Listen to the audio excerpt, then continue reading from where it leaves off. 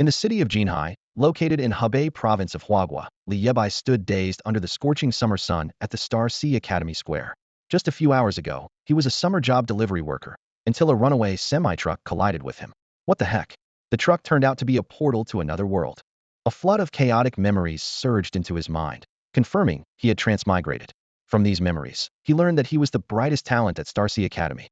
In this era of spiritual awakening, he had met the awakening conditions at just 17 years old, and his top score in the city's comprehensive exam led everyone to believe he would awaken with a top-tier talent. However, reality dealt him a harsh blow, only awakened to the lowest level mutant talent, multiple personalities.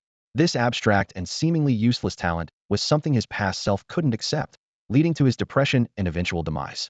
Hey, look, isn't that Li Bai? I've seen him on TV, came the chatter from passing students. Wasn't he expelled from the academy? What's he doing back? Curious glances swept over him, but dressed in simple white sportswear, Li Bai paid no attention and headed straight for the training room. Pushing open the door with its scratched nameplate, the laughter inside abruptly stopped. The academy called me. I'm here to return the key, Li Bai said, inserting the key into the lock. This top-tier training room used to belong to him alone, but now it had been reclaimed by the academy. Li Bai.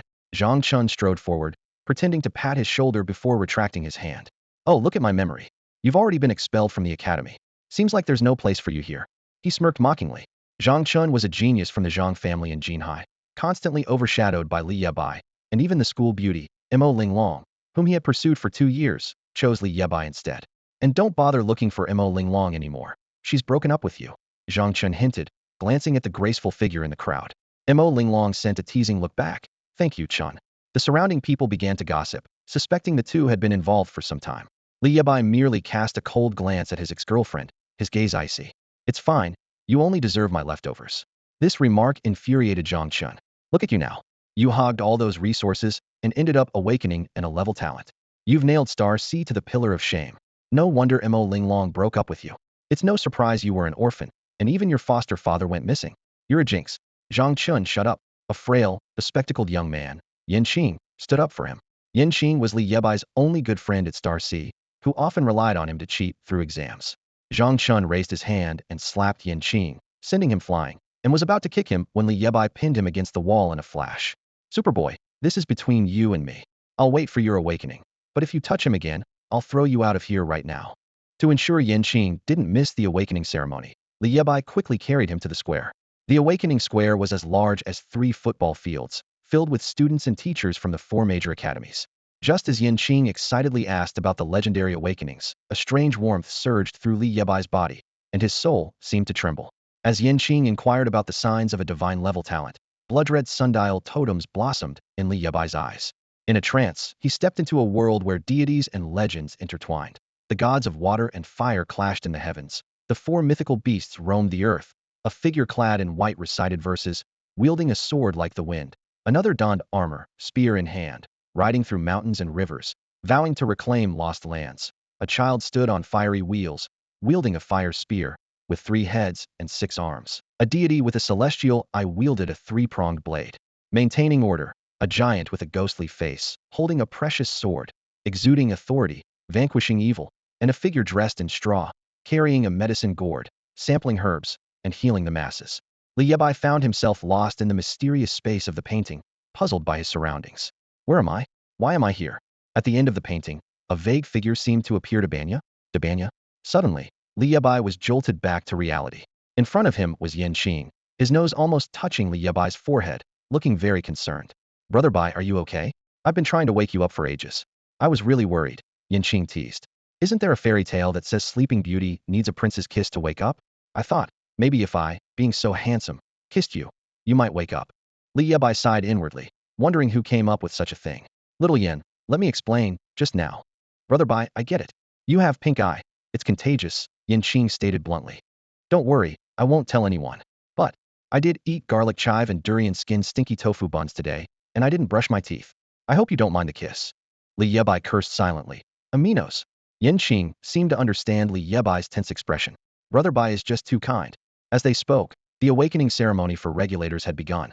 Humans must be 18 years old to meet the conditions for awakening their talents. Those who succeed are called awakened. Regulators are the official organization managing the awakened, with divisions in every district and city, handling all matters related to them. With flags waving in the air, the new generation of students from the 4 major academies entered the scene: Galaxy Academy, Lingfeng Academy, Longxiang Academy, and Shanghai Academy, each showcasing their unique flair. Brother Bai, am going. Just wait till I awaken a god-level talent. I'll kick Zhang Chen away.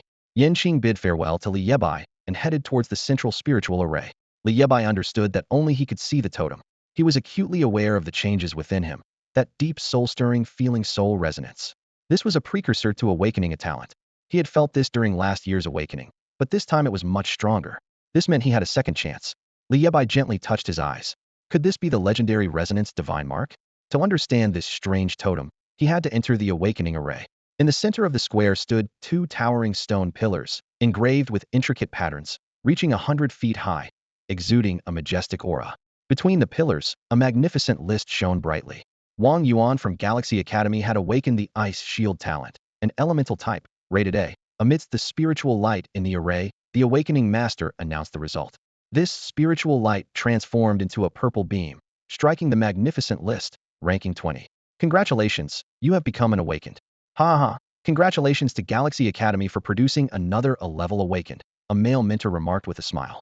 Yes, the new generation of students is indeed outstanding, much stronger overall than in previous years, another mentor, Xie Yun, commented. Despite being middle-aged, her figure remained well-maintained, her professional attire accentuating her sharp and smart appearance. Li Yebai's heart was full of anticipation, knowing that his path to awakening was about to begin. She pointed to the stone pillar at the center of the square, her eyes falling on the 4 directions talent list. Last year's A-level awakened individuals were now only ranked in the middle, which puzzled her. In the age of awakening, the talent levels of awakened individuals are classified as God, SSS, SS, S, A, B, C, D, E. The male teacher smiled slightly, indicating that an A-level was already quite excellent, at least reaching the passing line for the king realm. All living beings absorb the spiritual energy of heaven and earth, transforming it for their own use. The path of growth for an awakened individual is a process of contending with the universe for creation and continuously breaking through oneself. The starting point for all this is the awakening energy phase, and only when one reaches level 100 in this phase can they have the opportunity to break into the king realm. The king realm symbolizes the control of spiritual energy by an awakened individual, representing a qualitative change in the use of talent, marking the beginning of entering the ranks of the strong. Xie Yun frowned slightly, as there were quite a few students with S-level talents in Jinhai City, which surprised her. However, Galaxy Academy only had 1 S-level student, who was ranked 10th. She thought to herself that this year's trials might be difficult to surpass the other 3 academies. At that moment, the male teacher suddenly pointed to Li Bai, who was sitting at the front, interrupting her thoughts. He exclaimed, "Isn't this the biggest joke of last year in Jinhai City? No one in the entire Jinhai would want him. You want me to recruit him? He doesn't even qualify to be on the 4 directions talent list." Wang Lai, I don't like this kind of joke. If you want to recruit him, your Longxiang Academy can do it yourself, Xie Yun coldly replied. Just then, a loud introduction came from the square. Longxiang Academy, Ding Zhan, awakened talent Smoky Ghost, summoning type. A-level, rank 12th. The crowd was instantly surprised, and other teachers also looked up.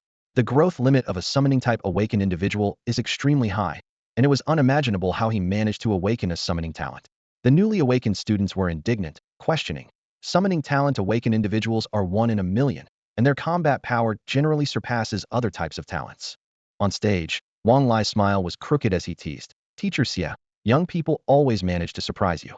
Amidst the discussions, an excited voice rang out again. Shanghai Academy, Mo Linglong, awakened talent light spirit, summoning type. S-level, ranked 2nd. This announcement was like a thunderclap, instantly igniting the entire awakening square. The atmosphere of excitement spread among the crowd, as summoning talent students are rare, and now 2 have awakened consecutively. One of them being S-level only fueled their envy. Mo Linglong, truly the school beauty of Shanghai Academy, high in both looks and talent, someone sighed. She ranked 2nd on the list, with only the monster Lu Lin from Lingfeng Academy surpassing her. However, Mo Linglong seemed to be a support-type summoned spirit. If I had such a beautiful girl assisting me in the trials, I can't imagine how great it would be. Another student teased, coward, I dare to imagine. Students from Shanghai Academy cheered loudly. S-level talent awakened individuals are rare, let alone an S-level summoning talent.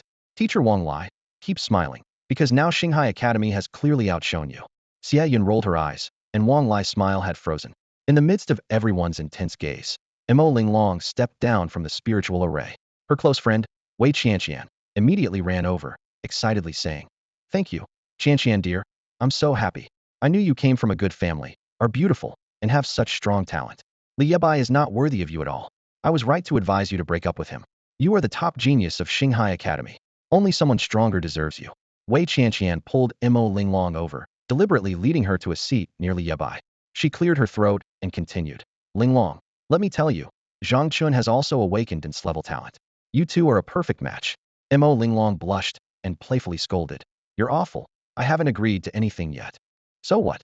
Even though Zhang Chen's talent is a bit lower than yours, it's still better than some level people. Look, that guy's hanging his head. He doesn't even dare to look at you. Wei Qian pointed at Li Yebai, who was bowing his head, trembling awkwardly. We're not from the same world anymore, Mo Linglong thought to herself. She had always admired strength and pursued Li Yebai only because he was the most likely among the new generation of students to awaken a top-tier talent. However, when Li Yebai suddenly fell from grace, she left without hesitation. Seeing him still trembling, she couldn't help but shout angrily, Li Bai, have some dignity as a man. Crying in front of everyone, I regret ever being with you. If you're not embarrassed, I am. I don't know you, get lost. Li Bai struggled to raise his head, his hair drenched in sweat, stammering, You, how dare you insult me? Mo Linglong was so angry her face turned red. Li Bai, stop being shameless. As a man, have some backbone. Just looking at you makes me sick. Her almond-shaped eyes glared at him as if she could swallow him whole. Linglong, don't stoop to his level. I think he's just embarrassed and angry, Wei Qian advised. Can you two idiots be quiet for a moment? Li Yebai's voice was weak as he slowly stood up. Under the watchful eyes of the two, he took steps towards the awakening spiritual array. Congratulations. Xinghai Academy has had a great year. You have the most students with level awakenings on the list, especially that Mo Linglong. Even I want to recruit her. It's truly something to celebrate. On the other side of the stage, the teachers from Xinghai Academy were overjoyed. Since last year's incident, Xinghai had been a laughingstock among other academies, but today they could finally hold their heads high. Amidst the joy, a staff member suddenly shouted, Look, do you recognize that student? Chaos broke out below the stage as several staff members held down a young man. Stop, you don't belong to any academy. You have no right to enter the spiritual array. The young man struggled continuously, trying to reach the awakening spiritual array. Li Bai? What's he doing? This is madness. Everyone's hearts skipped a beat as they hurried down. This scene caught the attention of every teacher and student present. Who is that?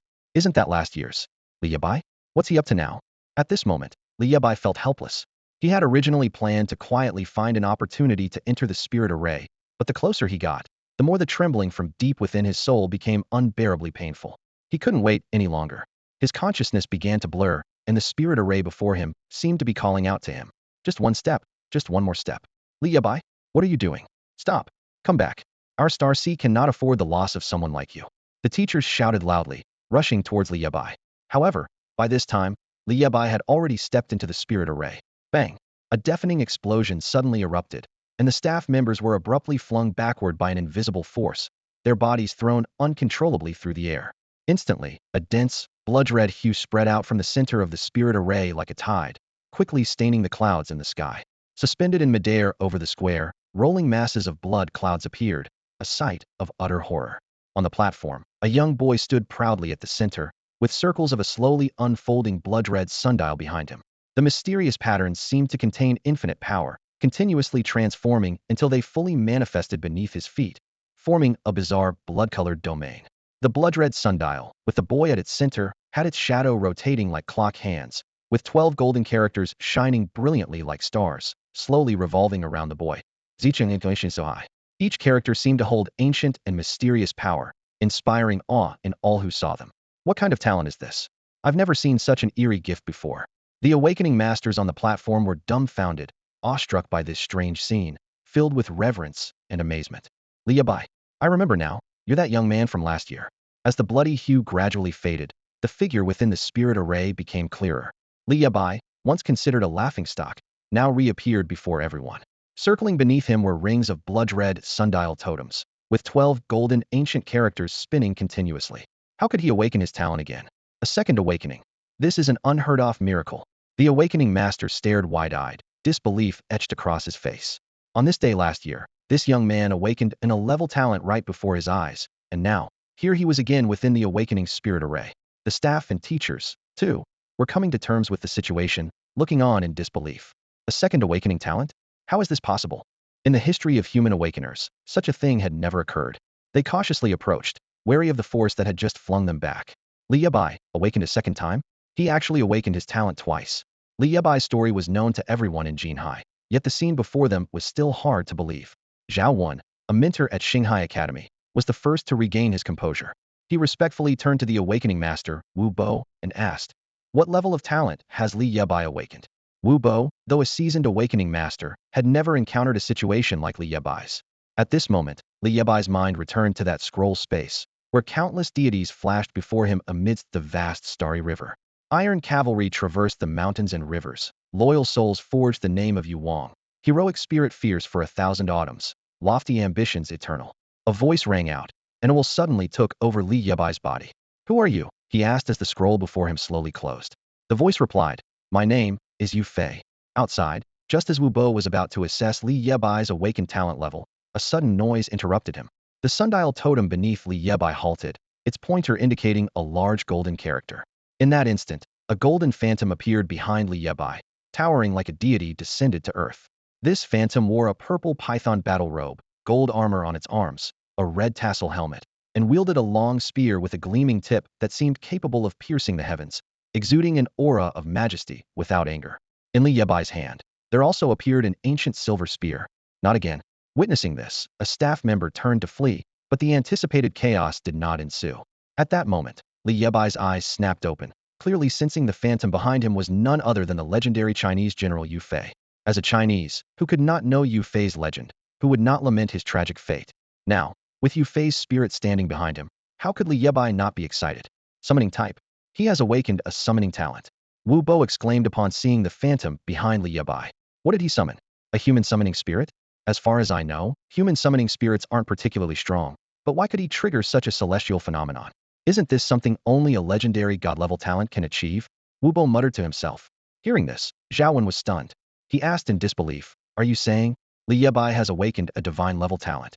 If Li Bai truly awakened a divine-level talent, then Xinghai Academy would undoubtedly become the biggest joke in the city this year. At this moment, Wu Bo and everyone present were silent. The events were happening too quickly, and they needed time to process everything. "Mr. Zhao, if I remember correctly, Li Bai is no longer a student at Xinghai Academy, right?" Xie Yun's voice came from behind Zhao Wan. Zhao suddenly realized something, and his expression changed. "Xie Yun, what do you mean?" "Exactly. Mr. Zhao, Li Bai doesn't belong to any academy now." Wang Lai's voice interrupted him. Clearly, these two old foxes were scheming. "This can't be." Wu Bo's voice echoed again. "Why? Can't I determine his talent level?" The three of them quickly turned their heads to see Wu Bo frantically channeling spiritual energy, yet the awakening array remained unresponsive. Logically, even if it were a divine-level talent, the Overseer's awakening array should be able to detect it. Wu Bo's distress made Zhao Wan nervous, and he quickly reassured him. "Wu Bo, the commotion just now should be due to an unexpected issue with the awakening array." He would rather believe there was a problem with the array than accept that Li Bai had awakened a divine-level talent. "I need to report this to the organization. I can't handle this situation."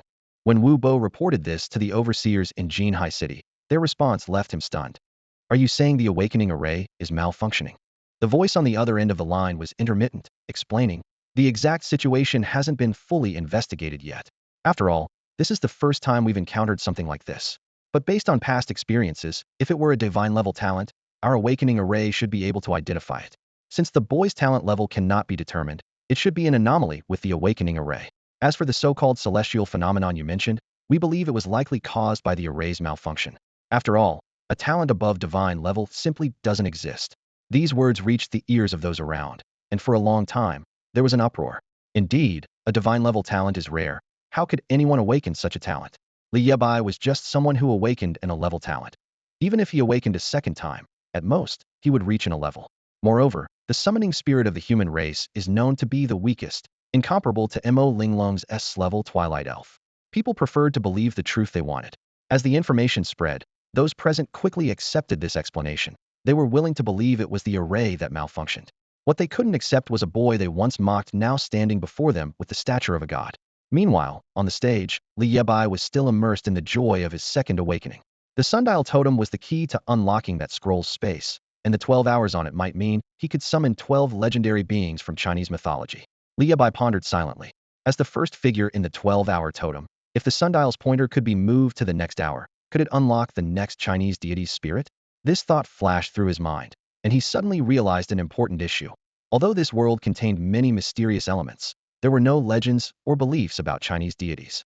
This discovery shocked him, but then a spark of inspiration struck him.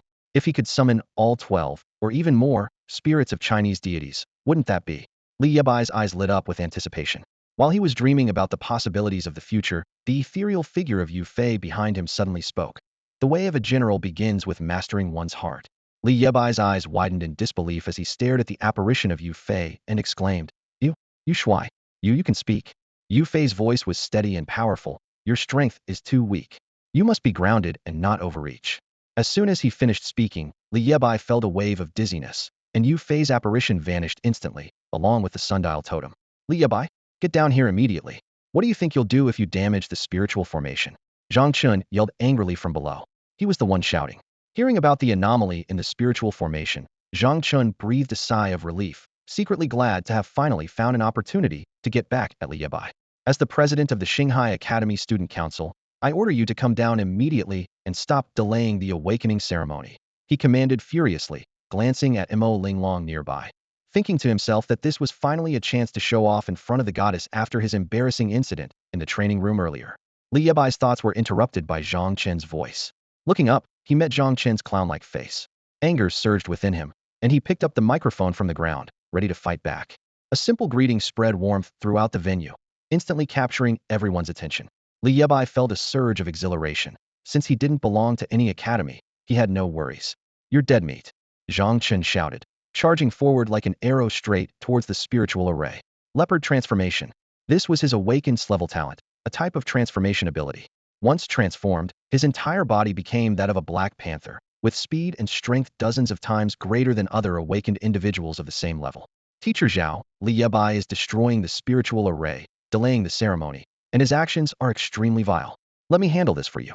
In his Black Panther form, Zhang Chun looked fierce and terrifying, with fangs and claws as sharp as a mythical beast's, sending shivers down the spine. Zhang Chen's about to go berserk.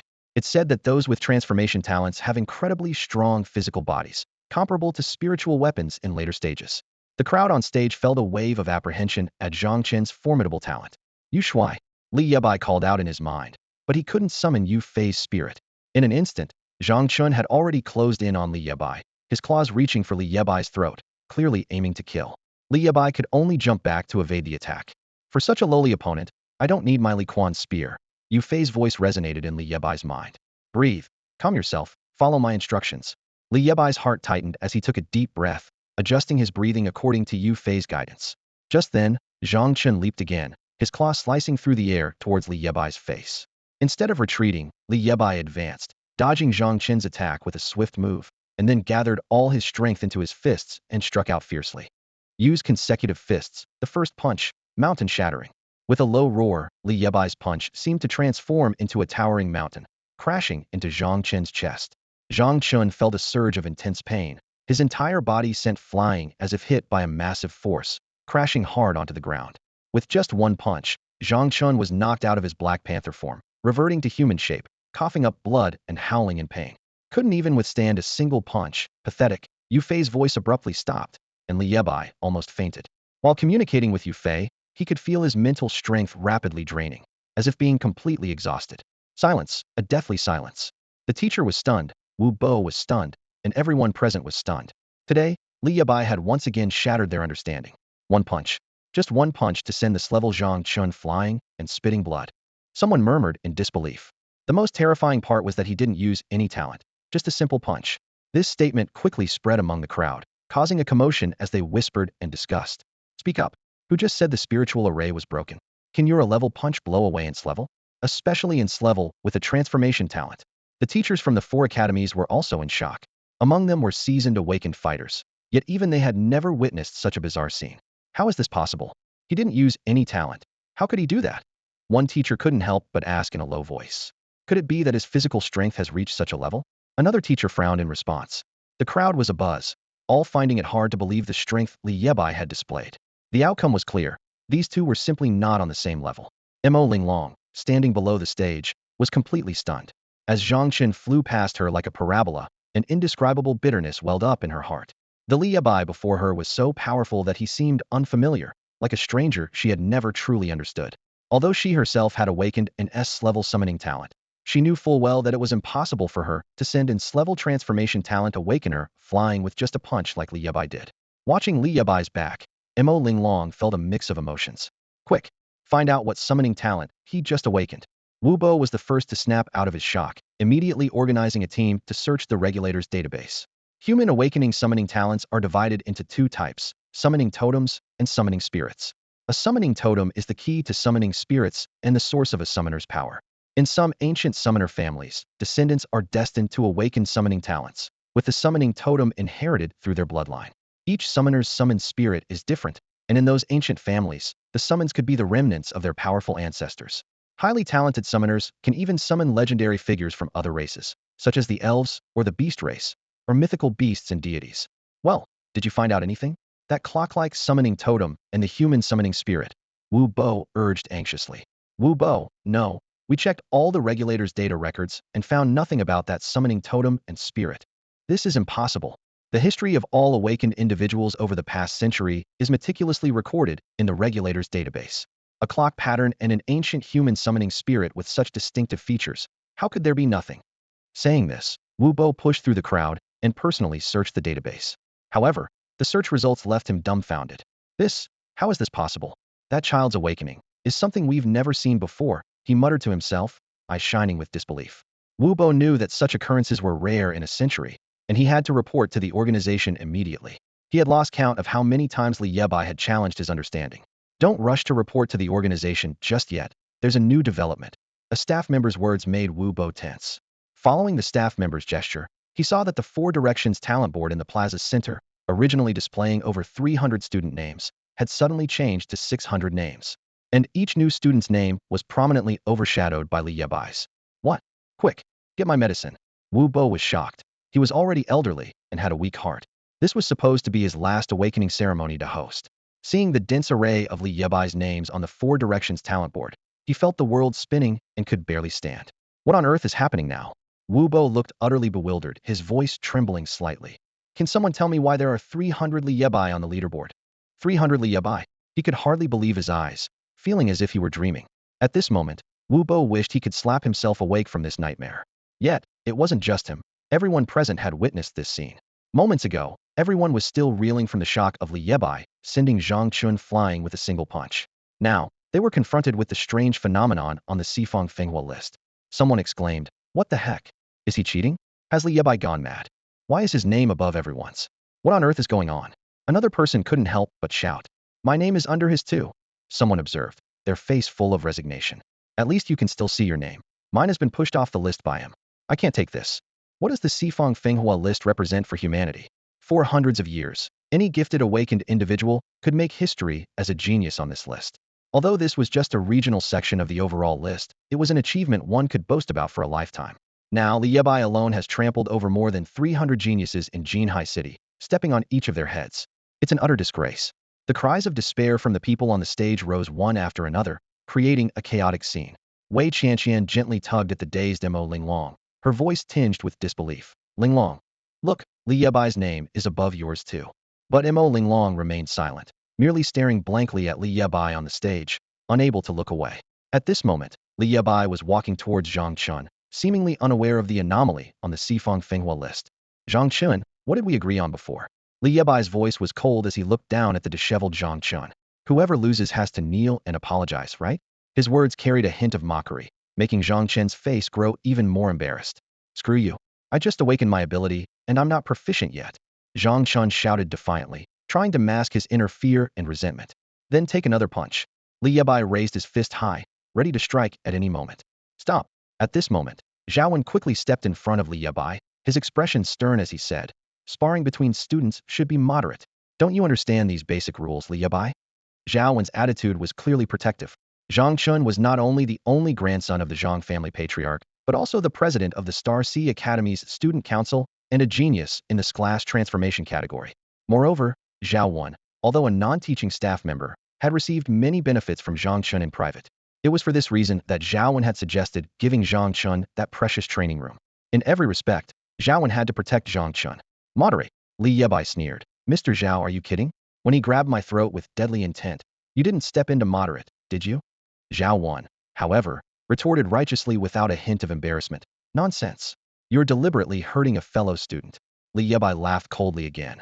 When he hit me, you played dead, but now when I hit back, it's deliberate harm, right? Is he your bastard with a mistress, that you favor him so much?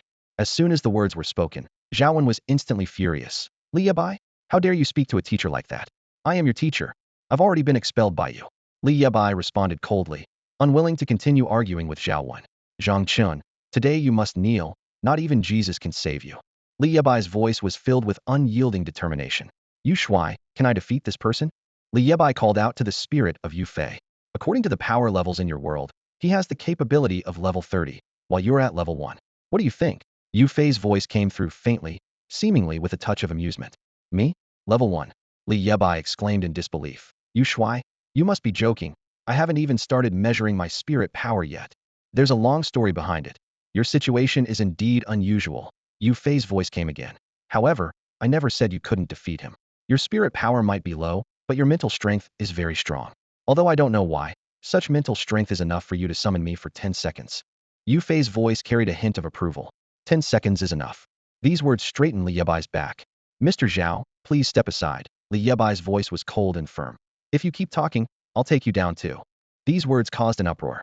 Arrogant, extremely arrogant. Did I hear wrong? He doesn't even regard Mr. Zhao, someone exclaimed, filled with disbelief. How could a student who had just awakened his talent dare to speak like this? The audience was abuzz with chatter. Although the teachers from the 4 major academies varied in strength, none were considered weak. Li Yebai's actions seemed reckless and audacious to them. The other teachers from Shanghai Academy were displeased, but with teacher Zhao when present, they dared not act rashly. Li Bai, are you out of your mind? Since that's the case, don't blame me. Zhao Wan didn't expect Li Bai to be so bold as to challenge him. However, Li Bai had no intention of engaging in further conversation.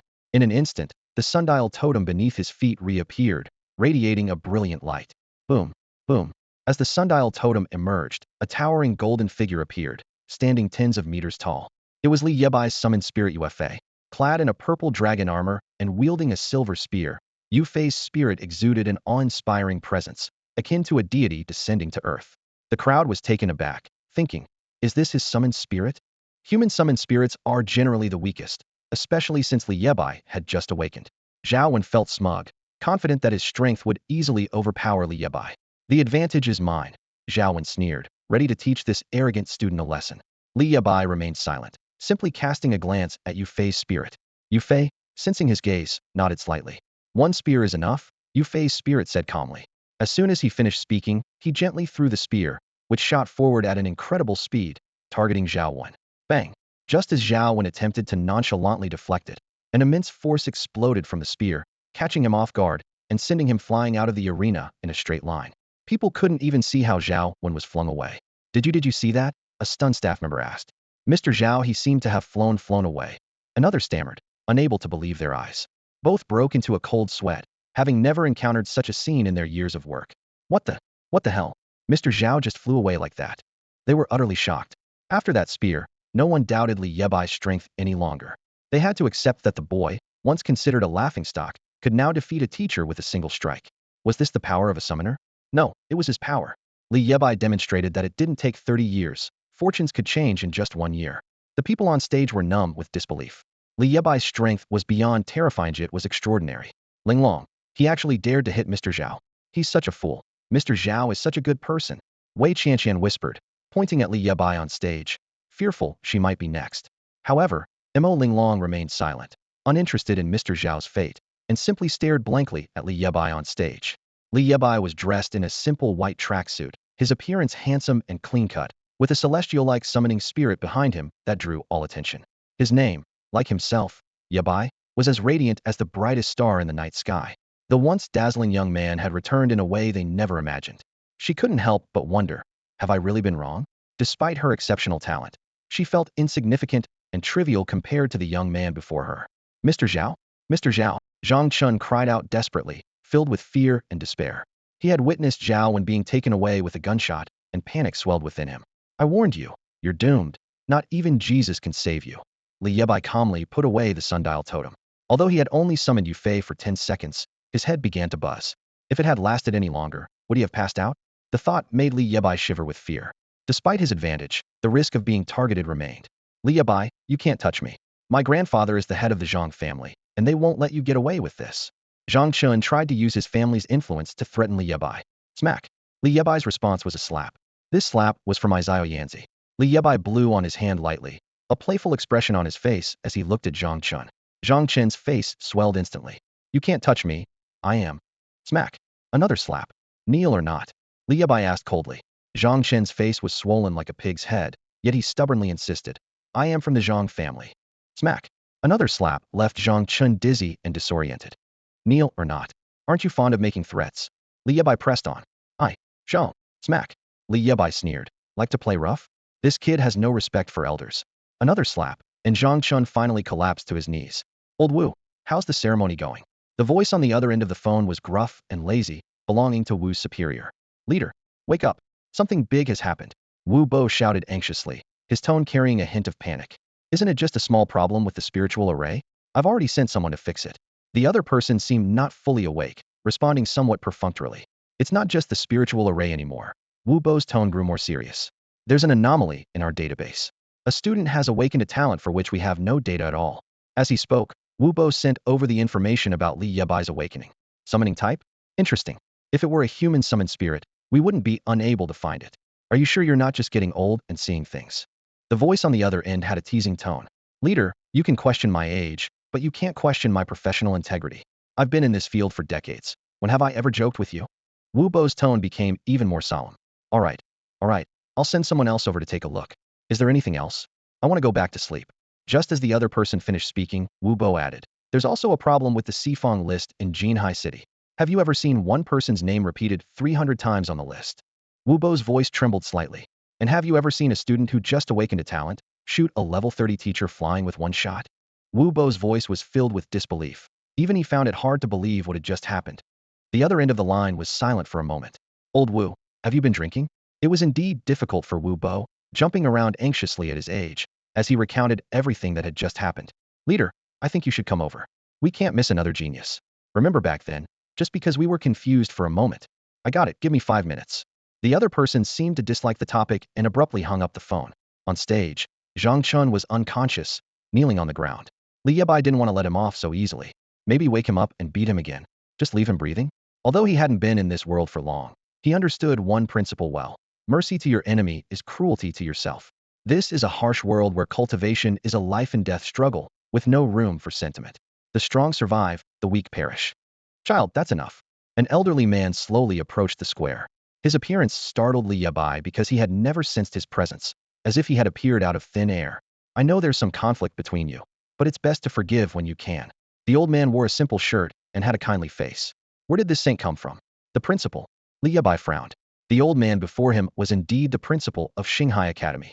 Even if you beat him to death, what good would it do you? Would the Zhang family let you go?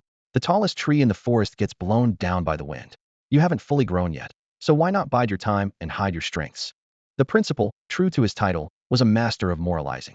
In the brief moment Li Bai was stunned, the principal had Zhang Chun taken away. Hey, I wasn't done yet. You, sir, aren't playing fair. Yebai, I know you're a good kid, and the principal is only looking out for you. Next year marks the most crucial competition among the 4 academies, and Xinghai Academy urgently needs talents like Zhang Chun, as well as the support of the Zhang family. However, Li Bai interrupted the principal directly, saying, I don't understand. The principal paused slightly and continued, I'm glad you can awaken again. As for your conflict with Zhang Chun, I can help mediate. I assure you, the Zhang family won't trouble you. As long as you're willing, Xinghai will always be your home. The principal looked at Li Bai with deep meaning. Only then did Li Bai realize that the principal had been waiting for him. He asked in return, are you asking me to rejoin Xinghai Academy? Just say the word, and I'll arrange your enrollment immediately. He scoffed inwardly, thinking how absurd and laughable this was. Home, what a joke. When I was of no use to you, you didn't have this attitude, and now you claim Xinghai is my home. The principal frowned, speaking heavily. Li Bai, you're still young. You'll understand in time. Li Bai sneered coldly. When will that be? You seem quite old, yet it seems you understand nothing. He despised these self-righteous educators. I'm offering you a chance. Don't be ungrateful. Remember how the academy nurtured you. The principal was clearly agitated, realizing his words had no effect, as Li Bai was not listening. Li Bai retorted, nurtured? Ungrateful? Fine, let me tell you, for 2 years, I personally conducted all the research on awakened individuals at Xinghai Academy. You used my research to apply for academy patents, but did my name appear on them? For your elixir development, I took the risks for the experiments. You promised me half, but after my awakening last year, Xinghai expelled me to save those elixirs. Is this how Xinghai Academy operates? Abandoning the donkey when the grinding is done? Do you even have the right to talk to me about nurturing and gratitude?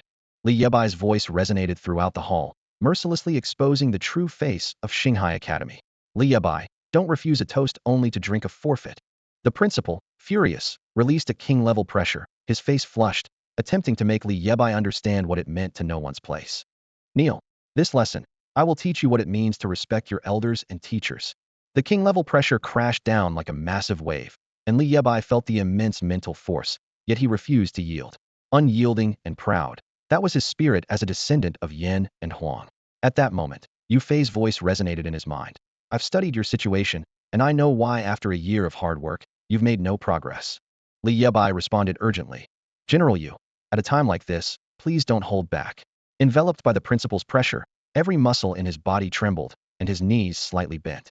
Yue Fei continued, your primary talent isn't in cultivating spiritual power, so in this world's awakening array, it's classified as the lowest level talent.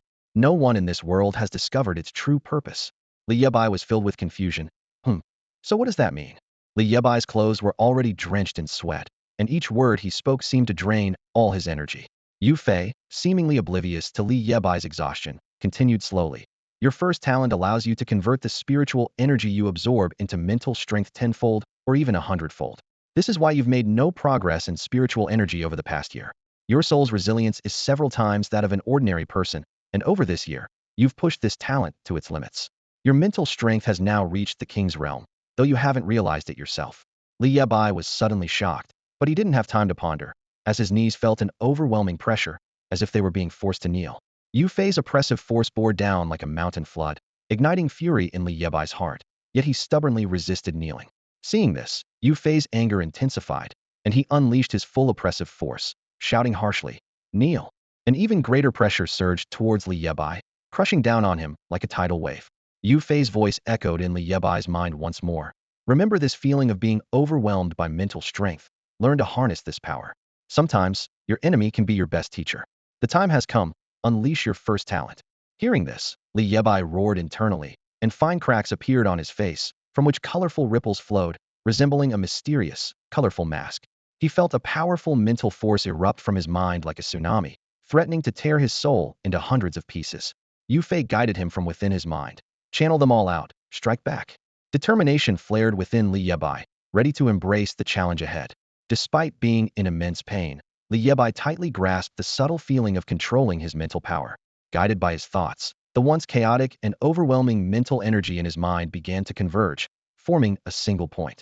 From a point, it became a line, and from a line, it turned into a surface, transforming his mental power into an endless ocean. Within this ocean, he found an outlet for eruption. Following Li Bai's lead, a powerful surge of mental energy, like raging waves, rushed towards the principal. Principal, thank you for teaching me this lesson. Now, I return the favor. As soon as Li Bai's words fell, the principal immediately sensed something unusual. An unfamiliar, yet immense mental power forcibly pushed back his king-level pressure. Could it be that this boy emitted such mental power? The principal was utterly astonished, barely believing his eyes. How could this be possible? He was only at the awakening stage, yet he possessed such formidable mental power. The principal was filled with shock and confusion. Despite using all his mental strength, he couldn't suppress the young man in front of him at all. Meanwhile, on the previously unnoticed ranking board, the names of 300 other students vanished, replaced solely by Li Bai. 600 times.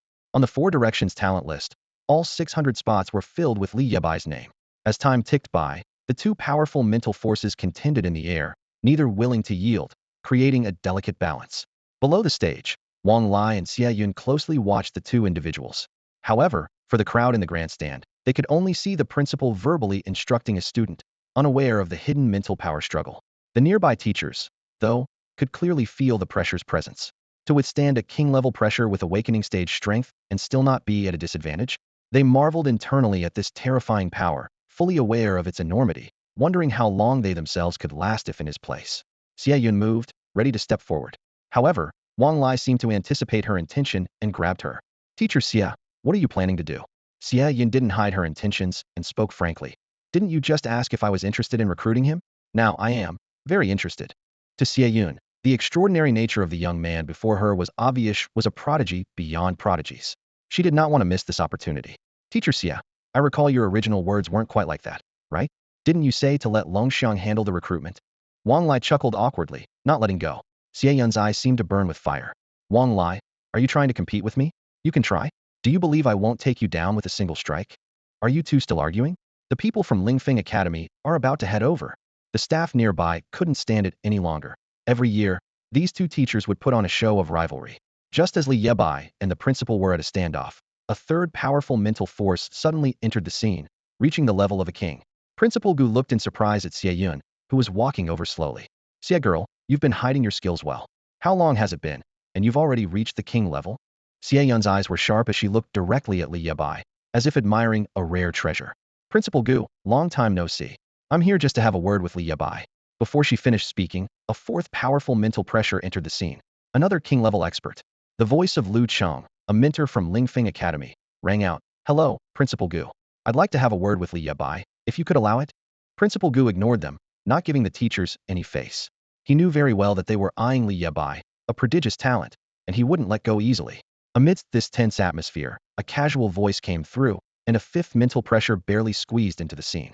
Though not at the king level, it was at an ability level of 90, belonging to the latecomer Wang Lai. He could only stand at a distance, as the other mental forces had already reached the king level. Do we really have to talk like this? Wang Lai interjected. Principal Gu was furious. Can't you see? I'm educating my student. Lu Cheng bluntly tore off the pretense.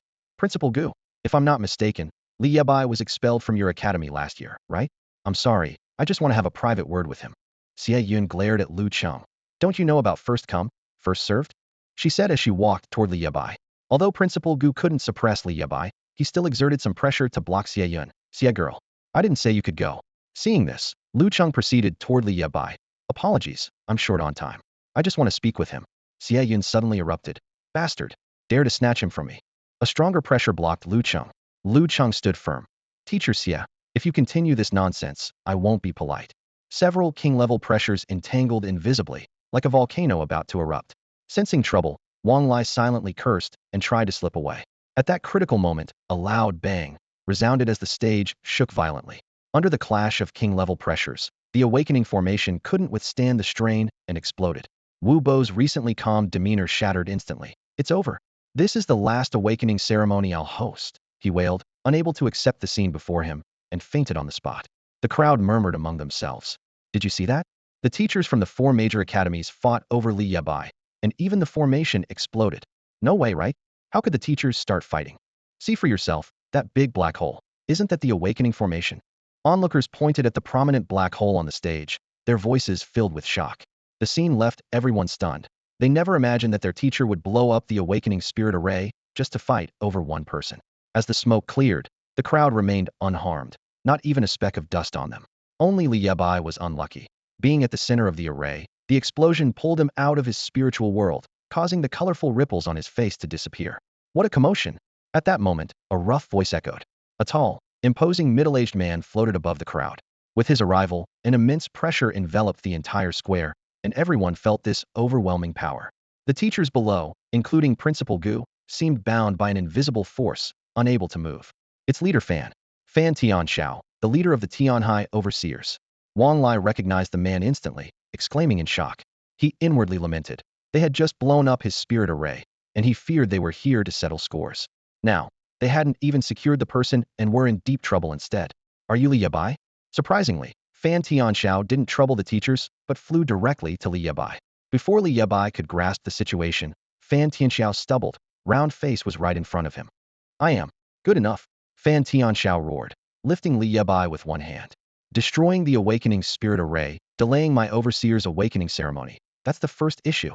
The Four Corners Glory List, a treasured divine spirit weapon, has never had a problem in 100 years in Tianhai, yet your name alone fills up 600 slots. That's the second issue. Because of you, the spirit array blew up into a black hole, requiring at least hundreds of spirit stones to repair. That's the third issue. My dear colleague, Old Wu, is in a coma because of you and is still being rescued. That's the fourth issue. Now tell me, with these four issues, how should I deal with you? At this moment, Fan Tianxiao was holding Li Bai with two fingers, as if he were a chick.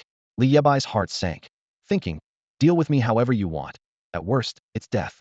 He smirked, understanding he was truly doomed this time. However, having died once already, he wasn't afraid anymore. Moreover, the strength of this man was unfathomable. He could easily crush him like an ant. Good. You've got spirit. Fan Tianxiao's voice boomed again. Li Yebai reluctantly closed his eyes, thinking, brother, who would dare argue with you? At that moment, Fan Tianxiao's voice resounded once more. I just have one question for you. Are you interested in joining the overseers? Li Yebai's mind was in turmoil after the recent conversation, leaving him momentarily unable to react. He had been ready to face the consequences, never expecting this man to act so unpredictably. The regulators? That's not a place just anyone can join. It's the most powerful official organization handling all awakened individuals' affairs nationwide. The teachers nearby were also stunned.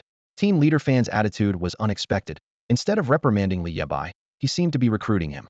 Was there interest in joining the legendary regulators?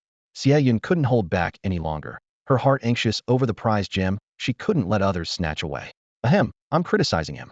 This kid went too far, and of course, I have to criticize him properly. Fan Tianxiao's expression was somewhat awkward as he released his hold on the group. With his broad face, he glared at Wang Lai beside him and asked in a gruff voice, Teacher Wang, am I not seriously criticizing him?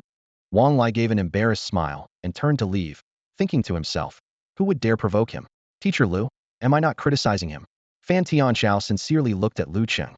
Teacher Lu hesitated for a moment and replied, you are indeed criticizing him. Principal Gu's face was sullen. He understood that today's events were beyond his control. I object. Xie Yun did not back down, confronting Fan Tianxiao. You're abusing your position. I spotted him first. She pointed at Li Bai, who looked innocent and pitiful, like a chick being held up. Li Bai, are you interested in joining Galaxy Academy? I promise not to abandon you after crossing the river. Xie Yun made no effort to hide her intentions, implicitly criticizing Principal Gu. Fan Tianxiao, however, was unrelenting.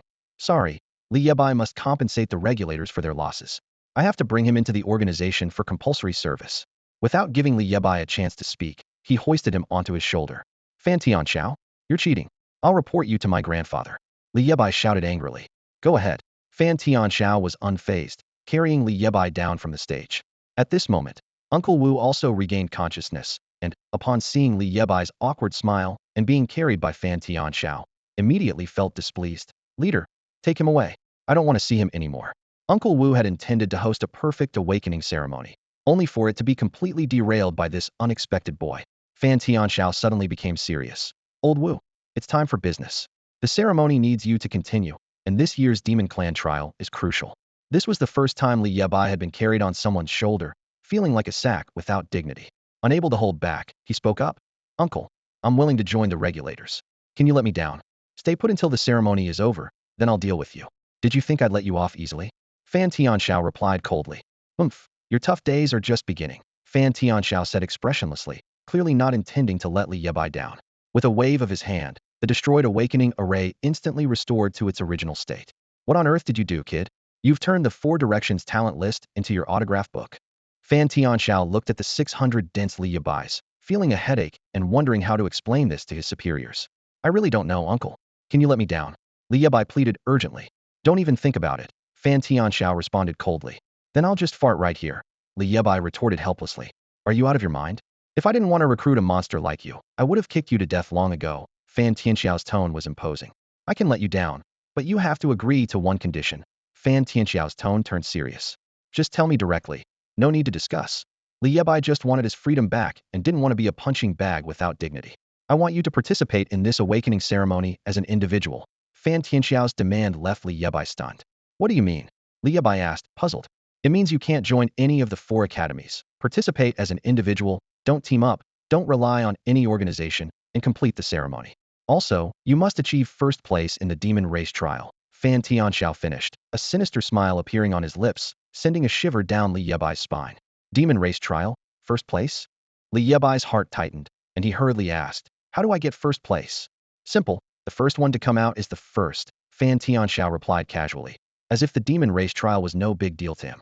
What if I can't do it? Li Bai felt a panic rising. Then prepare to die. I'll throw you to the northwest to feed snow wolves. Fan Tianxiao's threat chilled Li Bai to the bone. You can either agree to my terms or stay put until I've dealt with this ceremony and come back for you. Fan Tianxiao's tone was unequivocal. I agree, Li Bai said helplessly, realizing the seriousness of the situation but having no choice. Fan Tianxiao seemed unsurprised by Li Yebai's decision. He let Li Yebai down, pinching his neck lightly, and threatened. You know what happens if you mess with me, right? If I succeed, will you let me go? Li Yebai felt a glimmer of hope. If you succeed, your debts will be cleared. Fail, and prepare to feed the snow wolves in the northwest. It's that simple. Fan Tianxiao withdrew his hand, looking at Li Yebai with amusement. Deal. I'm leaving then. Li Yebai resolved internally. Go ahead. Fan Tianxiao didn't stop him. I'm really leaving? Li Yebai double-checked. Go. Fan Tianxiao remained indifferent. Li Yebai turned and left, as if determined, quickly disappearing at the edge of the square. As he left, Fan Tianxiao flashed into the air. One person, 600 names, an unheard-of anomaly in centuries, and it happened to him. Though he didn't understand where Li Yebai's strange mental power came from, he knew it was closely related to the anomaly on the Four Directions list. Such talent, better to recruit wrongly than to miss out. Fan Tianxiao smiled slightly before vanishing from the square. Li Yebai ran frantically, finally reaching the edge of the square, filled with lingering fear. The power of that round-faced uncle was beyond his imagination, and the oppressive feeling left him still shaken. Huff Yue Shui, what's his level? Li Yebai called out in his mind, trying to summon the spirit of Yue Fei. Yue Shui? Yue Shui. He kept calling, but was met only with brain pain and buzzing. Li Yebai tried using his first talent, but there was no response. Damn. The clash with the old man was too intense. My mental power is depleted. He thought. Yue Shui had mentioned that mental power was the key to communicating and summoning him. Now, with none left, he couldn't summon at all. Li Yebai thought of the more troublesome issue. He had just agreed with that uncle to solo the trial, without relying on any organization, and complete the awakening ceremony. He also had to participate in the demon race trial, and get first place without teaming up? Damn, I can't even summon anyone now. Inwardly, Li Yebai felt a wave of despair. He had just agreed to either complete the task, or be sent to the northwest to feed snow wolves. If I'd known, why did I even come down? Being a punching bag isn't dignified, but at least it's better than being dead, right? On the square, Wu Bo, aided by staff members, slowly made his way onto the stage. He apologized to the crowd, saying, Ladies and gentlemen, due to some unforeseen circumstances, the ceremony has been delayed. Before we commence this year's trial for the demon clan, we need to conduct the final spiritual power test. He pointed to the fountain statue in the center of the square and continued. This is a spiritual shrine arranged by the 4 academies for your testing. In this world of spiritual energy revival, spiritual power is as ubiquitous as air. All races need to absorb spiritual power to evolve their innate abilities. Places where spiritual power gathers are called spiritual shrines. These can be artificially gathered, such as spiritual arrays constructed with spirit stones, or naturally formed, like spiritual veins and mines. Wu Bo's voice was firm and resonant. As you all know, one's innate ability determines the potential for future growth. The saying there are no useless talents, only useless awakeners is nonsense. Testing your innate abilities is about understanding your potential. The test of your spiritual power represents your mastery and comprehension of your own talents. Simply put, it assesses whether you are suited for cultivation. He paused, his gaze sweeping over the students present. Each of you, approach the spiritual shrine and do your utmost to absorb the spiritual power within. How much you can absorb and how many levels you can elevate is up to you. Having given his instructions, Wu Bo watched as the students, guided by staff, slowly approached the spiritual shrine. Li Yebai was the last to arrive, but even so, his presence seemed to draw an aura around him, instantly making him the center of attention. A fellow student marveled internally. How did I get so lucky to be in the same group as Li Bai? Having witnessed Li Yebai's achievements firsthand, the student felt a thrill of excitement. However, Li Bai was preoccupied, struggling with how to complete Fan Tianxiao's task, which had become his biggest challenge. In front of the spiritual shrine, a bespectacled young man approached slowly. He gently placed his palm on the fountain statue, and immediately, a stream of pure white, transparent spiritual energy flowed steadily into him. Awakened ability level 1, level 2, level 3, level 4, up to level 9, level 10. Wu Bo diligently recorded the results, his face showing admiration. He announced loudly, Lingfeng Academy, Lu Lin, spiritual power test awakened ability level 10. Congratulations on reaching level 10. You're a promising candidate for cultivation. Your speed in absorbing spiritual power is the fastest I've seen in years. This indicates that in just a few hours, you have achieved a high level of understanding and application of your innate talents. Wu Bo secretly appreciated Lu Lin's achievement, noting that reaching level 10 in the spiritual power test was typically the limit for early-stage awakeners, and he had never seen a student surpass this level before. Lu Lin smiled modestly and bowed to Wu Bo. Thank you for your praise, Mr. Wu. It was merely a stroke of luck. With that, he turned and left. Meanwhile, Mr. Lu Cheng, a teacher from Lingfeng Academy, stood nearby, listening to the continuous praise from his colleagues. His heart was filled with pride and satisfaction. Lu Lin's son is truly a prodigy, an SS-class talent, one in a million. Combined with such remarkable insight, his future achievements are boundless. It's no wonder he ranks as the top genius on the leaderboard. Someone praised, but the comment immediately darkened Lu Cheng's expression. A ranking list? Nowadays, whose name is there besides one specific person? It's practically become their personal signature book. How much spiritual power can he actually absorb? Lu Cheng couldn't help but glance at Li Bai at the end of the line. Despite his son's remarkable talent, he knew the gap was evident compared to Li Bai's earlier performance. Meanwhile, Xie Yun and the others also looked at Li Bai with eager eyes. Xie Yun thought to himself, this troublemaker wants to compete with me for the candidates again. I can't let him go to the Milky Way Academy. The line moved slowly forward, and as Uncle Wu announced the results, everyone's reactions varied, truly a mix of joy and sorrow. Mo Linglong from Xinghai Academy, awakening level 8, high aptitude. Hearing her results, a brief joy flashed in Mo Linglong's eyes before her expression dimmed. Yi Qianxue from Milky Way Academy, awakening level 7, high aptitude. A young girl in a white dress nodded slightly, seemingly satisfied with her performance. Tang Yujia from Longxiang Academy, awakening level 2, aptitude average. Nearby students couldn't help but snicker. Useless, start over. Awakening level 2, how dumb can you be? That's hilarious. Even my grandma could achieve level 2. Another student chimed in mockingly. Uncle Wu explained to everyone. A high awakening talent doesn't necessarily mean your aptitude is high. They complement each other for a smoother cultivation path. With that, he looked at the next student, skipping ahead. That person was Li Bai. What do you mean, old man? Are you targeting me? Li Bai glared angrily, wondering why this old man seemed so displeased with him. Uncle Wu, of course, knew Li Bai, as Fan Tianxiao had mentioned him before. He simply found the kid annoying. Lanxiang Advanced Technical School, Li Bai announced as he walked directly to the spirit shrine. He could clearly feel the vast spiritual power contained in the statue before him. He placed his hand on the statue, attempting to sense the surge of spiritual power entering his body. However, the sensation lasted only a few seconds before vanishing like a fleeting illusion. Unemployed Li Bai, spiritual power test awakening level 2. Uncle Wu announced loudly. Hearing the result, Li Bai was bewildered. Is it over? It's already over. Uncle Wu seemed pleased with this outcome, feeling satisfied seeing the kid stumble. Li Bai could only step down from the shrine, puzzled. I clearly felt the spiritual power flowing into me. How did it disappear in just a few seconds? Awakening level 2, Fan Tianxiao wants me to solo carry? He had hoped to enhance his strength for the upcoming demon trial, but reality played a cruel joke on him. Li Bai is really low-key. Yes, despite being a prodigy, he remains humble and unassuming. Even during the spiritual power test, he only stayed for a few seconds before stepping down. Li Bai doesn't care for this spiritual power. What's going on? Li Bai was confused, realizing he had only absorbed a little spiritual power and indeed only improved by 1 level. Li Bai, what era is this? Still playing the hide your strength game? Awakening level 2 is a lie, right? Someone, didn't you say earlier that even your grandma could achieve awakening level 2? Are you implying Li Bai also needs a reset? Sorry, I'm not close with my grandma. The room erupted in laughter. Li Bai was even more bewildered, not expecting such a reaction. Is there a great scholar defending me? Yebai, the teacher knows you're hiding your strength, preparing for the demon trial. Xie Yun approached, looking at Li Bai warmly. Teacher, I'm really only awakening level 2. Li Bai shook his head in denial. Got it, awakening level 2. The teacher understands. Interested in joining Milky Way Academy. Xie Yun looked at Li Bai as if he were a treasure, seeing him as the hope for Milky Way Academy's future success. I'm not interested in joining any academy for now.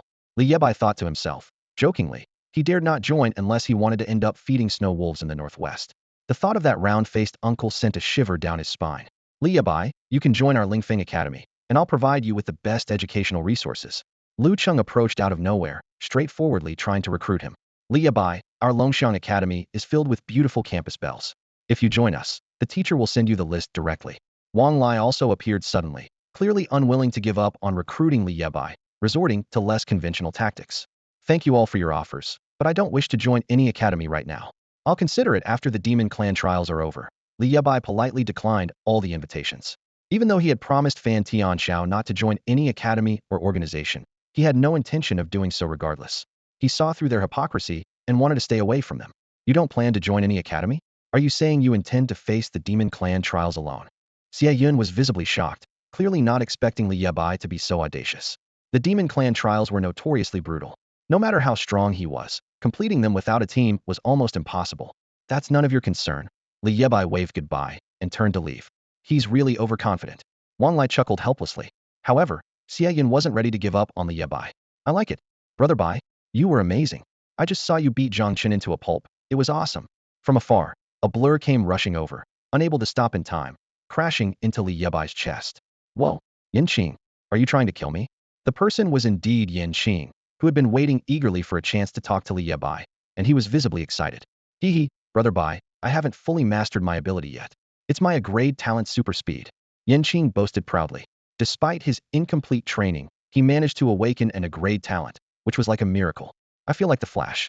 Brother Bai, I want to team up with you for the Demon Clan trials. I want to be your scout. For humanity, awakeners are the only strategic resource capable of contending with other races. However, not all humans with awakened talents are suited for solo combat. For example, those with healing or support talents often lack the ability to fight directly against powerful external races. Compared to the demon and spirit races, which have strong individual members, humans struggle to gain an advantage at the same level. Over the past century, humans have fully utilized the advantage of teamwork in battles, creating a comprehensive tactical system known as combat squads. The standard combat team consists of 4 members, divided into 4 roles: sorcerer, scout, guardian, and executioner. Sorcerers usually have supportive talents, such as healing and group enhancements, often referred to as healers. Scouts typically possess agility or mental talents, responsible for gathering information and analyzing the battlefield with their high perception and reaction speed. Guardians usually have defensive talents, with their main duty being to protect the sorcerers and scouts and control the battlefield. The executioner is the leader of each squad, tasked with delivering a devastating blow to the enemy in the shortest possible time. Only the strongest awakened fighters in the squad are qualified for this crucial position. Li Yebai told Xiao Yan, I don't need a scout, and since I'm not at Xinghai Academy, I can't form a team. Although Yin Qing's talents were perfect for scouting, Li Yebai's task was a solo trial. He tried to dissuade Yin Qing, telling her she couldn't join any tactical squads. Though Yin Qing often appeared somewhat clueless, she was genuinely loyal to her friends. Li Yebai continued, if you drop out, then I'll drop out too. His words made Yin Qing hesitate, but ultimately, she reluctantly left after his persistent persuasion. The Demon Tribe Trial is the final and most important event of the annual awakening ceremony. Wu Bo took the stage again, cleared his throat, and said, in previous years, our supervisors would confine some low-level demon beasts within the city, in collaboration with the 4 major academies, to help you practice your talents and enhance your team combat capabilities. This is the core purpose of the Demon Tribe Trial. However, this year is different. Wu Bo's voice echoed across the square, capturing everyone's attention. As you all know, in recent years, the Demon Tribe has aggressively invaded our borders, attacking our people. War is on the horizon, and we no longer need sheltered flowers. We need warriors who can stand alone on the battlefield. Therefore, this year's Demon Tribe Trial will be held at the border. The announcement caused an uproar as students were shocked at the prospect of being sent to the border for the trial. I heard from the seniors that the demon beasts in previous trials were no higher than level 10, and any squad could defeat them. But now, we're going to the actual border. That's the real Demon Tribe, not a playdate. The students were abuzz with chatter, clearly unprepared for this bombshell. Fear was natural, as they were just newly awakened students. I forgot to mention, participation in this year's Demon Tribe Trial is voluntary, and we won't force anyone. For those willing to participate, we will ensure your safety, Wu Bo continued. Now is the time for free team formation. Distribute your talents wisely, and once your team is ready, come register your information and collect your equipment, he added. The border is thousands of miles from Jinhai City. Even with the fastest transportation, it would take months to get there, someone questioned. Don't worry, the supervisors have prepared a teleportation array for you. A rough voice rang out clearly in the square. Li Yebai recognized the familiar round face of Fan Tianxiao, the head of the supervisors. The teleportation array will take you directly to the border, and everyone will be equipped with an alarm. If you encounter danger, just activate it, and you'll be brought back instantly. Hearing this, the crowd calmed down. Although the trial's difficulty had increased, the rewards were also more significant. For this trial, any demon spirit cores your team collects will not need to be handed over to the academy. Instead, they will be divided among the team members. This announcement sparked excitement among the students. Even those who had considered backing out were swayed. Demon spirit cores contain powerful spiritual energy, making them extremely valuable resources for human cultivation. Li Yebai pondered to himself. Demon Clan Spirit Core? Split equally. This meant that every spirit core he acquired during the trial would be his to keep. Excited at the thought, he realized that if he could gather enough spirit cores during the trial, he might be able to awaken Yue Fei's spirit once more. Time was of the essence. His goal was to quickly enhance his strength and complete Fan Tianxiao's task. He couldn't help but wonder if Fan Tianxiao would really feed him to the snow wolves. Striding up to the front desk, the staff asked for his name. He replied, Li Bai. As for team members? Without hesitation, he said, none. Then, grabbing the alarm device, he stepped into the teleportation array with such speed that it left everyone stunned. Student, wait a minute. Are you really going to the border alone for the trial? This is no joke. The staff tried to stop him, but just then, Fan Tianxiao's voice came through. Let him go. He stared at the spot where Li Bai had vanished, a peculiar smile on his face, thinking to himself that while they wanted a pack of wolf cubs capable of fighting on the battlefield, what he needed was the alpha wolf to lead them. After Li Bai teleported away, the name of the first team appeared on the large screen in the square. Team 1. Member, Li Bai. Affiliated Academy, none.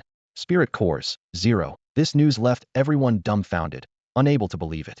They couldn't imagine that at the border, thousands of miles away, someone was facing the fierce beasts of the demon clan all alone. Such a reckless action was shocking. What's happening? Did he really go to the trial alone? Is he crazy? Discussions erupted among the crowd. Just then, a staff member's urgent call came through. Team leader, there's a major problem. Wu Bo is in bad shape again. Fan Tianxiao frowned slightly and instantly appeared beside Wu Bo. Wu Bo let out a heart-wrenching wail, pointing at the shrine statue. The shrine? Li Bai? It must be that kid. Don't let him escape. By now, the statue was covered in cracks, devoid of any spiritual power, and Wu Bo fainted in anger. Despite being the team leader of the overseers, Fan Tianxiao was perplexed by the strange occurrence before him. The spiritual power contained in the shrine was enough to overwhelm an awakened being of king level, yet now not a trace of it remained. He was filled with doubt, as this spiritual power had taken a year for the overseers and the 4 academies to accumulate. Wu Bo shouted angrily. It must be Li Bai's doing. He was the last one to touch the shrine. We can't let him get away. Who exactly was Li Bai? Meanwhile, there was no trace of him left in the square. A day passed, and at dawn, in the southern border's endless forest region, several teleportation arrays lit up as trial teams from the 4 academies arrived in a desolate area. Not far from the desert, the endless forest stretched across half the territory, giving it its name. The endless forest, vast and boundless, serves as a buffer zone between the demon tribes and the human territories, marked by traces of both. As you arrive, the trial has already quietly begun. In the sky, drones broadcast the voice of Fan Tianxiao, clear and powerful. The trial is confined to the southernmost outskirts of the endless forest, where the demon tribes' levels are low and pose no threat. However, be cautious, as the trial must occur within the designated safe zone. Straying beyond this area will trigger an alarm, automatically transporting you back and invalidating your trial results. Our drones will accompany you throughout, observing and recording your actions. After a week, the trial concludes, and final scores will be based on the number of spirit cores your team acquires. We hope you perform well. As the announcement ends, images of the student teams appear on the large screen in the square, with teachers watching their students intently.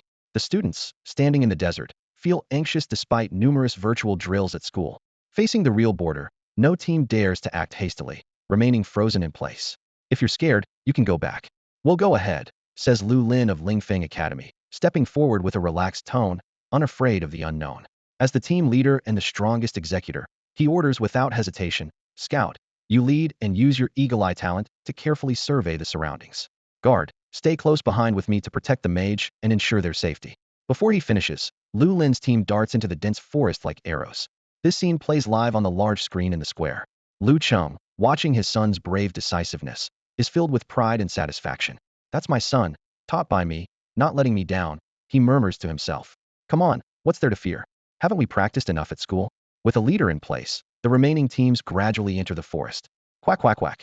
By a swamp on the outskirts of the southern endless forest, Li Yebai kicks away 2 level 1 Qing Tian frogs, complaining inwardly, this endless forest seems never-ending. Unaware the trial started today, he had teleported here the night before and, seeing no sign of demons, found a random spot to sleep. Indeed, it is vast. Just then, a familiar voice echoes in his mind, making Li Yebai's pupils contract. General Yu, you're finally awake? Yue Fei's voice resonates in his mind. Yesterday, your mental energy was too depleted for me to connect with you. But I sensed a powerful spiritual energy source and instinctively absorbed it. Li Yebai's heart skips a beat. A powerful spiritual energy source. Wasn't that from the spiritual shrine during yesterday's energy test?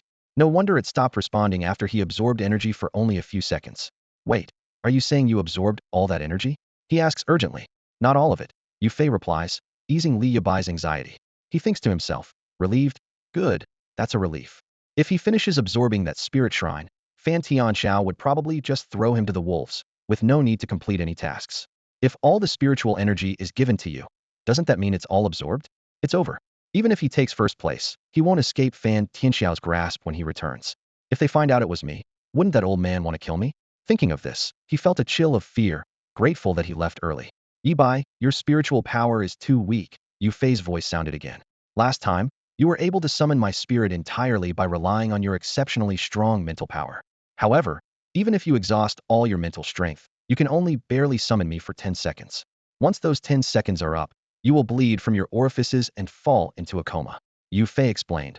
Without the support of spiritual power, relying solely on mental power is not feasible. Mental power mainly serves to establish a connection with me, but to truly summon me for battle, spiritual power is fundamentally crucial. Li Bai fell into thought after hearing this, realizing he hadn't considered this aspect. As an awakened individual with dual talents, his primary talent is the divine mask, not the talent for cultivating spiritual power. This ability can transform the spiritual power he absorbs into tenfold or hundredfold mental power. Although extremely powerful, it doesn't increase spiritual power even a bit. However, he hasn't yet figured out the conversion rate. His clash of mental power with the principle made him realize his level of mental strength. His potential can reach level 2 and possess king-level mental power, but if he reaches king level, wouldn't it be? Of course, he knows it can't be calculated this way, as king-level mental power is the result of a year's hard practice. Yesterday's surge of spiritual power was entirely used to restore his mental power, and he also gained some benefits, but it was far from enough. In short, what he needs most now is spiritual power. A lot of it. Yue Fei's words brought a wave of pressure to Li Bai. Using up the spiritual power of an entire spirit shrine only restored his depleted mental power, and what he truly absorbed was just a meager portion. This is also why he only advanced by one level. Ribbit, ribbit. Two croaks echoed as Li Bai turned his head to see two adult Qingtian frogs silently appear beside him. Kicked out the small ones, and now the big ones arrive? A smile curled at the corner of his mouth, yet his eyes revealed a hint of caution. The green corrosive liquid on the frogs was bubbling, and they were poised to attack at any moment. The strength of an adult Qingtian frog was around level 5 in awakening power. In his past life, Li Bai was a prodigious genius, well-versed in many things, and the information on demon tribes observed by humans was deeply etched in his memory. In this world where spiritual energy was resurging after hundreds of years of transformation, the demon tribes, spirit tribes, and the spiritual tools and medicines of the awakened all followed a unified level system. With a thought, the sundial totem beneath Li Bai's feet dispersed instantly. At the same time, a silver spear appeared in his hand, looking sharper and gleaming more brightly than when it was first summoned. This spear, named the Li Quan Divine Spear, was the weapon of Yue Fei. Yebai, this trial is a great opportunity. Yue Fei's voice echoed once more. As the sundial totem's pointer turned, it pointed to the golden hour of midnight. In the next moment, a smaller silhouette of Yue Fei appeared with a boom beside Li Bai. Though Yue Fei's spirit form was much smaller, it was more solid than before. For a moment, it seemed as if the real general was standing before Li Bai. Li Bai understood that this was likely the influence of the shrine's spiritual power on him. The larger my spirit form, the stronger the power, but it will greatly deplete your mental and spiritual energy. In my current form, my power is only at level 20 in awakening, and you can summon me for 5 minutes, Yue Fei patiently explained. Li Bai nodded, indicating he understood that this was the most cost-effective choice for his current level. I mentioned before that one of the benefits of your strong mental power is the ability to quickly learn the formulas I pass on to you. Today, I'll teach you the Yue-style 13 spears. As soon as he finished speaking, images of Yue Fei practicing spear techniques flashed through Li Bai's mind. Each move was deeply embedded in his memory. In just an instant, he grasped the essence of Yue Fei's spear techniques. At this moment, the two frog beasts, poised and ready, suddenly launched forward, spraying scalding venom toward Li Bai. In response to the sudden attack, he lightly flicked the silver spear in his hand, like a silver bolt of lightning cutting through the sky. The spear tip drew a graceful arc in the air, precisely striking one of the frog beast's eyes. With a soft thud, the silver spear easily pierced the frog's eye, driving into its brain. The frog beast instantly fell dead, its massive body collapsing as the green corrosive liquid splattered. Seeing this, the other frog beast panicked and attempted to flee. However, Li Bai was quicker. With a flick of his wrist, the silver spear shot out like a snake, swiftly catching up to the fleeing frog beast and piercing through its back. The beast let out a harrowing scream before collapsing lifelessly. Moments later, beside the corpses of the two beasts spirit cores, faintly glowing, emerged. Not bad. The young can be taught, Yue Fei remarked. Yue Fei's spirit didn't intervene, but seeing Li Bai grasp the concept so quickly, he couldn't help but feel surprised. At that moment, the sundial totem under Li Bai's feet suddenly surged, absorbing the two monster beast spirit cores directly into the totem, disappearing without a trace. Did I just reach level 6 of my awakening? Li Bai was stunned as he felt the change in his spiritual power, finding it hard to believe. He had only slain 2 frogs, and yet he leveled up so effortlessly? Doubts arose in his mind. Yue Fei, is this normal? He turned to ask Yue Fei's spirit.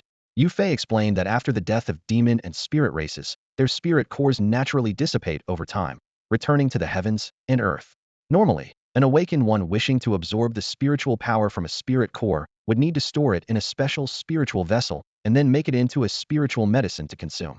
Only through this process could an awakened one absorb the spiritual power within the core. However, in Li Bai's case, he did nothing, and yet the 2 monster beast spirit cores were directly absorbed by the Sundial totem. Yue Fei's spirit explained slowly, with a hint of mystery and reverence in his tone. Hearing this, Li Bai was filled with joy. If the Sundial totem was truly this powerful, continuously absorbing spiritual power could make becoming a king-level powerhouse just around the corner. This thought excited him immensely, and he wished he could slaughter 10,000 frogs right away to gain spiritual power. However, Yue Fei's voice was like a cold splash of water, extinguishing his unrealistic fantasies. Don't get too excited too soon. Even if you kill a billion frogs, it won't matter. The path of cultivation becomes increasingly difficult. Your primary talent requires spiritual power, summoning me requires spiritual power, and upgrading yourself requires even more spiritual power. Eventually, the amount of spiritual power you need will be astronomical. Li Bai was sobered by these words. You have to eat one bite at a time, and walk one step at a time. The current demon tribe trial was his best chance to acquire more spiritual power. However, the area of this world was hundreds of times larger than the world he came from, especially the endless forest, which stretched for thousands of miles. Even in a small area on the outskirts, finding demon beasts was already quite challenging. Don't worry, I'll teach you another tracking technique. Yue Fei's voice sounded, introducing a technique called chi watching. In military campaigns, it was often necessary to observe terrain and assess enemy conditions. This technique could help him find traces of demon beasts. Li Bai's powerful mental strength expanded instantly, and the world before him seemed to become black and white, with the surrounding auras transforming into countless fine threads, weaving into a complex and subtle network. Is this chi watching? Does this make me a scout? With this thought, Li Bai couldn't help but smile slightly. Just as he was worried about lacking reconnaissance information when fighting alone, with chi watching, he could detect the auras within 100 meters. Suddenly, in his perception, 2 golden frog demon beasts appeared behind him. Did I stir up a frog's nest? These 2 golden frogs were larger than the previous ones, exuding a dense golden poison from their backs. Among frog-type demon beasts, he hadn't seen this breed before. They seemed to be hybrids. However, the 2 golden frogs didn't notice Li Bai's presence.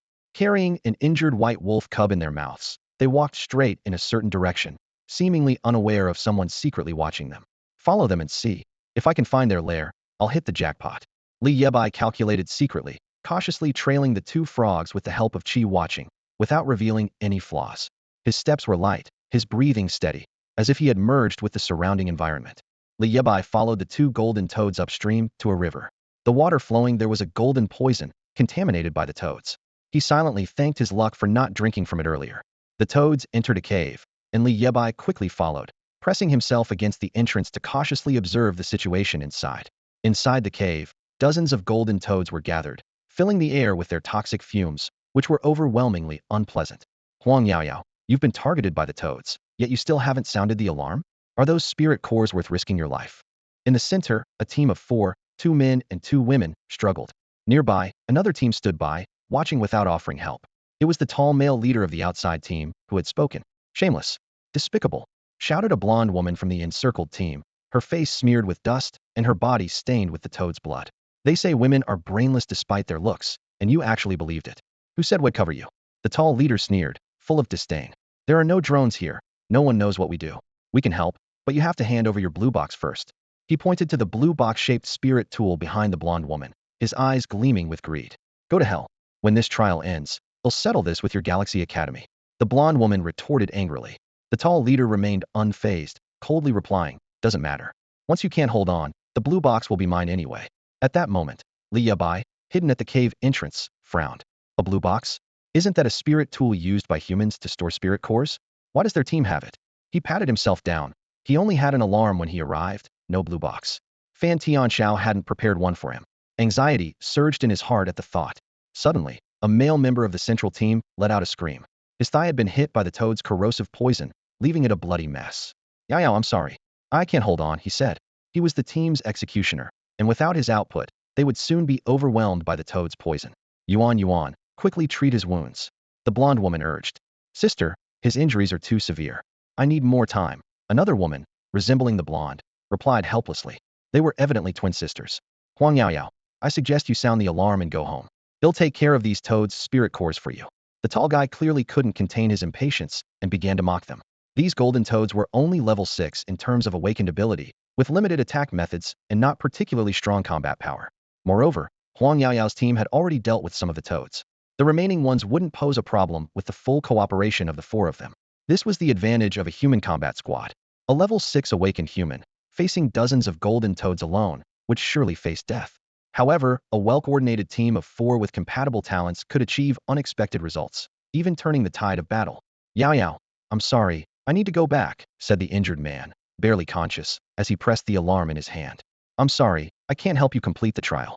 As soon as he spoke, the alarm lit up, enveloping him in a dazzling light, and he vanished without a trace. On the large screen in the square, his name turned red, glaringly obvious. Team 12, member, Li Yi, Academy. Longxiang Academy, Spirit Core count 0. His trial results were voided the moment he sounded the alarm, losing his qualification to continue. See, your captain knows what's best, the tall guy sneered, now showing his true colors as he conjured a fireball and hurled it at the remaining 3. You're crazy.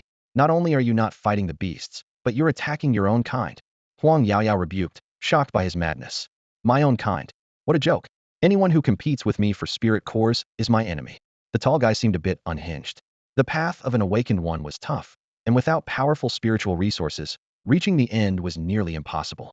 Now, with dozens of spirit cores within reach and the drones not capturing them, who wouldn't be tempted? I'm sorry, Sister Yao, this guy's a lunatic. The captain's already gone. I need to leave too, said the remaining male teammate, trembling as he pressed the alarm. See, your team's main force has fled, leaving just a healer and a scout. TSK, a pair of pretty sisters.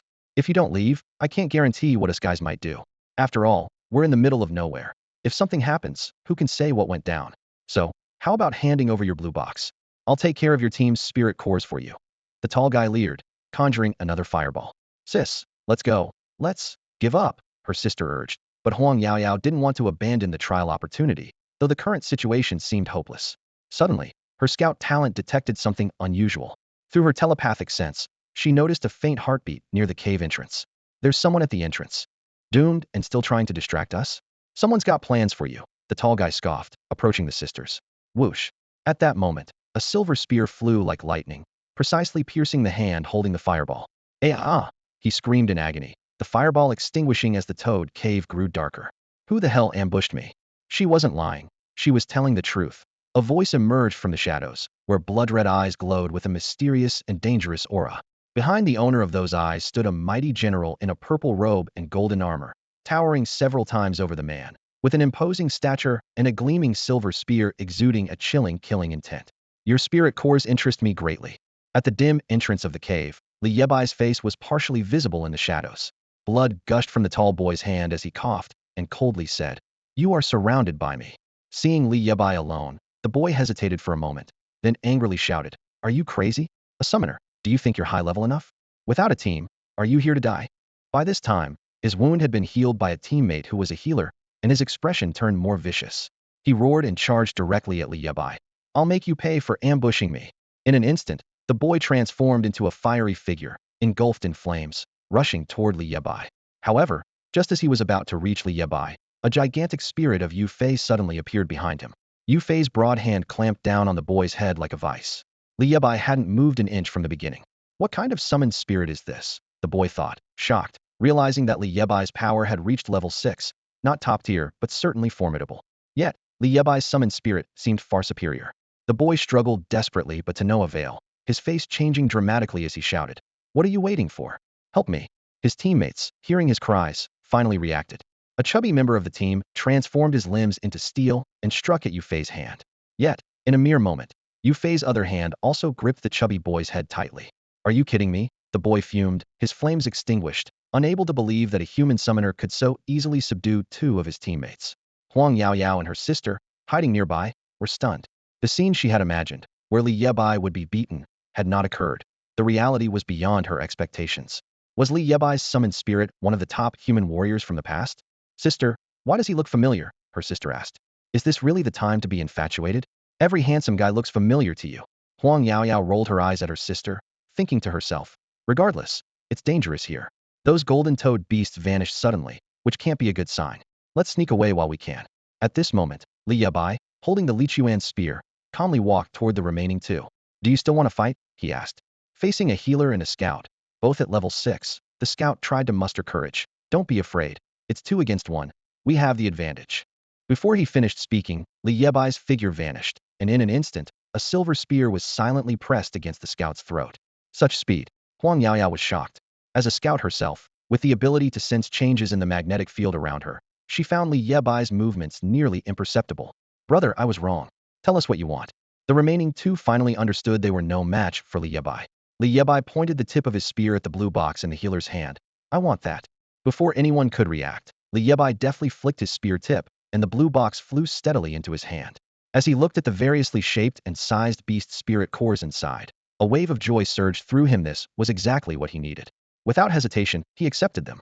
Just as Li Bai was about to leave, a scout hurriedly called out to him. Big brother, you've taken the spirit cores, but can you leave the blue box with us? Please, Li Bai asked in confusion. Why? The scout urgently explained. Don't you know? Every team's blue box is bound with team information. It records the number of spirit cores each squad collects. When this trial ends, the squad with the most spirit cores in their blue box wins first place. He continued. Brother, could you put our spirit cores into your blue box? If you take ours, we won't have a score. He finished nervously, fearing Li Bai might retaliate. Only then did Li Bai realize the gravity of the situation. Fan Tianxiao had set a trap for him. According to the trial rules explained by this person, without a blue box, he couldn't possibly take first place. No matter how many spirit cores he collected, his score wouldn't appear in the plaza. Brother, don't tease me. How could you participate in the trial without a blue box? The scout was skeptical, thinking Li Bai was joking. What happens to the blue box if you teleport back? Li Bai asked in return. The scout explained nervously. If we teleport back before the trial ends, both the trial score and the blue box become void, no matter how many spirit cores it contains. His voice carried a hint of panic. Li Bai nodded, a strange smile playing on his lips. I understand. You all should rest well. He seemed to be contemplating something as he looked at them. Rest? Where? The scout looked bewildered, clearly not understanding Li Bai's meaning. Rest at home. With that, Li Bai swung his spear, accurately hitting the alarm devices on their waists. Seconds later, the two were enveloped by the teleportation array's light, and with bewildered expressions, they were instantly sent back to the plaza. Li Bai signaled to Yue Fei, who caught on quickly and knocked the other two unconscious with a couple of palm strikes. As the 5-minute mark approached, Li Bai reluctantly put away the Sundial totem, and Yue Fei's spirit vanished with it. Fan Tianxiao had never intended for him to complete this task. The idea that the first one out was the winner was absurd. Li Bai was frustrated. He had been played by that round-faced man. If he wanted first place, there was only one way. Eliminate everyone and send them home. This thought flashed through Li Bai's mind, but it left him at a loss. In such a vast area, where would he find all those scattered teams? Stop. Just then, Li Bai called out to the two sisters who were attempting to escape. Why did you reveal my location? In a swift move, he blocked Huang Yaoyao and her sister. Initially, he had planned to watch quietly and be a bystander, but this girl had given away his position. I'm sorry, classmate. Huang Yaoyao's face was dusty, yet her beauty was undeniable. I remember now. You're Li Bai. I saw you from afar at the plaza yesterday. Huang Yuan exclaimed suddenly, with a hint of excitement. In the 4 major academies, who hadn't heard of Li Bai's name? Especially after yesterday's events at the plaza, his deeds had spread among all the students. You're that Li Bai? Huang Yaoyao was taken aback, a trace of anticipation on her face. I'm really sorry. Yebai, you saw it too? We were set up by those people. I had no choice. Hearing his name, Huang Yaoyao clung to it like a lifeline, hope flickering in her eyes. I'm Huang Yaoyao from Longxiang Academy, and this is my sister Huang Yuan. I'm a level 7 scout, and she's a level 6 sorceress. Yebai, you're participating alone, right? Could you team up with us? Huang Yaoyao's face reddened, her voice tinged with pleading, as if she were about to cry. She didn't want to give up the trial opportunity, and now, if she and her sister wanted to continue, they needed to cling to this apparent lifeline. Team up. Li Bai was surprised by their invitation. Yes, Yebai, since you're alone, we could team up for the trial. My sister and I can assist you, Huang Yuan chimed in, her looks no less striking than her sister's. Li Bai couldn't help but note that Longxiang Academy indeed had many beauties. Teaming up isn't necessary. First, hand over your blue boxes. Li Yebai's gaze was fixed solely on the blue box in his hand, leaving Huang Yaoyao taken aback. She hadn't expected that he would be more interested in the spirit core than teaming up with her and her sister, two beauties. Li Yebai coldly stated, "Give me the blue box, and you can leave." For him, participating in the trial alone was paramount. Forming a team wasn't even a consideration. Huang Yaoyao wasn't foolish. Having just witnessed Li Yebai's strength, she dared not defy him. Despite her inner panic, she tried to remain calm and decided to use her telepathy to probe for information. "According to my detection, it seems to be a giant frog-like beast," her voice echoed in the dim cave. Li Bai was taken aback. Although he had the ability to sense auras, Huang Yaoyao's detection range seemed to be further. This made him realize that professional scouts indeed had their unique advantages. He continued to ask, "What level of strength are we talking about?" A hint of joy arose in Huang Yaoyao's heart, seeing that Li Bai was willing to communicate, which meant there was an opportunity. "I'm not exactly sure of its strength, but it's at least a level 20 awakened beast," she replied. "A level 20 awakened beast? How could there be a level 20 beast in the outskirts?" Huang Yuan's voice trembled with fear. "Sister, should we use the alarm?" "Sure. Let's play it by ear," Huang Yaoyao interrupted her. Despite her internal chaos, she tried to stay calm. In the darkness, Li Bai used his aura-sensing ability to quickly find the two who had fainted earlier. He slapped them awake. "Bro, let us go." The tall boy pleaded upon waking up to find himself and his friend tied to a stone pillar, with their alarm device missing. "Cut the crap. Light a fire." Li Bai slapped him again, with just enough force to awaken him without causing harm. "Huh? Light a fire? Can't you see how dark it is here?" The tall boy stammered, confused.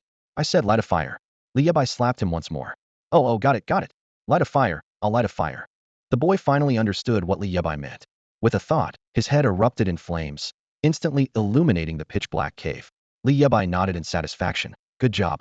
If you behave, I'll give you back your alarm device later. Otherwise, I'll crush it, and you'll never get home." The boy was startled and quickly promised, "Bro, I'll listen. Whatever you say goes." Li Bai gestured for the sisters to come over. He began searching for food for the two of them, completely unconcerned about the impending danger. "Dude, you came to the trial without food, but you brought a photo." After rummaging through the chubby guy's backpack, he only found a photo of a girl. Don't touch her, she's my girlfriend." "Who's the guy next to her?" She said he's her best friend." "Do you believe that?" "I trust her, I love her."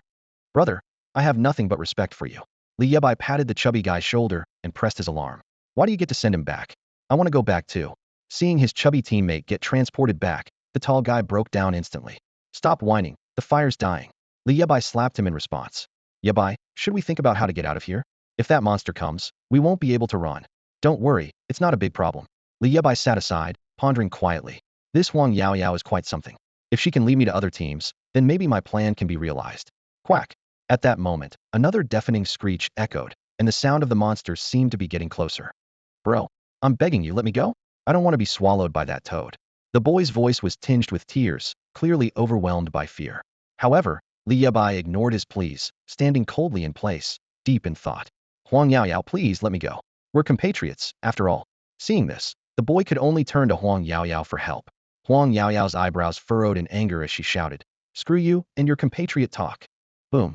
Just then, the massive monster, like a ghost, suddenly appeared in the shadows of the cave. Its green eyes glowed in the dim firelight, staring intently at the group, exuding a chilling aura. The boy was so terrified by the sudden horror that he wet his pants. Huang Yaoyao and her sister were also shocked, retreating in fear, trying to avoid the beast's gaze. Yet, in this extremely tense moment, only Li Bai remained calm, as if the creature did not exist. As the heavy footsteps drew nearer, the monster's appearance finally became clear to everyone. It was a gigantic golden toad, its back covered in golden venom, emitting a foul stench. In its mouth, it was chewing on the corpses of smaller toads, producing a horrifying crunching sound. It seemed that the dozens of golden toads that had disappeared earlier had all become its meal. Upon seeing Li Bai, the giant toad suddenly opened its huge mouth and shot out a long tongue, like a nimble snake, aiming for Li Bai. "Yebai, watch out." Seeing this, Huang Yaoyao and her sister were so frightened they almost triggered their alarms to go home. "You Shuai, I need your help." As Li Bai spoke, there was a loud crash, and a massive hand appeared, grabbing the toad's tongue midair, glowing faintly. The giant hand exerted force, pulling the toad over as easily as if lifting a chick. "Beast!" Yue Fei's spirit coldly uttered the words, then flung the toad and stomped on its head, crushing it. The toad's massive body collapsed to the ground, unable to move.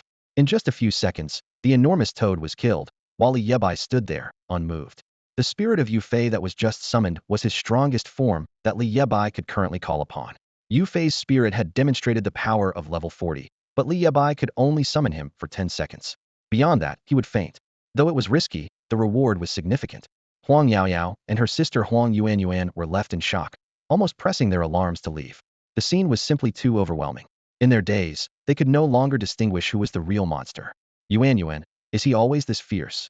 Huang Yaoyao asked, her voice trembling, seemingly unable to believe what had just happened. He was indeed powerful, but I never expected him to be this formidable. Huang Yuanyuan snapped out of her shock, her eyes filled with disbelief. Though she understood the strength of summoning abilities, she never imagined Li Bai could be this strong. It was as if in a kindergarten fighting competition, Mike Tyson suddenly appeared, only to tell you he's the referee and your opponent is Ultraman Leo. It was simply unreasonable. The reason summoners have such high growth potential is that their summoned spirits grow stronger alongside them, effectively granting them double the combat power. This gives summoners an overwhelming advantage in battle. However, she had never seen a summoned spirit as monstrous as Li Bai's. At this moment, the tall boy was stunned, feeling a wave of fear as he realized his earlier courage had led him to challenge this monster unknown. Li Bai had already approached the corpse of the giant golden toad. What he wanted was the beast core. The beast core with a level 20 awakening ability was a significant boost for him. From the toad's enormous belly, a fist-sized core emitting a dazzling golden light appeared. Li Bai reached in to retrieve it, then emptied the spirit cores from 2 blue boxes he held, scattering variously sized and shaped cores across the ground. What is he doing? Huang Yaoyao wondered, puzzled by the sight of all these spirit cores. She didn't understand why Li Bai was taking them out, nor what he intended to do. However, what happened next left her wide-eyed, as if she'd seen a ghost. A blood-red sundial totem rose from the ground beneath Li Bai, and the spirit cores vanished instantly under its power. As the cores disappeared, a rich spiritual energy surged into Li Bai's body, his aura climbing rapidly from level 6 to 7 to 8, all the way to level 15. Huang Yaoyao was stunned by the scene, having never witnessed such an astonishing rate of improvement. Is this how spirit cores are used? She thought, her understanding completely overturned, unable to believe her eyes. Was Li Bai really consuming beast cores raw? Sister, isn't he going too far? Huang Yuanyuan remarked in disbelief at the violent and brutal utilization of the spirit cores. Feeling the changes in his body, Li Bai was filled with joy, clearly sensing the powerful spiritual energy flowing into him. His strength was rapidly increasing, and to his delight, the sundial totem's needle moved forward slightly with the absorbed energy. This discovery made him wonder if unlocking the next divine soul also required spiritual energy.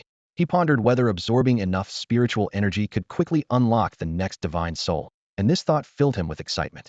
Li Bai had already experienced Yue Fei's strength, but he couldn't help but wonder what the next spirit would be like.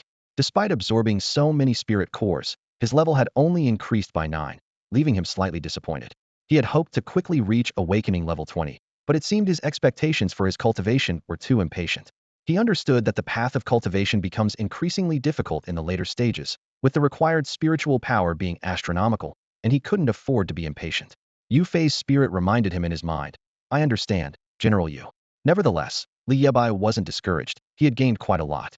Summoning Yue Fei's spirit could reach a maximum awakening level of 40, and he could now sustain the summoning for 30 seconds.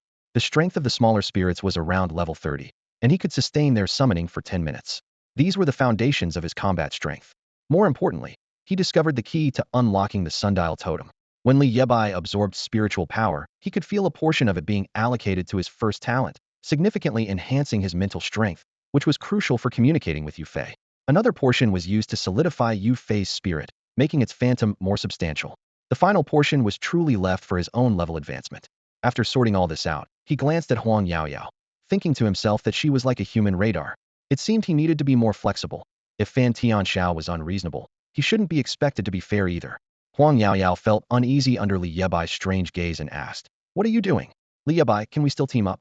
Realizing that Li Bai wasn't intending to drive them away, she initiated the team-up invitation again.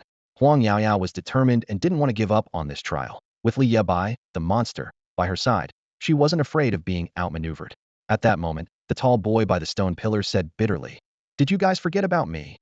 If given another chance, he wouldn't have stepped into this cave at all. He wished he had a drone following him so that at least someone would notice his existence.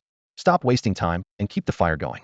Once I find the exit, I'll let you go, Li Bai said, not wanting to engage in more conversation with him, focusing on using his aura vision to explore other exits in the cave. He found that with his increased strength, the detection range of his aura vision had expanded by several dozen meters. Li Bai, did you hear what I said?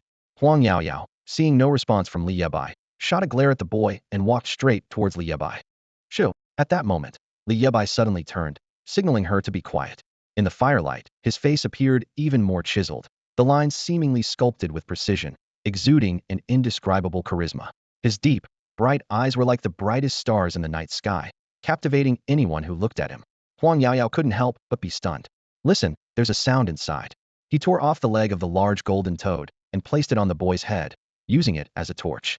Bro, you're really too much. The boy was on the verge of tears, feeling like Li Bai was treating him as a human fire starter. Holding the torch, Li Bai led the two sisters deeper into the cave. A faint sound, like a cat meowing, came from the depths of the cave. Huang Yuan, at the back, softly asked, does your endless forest have cats? Li Bai led the way with the torch, and at a hidden corner, they discovered the source of the sound, a wounded white wolf beast cub. The little white wolf was exceptionally cute, with its fluffy body and snow-white fur, instantly evoking a sense of affection. This little guy is so pitiful, Huang Yuan exclaimed, feeling a surge of compassion upon seeing the injured wolf cub. Without hesitation, she picked it up and used her innate talent to gently heal its wounds. Is this her sorcerer talent? Li Bai wondered, watching the green light emanating from Huang Yuan's hands with curiosity. My sister's talent is called Spring Growth, with a strong healing ability for external injuries, Huang Yaoyao explained, also petting the white wolf. This isn't just some pet cat or dog, it's a real demon beast, Li Bai reminded them. But, it's just so cute, she replied. Li Bai stood deep within the cave, holding a torch aloft, his gaze fixated on a human-shaped tiger pelt hanging on the wall. The garment, crafted from the hide of a beast, puzzled him. Who would place such a finely made item in a cave in this desolate wilderness? As he pondered, he felt something unusual underfoot. Looking down, he discovered a book, the complete encyclopedia of beast languages. Crouching, Li Bai opened its pages and was astonished to find detailed records of various beast languages, complete with translations into human tongue. This author is truly a genius, Li Bai murmured to himself, his fingers tracing the strange symbols on the pages.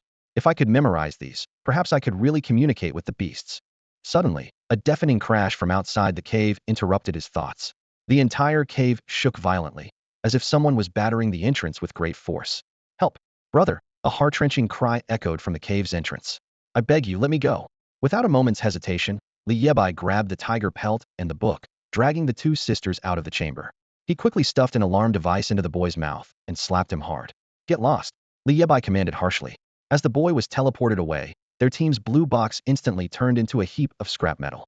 Tremors once again emanated from the cave entrance, prompting Li Bai to issue a swift order. Stay behind me. No sooner had he spoken than the cave entrance burst open. Sunlight flooded in, illuminating the entire cave. A pack of massive white wolves appeared, exuding a wild aura. The leading white wolf was particularly enormous, like a small mountain, its head held high, clearly the leader of the pack. These white wolf beasts, they're all above level 30, Huang Yaoyao exclaimed, her voice trembling. That leading white wolf, it's level 40. Her words were filled with disbelief. How could such powerful beasts exist in the outer regions of the endless forest? Yet the scene before her eyes shattered any hope of denial. A level 40 white wolf king, surrounded by a pack of level 30 white wolf beasts. Li Bai gripped the newly acquired tiger pelt and book tightly, his gaze fixed intently on the cave entrance. He knew all too well that the situation was far more perilous than he had imagined. They're here for the little white wolf you have. Li Bai glanced at the small white wolf in Huang Yuan's hands. His heart tightened, and he urgently shouted, Quick! Give the wolf cub back to them. He hoped his guess was right, as the situation had spiraled far beyond his control. Even if he could summon the spirit of Yue Fei, the opponent's strength was not something he could easily contend with. Once his time was up, he would undoubtedly be torn to pieces by the furious white wolves. Before the other side took any action, Li Bai desperately needed to think of a plan to escape. Huang Yuan wasn't foolish. She trembled as she placed the little white wolf on the ground. To everyone's surprise, the small white wolf affectionately nuzzled Huang Yuan's arm, like a pet cat being close to its owner. The leading white wolf king gently called to the little white wolf, seemingly with no intention of attacking the three people in front of it. Seeing this, Li Bai finally breathed a sigh of relief, thinking to himself, they really are here for the wolf cub.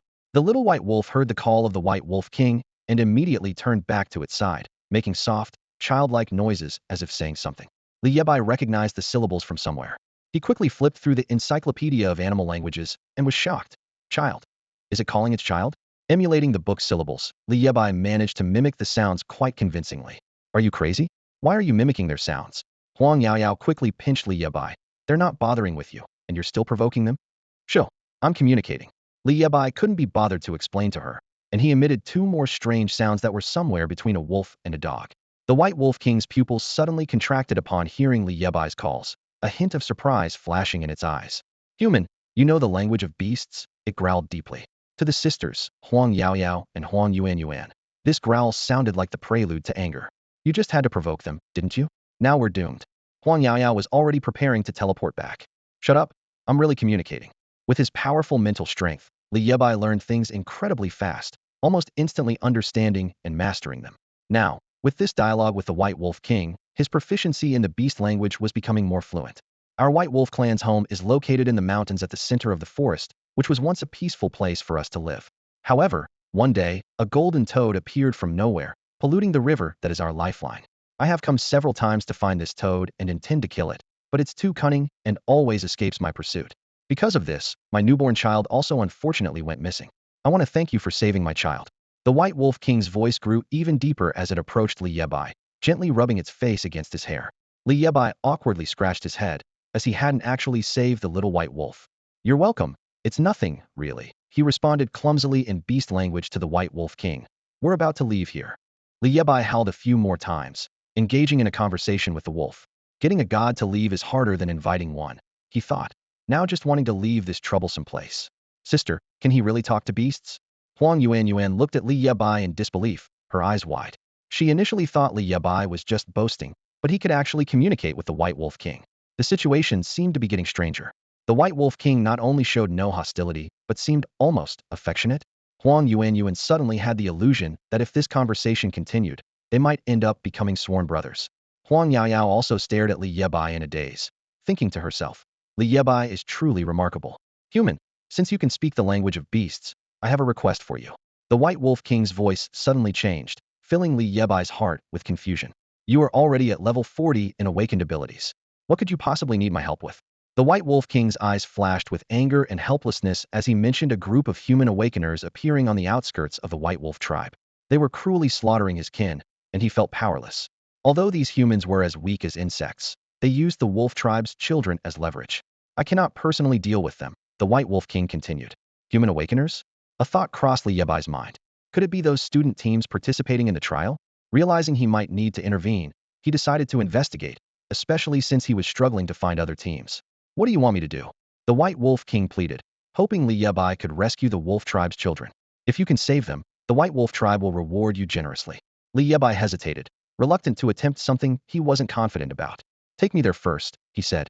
Following the White Wolf King's lead, Li Bai leapt swiftly and landed steadily on the wolf's back. The sight left the two sisters nearby stunned. A level 40-liter beast had become his mount? Before Huang Yaoyao and her sister could react, Li Bai pulled them up as well. Come with me, there's a situation. On the southern outskirts of the endless forest, at a mountain gorge. Congratulations on awakening your S-level talent, Ling Long. I haven't had the chance to congratulate you before. Holding a bouquet of fresh wildflowers, Zhang Chun stood in the forest on one side of the gorge. Opposite him was Mo Ling Long, the star student and emerging top talent of Shanghai Academy. Zhang Chun, I'm not in a good mood right now, Mo Ling Long said coldly, her tone distant. Thank you for your kindness, but I'll pass. She gently shook her head, declining the flowers. Before the start of the beast trial, Zhang Chun had already arranged to team up with Mo Ling Long. As an S-level summoner, Mo Ling Long's support abilities were top-notch among the teams from the 4 academies, without a doubt. As the team's executioner, Zhang Chun was thrilled to have the support of such a top-tier summoner. However, Mo Ling Long seemed heavy-hearted, her mind filled with the image of that man, his spirited face, star-like eyes, and the godlike presence he exuded in the plaza, impossible to forget. What are you thinking about, Ling Long? Her friend Wei Qianqian approached, interrupting her thoughts. Nothing much. Where are the others? Wei Qianqian suddenly smiled, telling her they were watching the little wolf demons. Zhang Chun and the others are geniuses. They came up with such an idea. Yet not far away, Zhang Chun's expression was extremely grim. Ever since Li Bai publicly embarrassed Zhang Chun in the square, the people around him began to look at him strangely. Mo Ling Long, in particular, had a complete change of attitude towards him. Li Bai had only awakened a year earlier, Zhang Chun thought to himself. I won't be inferior to him. Clenching his fists, his eyes burned with anger. Li Bai's humiliation was the greatest disgrace of his life. As the sole heir of the Zhang family, He couldn't fathom why a parentless nobody like Li Bai could humiliate him so. Don't let me see you in the trials, or I'll crush you, he repeated to himself, trying to find solace in the thought. Zhang Qin's greatest backing was the Zhang family of Jinhai City. The Zhang family was one of the most prominent in Jinhai City, and the family head, Zhang Tai, was someone no one dared to provoke. Rumor had it that Zhang Tai was blood brothers with the old leader of the regulators, cementing the Zhang family's unshakable status in Jinhai City. Thus, in Zhang Qin's eyes, it was only a matter of time before Li Yebai would be beneath him. As Zhang Tai's only grandson, the entire Zhang family stood behind him. Chen, we've hit the jackpot this time. Zhang Qin's sidekick, Wei Xiong, came running over, brushing off the grass from Zhang Qin's clothes as he spoke. First, that's easy for you to say.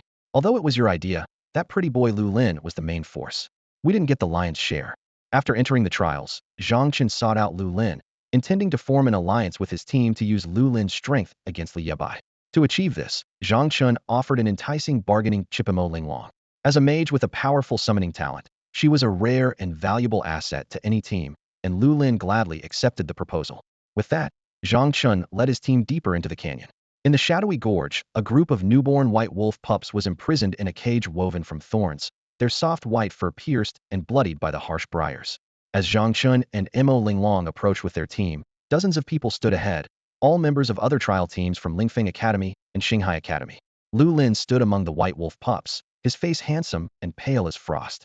Not a bad haul, killed over a dozen, Lu Lin said, focused on the group of adult white wolves, seemingly unaware of Zhang Qin's arrival. The adult white wolf beasts stood silently, staring intently at the group. Despite being battered and bloodied, they showed no sign of retreat, like fish ready for the slaughter. Ha ha, these white wolves are so dumb, just standing there for us to kill, one team member laughed. Yeah, I never thought a level 5 rookie like me could take down a level 20 white wolf beast. At that moment, one of the white wolves let out a deafening howl and lunged at one of the men. Resist? Then I'll kill another one. Seeing this, Liulin's eyes narrowed, and his hand instantly transformed into a cold ice blade, mercilessly piercing through a wolf cub trapped in the thorny cage. The cub let out a heart-rending wail before losing its breath completely. Witnessing this brutal scene, the adult white wolves abruptly halted their attack and howled in anguish. They stood frozen, their eyes filled with despair and sorrow, but they understood that resisting would lead to more ruthless killings of their young by these humans. The White Wolf clan was inherently spiritual, always living in harmony and valuing their bloodline heritage above all. Faced with the threat of humans, they could only submit to protect their offspring. Try moving again. I dare you. The attacked boy kicked the white wolf fiercely, cursing as he did. You beast, your hide is really thick. My foot's gone numb from kicking. Stop fooling around, finish it quickly. It's getting late, and the miasma here is too thick, Liulin's voice urged the group. Everyone immediately intensified their attacks. Lulin held absolute authority here. Even though Zhang Chun was the son of the Zhang family, he wouldn't give him any face. In trials, strength spoke for itself, and besides, Liulin's father was a core instructor at Lingfeng Academy, a king-level instructor. In terms of background, Lulin had no need to defer to Zhang Chun. I heard your spirit power test showed you're at level 7? Not bad, but how did you get knocked down with just one punch? Lulin patted Zhang Chen's shoulder, teasing him. Zhang Chen's face instantly turned grim. What do you mean by that, Lulin? Nothing, just joking. I should thank your teammate for coming up with such a great idea. Otherwise, how could we hunt a level 20 wolf demon? He glanced at Wei Xiong with disdain. I heard that guy only tested at level 2 in spirit power. I can't believe my father even tried to recruit him. What was he thinking? Lulin was supremely confident in his talent and strength, having been subjected to the most rigorous training and best education since childhood. He didn't believe Li Yebai could be as extraordinary as people claimed, trusting only what he saw with his own eyes. Your Xinghai teacher got knocked out by a student. How pathetic, Lulin said, turning away and leaving the fuming Zhang Chen behind. He headed straight for the group of adult white wolves. I'll take care of this one. You guys keep an eye on the cubs. At that moment, on the other side of the mountain, Li Yebai stood quietly with the pack of the White Wolf King. Despite the dense miasma shrouding the area, they could clearly observe the situation below. The young man looked at the White Wolf King with a complicated expression and thought to himself, is this what you need my help with? The White Wolf King replied, yes. Below this miasma-filled canyon is the lair of the demon spiders, hiding thousands of them. If I act, my aura will awaken them. And then not only the surrounding areas, but even our home will be ravaged by the demon spiders. If you can help my White Wolf clan, I am willing to offer the clan's most treasured possession in gratitude. Li Yebai could hear the anger and helplessness in the White Wolf King's roar. It wished it could leap down and tear those people to pieces. At this moment, the two sisters approached, no longer afraid of the white wolves, and instead, they had become quite close with the little white wolf. Li Bai had no choice but to relay the White Wolf King's request to the sisters. So, you plan to take on everyone down there by yourself? Huang Yaoyao asked incredulously. Are you kidding? There are at least 4 teams down there. 2 fists can't fight 4 hands, and even the bravest can't withstand a crowd. To them, no matter how strong Li Bai was, it seemed impossible for him to handle such a situation alone. Seeing the young man about to move, Huang Yaoyao grabbed him. I'm coming too, she said firmly, and Huang Yuanyuan echoed her. Me too. I want to go. These people are just too much. They lack strength themselves, but use such despicable means. Although humans and demons have historically been at odds, exceptions exist, and not all demon clans harbor malice toward humans. Some, like the White Wolf clan, are inherently kind and never engage in conflicts with the outside world. You two will just get in my way, Li Yebai said, feeling exasperated. The 2 of them were virtually powerless, and going down would only be a liability. Anyway, my goal is to eliminate everyone, he said with a cold smile, as if the dumplings had delivered themselves just when he had bought a bottle of vinegar. With that, Li Yebai took off the tiger skin he carried and surprisingly donned it himself. The sisters' expressions changed, and they asked in unison, You mean to eliminate everyone, including us? Li Yebai nodded. Including you. If I want to take first place, there's only one way: eliminate everyone else. That way, I'll be the only one left. It's like in an exam. If you're the only candidate, even if you score 0, you're still first place. Of course, you can leave. With that, a surge of blood-red energy erupted beneath Li Yebai's feet, and a towering figure appeared behind him, his summoned spirit, Yue Fei. Yue Fei gently lifted Li Bai with his broad hand, and then his enormous body leaped down, leaving the sisters standing there in a daze. Sister, should we leave here? Huang Yuanyuan asked with some concern. Huang Yaoyao shook her head. No, I don't want to leave yet. Seeing this, Huang Yuanyuan looked suspicious. Could it be you like him? As soon as she said this, Huang Yaoyao's face turned red, and she shyly retorted. What are you talking about? I just want to enjoy the trial since it's so rare for me to participate. On the large screen in the square, footage from drones across different regions was continuously displayed, with dozens of sectional images arranged in sequence. The image of Lu Lin and his team quickly became the focus. The teachers expressed their admiration, saying, Teacher Lu Cheng, your student Lu Lin truly is a prodigy. To think he came up with such a method to take down high-level beasts with minimal cost. Lu Lin's talent was indeed formidable. Among the freshmen of the 4 major academies, his strength was top-notch. For the teachers, this was also an opportunity to connect with Lu Cheng, whose strength and status in the 4 academies were equally prestigious. Although Lu Cheng's expression remained unchanged, he felt immense pride inside. His son, Lu Lin, was the result of his years of careful guidance, and Lu Lin was his most satisfactory achievement. However, Lu Cheng suddenly frowned, puzzled. Where had Li Bai, who had yet to appear on the big screen, gone? Xie Yun and others were also perplexed. Ever since entering the forest, Li Bai had vanished, and the information on the square's display showed his spirit core count remained at 0. How is that possible? Did the kid get himself killed? Xie Yun murmured. Beside him, Wang Lai joked. Maybe he's off romancing with the beauties of our academy, haha. Just then, the drone footage on the big screen suddenly froze, followed by a malfunction. The image of Lu Lin's team became distorted and flickered. What's happening? Quickly switch to another drone. The staff reacted swiftly, directing another drone to the target area. However, the new drone's footage also malfunctioned, and suddenly, the face of a tiger mask appeared prominently on the screen, only to mysteriously disappear moments later, leaving everyone in shock. On the outskirts of the Miasma Canyon, Yue Fei waved his hand, and the drone debris fell like leaves. At this moment, Li Bai was entirely wrapped in tiger skin, resembling a live humanoid tiger beast.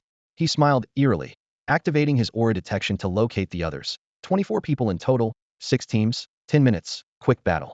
Meanwhile, the adult white wolf was exhausted, covered in wounds, and barely breathing. Captain, we can harvest the spirit core now. An eager boy approached the fallen white wolf, ready to cut it open. At the critical moment, a tiger-shaped beast suddenly pounced from behind him, lightly kicking him 3 meters into the air. Quick! The white wolf is resisting again. Kill its cubs, the boy shouted urgently. The others were stunned. Are you sure that's a white wolf? The creature before them was clearly not a white wolf. As they hesitated, the tiger beast executed a swift kip-up, standing upright. What the heck? Tigger! The people present were bewildered. Li Yebai silently appeared behind them, and with a single slap, they were left with head injuries, losing the ability to resist instantly. This sudden commotion caught the attention of Lu Lin and his team. Lu Lin was the first to arrive at the scene, transforming the ice blade in his hand into a 3-meter-long broadsword, glinting with a cold light. This was his SS-grade talent, the Ice Bloodline. Sorcerers, in position. Guards, restrain him. Lu Lin quickly issued combat orders, recalling, get Zhang Chun and the others over here now. As Lu Lin prepared to face the battle, Li Yebai appeared in front of him like a ghost. Bang!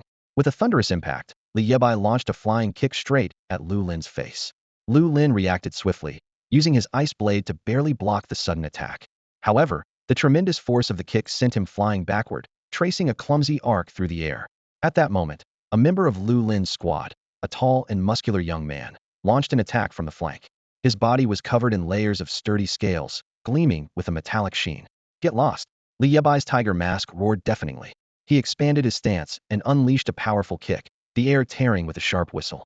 The guard was taken aback, hastily raising his arms to block, but the sheer force of Li Yebai's kick shattered the scales on his body. This tiger demon is tough to deal with. Let's take him down together, Lu Lin shouted, his body covered in dust. The rest of the squad charged at Li Bai. Yet, Li Bai moved like a descending tiger, instantly diving into the crowd. His hands were poised, effortlessly executing the moves of Yue family's martial arts.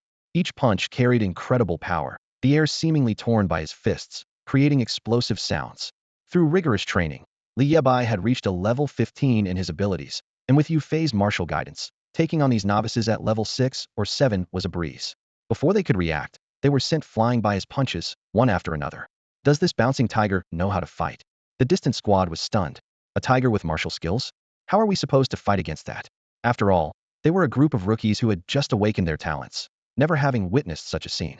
Some were hit and coughed up blood, others were knocked down, and some were left dizzy. Li Bai, like a raging tiger, rampaged through the crowd, unstoppable. Just then, Lu Lin gritted his teeth, and a biting chill emanated from his body, covering his skin with frost. Frostbite, Lu Lin muttered, and with a wave of his hand, an overwhelming chill surged forth, turning the area around Li Bai into a frozen world. I can slow his movements. Everyone, let's take this tiger demon down, Lu Lin shouted. As the squad's mages exerted their powers, the injured gradually stood back up. Suddenly, a silver spear appeared in the tiger demon's hand, its shaft gleaming with a sharp, cold light. The sight left everyone stunned. Is this really a beast? This tiger demon can fight with fists and wield a spear. Tiger King? I'm just afraid he might suddenly unleash a devastating move. Seeing the hesitation, Lu Lin shouted again. What are you waiting for? Attack! The crowd could only charge the tiger demon for a second assault. At that moment, Li Bai twirled the spear in midair, then swung it forcefully. The silver spear sliced through the air with a whistling sound, like lightning cutting across the battlefield. This move was none other than the famous Yuwumu 13 spears. Everyone suddenly felt a flash before their eyes, followed by an irresistible force. They tried to resist, but it was too late to react. In an instant, everyone was knocked to the ground by a silver spear, unable to move. Captain Lu, did you really slow him down? The confusion was shared by everyone, including Lu Lin himself. His move, Frostbite, was the most powerful technique he had mastered since entering the trial, capable of freezing everything within a certain range. Yet, it seemed to have no effect on the tiger demon before him. Don't just stand there, Lu Lin. Lu Lin shouted in frustration. What are you, human or ghost? As soon as he spoke, a silver spear shot towards him, piercing through his left shoulder and sending him flying, leaving a trail of blood. Damn it, still not enough? The crowd murmured. At that moment, Zhang Chen's team arrived just in time. Mo Linglong, a sorceress with top-tier summoning talent, immediately called forth her summoned spirit, the Light Elf. The elf danced gracefully in the air, and as it moved, brilliant magic circles appeared in the sky. Miraculously, healing arrays formed under everyone's feet, casting a warm glow that quickly healed their wounds. Lu Lin's left shoulder, which had been pierced by the spear, rapidly recovered before their eyes thanks to the Light Elf's healing. Is this what a top-tier summoner is like? Someone exclaimed in awe. Great! With a summoner on our side, we still have a fighting chance, another person said excitedly, reigniting the morale of those present. Summoning? You think you're the only one who can do it? Li Bai sneered. With a loud shout, Yue Fei. Boom. At his call, a blood-red sundial totem emerged beneath his feet, as if opening a portal to another world. A towering golden figure slowly appeared, clad in a purple robe and golden armor, with a red tasseled helmet and wielding a 100-meter-long silver spear, exuding an aura of undeniable authority. Compared to Yue Fei's spirit, the Light Elf seemed insignificant, like a tiny firefly. Li Bai had summoned Yue Fei's strongest form, the level 40 awakened spirit of Yue Fei. The tiger demon can summon too? What the heck? How are we supposed to fight this? Is he really the Tiger King? The oppressive aura from Yue Fei's spirit was overwhelming, leaving everyone feeling a deep sense of helplessness. That's no Tiger King. I recognize that summoning spirit.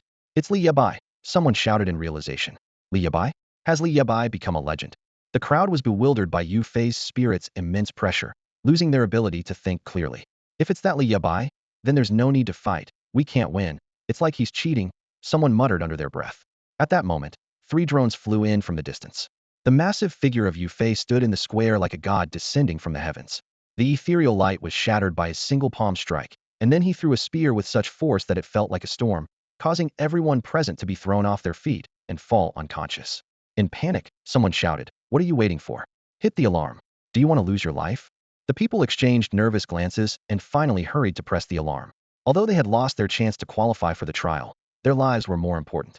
The teachers in the square were stunned by what they witnessed. Could beast-like creatures actually awaken summoning abilities? It was hard to believe, and seeing Lu Lin being used as a weapon was beyond comprehension. At this moment, Li Bai had already reached Lu Lin and his group, coldly saying, "I'll give you 30 seconds to run." His voice was chilling, like a grim reaper demanding souls. "Captain Lu, run." The scout from Lu Lin's team let out a wail, pulling Lu Lin and the others along. Their wings unfurled like blades, swiftly carrying them out of the canyon. In the distance, Zhang Chun trembled with fear and humiliation. He couldn't forget that apparition, and Li Yebai's presence made him feel incredibly small. He struggled to steady his trembling legs and urgently shouted, "Wei Xiang, run." The scout Wei Xiang, whose talent was invisibility and transformation, grabbed Wei Qianqian with one hand and Zhang Chun with the other, and the 3 of them vanished into the canyon. "Consider yourselves lucky to live a few more days," Li Bai thought, as the summoning time was about to end. He reluctantly withdrew Yue Fei's spirit. With a flick of his spear, 3 drones were instantly reduced to scrap metal. Li Bai smiled slightly and apologized to group leader Fan. The square erupted into chaos. Several teachers shouted, "This is no tiger demon. It's clearly Li Bai causing trouble." Another teacher added, "Yes, he even destroyed the regulator's drones. He's completely out of control." These teachers, seemingly appearing out of nowhere, criticized Li Bai, stirring the crowd's emotions. "Mr. Lu Cheng, what do you think?" a nearby teacher asked Lu Cheng. Lu Cheng's face was grim, and he remained silent. As a father, he couldn't help but feel angry, seeing his son being so harshly criticized. However, he rationally understood that his son, Lu Lin, with his strong sense of pride, was clearly outmatched by someone like Li Bai. The law among the awakened was survival of the fittest, and with Lu Lin being bullied by Li Bai, there was nothing he could do as a father. Despite his anger, he hoped his son wouldn't provoke this formidable opponent again.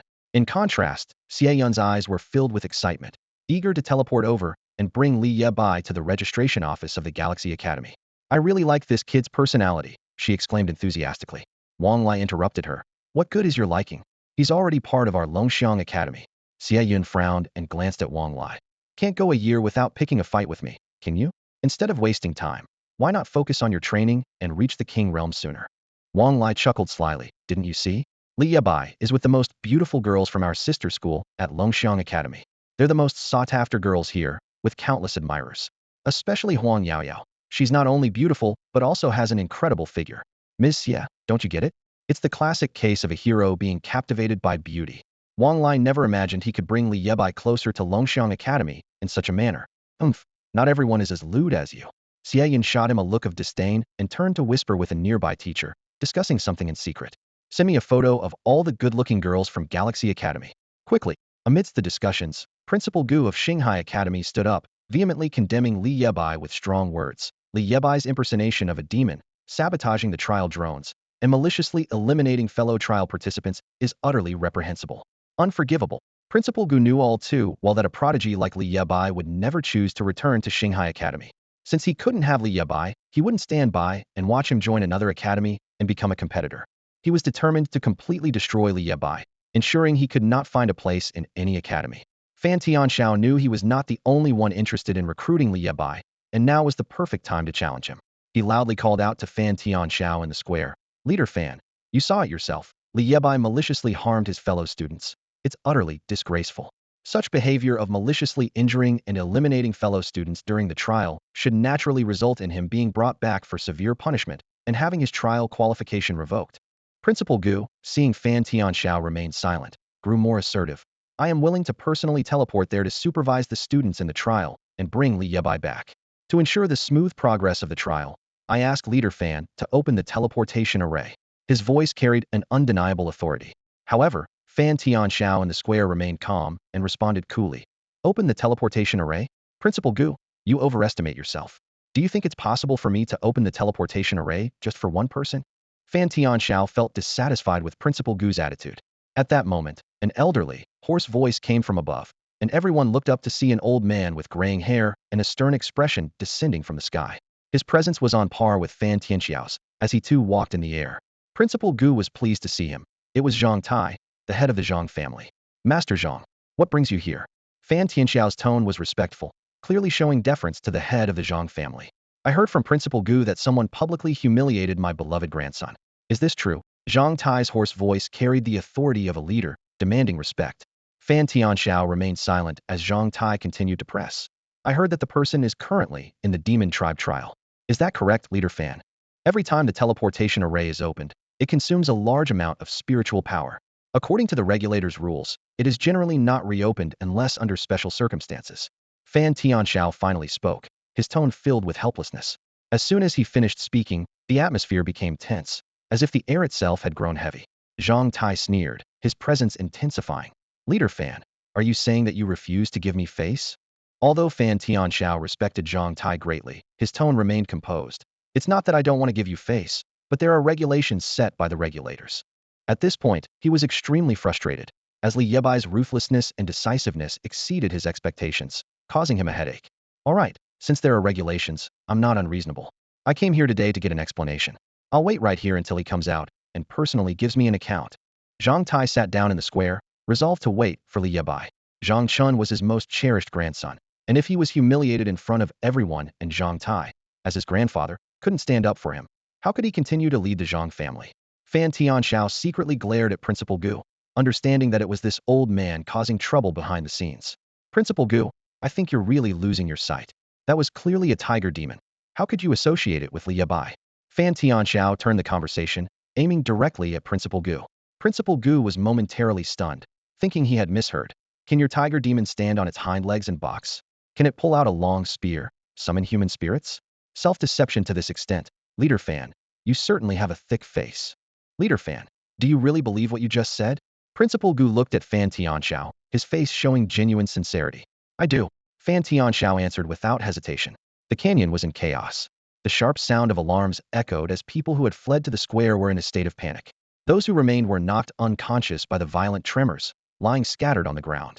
Mo Linglong's summoned spirit was shattered by Yue Fei's blow during the battle, and as a summoner, she fainted in her moment of mental collapse.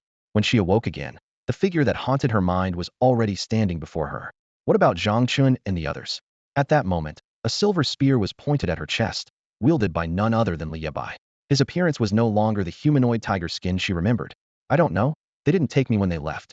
Mo Linglong understood that Zhang Chen's team knew one key principle. In a team, the support role must make sacrifices at critical moments. Her face was covered in dust. Her once delicate features now appeared disheveled, her hair in disarray, yet her graceful figure was still evident. Li Bai? She wanted to say something, but the words caught in her throat. Were you involved with the White Wolves? Li Bai pressed the spear tip harder, making it difficult for her to breathe. I wasn't involved, I was just following them, Mo Linglong said blankly, looking at Li Bai, noticing that his gaze was different from before. The arrogance he once had was gone, replaced by a calm and confident demeanor born from experience. Fine, heal those White Wolves' wounds, and then you can leave. Li Bai's voice remained cold, so cold that it felt unfamiliar, as if he had never known her. Yebai, come help me. I can't get these cages open. Huang Yaoyao's voice came just then. The sisters were desperately trying to tear apart the thorny cages trapping the little white wolves, their clothes torn by the thorns, revealing pale skin that would certainly stir the hearts of any onlookers. Huang Yuan was beside them, using her abilities to heal the little white wolf's injuries. Sister, when did you change how you address him? She teased Huang Yaoyao with a mischievous look, pouting. Yebai, you're going to die. Huang Yaoyao's face blushed instantly. I heard that Mo Linglong was Li Yebai's ex-girlfriend. Huang Yuan's gossip sparked Huang Yaoyao's alertness. What? Ex-girlfriend? Hearing those words, Huang Yaoyao stood up abruptly, a sense of inexplicable crisis rising within her. She walked over to Li Bai and Mo Linglong, her beauty no less than Mo Linglong's, and deliberately hooked her arm around Li Bai's, pulling him away. Where did you get such strength? Li Bai grumbled as he was dragged back. Mo Linglong watched this scene, feeling a pang of bitterness, filled with regret and unwillingness. If she hadn't listened to her friend's advice back then, perhaps it would be her standing by his side now. But she no longer had the chance to choose again. She then summoned the light spirit once more. As the spirit danced, a healing array appeared behind each injured white wolf, and their injuries were mostly healed in a short time. At that moment, a group of white wolves escorted the White Wolf King, walking slowly with solemn and heavy steps. They carefully carried their fallen comrade back to their shared homeland. The remaining white wolves surrounded Li Bai, carrying fresh wild fruits and natural herbs in their mouths. The White Wolf King's voice was weak and subdued, as if afraid to disturb some presence. After speaking, the White Wolf King extended its forelimb and placed a necklace of wolf teeth, glowing with a faint cold light, around Li Yebai's neck. Each tooth held an ancient aura, a treasure of the white wolves, protecting them for centuries and carrying the blessings and hopes of countless ancestors, hoping to bring good fortune to Li Bai. As the necklace touched his skin, Li Bai felt a refreshing current flow through his body and couldn't help feeling a bit embarrassed, as it was the tribe's ancestral treasure. He understood that with this necklace, he was a friend of the white wolves wherever he went. The White Wolf King seemed uneasy about the presence here and led the pack away. In a corner, Mo Linglong also quietly disappeared, leaving only Li Bai, his two teammates, and the unconscious team members. Hey, wake up, everyone. Li Bai promptly roused them all. He urgently asked, "Where's your blue box?" As he woke each one, he grabbed their collars, thinking to himself that he couldn't leave empty-handed. Huh? Blue box? A newly awakened girl looked confused. Li Bai threatened, "I'll count down from 1 minute. If I don't see your team's blue box by then, I'll feed you to the wolves." The girl was terrified and couldn't stop crying. Crying counts as time too. Li Bai laughed even more, kicking away her alarm device and pressing his gun against her head. The girl quivered as she said, "The blue box, we all gave it to Lu Lin. He barely managed to keep it safe for us, saying it was for our safety." Lu Lin. Li Bai was taken aback, thinking to himself, who the hell is Lu Lin? He had no memory of this person. "Is he any good?" he asked. The girl hesitated. Of course, he's good, but just now." She didn't continue, as she was a student of Lingfeng Academy, and Lu Lin was the son of their mentor, Lu Cheng. Speaking ill of Lu Lin could lead to trouble later. "Oh, I'll have to spar with him sometime." At this moment, Li Bai had no idea that the person he treated as a mere pawn was Lu Lin. He kindly questioned everyone, gently stripping away their defenses, yet he couldn't find a single blue box. Helpless, he grudgingly sent them back home. His bandit-like behavior amazed the two sisters nearby, who might have thought Li Bai had gone mad with poverty. Of course, Li Bai's current goal was singular: eliminate everyone. His decision to let Mo Linglong go wasn't impulsive. A team without a powerful sorceress like Mo Linglong would tread carefully, no matter the action. If those people hid like mice in the shadows, it would be even harder for Li Bai to find and eliminate them all at once. So, he deliberately let Mo Linglong, the prized asset, return. This was akin to the strategy of slowly boiling a frog. In a cave, Lu Lin's once fair face was now covered in dirt, making him look utterly disheveled. His left shoulder throbbed with pain, and he gritted his teeth, his brows furrowed. Could it really be that the tiger demon was just Li Bai playing tricks? Lu Lin panted heavily, while the equally battered Zhang Chun and their teammates were nearby. "Yes, I'll never forget that summoned spirit. It was definitely Li Bai," Zhang Chun said through gritted teeth. "But why would he target me when I've done nothing to him?" Lu Lin was deeply troubled. He had always looked down on Zhang Chun and the teachers at Shanghai Academy, thinking they were too weak. He never believed that Li Bai was as formidable as people claimed. Yet, the sharp pain in his left shoulder was a stark reminder that others' words were true. Lu Lin, a top-tier prodigy who had just awakened his talent and reached level 10, had been effortlessly knocked aside by Li Bai. To the latter, he was nothing more than an ant. Lu Lin's pride was severely wounded by the recent events. "He's after our spirit cores." Zhang Chun had inadvertently guessed Li Bai's true intent. Upon hearing this, Lu Lin's resolve shattered, and he fell silent, beginning to question everything. As everyone remained silent, Zhang Chun grew increasingly frustrated.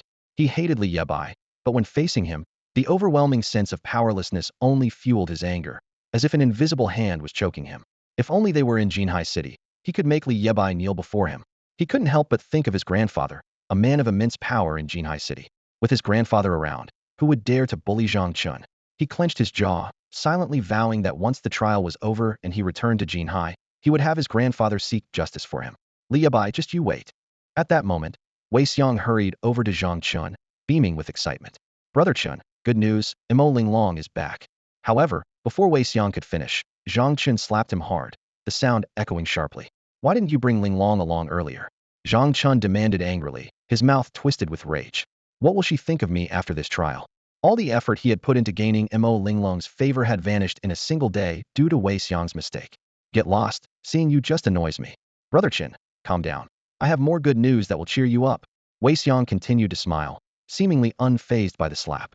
He quickly moved closer to Zhang Chun, whispering mysteriously, "Direction, About 300 meters due north, very close. Number of people, 4, a full team. On a hillside, Li Bai donned the tiger skin once more, blending seamlessly with the surroundings. Under his command, his sisters hid nearby. Just minutes later, with cries of monster, tiger demon, Li Bai effortlessly sent the 4 unfortunate souls back to the plaza. In his hand, he held the opponent's blue box. This was already the 8th team ambushed today. Li Bai nonchalantly ate the spirit cores raw, while Huang Yaoyao and Huang Yuanyuan stared at him in disbelief.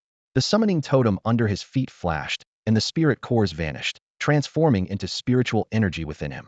Over the past 3 days, the sisters had grown used to the sight of Li Bai consuming spirit cores, but they were still filled with curiosity.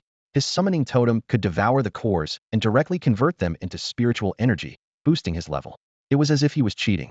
While everyone else painstakingly refined spiritual medicine to absorb energy, he could skip the process entirely, which was simply astonishing. The 8th team already.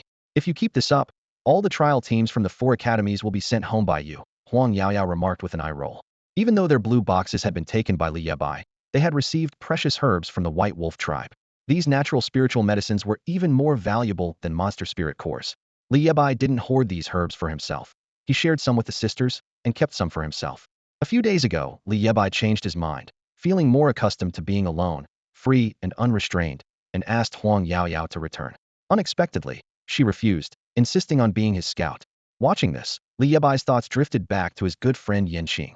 Before the trial began, Yanqing also said he wanted to be his scout, refusing to leave despite all persuasion and even threatening to drop out of school. I gave you both the spiritual medicine, Li Bai said, feeling the change in his energy and asking the sisters, it's been 3 days. Why haven't you teleported back yet? Huang Yuanyuan nudged Huang Yaoyao and muttered, I want to go home, but someone can't bear to leave you. Hearing this, Huang Yaoyao blushed and stammered. You silly girl, what nonsense are you talking about? I just want to experience the trial. Is that so bad? Her voice trailed off, clearly feeling guilty. This is the real frontier, Li Bai said with a serious expression. I can't guarantee your safety here, so I hope you go back soon. With these herbs, taking your blue boxes wasn't for nothing. Over the past few days, Li Bai had become less distant with the sisters. Having lost his parents at a young age, his adoptive father, who raised him, disappeared a few years ago, leaving him alone. In Li Bai's memory, he had almost no friends. As a former prodigy, his aloof nature made him hard to approach, and his only true friend was the goofy Yanqing, who was even willing to drop out for him. The precious spiritual medicine Li Bai had was specifically kept for Yanqing. Lost in thought, Li Bai found himself missing Yanqing and murmured, I wonder what that fool is doing now. Just then, Huang Yaoyao's voice interrupted his thoughts. Li Bai, if you want spirit cores so badly, why not hunt the monsters yourself? Huang Yuanyuan agreed. Yeah, you know, there's a rumor going around the teams about a tiger demon killing for treasure. They've even given you a nickname, the Blue Box Killer. Li Bai chuckled. You don't understand. Compared to hunting monsters, isn't it easier to just take someone else's blue box? As the saying goes, while neighbors stockpile food, I stockpile guns. The neighbors are my warehouse. After 3 days of scouring the area, Li Bai had sent all the teams back to the square, and his level had reached ability level 20. Hearing this, the 2 sisters couldn't help but let out a chuckle. You're such a trickster, full of twisted logic. Huang Yuanyuan teased. I never claimed to be a good person, Li Bai replied with a wave of his hand, leaving the sisters speechless, thinking to themselves, truly, shamelessness is invincible. Suddenly, Huang Yaoyao stood up abruptly, as if she had discovered something, and nervously pointed down the slope. Li Bai, something's happening. There's someone down there. The young man immediately became alert. At that moment, a boy covered in blood was slowly and laboriously crawling at the bottom of the slope, seemingly having exhausted all his strength, finally collapsing onto the ground, motionless. Huang Yaoyao's eyes narrowed sharply as she sensed the person. I think I recognize him. He's a student from Xinghai Academy. Hearing the words Xinghai Academy, Li Bai felt a slight stir in his heart, as if recalling something. He quickly jumped down the slope, rushed to the boy's side, and upon seeing an unfamiliar face, he breathed a sigh of relief. The boy before them had shocking wounds all over his body, mostly external, as if slashed by a beast's claws, numbering over a dozen. His clothes were stained with blood, and many wounds had become gruesome due to lack of timely treatment, making it hard to look at. Was he attacked by a beast? Huang Yuanyuan, seeing the boy's miserable state, felt a tightness in her chest and quickly used her innate ability to heal him. Although her talent wasn't as powerful as Mo Linglong's, over time, the boy's injuries gradually stabilized, and his complexion regained some color. Thank you, he said weakly. Why are you alone? Where are your teammates? Huang Yaoyao asked. As soon as he began to speak, his throat seemed to choke up, and he started to sob quietly. Let's stabilize his injuries first and move to another place, Li Bai suggested, lifting the boy onto a flat rock. As he touched the boy, Li Bai felt some ice shards on him. He even has frostbite on his back? What kind of beast can cause frostbite? While Li Bai was puzzled, the boy finally spoke. Thank you. I am Wang Qi from Xinghai Academy, a guardian. His voice was still weak, but he looked much better than before. My sister and I have seen you before. I remember your awakened talent is the Gale Shield, with strong defense capabilities, Huang Yuan responded, handing him a bottle of water. These are supplies Li Yebai scavenged from other teams. Were you attacked by a beast? Why didn't you use the alarm to teleport back? Li Yebai asked. I didn't encounter a beast. I'm here to seek help, Wang Qi said urgently, his eyes filled with desperation and pleading. I hope you can help me save someone. Li Bai, curious, continued to ask. What kind of help? Who needs saving? He wanted to know what had happened to the boy to leave him in such a state. A few days ago, in a sinkhole directly south of here, our team scout discovered a beast nest. It was an ant-beast colony of level 4 awakened ants. Wang Qi recounted slowly, his voice weak, as if each word took a great effort. Although these ant beasts weren't high-level, their nests were enormous and interconnected. We discovered numerous nests, totaling dozens. Each nest housed hundreds or thousands of ant beasts, meaning there were at least tens of thousands of them. These were all low-level, level 4 awakened beasts in a dormant state. While their spirit core levels were low, their sheer number was enough for any team to easily secure first place in a trial, providing unimaginable spirit resources. Wang Qi's face showed excitement as he shared the news with us. We could hardly believe our ears, feeling as if we had stumbled upon a treasure. However, just as we were about to harvest these nests, an unexpected turn occurred. Our discovery of the ant nests was leaked to Zhang Chen's group. In less than a day, Zhang Chun and Lu Lin's team surrounded us at the nest entrance. Adding insult to injury, Zhang Chun spread the news to all other teams. Within a day, nearly all teams from the 4 academies had gathered at the nest entrance, each eager to claim a share. Wang Qi swallowed and continued, saying they surrounded the nests, trapping us inside. Zhang Chun and his team even gave us a beating. We wanted to fight back, but Lu Lin was too strong, freezing us with a single move. We were at Zhang Chen's mercy, unable to activate our alarms to teleport out, standing there as his punching bags. Wang Qi's voice choked up as he spoke. I don't understand why Zhang Chen seemed to hold a grudge against us, completely disregarding the fact that we are all students from the same academy. He left us severely injured. I am a guardian, able to withstand it, but my teammates couldn't. They were all knocked unconscious by Zhang Chen, and I could only watch helplessly. Wang Qi grew increasingly agitated. With so many teams present, did they just stand by and watch? Was there no one to stop him? Huang Yuan shouted, outraged at Zhang Chen's shamelessness. But that was Zhang Chun of the Zhang family. In Jinhai City, who would dare provoke him without a background? Especially with Lu Lin, who seemed like a monster. Zhang Chun even instructed everyone to block the drones so they couldn't capture anything, promising each team a share of the spirit cores once he was done venting his anger. The pain from Wang Qi's wounds was excruciating, all inflicted by Zhang Chun. My teammates, they all fell there, and I barely escaped with my life. But none of that matters. I fought my way out to beg you to save someone. After Zhang Chen found us, he could have been the first to escape because he's incredibly fast, but he stayed in front of the largest ant nest. We urged him to leave, but he refused. Zhang Chun knocked us down one by one. Yet he still stood up, blocking Zhang Chun and his team from entering the largest nest. Zhang Chun was furious, attacking him wildly, but he kept standing, determined not to let Zhang Chun in. In the end, Lu Lin froze him, but he still managed to get up, pulling Zhang Chun to stop him. Zhang Chun lost his mind, venting his fury on him, while the teams from the 4 academies watched indifferently, none stepping in to help. My teammate, he's close to death. I'm begging you. Can you save my teammate, or find a way for the drones to capture this so the teachers can see? Otherwise, he will truly die. Wang Qi, now sitting up, clutched Li Yebai's arm, tears streaming down his face. What's your teammate's name? He's a scout named Yan Qing. When Li Yebai heard the name, Yan Qing, it was as if he had been struck by lightning. His terrifying blood-red eyes fixed on Wang Qi. Did you say his name is Yan Qing? The Yan Qing from Xinghai Academy? The one with the talent for speed? Yes, that's him. Wang Qi's reply was like a thunderclap, causing Li Yebai's pupils to contract violently.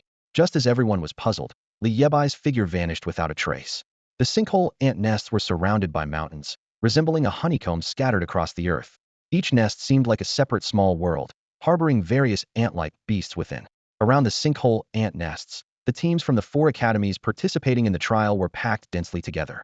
Despite the crowd, no one dared to step forward. They formed a human barrier, and from a distance, no movement could be seen. In the center of the crowd, at a conspicuous ant nest entrance, Lu Lin stood with a sullen expression, his eyes revealing a complex array of emotions. His mind replayed the scene of Li Yebai knocking him down, every detail vivid. To him, the people around were nothing but insignificant ants. Hey, have you had enough?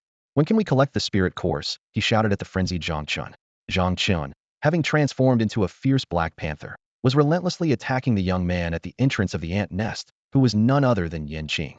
At this moment, Yin Qing was like a human punching bag, being ruthlessly pummeled by Zhang Chun, unable to fight back. You worthless piece of trash. What did you say to me last time? Told me to shut up, right? Zhang Chen's claws left deep scars on Yin Qing's body once again. Yin Qing's chest was covered in wounds, his entire body drenched in blood, resembling a blood-soaked figure. You like helping Li Bai, don't you? You like stepping into the spotlight, don't you? Do you know who I am? Zhang Chen cursed, leaving horrifying bloodstains on Yin Qing with his sharp claws. Finally caught you today, didn't I? Speak up. Weren't you so powerful last time? Why are you mute now? Zhang Chun vented his anger wildly, but Yin Qing remained unresponsive each time, having been frozen into an ice sculpture by Lu Lin's icy spell. Zhang Chun would scrape off the ice from Yin Qing's body with his claws, reviving him to consciousness, only to vent his fury again. This cycle of torment left Yin Qing in unbearable pain, but each time he regained consciousness, he stubbornly tried to get up again, grabbing Zhang Chen's leg. This infuriated Zhang Chun even more, as he poured all his resentment towards Li Bai onto Yin Qing. With a heavy kick, Yin Qing finally collapsed to the ground again, leaving a trail of blood. Yin Qing coughed up blood, his mind only focused on getting back up. Zhang Chun, what do you think you are? Yin Qing, despise you. Though disoriented, his mind was set on standing again. This is the ant nest I found. Did I say you could go in? Yin Qing's breathing was extremely weak, his voice so hoarse it was barely audible. Amid the surrounding commotion, Lu Lin suddenly acted, using his frost technique. Yin Qing was instantly frozen, unable to move, his body stiff like a wooden puppet. Zhang Chun, burning with anger, stomped harshly on Yin Qing's face, causing his front teeth to break with a snap, blood immediately gushing out as he involuntarily spat out another mouthful. Why take such trash seriously? Lu Lin urged, having no interest in torturing an already severely injured awakened one, wanting to end this farce quickly. You see, this sticks like a leech, I can't shake him off. Zhang Chun panted, delivering another heavy stomp, his eyes full of disdain. Just cripple his hands, Lu Lin suggested, then swiftly launched an ice spike that pierced through Yin Qing's hand. Even in his unconscious state, Yin Qing let out a painful wail as the intense pain spread through his body. Lu Lin impatiently said, "Stop dawdling. Hurry and gather the spirit cores." With that, he led the way into the ant nest. He didn't care about the harm done to Yin Qing, knowing that with his father around, he didn't have to worry about the consequences. Zhang Chun was even more unconcerned. As the heir of the Zhang family in Jinhai City, he was doted on by his patriarch grandfather. Even regulators were wary of him. In Zhang Chen's eyes, this was just a simple brawl, and no one would hold him accountable, not even daring to. Moreover, he had already instructed those around to block the drones, ensuring no one would know what happened here. Don't worry, everyone, there's a share of spirit cores for all. Follow me later, and I guarantee you'll all get your share. Zhang Chun told the surrounding team. Then he looked at the fallen Yin Qing, grabbed his neck, and coldly warned, I'll warn you again, don't mess with me. Crawl back on your own. Tell Li Yebai that when we return to Jinhai City, he should be ready to face his end. Today, I'll spare you your miserable life. With that, Zhang Chun prepared to lead Wei Xiang and others into the ant nest. However, upon hearing Li Yebai's name, the unconscious Yin Qing surprisingly managed to get back up. You just don't get it, do you? Zhang Chun fumed, delivering a fierce kick to Yin Qing's leg, the crisp sound of cracking bones echoing, chilling to the core. Save your strength, Chun, I'll break his other leg for you. Wei Xiang, a subordinate, offered, following up with a kick that broke Yin Qing's other leg with a piercing snap. I told you to crawl away, and you didn't. Now you won't be leaving at all. Zhang Chun raged, grabbing Yin Qing's distress beacon and smashing it to pieces. With the beacon destroyed, Yin Qing had no way to teleport back to Jinhai City, leaving him stranded. Kick him away, I don't want him disgusting me any longer, Zhang Chun ordered, prompting Wei Xiang to grab Yin Qing and toss him out of the ant nest entrance as if he were trash. The crowd watched the scene with indifference, none daring to speak up. The influence of Zhang Chun and the Zhang family made them hesitant, and Lu Lin's intimidation silenced them further. All they could do was pretend not to see, as if the violence unfolding before them was unrelated to them. Let's go. Harvest the ant nest, Zhang Chun commanded, snapping everyone out of their trance. They rushed towards the ant nest, driven by a greedy desire for the spirit cores, completely forgetting the brutality they'd just witnessed. Once the crowd dispersed, only Yin Qing remained outside the cave entrance, covered in injuries. He mumbled softly, his voice almost lost in the wind. No one cared about his existence, let alone offered help. In this ruthless world of survival of the fittest, without true strength, everything slipped away like sand through fingers. Yanqing was filled with self-loathing for his weakness and helplessness. He muttered, "By Gu, I've always been a man." Blood and tears blurred his vision. Overwhelmed by fatigue, he gradually lost consciousness. When Yanqing opened his eyes again, he found himself at the entrance of another ant nest, alongside two teammates who were also severely injured and unconscious. He struggled to focus his gaze and saw two beautiful faces. A blonde girl dressing his wounds, and a black-haired beauty whose hands glowed green, healing his injuries. Is this heaven? Are you angels here to take me? Yanqing tried to speak, but found his teeth were broken. Each word was forced out with unbearable pain. Don't talk, you're too badly hurt, Huang Yuanyuan said, her forehead glistening with sweat. She had never seen such severe injuries before. Despite her best efforts, she could only manage to stabilize some of his external wounds. Both knees shattered, hands fractured, ribs broken, and all these cuts. Zhang Chun and his gang, they're beasts. Huang Yuanyuan couldn't hold back her tears as she looked at Yanqing's battered body. I'm not dead. Who are you? Yanqing asked with difficulty. We're friends of Li Bai, Huang Yaya replied. Bai Gu. Where's Bai Gu? Yanqing's voice was urgent, but he soon fainted again from the pain. Huang Yaoyao gazed into the distance, whispering. He said, he's going to kill someone. The night was deep, and the moonlight was dim. However, bursts of laughter and chatter echoed from the ant pit, making it particularly lively. Student teams from the 4 major academies, totaling over 100 people, were frantically looting these ant pits. They used the interconnected tunnels to explore other pits. In each pit, the sleeping ant beasts were like lambs to the slaughter. The largest pit was exclusively occupied by Lu Lin, Zhang Chun, and their group, claiming it as their territory. Brother Chun, we've really hit the jackpot this time. These spirit cores are enough to give each of us dozens. In the largest pit, Wei Xiang's blue box was already filled with beast spirit cores. Lu Lin's team, being the first to enter, had their boxes filled to the brim, unable to hold any more. Once this trial is over, I'm going to train even harder to redeem myself. Lu Lin silently vowed as he looked at the mountain of spirit cores before him. Lu Lin, it's already midnight. Why don't we stay around here for a couple of days until the trial ends? Zhang Chun suggested as he approached Lu Lin. Despite his dislike for Lu Lin, he had to admit that it was because of him they could easily sweep through the largest pit. Whatever you say, I'm fine with it. Lu Lin wasn't in the mood for small talk with Zhang Chun. His mind was consumed with thoughts of improving his skills. Don't worry, once the trial is over and I'm back in Jinhai City, I'll make sure Li Bai pays. Zhang Chun said through gritted teeth, full of determination. Wei Xiang, gather everyone. It's time to go. Zhang Chun urged Wei Xiang, signaling for everyone to assemble. At this moment, other teams from different pits were also making their way back through the tunnels, preparing to leave together. Thank you, Zhang Chun. If it weren't for your generosity, we wouldn't have gotten so many spirit cores. A male student exclaimed excitedly from the crowd. Yeah, Zhang Chun is truly the young master of the Zhang family. Not only handsome, but also kind-hearted. A female student chimed in, her tone filled with excitement, clearly pleased with her gains. This trial with the demon race was different from before. Students could keep the spirit cores they obtained instead of handing them over to the academy. The elite teams from the 4 academies, more than 100 people, each had dozens of spirit cores in hand, and such abundant rewards couldn't help but exhilarate them. It was nothing, just lending a hand. We're all classmates, after all. Zhang Chun relished the praise, but his gaze involuntarily drifted to Mo Linglong in the corner. Mo Linglong stood quietly in the corner the whole time, saying nothing, as if isolated from the world. Linglong, are you still mad at us? Zhang Chun couldn't help but feel a wave of disappointment. Wei Qianqian hurried over to Mo Linglong, gently taking her hand. Despite feeling a bit awkward, she mustered the courage to explain. We really didn't mean to leave you behind. Everything was so chaotic, we didn't have time to think. She assumed Mo Linglong's silence was due to anger, but to her surprise, Mo Linglong softly replied. I'm not angry, just scared. Scared? Wei Qianqian asked, puzzled. Are you worried about those ant beasts? Don't worry, Zhang Chun, Lu Lin, and the elite students from the 4 academies are with us. We're safe. Mo Linglong shook her head, a deep fear flickering in her eyes. No, what I'm afraid of isn't here. She didn't elaborate, but an ominous feeling grew stronger in her heart. At that moment, Zhang Chun noticed everyone had gathered. Naturally stepping to the front, he assumed the role of leader. All right, let's leave this place and find somewhere to rest. Once the trial is over, dinner's on me. His words were met with cheers, easing the tense atmosphere significantly. Led by Zhang Chun and Lu Lin, the group began moving toward the dim cave entrance. However, just as they were about to reach the entrance, a slender figure suddenly appeared in the center, blocking their path. In the dim light, everyone strained to make out the person's features, but could only discern a vague silhouette. What is that? A person? Someone whispered. Could it be a ghost? Another voice cried out in panic. This comment brought everyone to a halt, too afraid to move.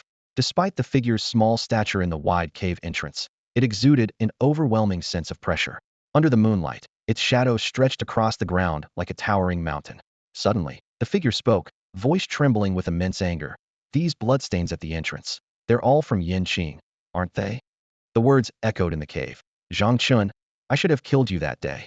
As the figure slowly approached, the group finally saw his facade was Li Bai. His blood-red eyes were fixed on them, filled with intense hatred and murderous intent. Sorry, everyone, but none of you will be leaving tonight. Li Bai's voice, though soft, hit them like a sledgehammer. Zhang Chen stepped forward, shielding the group. Li Bai, what do you mean? There are over 100 of us here, all at least level 7 in energy awareness. We could drown you in our spit. Elsewhere, Zhang Chen might have felt intimidated. But here, surrounded by over 100 elite team members from the 4 academies, he felt a surge of confidence. He believed that no matter how strong Li Bai was, he couldn't possibly take on so many people at once. Lu Lin quietly analyzed. His abilities must have a time limit. With over 100 of us taking turns, we're bound to find a weakness.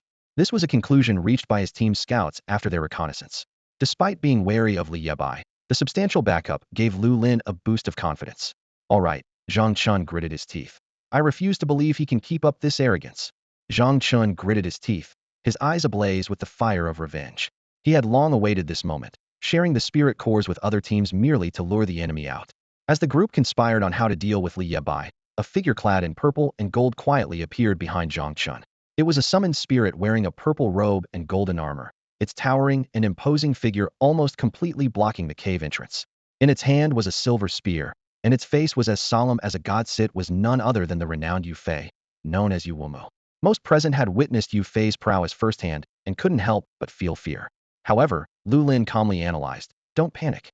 We have the numbers and plenty of spellcasters. We can slowly wear him down. Although his summoned spirit is powerful, he himself is only at level 15. As long as we delay him, his spirit power will eventually run out. These words slightly calmed the crowd's anxiety. But just then, an earth-shaking wolf howl echoed through the giant sinkhole. A massive white wolf, as large as a hill, had appeared at the cave entrance without anyone noticing. It was the White Wolf King that Li Bai had once helped. The White Wolf King's aura suddenly spread, its overwhelming presence even more daunting than Yue Fei's, causing everyone's hearts to tighten. Someone exclaimed, this is a level 40 awakened beast leader. The statement hit like a bolt of lightning, throwing the barely composed crowd into chaos. Despite Lu Lin's attempts to rally them, the disparity in strength was too vast, and the group had lost the will to fight. As they contemplated fleeing, countless pairs of red eyes emerged from the surrounding shadows. So many white wolves. All at level 30, someone shouted in terror. As the White Wolf King's aura expanded, the red eyes revealed their true forms. Hundreds of white wolves, each exuding an aura around level 30, surrounded the group completely. A primal aura enveloped the scene, paralyzing everyone with fear, making even breathing a cautious act. In this invisible pressure, it felt as though they were bound and unable to move. At that moment, Li Bai spoke slowly, a spear appearing in his hand out of thin air. I told you. Tonight, none of you will get out. His voice was not loud, but it carried the weight of a verdict, shattering the last shred of hope among them. As soon as the words left his mouth, Li Bai's figure vanished like a flash of lightning. In an instant, Zhang Chen's vision blurred, and a silver spear, gleaming with a cold light, shot towards him like a bolt of lightning. Sensing the imminent danger, he swiftly transformed into a panther. However, the spear was too fast. Just as he completed the transformation, the spearhead fiercely pierced the base of his thigh. With a thunderous crash, the massive impact pinned Zhang Chun against the stone wall behind him. Overwhelmed by excruciating pain, he let out a heart-wrenching scream. Wei Xiang, help me. Cold sweat poured down as he writhed in agony. Li Bai's icy voice echoed in his ears. Help you? Do you really think anyone can save you now? Zhang Chen glanced around, seeing everyone surrounded by a pack of wolves, too terrified to move. Even the proud Lu Lin was trapped, encircled by ferocious white wolves. Zhang Chun attempted to threaten with the Zhang family's name, but before he could finish, Li Bai abruptly yanked out the spear. The intense pain left Zhang Chun pale as a sheet. Without hesitation, Li Bai drove the spear into his other thigh, pushing his suffering to its peak. It's always the same 2 lines. I'm sick of hearing them. I don't care if you're from the Zhang family or the Li family. Li Bai said coldly, his fists pounding Zhang Chen's face like a pile driver, each blow delivered with full force. I thought about killing you with 1 stab, but I changed my mind. Killing you so quickly would be too easy. Remembering Yin Qing's tragic state, Li Yebai's fist struck even harder. Half of Zhang Chen's face was reduced to a bloody mess under the relentless assault, like a mass of pulp. Yet, Li Yebai's fists didn't stop, driven by an uncontrollable fury. In the crowd, a boy who was so scared he wet his pants trembled as he spoke. Li Bai, this is between you and Zhang Chen. It has nothing to do with us. Can you let us go? He hesitated to press the emergency transmitter, contemplating the valuable spirit core in his hand. Everyone present shared this sentiment. The spirit core was too precious to give up easily. Yeah, Li Bai, could you let us go? Another voice chimed in, as soft as a mosquito, fearing to anger Li Bai. Oh, Li Bai's attention was drawn to these voices. Hearing this, Li Bai stopped what he was doing.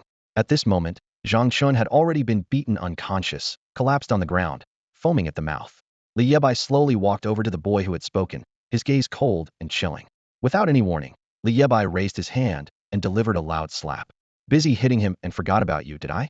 With every sentence, he delivered another slap, the crisp sound echoing in the cave. Didn't you hear what I said earlier? The boy was stunned by the sudden violence, seeing stars and feeling dizzy, nearly collapsing. His cheeks swelled rapidly, blood seeping from the corner of his mouth, making him look miserable. At this moment, he deeply regretted his loose tongue. Li Bai turned to another boy who had chimed in and coldly asked, "Do you have any opinions?" The boy shook with fear, stammering, "No opinions." "If you have no opinions, why are you speaking?" Li Bai shouted angrily, delivering another heavy slap. He grabbed the boy by the collar, staring him down with bloodshot eyes. "Don't want a beating? Then tell me who Lu Lin is." Hearing this, a trace of hesitation flashed across the boy's face, and his eyes involuntarily glanced towards someone in the corner. "Is it him?" Li Bai pressed. No, Lu Lin isn't here." The boy suddenly thought of something, shaking his head frantically like a rattle drum. Clearly, he feared Lu Lin's future retaliation more than the current pain. Li Bai's lips curled into a cold smile, and he pushed the boy to the ground, dragging him toward a white wolf. "You think you can outsmart me, huh?" he said, grabbing the boy's hair and pushing his head toward the wolf's gaping maw. The boy broke down instantly, screaming in terror, eyes filled with despair. I was wrong. It's him. He's Lu Lin," he cried, fearing Li Bai would really feed his head to the wolf. "I forfeit. I want to go home. I want to teleport back." The boy was utterly terrified, fumbling for the alarm device. However, just as he grabbed it, Li Bai kicked his wrist, breaking it. The boy let out a piercing scream, nearly fainting from the pain. "You reminded me. Everyone, hand over your alarm devices." Li Bai sneered and let out several howls resembling wolves. The white wolves seemed to understand the command, immediately closing in on the group with bared fangs, ready to tear them apart. In this critical moment, everyone glared at the boy who had spoken up. "Buddy, weren't you just asking for trouble? If looks could kill, that boy would have died hundreds of times." Under the threat of the white wolves, everyone reluctantly removed their alarm devices, which the wolves then carried in their mouths. However, among them, there was one person who remained standing tall, eyes cold, refusing to remove his device. Li Bai slowly walked up to him, a mocking tone in his voice. "Are you Lu Lin?" Lu Lin coldly responded. "Li Bai, you're colluding with demons and harming classmates. You're a traitor to the human race." Despite being surrounded by wolves, as a prodigy who reached level 10 right after awakening, Lu Lin maintained a proud posture but dared not act recklessly. "Last time, I was careless and lost to you. When I return to Jinhai, I will surpass you." Lu Lin glared fiercely at Li Bai. Li Bai looked puzzled. "Last time? What last time? Have I seen you before?" Upon hearing this, Lu Lin was devastated. "You don't recognize me?" His self-esteem shattered, realizing he was just an insignificant character in the other's eyes, not worth remembering. Blah blah blah, so much nonsense. Li Bai impatiently interrupted Lu Lin's self-pity, picking up his Li Chuan's spear and tossing it over. "Just sit tight and wait for your end." As Li Bai spoke, he swung a long spear with a fierce gust of wind.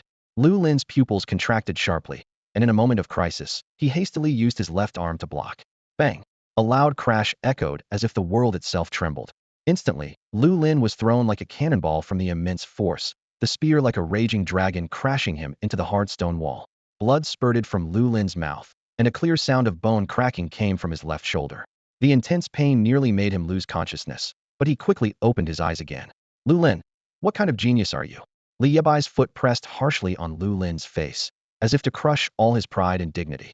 "Bullying the weak, relying on power, was that your skill?"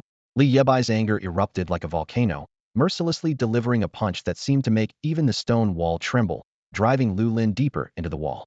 He could never forget the horrific state of Yin Qing, those shocking scars, and the heart-wrenching bloodstains etched deeply into his mind. Seeing Zhang Chun and Lu Lin in such a pitiful state, a deep fear rose in everyone's hearts. Li Bai, when did you reach level 20?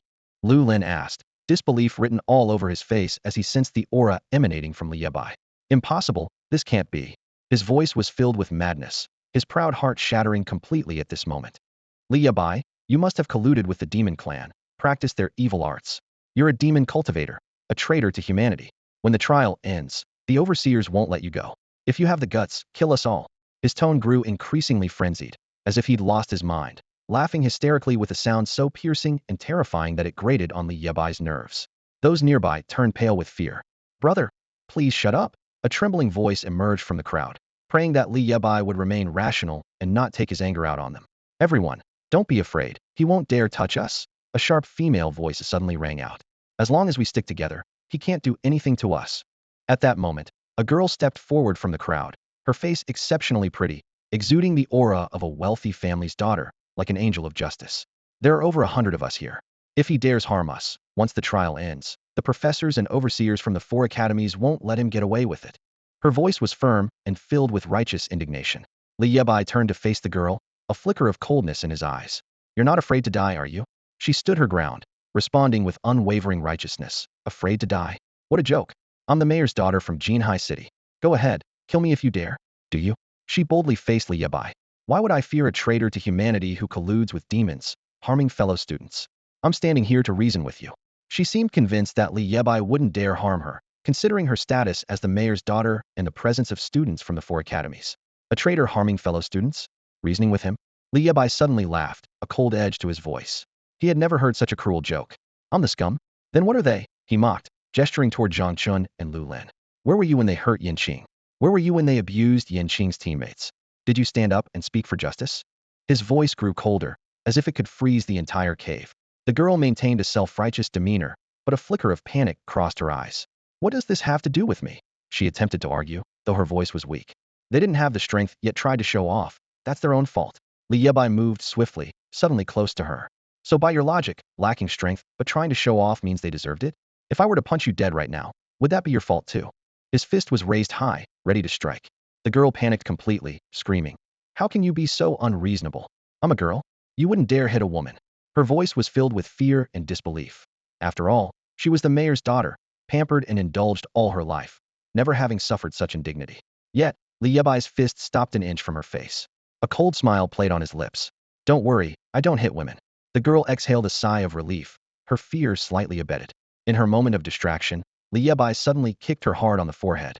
The force was so strong that she spat blood, her body tracing an arc in the air before crashing into a corner, her fate unknown. I lied. I am scum, Li Yebai said as he approached her, his eyes icy, and slapped her face hard. Her delicate skin instantly turned red, fine blood vessels surfacing. You think you're some kind of justice warrior? He taunted. You're nothing but a selfish lowlife. Do you think saying a few righteous words changes anything? Li Yebai scanned the group before him, their hands full of spirit cores, their greed palpable in the air. To him, none of them were innocent. He turned his gaze back to the recovering Zhang Chun. You think this is over? He changed the subject abruptly, presenting the crowd with an unexpected demand. I'll give you all a chance to lend a hand. All the sorcerers, step forward and heal them. He pointed at the severely injured Zhang Chun and Lu Lin, his eyes passing over everyone present. After the earlier incident, no one dared to oppose Li Yebai or voice any objections. So, all the sorcerers in the team stepped forward. Though confused, they obeyed Li Yebai's command and began using their talents to heal the critically injured Zhang Chun and Lu Lin. However, just as the sorcerers stabilized their injuries, Li Yebai abruptly interrupted them. That's enough. I've rested enough. Let's do it again. With that, he pulled the newly stabilized pair over and unleashed another barrage of punches, each one delivered with full force. Zhang Chen's face was contorted with pain, his cries echoing. Li Yebai, please, spare me. I'll give you anything you want. I was wrong. Just spare me. I'll give you everything. I don't even want my spirit core anymore. Unable to endure the inhuman torment, he pleaded in agony. Heal them again. Li Yebai seemed deaf to Zhang Chen's pleas, simply uttering those 2 words. The crowd was stunned. They had assumed Li Yebai was afraid of retaliation from Zhang and Lu Lin's families, hence the healing, but now realized he intended to beat them again. He was a demon. Zhang Chun broke down completely, crawling to Li Yebai's feet, begging, Brother Bai, I'm begging you. I was wrong. Please spare me. I'll give you everything. Meanwhile, Lu Lin continued to scream defiantly. If you have the guts, kill us.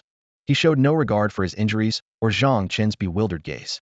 You said it, Li Yebai responded coldly. I've never heard such a strange request in my life. With that, he knocked the two of them unconscious once more. Heal them, Li Bai commanded. Throughout the long night, under the cover of Yue Fei's broad figure, the cave echoed with Zhang Qin's agonized cries. In the square, the large screen was particularly eye-catching at that moment. The teachers looked puzzled, staring intently at the screen in front of them, but to their confusion, there wasn't a single student in sight. Where on earth had the little rascals gone? The drone operator was also baffled. He had the drone fly around the surrounding areas, yet not a single person was captured. The long night seemed to stretch on, with every passing minute feeling like an eternity as everyone anxiously waited. Just as the teachers began to feel anxious and at a loss, a wisp of black smoke suddenly appeared on the screen. The smoke twisted and spiraled in the air like a ghost, seemingly forming some kind of distress signal. Isn't that the summoning spirit of Ding Zhun from Longxiang Academy? A teacher suddenly exclaimed. Indeed, it was his spirit, the smoke ghost. Another teacher recognized it as well. Realizing the drones were circling it, the smoke ghost quickly turned and led the drones southward. Under the guidance of the smoke ghost, the drones navigated through the sinkhole and the dark tunnels of the caves, eventually reaching an opening. The scene before them was shocking. Countless wolves surrounded their students, their snarling faces and sharp fangs appearing especially terrifying in the night. In one corner of the wolf pack, a girl lay on the ground, her face covered in blood, her condition unknown, evoking deep distress. Isn't that the mayor's daughter? Someone exclaimed. How had the mayor's daughter ended up like this? Who was responsible?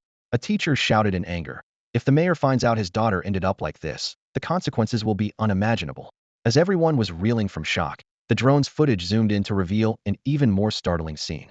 Zhang Chun and Lu Lin, covered in blood and wounds, their clothes tattered, were barely recognizable. They were being brutally pinned to the ground by a man who was beating them with the ferocity of a wild beast. Each blow was delivered with deadly force. Though his back was turned to the drone, he seemed to suddenly notice its presence and spun around. At that moment, everyone clearly saw his facade was Li Bai. Li Bai? What's going on? What is he doing? The teachers exclaimed, their voices filled with shock and anger. They couldn't believe that such a horrific scene was unfolding in this hidden cave. Their students, their children, were suffering such terrifying torment and harm. Li Bai, what are you doing? The drone operator shouted, but was quickly interrupted by another voice, more authoritative and filled with rage. You scoundrel! How dare you touch my grandson?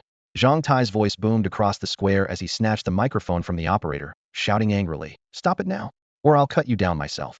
Despite his age, Zhang Tai's voice carried with it an undeniable authority. Seeing the situation escalate, Fan Tian hurried over to intervene, as he was the only one present who could persuade Zhang Tai. Mr. Zhang, please don't worry.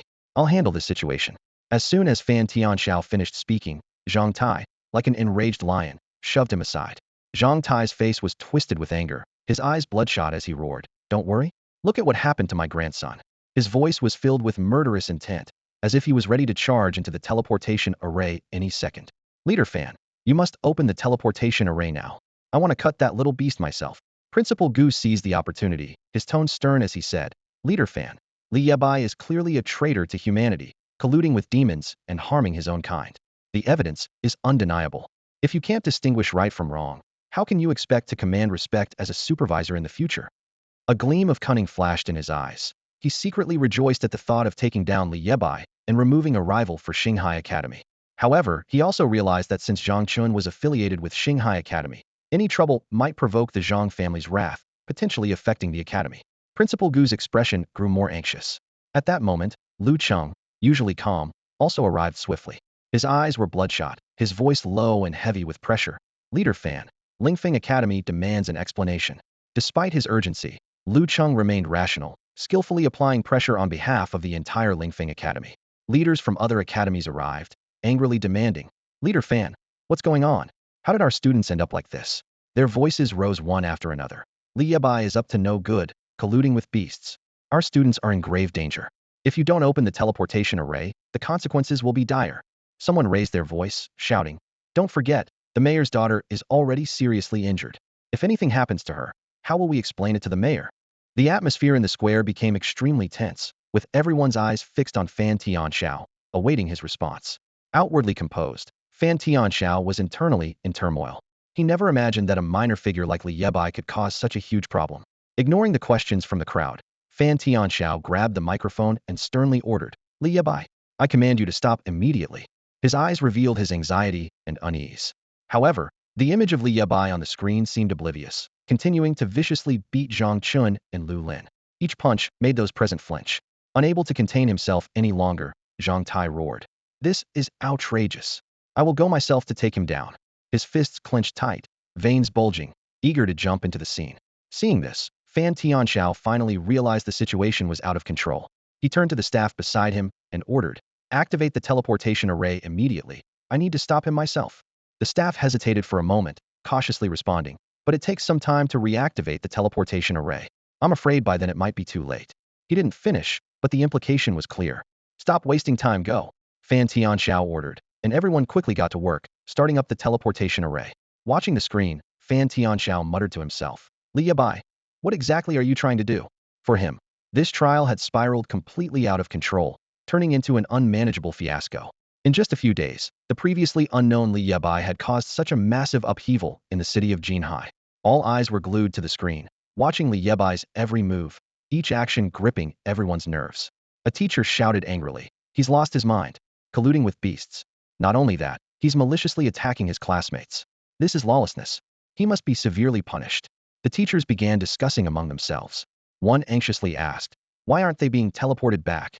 Do these kids not care about their lives?" Another teacher explained helplessly, "Didn't you see? Those white wolves have the emergency beacons in their mouths." His voice was filled with sorrow and helplessness. "Despicable. Shameless," someone cursed. "How could a traitor to humanity like this emerge from our Jinhai city?" Throughout the square, anger and grief spread like a tide. No one could believe that a student would commit such a vile act of betrayal against humanity and collusion with beasts.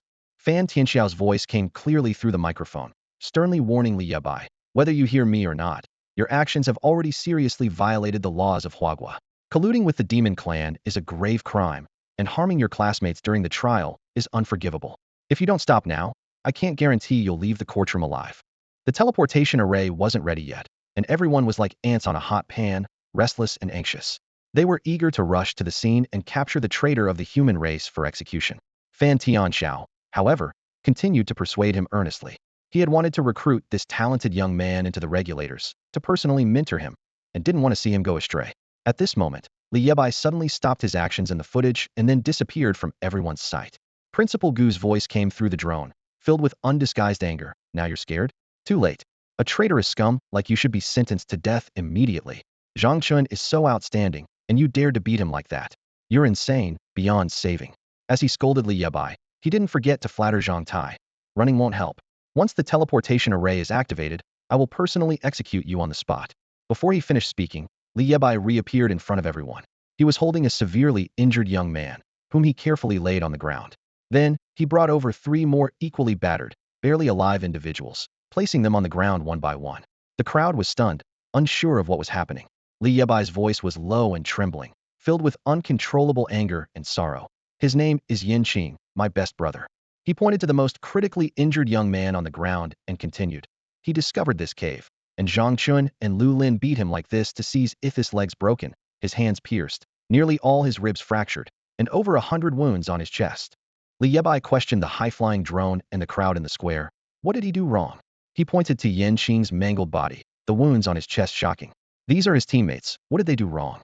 The other 3 were also severely injured, a pitiful sight. Li Yebai's voice grew more agitated. "When Zhang Chun and Lu Lin were abusing them, why didn't you stand up? Why didn't you condemn it as unforgivable then? When his legs were broken, why didn't you call it harming classmates? When his alarm was smashed, where was your drone? Or is it that, you people from the 4 academies, are all blind fools?" Faced with Li Yebai's barrage of questions, Principal Gu finally reacted. He retorted sharply through the drone, "What evidence do you have to prove it was Zhang Chun? Isn't this just your framing?" Li Yebai sneered, "Evidence?" Everyone present became silent witnesses as Li Yebai pointed to the students around him, paralyzed with fear by his actions. Suddenly, Fan Tianxiao's voice broke the silence, repeatedly questioning whether Zhang Chun and Lu Lin were responsible. The crowd remained silent until one student mustered the courage to speak, only to be stopped halfway by a companion. Li Yebai seized this fleeting moment of honesty, his voice dripping with sarcasm. "Old Gu, did you hear that? This is the kind of talent your 4 academies produce." His words cut through everyone like a sharp blade, plunging the square into an even deeper silence. At that moment, a thunderous roar erupted from outside the cave. Lightning flashed, and rain poured down as if nature itself was providing the perfect backdrop for this confrontation. Amid the downpour, Fan Tianxiao's voice emerged again. promising to thoroughly investigate the incident and demanding that Li Yebai return the alarms so the injured could receive treatment. Li Yebai's anger flared at this, and he retorted, "Why should they return? What about Yanqing?" Before the words fully left his mouth, he ordered the wolves to gather all the alarms and smash them with a single shot. Principal Gu and Zhang Tai's anger had reached its peak, both waiting for the teleportation array to activate. Meanwhile, Lu Cheng remained in brooding silence, clearly biding his time. In this tense atmosphere, the unconscious Yanqing unexpectedly opened his eyes slightly, weakly calling out, "Bai, beige." Li Yebai rushed to Yanqing's side, holding his pierced hand. Seeing Yanqing's face covered in wounds and the bloody marks left by broken teeth, Li Yebai's heart ached. Memories of Yanqing's honest and sincere smile and his past acts of courage in defending him flooded Li Yebai's mind. A warm feeling rose in his heart, mingled with deep sorrow. A single tear quietly slipped down, landing on Yanqing's battered face. In that moment, Li Yebai truly understood the saying, "A man does not easily shed tears until he reaches the point of heartbreak." "Yanqing, why didn't you run?" Li Yebai's voice carried both reproach and helplessness, his brows furrowed. He looked at the dying Yanqing before him, his heart filled with unbearable pain. "You fool, why are you so stubborn?" Li Yebai gently scolded, his tone full of sorrow. He crouched down and carefully helped Yanqing up. "You couldn't beat them, couldn't you have run? Haven't I always taught you to protect yourself, not to fight to the bitter end?" At this point, Li Yebai's voice choked up. He couldn't continue, only silently gazing at Yanqing's pale face, his heart heavy with regret and guilt. Yanqing coughed continuously, blood seeping from the corner of his mouth. With a weak and hoarse voice, he struggled to speak. "Brother Bai, I don't know why you had to do this alone. I know you must have your reasons." He paused, took a deep breath, and continued. "You know, when I found this cave, the first person I thought of was you. You've helped me so many times, I'm not ungrateful." Yanqing's eyes grew resolute. "Without you, I wouldn't have had the chance to reach here, this cave. It's for you. Even if I die, they can't get in." With that, Yanqing coughed up more blood, staining the front of his clothes. He turned his head with difficulty, looking at his broken legs, a faint, bitter smile appearing on his lips. "I'm sorry, Brother Bai, Little Swallow can't run anymore this time." Yanqing's tears mixed with the blood on his face, his smile so bitter, his eyes so dim. Finally, he collapsed powerlessly in Li Yebai's arms. In that moment, Li Yebai's heart felt like it was being torn apart. He finally understood why Yanqing would rather die than leave. Everything Yanqing did was for him. Just then, Principal Gu's voice echoed from afar. "Li Bai, the teleportation array is about to open. Your end is near." Li Bai's fury ignited instantly, his eyes flashing with a dangerous light. Suddenly, Zhang Chen's lackey, Wei Xiang, stepped forward, arrogantly threatening. "Li Bai, Elder Zhang and the others are coming soon. If you're smart, let us go now." Hearing Principal Gu's words, Wei Xiang straightened his back, as if he had found a backer. He continued to shout, "Didn't you hear? Your end is near." Before Wei Xiang could finish his sentence, a silver spear pierced through the air like lightning, instantly impaling his heart. Blood gushed out, spilling onto the ground. Wei Xiang's face was still frozen in disbelief, his eyes wide open, unable to accept that he was killed with a single blow. At that moment, Li Bai had completely lost his sanity. There was only one thought in his mind: to avenge Yanqing, to make these people pay with blood. Injustice in this world, let blood summon thunder. Li Bai's voice was filled with a maddened fury. "You can teleport over here, but the moment I see even a shadow of an outsider, I will kill." He continued to roar, the silver spear in his hand gleaming coldly. "For every one that comes, I'll kill one. Let's see if you come faster, or I kill faster." In an instant, everyone in the plaza was utterly stunned. They watched in shock as Li Bai killed a student with a single spear thrust, the impact of the scene leaving them speechless. Someone finally regained their senses, shouting in a trembling voice, "Li Bai, will you continue down this wrong path? There's no turning back for you now." Fan Tian roared in frustration. The more he tried to control the situation, the more it spiraled out of control. Principal Gu and the others were growing impatient. If Li Bai continued his madness, the consequences would be unimaginable. "Come on, we might as well die together," Li Bai said decisively, pointing his gun at Zhang Chen's throat. "Why are you doing this? Even if Zhang Chen did hit you, it wasn't fatal. Why make mistake after mistake?" Principal Gu's voice wavered, but Li Bai paid no heed. The gun's barrel unwaveringly aimed at Zhang Chen's neck, from which blood slowly trickled. "Li Bai, Zhang Chen is a student of Xinghai Academy. If anything happens to him, you'll become the Academy's enemy." Principal Gu panicked. If Zhang Chen died, his long-standing relationship with the Zhang family would be ruined. "Screw you, you old dog. Aren't all four of them students of Xinghai Academy?" Li Bai saw through their hypocrisy, consumed by a desire for revenge.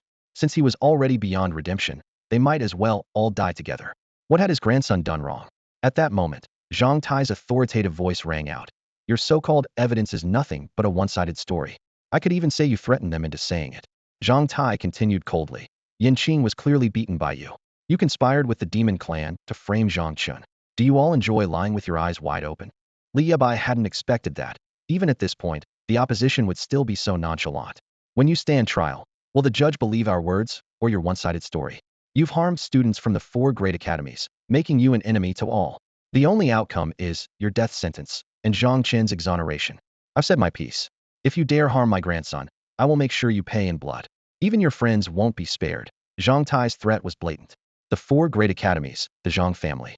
After a long silence, Li Bai suddenly lowered his gun. He approached the White Wolf King and calmly said, "Take your people and leave." The White Wolf King said nothing, merely glancing back at Li Bai before leading his clan out of the pit. The students present breathed a sigh of relief. It was finally coming to an end. If I let Zhang Chun go and surrender, will you spare my friends? Li Bai asked solemnly. Seeing signs of compromise, Principal Gu's arrogance flared up again. You colluded with the demon clan, a disgrace to humanity. You have no place to speak here. Li Bai merely smiled faintly, slowly raising his silver gun, aiming it at Zhang Chen's chest. I've always known, this is how you are. In that case, let's all die together. With that, he plunged the gun into Zhang Chen's chest, the silver barrel piercing through his body, blood splattering like blooming red flowers, instantly staining the surrounding walls. Zhang Chen's body convulsed, then collapsed lifelessly, killed by Li Yebai's gun. Amidst the crowd's horror, Li Bai swiftly turned the gun's tip, stabbing it into Lu Lin's chest. 2 lives with 1 strike, blood splattering around. Li Bai, I will kill you. Zhang Tai's furious roar erupted through the drone's speakers, thundering in everyone's ears. Leader Fan, when will the teleportation array be ready? The crowd was anxious, their urgent voices overlapping. They knew that every second of waiting could be a matter of life and death. Finally, just as they were about to suffocate from anxiety, the light of the teleportation array rose again in the square. They rushed toward it, their figures becoming blurred in the light until they vanished completely. I will make him pay in blood. Only Zhang Tai's hate-filled roar lingered in the square. Inside the cave, Li Bai summoned Yue Fei's spirit. In that moment, he seemed like a god of death, wielding power over life and death. Kill. He moved like a mad demon, his form a whirlwind of destruction among the crowd. His spear was like the scythe of the Grim Reaper, exuding an aura of death and murderous intent. The members of the Lulin squad, caught off guard by the sudden attack, were as helpless as lambs to the slaughter. In an instant, wherever the spear passed, no one survived, and the entire Lulin squad was slain, lying in pools of cold blood. Yue Fei's spirit rampaged through the crowd, his massive form like an unmovable mountain, striking fear into all who saw him. Each of his steps carried an earth-shattering force, and the squad members were like ants before him, sent flying and unable to resist. Wei Qianqian curled up in a corner, tears silently streaming down her face. Yet even so, Li Yebai's spear showed no hesitation or mercy. In a flash, the spear's cold gleam ended Wei Qianqian's life, leaving her as a fragrant soul. Mo Linglong, give me a reason not to kill you. By this point, Li Yebai's eyes were a deep red, his rationality completely shattered. His spear pointed coldly at Mo Linglong, his words dripping with murderous intent, as if he would stab her the next moment. I have nothing to do with this, she stammered, her eyes showing a strong will to survive. Suddenly, she seemed to think of something. I can save Yanqing. I can heal his wounds. My Mo family is a family of sorcerers, not as powerful as the Zhang family in Jinhai, but we have some influence. If you trust me, I can take Yanqing and heal him. As Mo Linglong spoke, the previously raging Li Yebai surprisingly calmed down. What he cared about most was Yanqing, who was innocent. He had intended to take Yanqing to the White Wolf clan for safety, but that was not a long-term solution. He had no way to treat Yanqing's injuries, but Mo Linglong offered him a new option. Just then, the 2 sisters hurried in, Huang Yaoyao's face full of worry as she urgently shouted to Li Yebai. Yebai, run. The regulators and people from the 4 great academies are coming for you. Leave now. However, Li Yebai did not appear anxious. His blood-red eyes remained fixed on Mo Linglong, his voice carrying an undeniable determination. Mo Linglong, if you can heal Yanqing, then our grudge is settled. But if you dare deceive me, even if I die, I'll drag your Mo family to hell with me. Li Yebai pointed a gun at Mo Linglong, his eyes glinting with a fierce intensity, like a beast cornered with no way out. He spoke coldly. Huang Yaoyao, take Yanqing and the others and head to the Mo family. With that, he placed an alarm device into Yanqing's arms, speaking with firm assurance, don't worry. Once they're at my Mo family, no one will trouble them. Mo Linglong's alarm device was shattered by Li Yebai, leaving her helplessly waiting for rescue. Huang Yaoyao looked at Li Yebai with concern and asked, "What about you, Yebai?" Li Yebai shook his head, his tone resolute. "Don't worry about me. I know you used up all the elixirs to save Yanqing. I owe you this. I'll find a way out. Just take care of Yanqing." He looked gratefully at the sisters. "No, you saved us first. Take care of yourself and come back safely." Their eyes filled with reluctance as they pressed the alarm devices in their hands. At the same time, the alarm devices of Yanqing and his 3 teammates were also activated. As the alarms went off, a teleportation array's light suddenly flared, and their figures gradually blurred in the light. Li Yebai stood silently, watching the ground covered with monster spirit cores. Under his feet, a blood mist churned, and a sundial totem appeared, emitting a dazzling glow. Hundreds of ant monster spirit cores were instantly devoured by the sundial totem, transforming into a surge of immense spiritual power that flowed into Li Yebai's body, pushing the totem's needle forward significantly, raising his power to level 25. Feeling the surging energy within, Li Yebai spoke deeply to Mo Linglong. "Don't forget your promise." He glared at Mo Linglong once more, then slowly put away his Lichuan gun and turned to rush out of the sinkhole cave. Mo Linglong stood frozen, her face filled with shock as she watched Li Yebai's retreating figure. She had never seen such a monstrous training method, swallowing spirit cores whole. What kind of creature was he? A storm of thoughts raged within her as she felt an unprecedented shock at Li Yebai's talent, realizing that her understanding of him was only the tip of the iceberg. This man's talent and potential far exceeded her imagination. If he were to grow, it would be a disaster for the 4 academies and the Zhang family. She realized that the man she just encountered might one day shake the entire Jin Hai, and perhaps even the world. If she could save his friends, it might atone for her past mistakes. Mo Linglong felt a wave of uncertainty and a growing awareness of her past foolishness. Just then, an earth-shattering roar echoed through the forest, as if countless ferocious beasts were howling in unison. What was happening? Mo Linglong's face changed drastically. Listening to the deafening roars outside, a strong sense of unease surged within her. She understood that this was no ordinary beast sound, but the roar of something far more terrifying and powerful. Meanwhile, Li Yebai was sprinting at an incredible speed, his form like a flash of lightning. Suddenly, the silhouette of the White Wolf King appeared, blocking his path. "Why aren't you leaving?" Li Yebai asked in surprise. However, the White Wolf King's tone was more urgent. "Come with me. The demon spiders have awakened." Its eyes shone with fear, clearly disturbed by the impending disaster. The White Wolf King anxiously scratched the ground with its forepaws, urging Li Yebai to quickly hop onto its back. In the midst of this silent forest, a deafening thunder suddenly boomed. Li Yebai sat steadily on the back of the White Wolf King, the wind howling past his ears as he tightly grasped the wolf's fur. The White Wolf King urgently said, "That thunder is a rare occurrence, once in a century. It has awakened the demon spiders slumbering deep in the demon lair. Now, those spiders have awakened, and this outer area will soon be devastated." With that, the White Wolf King immediately sped up, racing deeper into the forest. Meanwhile, on the desert edge of the forest, the teachers gradually arrived at the southern border. Zhang Tai's voice echoed through the forest. "Catch Li Bai? I want him to pay for this." As soon as he finished speaking, he vanished. The latest drone positioning showed that Li Bai was still some distance away, but the situation was dire. Fan Tianxiao's voice rang out, emphasizing as the team leader of the supervisors, "Ensure the students' safety first." Hearing this, the teachers swiftly moved towards the pit of the ant nest. "Catch Li Bai? Don't let him escape." Principal Gu shouted vigorously as he ran ahead of everyone. He pondered the unfavorable situation. Zhang Qin's unexpected death would surely affect his relations with the Zhang family. To make amends, he had to capture Li Bai first and hand him over to Zhang Tai for revenge. This might restore his ties with the Zhang family. In this brief moment, the outer forest became shrouded in countless purple demonic auras. From a high vantage point, it looked as if a mysterious curtain covered the area. Deep in the canyon, the demon lair glowed with a ghostly purple light, exuding a chillingly evil aura. Soon, countless insect eggs began to crack, and the terrifying demon spiders emerged, their sinister forms emanating thick, demonic energy. These newborn demon spiders, seemingly following some command, swarmed out, quickly filling the miasma-laden forest. Their presence soon reached the outer forest corners, where countless creatures trembled under their rampage. Any beast touched by the demon spider's aura instantly became demonized, losing consciousness and turning into mindless husks. Within the pit of the ant nest, the teachers witnessed the devastation and ruin, their hearts filled with intense anger. Among the student teams from the 4 academies, some had perished, others were seriously injured, and the surviving students were all unconscious, their conditions worrisome. "Li Bai, that human scum!" Principal Gu shouted angrily. He scanned the surroundings and quickly spotted Mo Linglong trembling in a corner. "Linglong, where is Li Bai?" he asked urgently.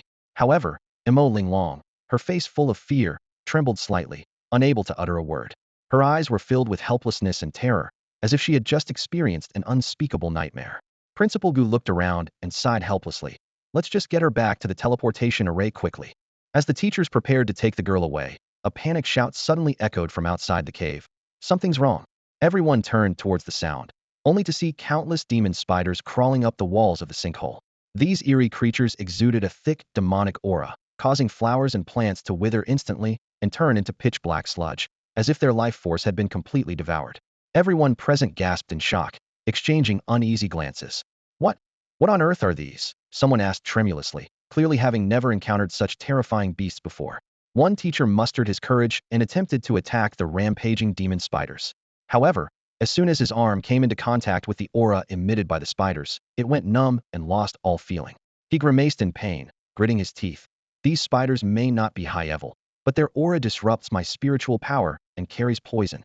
Under the astonished gazes of those present, the teacher decisively severed his own arm to prevent the poison from spreading further. Blood spurted out, staining his clothes, but he endured the excruciating pain without uttering a sound. Even a level 40 teacher can't handle them. The others began to panic, realizing the demon spiders were far more formidable than they had imagined. Most of the teachers present were around level 50 in spiritual power, with only a dozen senior teachers possessing greater strength. Faced with such powerful demon spiders, they couldn't help but feel a sense of helplessness and fear. Fan Tianxiao's voice rang out among the crowd, his expression grave. All senior teachers from the 4 academies stay to assist the students. The rest come with me to find Li Bai. Despite his experience, he had no solution for dealing with these bizarre demon spiders. Principal Gu followed closely behind Zhang Tai, his tone resigned. Old Zhang, I have no idea where Li Bai went. I've searched the entire ant nest and haven't found a trace of him. Zhang Tai replied coldly. I have my ways. He won't get away. Carefully securing Zhang Chen's body, he leapt into the air. Fan Tianxiao was well aware of Zhang Tai's capabilities. As a scout with power surpassing the king level, Zhang Tai's tracking abilities were unmatched in Jinhai City. Fan Tianxiao had witnessed Zhang Tai locating a cunning fugitive who had repeatedly evaded capture in just half a day. He knew that once Zhang Tai set his sights on someone, Li Yebai would have little chance of escape. Zhang Tai's eyes suddenly emitted a brilliant blue light, with countless blue feathers floating before him. These feathers, imbued with powerful spiritual energy, drifted lightly through the air before transforming into fine dust. Each particle was an embodiment of Zhang Tai's spiritual power, searching the air for any trace of their target. Soon, using this unique spiritual detection method, Zhang Tai sensed the footprints left by Li Yebai. The dust particles seemed almost sentient, tracing Li Yebai's escape route. In moments, Li Yebai's fleeing figure appeared clearly in Zhang Tai's mind. A cold smile played on his lips as he murmured to himself, "Found you." At this moment, Li Bai was riding on the back of the White Wolf King, racing away. Along the way, he witnessed the bodies of beasts that had turned into zombies. They had lost all sense of reason and nature they once possessed.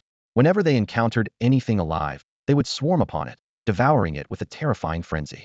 It was a hell on earth. Witnessing such a horrifying scene, anyone would involuntarily gasp in shock. Where are we going? Li Bai asked. However, the White Wolf King did not respond, suddenly halting its mad dash as if sensing a powerful presence. At that moment, a sharp voice rang out in the air. Li Bai, return my grandson's life. Li Bai looked up to see an old man standing in the air, exuding a formidable aura. The old man was Zhang Tai, who had rushed over, his face twisted with fierce anger, his eyes glaring intensely at Li Bai. Die! Zhang Tai shouted, drawing a blue feather with his hand that flew like a sharp arrow towards Li Bai's neck, aiming to kill him in one strike. Calm down, Elder Zhang. At this critical moment, a hurried shout echoed. The blue feather, which was about to strike Li Bai, was suddenly diverted in midair by an inexplicable gravitational force, dropping vertically to the ground. Fan Tianxiao, what do you mean by this? Are you going to shield this human traitor? Zhang Tai roared, his voice filled with fury. Fan Tianxiao quickly replied with conciliatory words. Elder Zhang, please calm down. I haven't fully investigated this matter. Even if Li Bai is guilty, he should be handed over to the regulators. You're taking matters into your own hands, challenging the authority of the regulators. It is their responsibility to decide how to deal with Li Bai. Zhang Tai gave a cold laugh as dozens of blue feathers appeared around him, ready to attack at any moment. Driven by hatred, he was determined to avenge his grandson's death. As a grandfather, he could not face the Zhang family's descendants without avenging this murder. Despite Zhang Tai's determination, Fan Tianxiao maintained a composed demeanor. With a smile that didn't reach his eyes, he said, Elder Zhang, my apologies. If you insist on this course of action, I must ask you to leave. Zhang Tai sneered, and the number of blue feathers multiplied into hundreds, almost filling the entire space. He said coldly, I heard that leader Fan, as the top guardian of Jinhai City, has the talent of a gravity field that can alter the gravity of the surrounding space. Today, this old man, will test it. With that, the tension between the two escalated, like two volcanoes on the brink of eruption. The surrounding beast zombies and demon spiders, feeling the oppressive force of their terrifying auras, attempted to approach but were mercilessly crushed into dust, dissipating into wisps of black smoke. Zhang Tai moved, charging towards Fan Tianxiao. The blue feathers in his hand transformed into sharp arrows, whistling through the air as they shot towards Fan Tianxiao like a storm. The arrows contained Zhang Tai's spiritual power and tracking abilities, making it impossible for Fan Tianxiao to escape their lock-on, no matter how he dodged. Seeing this, Fan Tianxiao waved his hands, and an invisible gravitational force instantly enveloped the battlefield. Under the influence of this gravity, the once swift blue feathers slowed dramatically, as if bound by invisible chains. Simultaneously, Fan Tianxiao's figure flickered, ghost-like, appearing behind Zhang Tai. With a clasp of his hands, a powerful gravitational field formed, pinning Zhang Tai to the spot, unable to move. Well done, young man. You're truly worthy of being the captain's disciple, Zhang Tai said, struggling against the gravitational hold, blood trickling from his mouth, but with determination in his eyes. But unfortunately, Li Bai must die today. As his words fell, Zhang Tai's body erupted with a powerful blue aura, and the fallen feathers transformed into fine blue dust. This dust, seemingly alive, quickly surrounded Fan Tianxiao. He felt an unprecedented pressure, his spiritual power disrupted by the dust, rendering him unable to use any of it. What a bizarre technique, he thought amazed. Seizing the moment when Fan Tianxiao was trapped by the blue dust, Li Bai sensed an opportunity. He turned decisively and rode the White Wolf King in a frenzied dash in another direction. Where do you think you're going? Zhang Tai shouted, ready to give chase. However, a strong gravitational force suddenly emerged from behind, holding him in place. I really underestimated you, Zhang Tai admitted with a hint of admiration. Fan Tianxiao had broken free from the blue dust's grip, creating a powerful gravitational field to hold Zhang Tai firmly. Meanwhile, teachers and overseers from the 4 academies arrived on the scene. Capture Li Bai alive. Do not kill him. Fan Tianxiao's voice echoed in the air as he turned to face Zhang Tai once more. Suddenly, a strange green light streaked across the sky at an incredible speed, like a meteor aiming to kill Li Bai in one strike. That's Lu Cheng. Stop him. Fan Tianxiao shouted urgently. As the green light was about to reach Li Bai, a woman's silhouette suddenly intercepted Lu Cheng. Xie, you're blocking me? Lu Cheng's face darkened, brows furrowed, fists clenched, veins bulging. I advise you not to be foolish. I just want to avenge my Liner. Li Bai's crimes will be handled by the overseers. Are you defying team leader Fan's orders? Xie Yun remained steadfast, standing before Lu Cheng. Both were of the king realm, their auras clashing, neither willing to yield. I believe Li Bai will receive the fairest judgment. Killing someone in public is a disdain for the overseers, a disdain for the rules, Xie Yun reprimanded. Lu Cheng sneered. Rules? After all these years, you're still so naive. If you have enough power, rules serve you. If you don't, rules are made for you. Xie Yun, I don't want to reason with you. My son is gone. What do I care about rules? Lu Cheng roared, on the verge of losing control. Xie Yun, don't think that just because your grandfather was a former leader of the Jinhai overseers, I dare not touch you. The tension between them reached its peak. Meanwhile, Li Bai's figure was getting farther away, with teachers and overseers from the 4 academies in hot pursuit, following Fan Tianxiao's orders to capture Li Bai alive. As the two remained at an impasse, Lu Cheng suddenly shifted his tone. Even if I can't kill him, there are others who want him dead more than I do.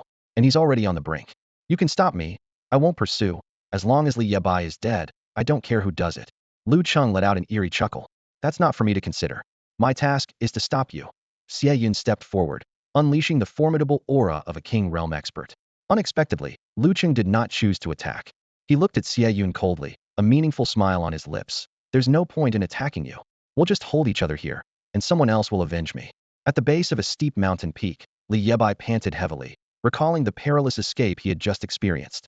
Without the help of the White Wolf King, he would have likely fallen into the hands of his pursuers. Just as he thought he was temporarily safe, the White Wolf King perked up its ears and whispered, "There's another powerful presence behind us." Before the words had fully settled, a cold, familiar voice abruptly rang out. Li Bai, let's see who can save you this time. Li Bai froze, cursing under his breath. This old dog just won't let go. The newcomer was none other than the ancient principal of Shanghai Academy, his eyes glinting with a chilling light. Seeing that he was about to be caught, Li Yebai urgently urged the White Wolf King to turn around and dive into a narrow mountain path. The ancient principal shouted angrily, "You can't escape. Today you're destined to die." With that, he turned and followed like an arrow released from a bow. In the pursuing group, the ancient principal cut through like a hot knife through butter, leading the charge with his king-level power. However, just as he was about to catch up to Li Bai, a nonchalant figure suddenly appeared around the corner. The man stood there with a roguish smile, completely at ease. "Principal Gu, long time no see," the man teased. It was none other than Wang Lai. Principal Gu raised an eyebrow in surprise. "Wang Lai? A guy at awakening level 90, and you dare to block my way?" His tone was filled with disdain. Wang Lai shrugged and muttered to himself, "Xie Yin sent me, so here I am. Even though she scolds me every year, I find her quite charming." He couldn't help but show a slightly embarrassed smile, quickly coughing to cover it up. "Ahem, Principal Gu, let's skip the pleasantries and see who comes out on top." With that, he assumed a fighting stance. Principal Gu snorted, "You're not worthy." Before the words were fully out, his aura surged, as if an invisible force was welling up inside him. His form began to shift, black fur rapidly covering his body, transforming into a fierce black werewolf. Sharp fangs bared, his eyes shone with a menacing light. A king-level transformation talent. Wang Lai gasped, inwardly lamenting. He hadn't anticipated that Principal Gu's talent would be so formidable, and he doubted he could even breach his defenses. The battle erupted in an instant, with Wang Lai and Principal Gu's figures rapidly clashing. Flames and shadows intertwined in a chaotic battlefield on the narrow mountain path. Wang Lai's flames slithered like serpents toward Principal Gu, attempting to engulf him. However, as a king-level transformation specialist, Principal Gu's power far outstripped Wang Lai's. His werewolf form granted him greater strength and speed, each attack as fierce as a storm. With every swing of his claws, shadows surged, nullifying Wang Lai's fiery assaults one by one. Despite Wang Lai's best efforts, his stamina waned over time, while Principal Gu seemed to grow stronger with each passing moment. Ultimately, with an unwilling growl, Wang Lai collapsed, his flames extinguishing. Only the victorious roar of Principal Gu echoed along the mountain path. He lay on the ground, gasping for breath, feeling helpless. "Kid, it's up to fate now? I should have listened to Xie Yun and gone to Wangjing for a break." Principal Gu snorted disdainfully, his eyes filled with contempt for Wang Lai, thinking of him as nothing more than a troublemaker. Overestimating himself. With that, he flickered and swiftly dashed in the direction Li Yebai had fled. Li Yebai sprinted frantically, his heart pounding like a drum, the pursuit behind him like a death knell, leaving him no room to pause. Finally, he stopped in front of a dense forest, exclaiming in surprise, "This is the Miasma Forest." He knew this place too well. Just days ago, he had rescued a cub from the White Wolf clan here. However, the Miasma Forest before him now was entirely different, a terrifying sight to behold. The ground was teeming with magic spiders of all sizes, swarming like a tide, covering the entire forest, devouring trees, plants, and all living things within. The once vibrant forest had turned into a land of death. Li Bai knew that stepping into this forest would likely result in being devoured without a trace by these creatures. Moving forward meant death, retreating meant death too. A dead end. He halted, a wave of helplessness washing over him. "Haha, run." Principal Gu's voice, dripping with mockery and triumph, echoed from behind. "Why did you stop running?" In his wolf form, Principal Gu looked terrifyingly sinister, laughing maniacally. "I'll take your head to apologize to Elder Zhang." He had already considered Li Yebai as his prey. As he spoke, Principal Gu's body suddenly transformed into a shadow, lunging fiercely at Li Yebai, claws gleaming coldly, aiming for his head. However, at the critical moment, a massive figure suddenly blocked Li Yebai. It was the White Wolf King, who, disregarding everything, shielded Li Yebai with its body, blood splattering and staining its fur. Seeing this, Principal Gu smirked coldly. "No wonder you're a human scum colluding with the demon clan. This beast doesn't even care about its life to save you." His tone was full of disdain, yet his eyes burned with even more intense killing intent. "Child, take my spirit core and go." The White Wolf King's weak voice echoed in Li Yebai's ears. Its body tightly enveloped Li Yebai, like an unbreakable barrier, no matter how hard Principal Gu's claws struck. The claws tore through its flesh, blood dyeing its fur and Li Yebai's clothes, but it remained unmoving. "The other day, you saved my clan's child here. Today, I save you." The White Wolf King's voice was incredibly weak, as if it had foreseen all of this, accepting its fate. "Take my spirit core and go. The magic spiders won't harm you."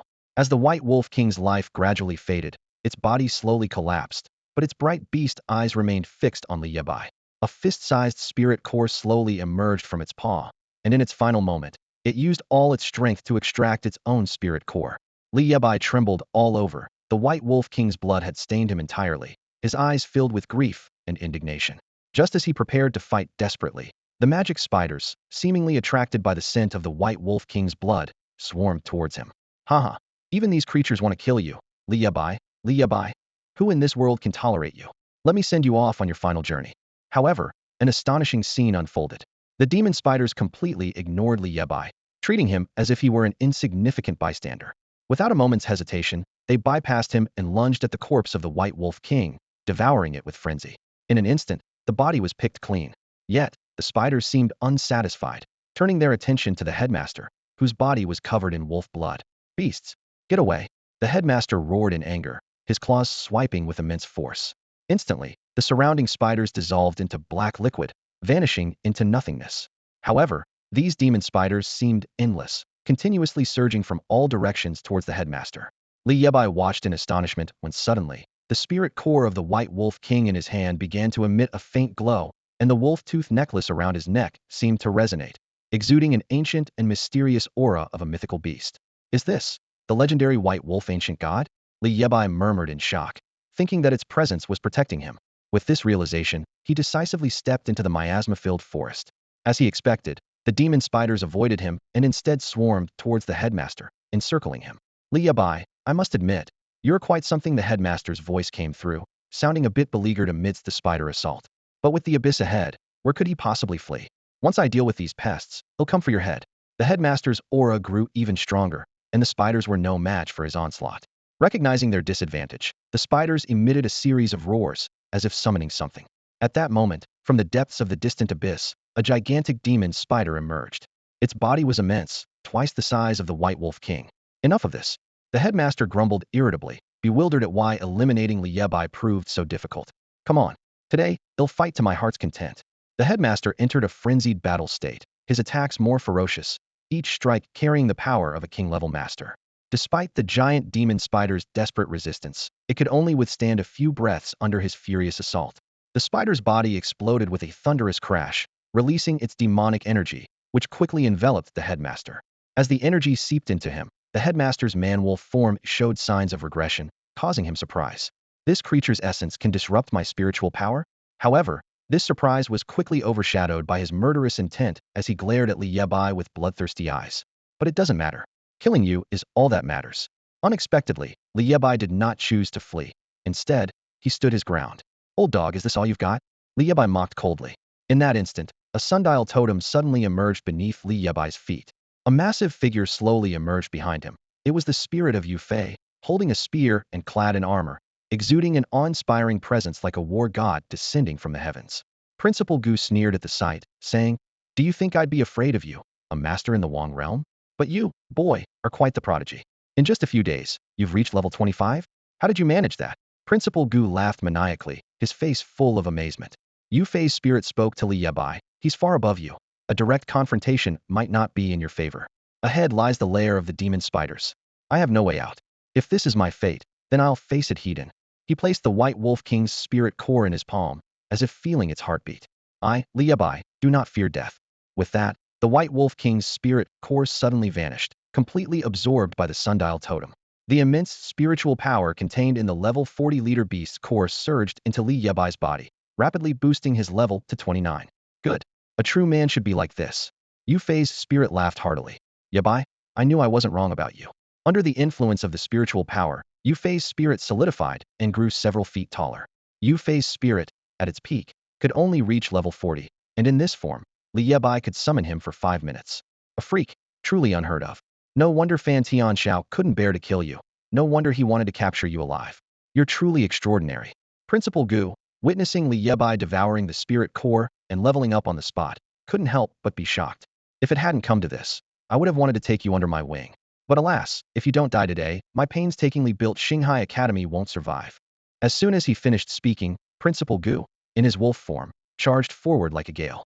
He exuded a violent aura, his sharp claws enveloped in shadowy power, seemingly capable of tearing through anything in their path.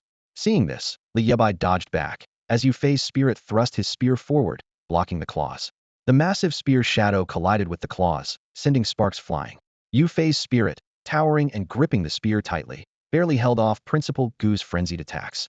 If it weren't for that creature's interference with my spiritual power, I could kill you with a single move. Principal Gu panted, gradually reverting to a more human form as he was repeatedly repelled by Yue Fei's spear shadow. Though you've gained a temporary advantage, the gap in power between us is insurmountable. You can't possibly stand against me. Principal Gu's spiritual energy surged wildly, like a raging beast, continuously biting at Yue Fei's spirit. As time passed, Li Yebai's ability to summon Yue Fei neared its limit. Finally, he felt a sharp pain in his heart, spat out a mouthful of blood, and his face turned as pale as paper. Blood began to flow from his nostrils, eyes, and ears, making him look utterly miserable. Yue Fei's spirit began to fade, shattering like glass under a fierce blow from Principal Gu, eventually dissolving into specks of light. At this moment, Principal Gu also reverted completely to human form, with demonic energy deeply entrenched in his body, preventing him from using any more spiritual power. He panted heavily, yet a manic smile remained on his face. Li Bai lay powerless on the dark ground, his strength seemingly drained away. His eyes gradually lost consciousness, and the world before him turned to darkness, as if swallowed by an endless night. He murmured softly, "Is this the backlash of summoning?" and then fell into unconsciousness. Principal. A sudden urgent call came from behind the old principal. It was from Zhao Wen, a teacher at Xinghai Academy. "It really is you. I sensed your presence nearby, and came over." Accompanying him were teachers from the 4 major academies, rushing towards the scene. Soon after, staff members from the regulators also arrived. At this moment, there were as many as 23 people gathered together. Besides Zhao Wen, the others were all around level 40 in their abilities. "What are you doing here?" the old principal asked angrily. "Team leader Fan ordered us to capture Li Bai alive," Zhao Wen replied gravely. They had lost track of Li Bai, but Zhao Wen had sensed the old principal's unique presence, so he led everyone here quickly. "Capture alive?" The old principal sneered with disdain. "Tell team leader Fan that Li Bai has already been killed by those spider creatures. There's no need to waste any more effort. He can't use his spiritual power right now, or he would have flown away with Li Bai earlier and wouldn't be in this situation." The old principal was secretly annoyed, not expecting so many people to find them in such a short time. Blaming Zhao Wen for ruining his plan, the old principal's gaze turned sinister as he stared at Zhao Wen. "Mr. Zhao, you have impeccable timing," he said coldly. Feeling the hostile gaze from the old principal, Zhao Wen suddenly felt guilty, realizing he had indeed caused trouble this time. Li Bai is really dead. In the meantime, the regulators had surrounded the unconscious Li Bai. They meticulously checked his body but couldn't detect any signs of life. "What should we do? How do we explain this to team leader Fan?" everyone wondered. At this moment, Zhao Wen interjected, "Isn't it better that he's dead?" He looked around and continued, "Think about it. Li Bai colluded with the demon clan and killed students from our 4 academies. Which of us teachers doesn't hate him to the core and wish for his death? Besides, he completely ignored team leader Fan's orders and defied the regulators' rules. Someone like him deserves to die. It's justice served." Zhao Wen's words resonated with the old principal, and his expression softened. The others nodded in agreement, feeling that Zhao Wen had a point. Li Bai was indeed too arrogant and deserved his fate. However, a staff member, stroking his chin with a frown, was clearly troubled. They all knew team leader Fan's order was to capture Li Bai alive, but now that he was dead, it posed a dilemma. He died because he panicked while fleeing and was killed by those spider creatures. "No one is to blame," the old principal replied coldly. "Since Li Bai is dead, there's no need for further trouble. I'll take his body back to Xinghai Academy, so he can at least return to his roots." As he spoke, the old principal moved closer to Li Bai's body. "Principal, that might not be appropriate," someone interjected. A regulator frowned and spoke, his tone revealing dissatisfaction with Principal Gu's actions. Before he could finish, Zhao Wen stepped forward to defend Principal Gu, saying, "What's inappropriate about it? Li Bai was once a student of Xinghai Academy. It's perfectly reasonable for Principal Gu to bring his body back." Zhao Wen's words left the regulators speechless. They didn't dare to confront the powerful Principal Gu directly and could only retreat in silence. Just then, Li Bai's corpse suddenly moved, emitting a weak cough. "He's still alive." A cry of surprise broke the silence at the scene. Zhao Wen immediately shouted to suppress the crowd's murmurs. He glanced around with a fierce look in his eyes. "Hold on, everyone. No one saw us here, so why not let him die? Think about it. He killed Zhang Chun of the Zhang family, Lu Lin, the only son of Lu City, and students from the 4 academies. Does he have any path to survival?" Zhao Wen's words cut into the hearts of those present like a sharp sword. He continued to incite. "He's going to be sentenced to death eventually anyway. We're just carrying out the verdict a bit early. This is righteous justice, removing a threat to humanity." Under Zhao Wen's instigation, the crowd fell silent, with no one opposing his proposal. However, at that moment, Li Bai slowly stood up. His breath was weak, blood continuously flowed from his eyes and ears, making him appear like a walking corpse. His pitiful appearance was chilling. Seeing this, the crowd immediately surrounded him. Their hands brimmed with spiritual energy, ready to join forces to kill Li Bai completely. Their eyes were filled with determination, as if they had already made their final decision. Li Bai was engulfed in endless darkness, losing both sight and hearing. He muttered to himself, "Yu Shui, am I dead?" Yue Fei's voice echoed in his mind. "No, you're not. But I can't see anything, can't hear anything." Li Bai felt an overwhelming sense of helplessness, as if abandoned by the world. Yue Fei continued, "In front of you is an abyss, surrounded by dozens who want to kill you. Behind you is that treacherous villain, who also wants your life." Li Bai remained silent. Yue Fei's voice came again. "In a moment of impulse, you killed Zhang Chun and Lu Lin, offending those you couldn't afford to provoke. Fleeing, hiding, so wretchedly. Now, you've reached a dead end, with no way out. Yebai, do you regret it?" Li Yebai's mind recalled everything that had happened since arriving here. Yanqing was crippled because of him, and the White Wolf King didn't even leave a body. Anger, blood, tears, exhaustion. These images cut into his heart like blades, causing immense pain. "I don't regret it," Li Yebai answered firmly.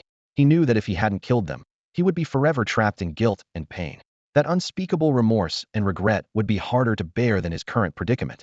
"Even if you're about to die now?" Yue Fei pressed on. Li Yebai didn't answer directly but instead asked, "The shame of Jinkong, yet to be avenged, a lifetime of northern expeditions, defeating the Jin army, reclaiming 6 counties, restoring Bianjing, seizing Yinyun, 13 years of war, 12 gold plaques, under the pavilion of the wind and waves, did you ever regret?" After a long silence, Yue Fei's spirit wavered for a moment.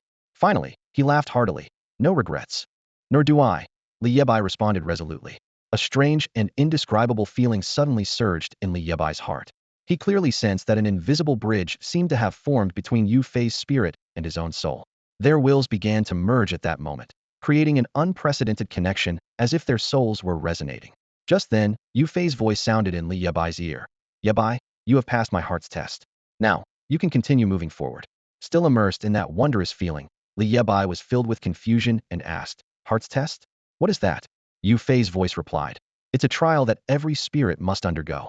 Only by passing the heart's test can you unlock our true power." With that, Yue Fei's voice gradually became distant. "But I can't see the way," Li Yebai said helplessly, his world having turned into darkness, with no clear path ahead. Yue Fei's voice came again. "I once told you, sometimes the enemy is also a teacher.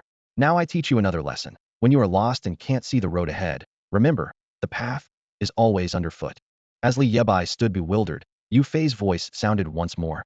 "Use the technique I taught you to see the energy. You will sense the pervasive black energy across the mountains. Because of those demons spiders slaughter. All this black energy is the spiritual power of deceased beasts, soon to dissipate into the world. You know what to do, don't you?" Yue Fei's voice in Li Yebai's mind gradually faded, leaving him alone in the darkness. Black energy? The spiritual power of beasts' cores, Li Yebai thought, suddenly realizing, and took a deep breath, calming himself to use the energy sight technique. The scene before him was astounding. In a world of only black and white, countless threads of black spiritual energy crisscrossed the landscape like a vast net covering the entire world. "Are these all the Sunto dispersed spiritual core energies?" he murmured, trembling uncontrollably. "This is my path." Suddenly, using the last of his spiritual power, a mist of blood surged from beneath his feet, forming a sundial totem. Seeing this, the teachers shouted sternly, "Fugitive Li Yebai, even at death's door, you dare to resist." To them, Li Yebai seemed to be in a desperate struggle. Nearby, Principal Gu sneered with disdain, mocking, like an ant trying to stop a cart, overestimating himself. However, when Zhaowen saw Li Yebai's summoned totem, he couldn't help but freeze. The awkward memory from the plaza flashed vividly in his mind, where Yue Fei had knocked him flying with a single strike, a stain he couldn't erase. Despite his considerable strength, being at level 30 in spiritual cultivation, being so easily defeated by a newly awakened young talent, had left him humiliated. Because of this, Zhaowen noticed all the teachers secretly casting contemptuous glances at him, seeing him as a mere facade, easily bullied by anyone. Yet, Zhaowen knew well that Li Yebai was truly a prodigious existence, and his summoned spirit was extraordinarily powerful. Thinking of this, a chill ran through him, and cold sweat appeared on his face. Zhaowen, surrounded by a crowd, felt his confidence swell. He thought to himself, that day, I was definitely careless. But now, with so many of us here, each with the strength of level 40, even if this kid awakens again, what do I have to fear? With this thought, Zhaowen stepped forward and shouted, "What are you all waiting for? Kill Li Yebai and avenge the fallen students." No sooner had he spoken than he charged towards Li Yebai, leading the attack. Bang! Just as the crowd surged forward to attack Li Yebai, a deafening explosion erupted. It was as if an invisible force had suddenly unleashed, sending everyone flying backward and plunging the scene into chaos. Beneath Li Yebai's feet, the sundial totem surged with a blood mist, like a starving beast encountering a feast. As the blood mist sundial totem spun, tendrils of dark energy were drawn to it, as if summoned by some mysterious force, converging towards Li Bai. Something's wrong. Zhao Wen was taken aback by the sight. The teachers around him, now alert, were also stunned, filled with confusion and unease. This scene was familiar to them, reminiscent of the awakening square a few days ago where Li Bai had displayed the same eerie stance, with a sudden surge of blood mist at his feet. Could it be that he was awakening his talent again? A staff member exclaimed in shock, recalling the last time when he was among those sent flying by Li Bai. Principal Gu was equally bewildered. How could this be possible? At that moment, the spiritual energy in the air was being drawn in by the sundial totem. A third awakening of talent. What kind of monster was this? Zhao Wen stared in disbelief, eyes wide, fixated on the youth before him. Li Bai, amidst the crowd, seemed like a blood blossom about to bloom in the mist, exuding a mysterious and dangerous aura. He floated in the air, surrounded by dense waves of spiritual energy, greedily consuming the power around him like a bottomless pit. Feeling the heart-palpitating force emanating from Li Bai, the crowd instinctively stepped back, unwilling to advance further, exchanging glances filled with shock and fear. Watching the swirling black energy in the sky, Zhang Tai and Fan Tianxiao both paused, captivated by the sudden phenomenon, halting their duel. Fan Tianxiao furrowed his brow, silently pondering what had gone wrong, a sense of foreboding creeping into his heart. Opposite him, Zhang Tai scoffed. "Young man, since you know I'm not your match, why hold back and let me win?" Fan Tianxiao replied sternly, "Mr. Zhang, I still say that even if Li Yebai deserves punishment, it should be dealt with by the authorities, not you." Zhang Tai's white hair was disheveled from the battle, and he was surprised by Fan Tianxiao's prowess. Just as the tension between them reached its peak, an invisible pressure suddenly descended, enveloping them tightly. Zhang Tai and Fan Tianxiao felt a powerful force binding their bodies, rendering them immobile. At that moment, an elderly man with white hair floated steadily overhead, his gaze deep and authoritative, as if seeing through everything. "Captain, Director Xie," Zhang Tai and Fan Tianxiao exclaimed simultaneously upon seeing the old man, their voices filled with respect. "Tianxiao, stand down." The old man with white hair merely snorted, and Fan Tianxiao's spiritual power was instantly restrained, causing him to lose control and crash heavily to the ground. Regaining his composure, Fan Tianxiao respectfully asked, "Director Xie, why are you here?" The elderly man before him was Xie Tianya, the chief of the Tianhai City Supervisory Branch. "You rascal, I'm on the verge of retirement, and you just have to stir up trouble for me." Although Xie Tianya was short, only reaching Fan Tianxiao's shoulder, he still managed to smack him on the head. He reminded him once more, "Call me leader in front of others, but when we're alone, call me master." With that, he gave him a hard flick on the forehead, making Fan Tianxiao wince in pain. Xie Tianya glanced at the two men, his tone serious. "I heard you and Atai got into a fight. What happened?" His eyes narrowed, and his brow furrowed slightly, showing a hint of displeasure.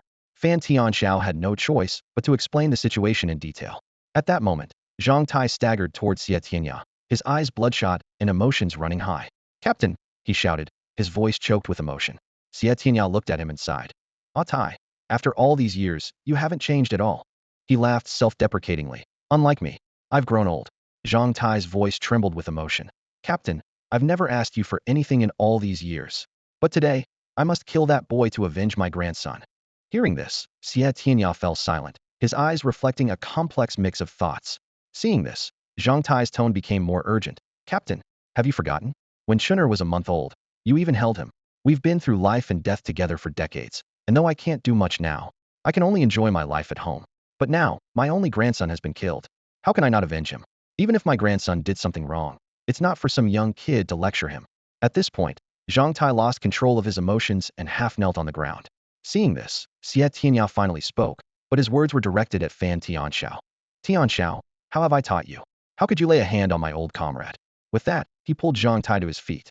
Fan Tianxiao hurriedly explained, "Master, I just want to get to the bottom of things. Isn't that what you've always taught me? The principles of a supervisor cannot be compromised." Xie Tianya looked at Fan Tianxiao with a complex expression and, after a moment of silence, slowly said, "Tianxiao, I'm about to retire, and soon Tianhai City will no longer be under my jurisdiction." He paused and continued, "Although you're the leader of the third group of Tianhai City's supervisors, and your strength, character, and contributions are well recognized. However, at such a critical time, if you lack the support of the Zhang family, At this point, Xie Tianya stopped speaking, his intentions clear. Zhang Tai's revenge must be exacted. Li Bai must be killed. However, Fan Tianxiao was stunned, unsure of what to say. His usually principled master was now uncharacteristically abandoning those principles. Tianxiao, sometimes principles can be set aside. Master is doing this for your future. Our once four-member team is now down to just me and Atai. For the sake of brotherhood, for you, I'm willing to let go of my principles. Tianxiao, think of this as a moment of indulgence with power. Do you understand Master's well-intentioned efforts? Fan Tianxiao remained silent, a mix of emotions churning within him. Zhang Tai, on the other hand, was already in tears. But what was with the ominous black mist surrounding them? It was then that Xie Tianyao realized the mysterious origin of the black mist. He enveloped the two with his spiritual power and quickly whisked them away into the void. In midair, Lu Cheng's face was notably pale, his breathing labored, clearly having exhausted a great deal of energy. Teacher Xie, what is the point of this standoff? Li Yebai might already be dead, he said with difficulty, his voice incredibly weak. Xie Yun's face was equally pale, as her strength was comparable to Lu Cheng's, and she too was at her limit. Grandpa, Xie Yun suddenly looked up to see an elderly man approaching swiftly with two others. Lu Cheng's pupils contracted sharply, a strong sense of danger welling up within him. Director Xie, what are you? Before he could finish, the overwhelming pressure emanating from Xie Tianya caused him to cough up blood, his face growing even paler. Lu Cheng, I recognize you. You've already reached the king realm, Xie Tianya said, his voice filled with surprise at the rapid advancement of someone he once considered a junior. It was just luck, Lu Cheng replied softly, deeply respectful of Xie Tianya's authority. Enough. The two of you, come with me. In midair, Xie Yun quietly asked Fan Tianxiao beside her, Leader Fan, what's happening? Why is my grandpa here? Fan Tianxiao's large, wrinkled face was somber, clearly troubled. He remained silent, not answering Xie Yun's question. Seeing his silence, Xie Yun refrained from asking further. Following the direction of the black mist, they were brought above the miasma-filled forest. In the area where the black mist gathered, a young man floated above the blood-red fog, his figure flickering in and out of view, creating an eerie scene. Dozens of people surrounding him stood frozen, seemingly intimidated by the bizarre spectacle. It's him. He's the one who killed my chunner. Zhang Tai's eyes burned with intense anger upon seeing his enemy, ready to rush down and avenge his grandson. Hold on. This boy. There's something unusual about him.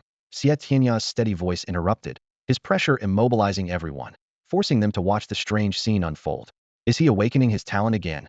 Xie Yun exclaimed, her eyes filled with surprise and confusion. Yuner, did you say awakening his talent again? Xie Tianya asked, incredulity evident in his voice. Could he be one of those rare dual talent awakeners? Xie Tianya speculated in shock. No, Fan Tianxiao suddenly interjected. This is his third talent awakening. As his words fell, everyone present widened their eyes in disbelief. In the history of human awakeners, dual talent awakeners were already one in a million, but a third talent awakening was unheard of. A third talent awakening. Could such a prodigy exist among the human race? Xie Tianya's brows furrowed, his usually calm face showing rare surprise. As a high-ranking overseer, he understood better than anyone the historical significance of a third talent awakening. He had never imagined that such a uniquely gifted prodigy could emerge among humans. As everyone was still in shock, Li Bai, enveloped in the blood mist, suddenly stirred. With the continuous gathering of dark energy around him, his aura surged dramatically. Like a butterfly emerging from its chrysalis, Li Bai leaped directly from level 29 to level 36 in his awakened energy. As spiritual energy flooded into him, his vision and hearing gradually returned to normal. In a mystical realm, a gentle sigh from Yue Fei echoed, as if speaking to some unknown entity. My journey with him has ended. From here on, it's up to you. Li Bai once again found himself within that mysterious divine scroll. Under the vast starry sky, countless divine shadows flickered briefly on the scroll. Just as he felt lost, a playful voice suddenly reached his ears. How long has it been? And you're back already. The voice carried a hint of teasing and intoxication. You're quite something, huh? Then, the voice continued slowly. We really didn't misjudge you. Kid, you're someone with great fortune. A hiccup interrupted, and the voice paused. Li Yebai looked up at the vast starry sky and loudly asked, May I know who you are? Me? Not telling you, huh? With that, the hearty laughter gradually faded away. Meanwhile, the expressions of the people around him were incredulous, their faces turning a shade of green. This kid, in just a few minutes, he's already reached over level 30 in awakened energy. One teacher exclaimed, full of astonishment, as if in a dream. Zhao Wen's face was even darker, thinking to himself, in just a few days, this kid's cultivation has surpassed mine. How can I accept this? Such a monstrous genius, he must not be allowed to remain. Principal Gu harshly commanded, then urgently said to Zhao Wen, Teacher Zhao, what are you waiting for? Quickly rid our people of this threat. However, Zhao Wen hesitated, unwilling to step forward rashly. He thought to himself, he was only level 30 in awakened energy, and this kid's cultivation now surpassed his own. He wasn't about to be the first to charge in and meet his end. High above, Xie Yun quietly said to Xie Tianya, Grandfather, with Li Bai being such a prodigy, why not let him atone for his sins by contributing to our people? That would surely be more valuable than killing him outright. This comment drew a sharp glare from Zhang Tai. In mere moments, rising 7 levels. Despite his extraordinary talent, our people have many gifted individuals, so such talent is not unprecedented. Xie Tianya murmured to himself, seemingly pondering something. What truly piqued his interest was Li Yebai's 3 awakenings. He refrained from sending Zhang Tai to seek revenge, wanting to see firsthand what was so unique about Li Yebai's talents. Master, what if I told you that just a few days ago, Li Yebai's cultivation was only at level 2? Fan Tianxiao's voice suddenly chimed in. Xie Tianya's old face showed surprise once again, furrowing his brows in disbelief. Is this true? In just a few days, jumping from level 2 to level 36 in awakened energy, even feeding a pig wouldn't produce such rapid growth. Upon receiving a definitive answer from Fan Tianxiao, Xie Tianya frowned even more deeply. His heart was filled with doubt, and he muttered to himself, strange, strange. There are no spirit shrines in the outskirts. How did he manage it? Could it be that this kid has some great opportunity? While Xie Tianya was lost in thought, the crowd below could no longer contain themselves. The esteemed Principal Gu, a master in the king's realm, commanded, all of you, attack together. I will cover you. We must not let this human traitor wreak havoc in Jinhai. Emboldened by his words, the crowd shouted in unison, surging towards Li Yebai like a tidal wave. In that critical moment, Li Yebai slowly opened his blood-red eyes. His gaze was piercing, locked onto the oncoming enemies. Suddenly, he stomped his foot, and a sundial totem unfurled beneath him. The pointer within the totem quietly rotated, finally stopping at the position of the Cho hour. Boom! A flash of white light streaked across. Behind Li Yebai, a white apparition materialized out of thin air. The apparition was clad in snowy white robes, gently billowing in the wind, with long hair cascading freely over its shoulders. A wine gourd lightly swayed at its waist, and a faint full moon shimmered behind it. In its hand was a long sword of ancient design, the blade emitting a soft glow. This figure moved with an easy grace, exuding a nonchalant demeanor, like a celestial being untouched by earthly dust. Facing the onrushing enemies, the figure remained unperturbed. It leisurely removed the wine gourd from its waist, took a hearty swig, and then swung the long sword in its hand. The sword energy slashed through the air like a radiant full moon, driving back the attackers. What is this? Zhao Wen was dumbfounded, his voice filled with shock. What kind of summoned spirit is this? This isn't his original one. High above, Xie Tianya also showed a look of surprise. His eyes sparkled as he fixed his gaze on the young man before him.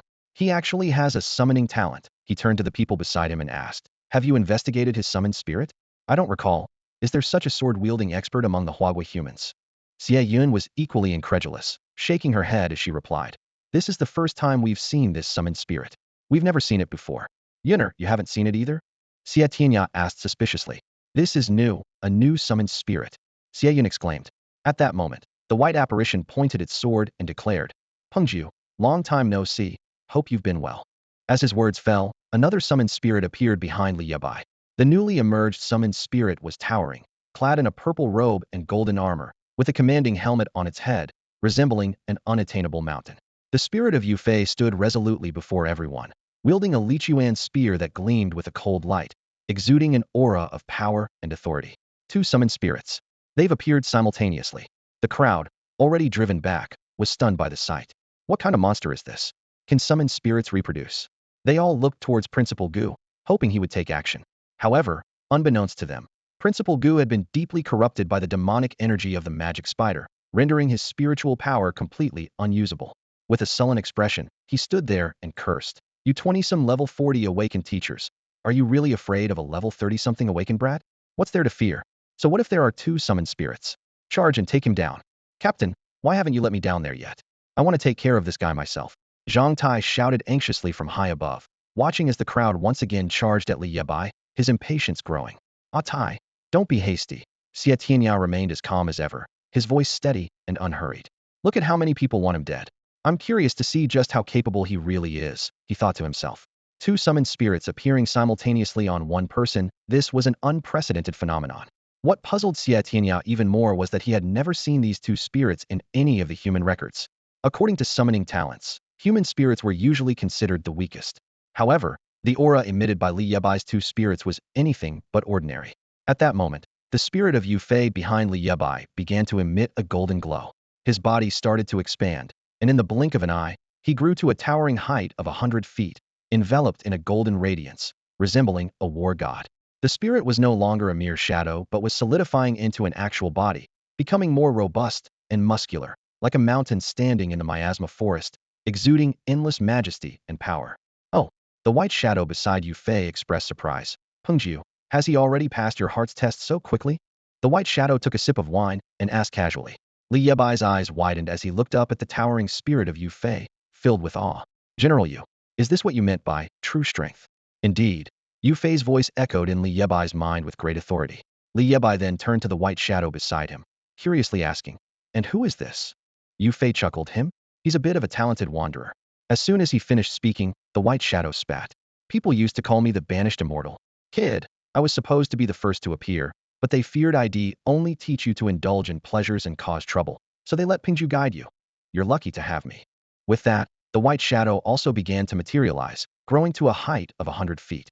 You bypassed the heart's test and directly achieved such a formidable form. Yue Fei exclaimed. "Where in the world are there so many rules? Anyone Yue Fei acknowledges. I, Li Bai, acknowledge too," he declared, swinging his long sword. "Watch me take down one man every 10 steps, leaving no trace for miles." With a hiccup, a long sword identical to Li Bai's appeared in Li Yebai's hand. "Li Bai? Are you Li Bai?" Li Yebai was incredulous, unable to believe that the legendary poet Li Bai stood before him. "What? You thought I only wrote poems? Poetry is just my least significant talent." "Ha ha," Li Bai said nonchalantly. "By the way, you're called Li Bai, and I am Li Tai Bai. Quite a coincidence, isn't it?" Then Li Bai's figure gracefully turned, like drifting clouds, his sword slicing through the air, forcing the approaching teachers to retreat several steps. Their faces were filled with horror, their hearts overwhelmed by shock and fear. The crowd groaned in distress. Though they had encountered summoners before and heard of various bizarre summoned spirits, the towering figures before them were unlike anything they had ever seen. As the saying goes, the longer, the stronger. These two summoned spirits loomed like majestic mountains, pressing down on them, suffocating their spirits. Could this really be the power of a level 30 summoner spirit? Someone asked in a trembling voice, and another person echoed, "Isn't this a bit over the top?" One of them glanced at Zhao Wan, and it was only then that they began to understand his grievances. His summoned spirits were truly extraordinary. What puzzled them even more was that the ancient principle behind them showed no intention of intervening. Someone thought to themselves, "What are we afraid of? There are more than 20 of us. He's just putting on a show and won't last long." The best way to conquer fear is to face it. In their disorientation, they couldn't tell who was surrounding whom, or who was truly in danger. Sword, aura, protection. With a sweep of Li Bai's long sword, sword energy instantly enveloped Li Yebai, shielding him from any harm. "Come on, show me your strength." At that moment, Li Bai's sharpness truly emerged, like an unsheathed sword radiating an unmatched aura that made people avert their gaze. His eyes shone with confidence and pride, as if invincible, with no one able to withstand his might. Suddenly, a shadow appeared silently at Li Yebai's feet, ready to strike. "Get lost." Yue Fei's spirit reacted swiftly, thrusting his spear like a bolt of lightning. The shadow was shattered instantly under the spear's force, flying backward with a piercing scream. "Trying to sneak attack, do you think I'm just here for show?" Yue Fei stood behind Li Bai, like an unbreakable wall. "Li Bai, time is short. You lead, I'll follow, let's break through." Yue Fei commanded. "What about me?" Li Bai stood between them, uncertain. "Just watch and learn," Li Bai's playful voice replied. Currently, Li Bai possessed two summoned spirits with power at level 45, both unlocked to their final forms. However, his own spiritual energy was only at level 36, and even with the Sundial totem's support, he could only sustain their summoning for 10 minutes. Once the time limit was exceeded, he would exhaust his spiritual energy, suffer backlash, and fall into a coma with bleeding from his orifices. Buzz! Li Bai's sword emitted a resonant hum. After regaining their composure, the crowd surged forward, their innate skills relentlessly targeting Li Bai. Thunderclap! A voice shouted from the crowd, and a lightning ball crackled towards him like a bolt from the sky. "Break!" Li Bai snorted, thrusting his sword, and the lightning ball disintegrated into pure spiritual energy, vanishing without a trace. Next, flames of fury. Another awakened one roared, and a sea of fire swept towards Li Bai, its intense heat threatening to reduce everything to ashes. "Break!" Li Bai's form flickered, his sword light like a dragon easily cutting through the fire, splitting it in two, extinguishing the flames. Frozen lands. Another attack came, an ice wall suddenly rising, attempting to trap Li Bai within, the cold air biting. Break. Li Bai's sword tip lightly tapped. The ice wall shattered instantly, ice fragments scattering, the cold dispelled by a single strike. The crowd's various innate skills bombarded Li Bai, whether wind, boulders, or poison mist, all were shattered by his sword. Kit, did you see that? This move is called one sword to break all techniques.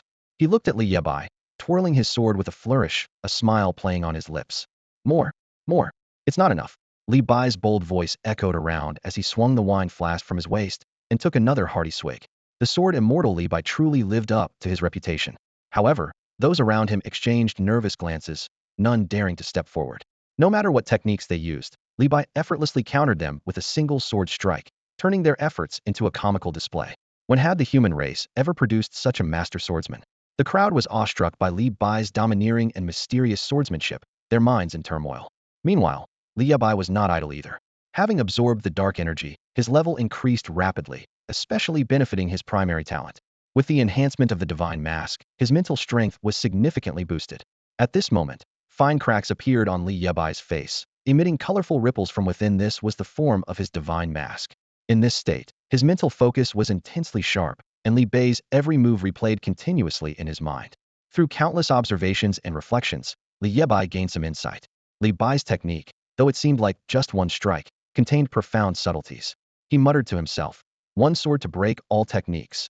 The so-called one sword to break all techniques means using domineering and pure sword energy to strip the opponent's moves into their original, pure spiritual energy state.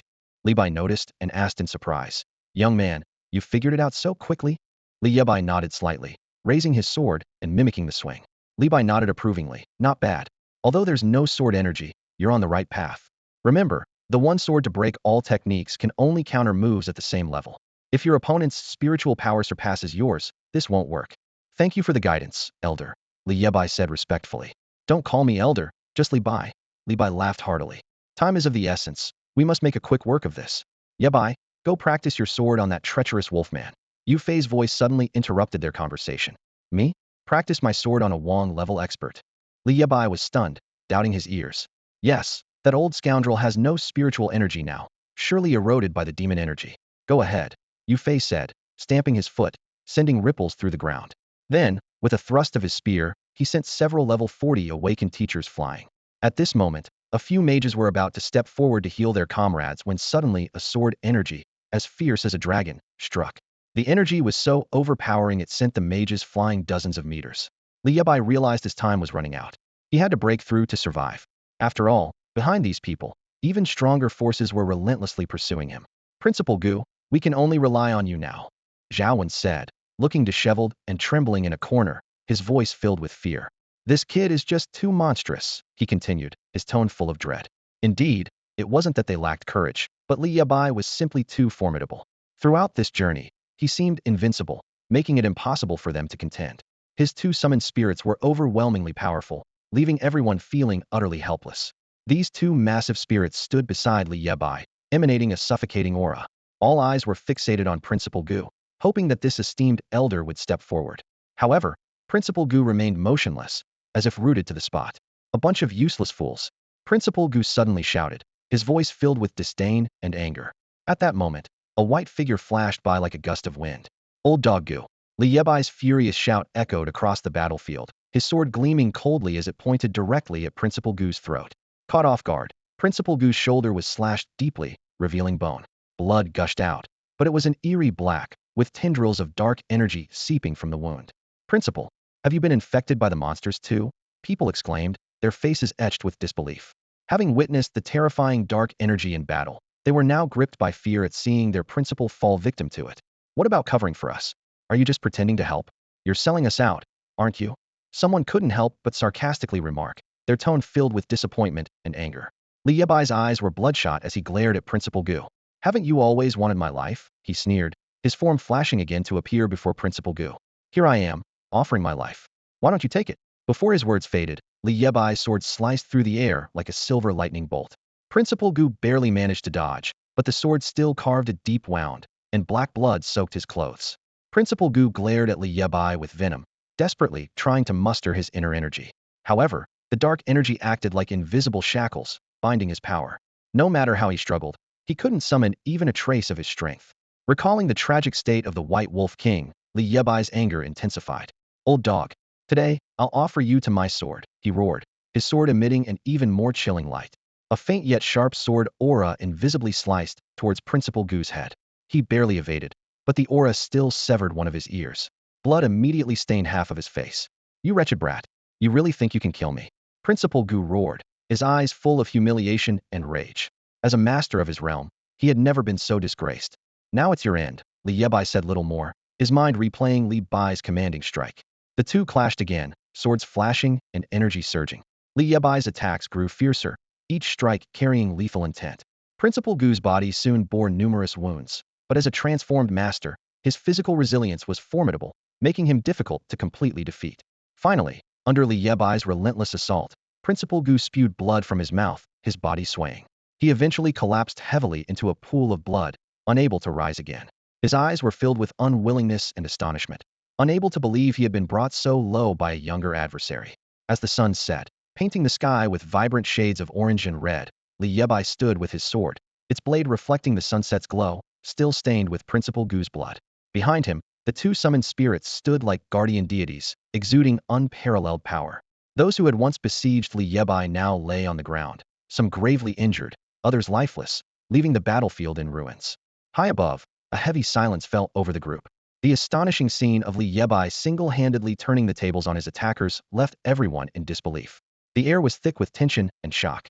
Xie Tianya's jaw was set, his brow furrowed, and his eyes glinted with a complex mix of emotions. Inside, he was wrestling with himself. Before encountering Li Yebai, his plan was straightforward. Kill Li Yebai to avenge his old comrade and elevate his beloved protege. Such a win-win deal was highly tempting for someone at the center of power like him. However, witnessing Li Yebai's incredible potential firsthand made Xie Tianya reconsider his options. He pondered to himself, a prodigious talent like Li Yebai would be a waste to simply eliminate. If he could be turned to my advantage, he could become another Fan Tianxiao. At this moment, Li Yebai had retracted his two summoned spirits, leaving his spiritual energy nearly depleted, and he was utterly exhausted. The previous summoning backlash and battle had left him with multiple injuries, and he lay weakly on the ground.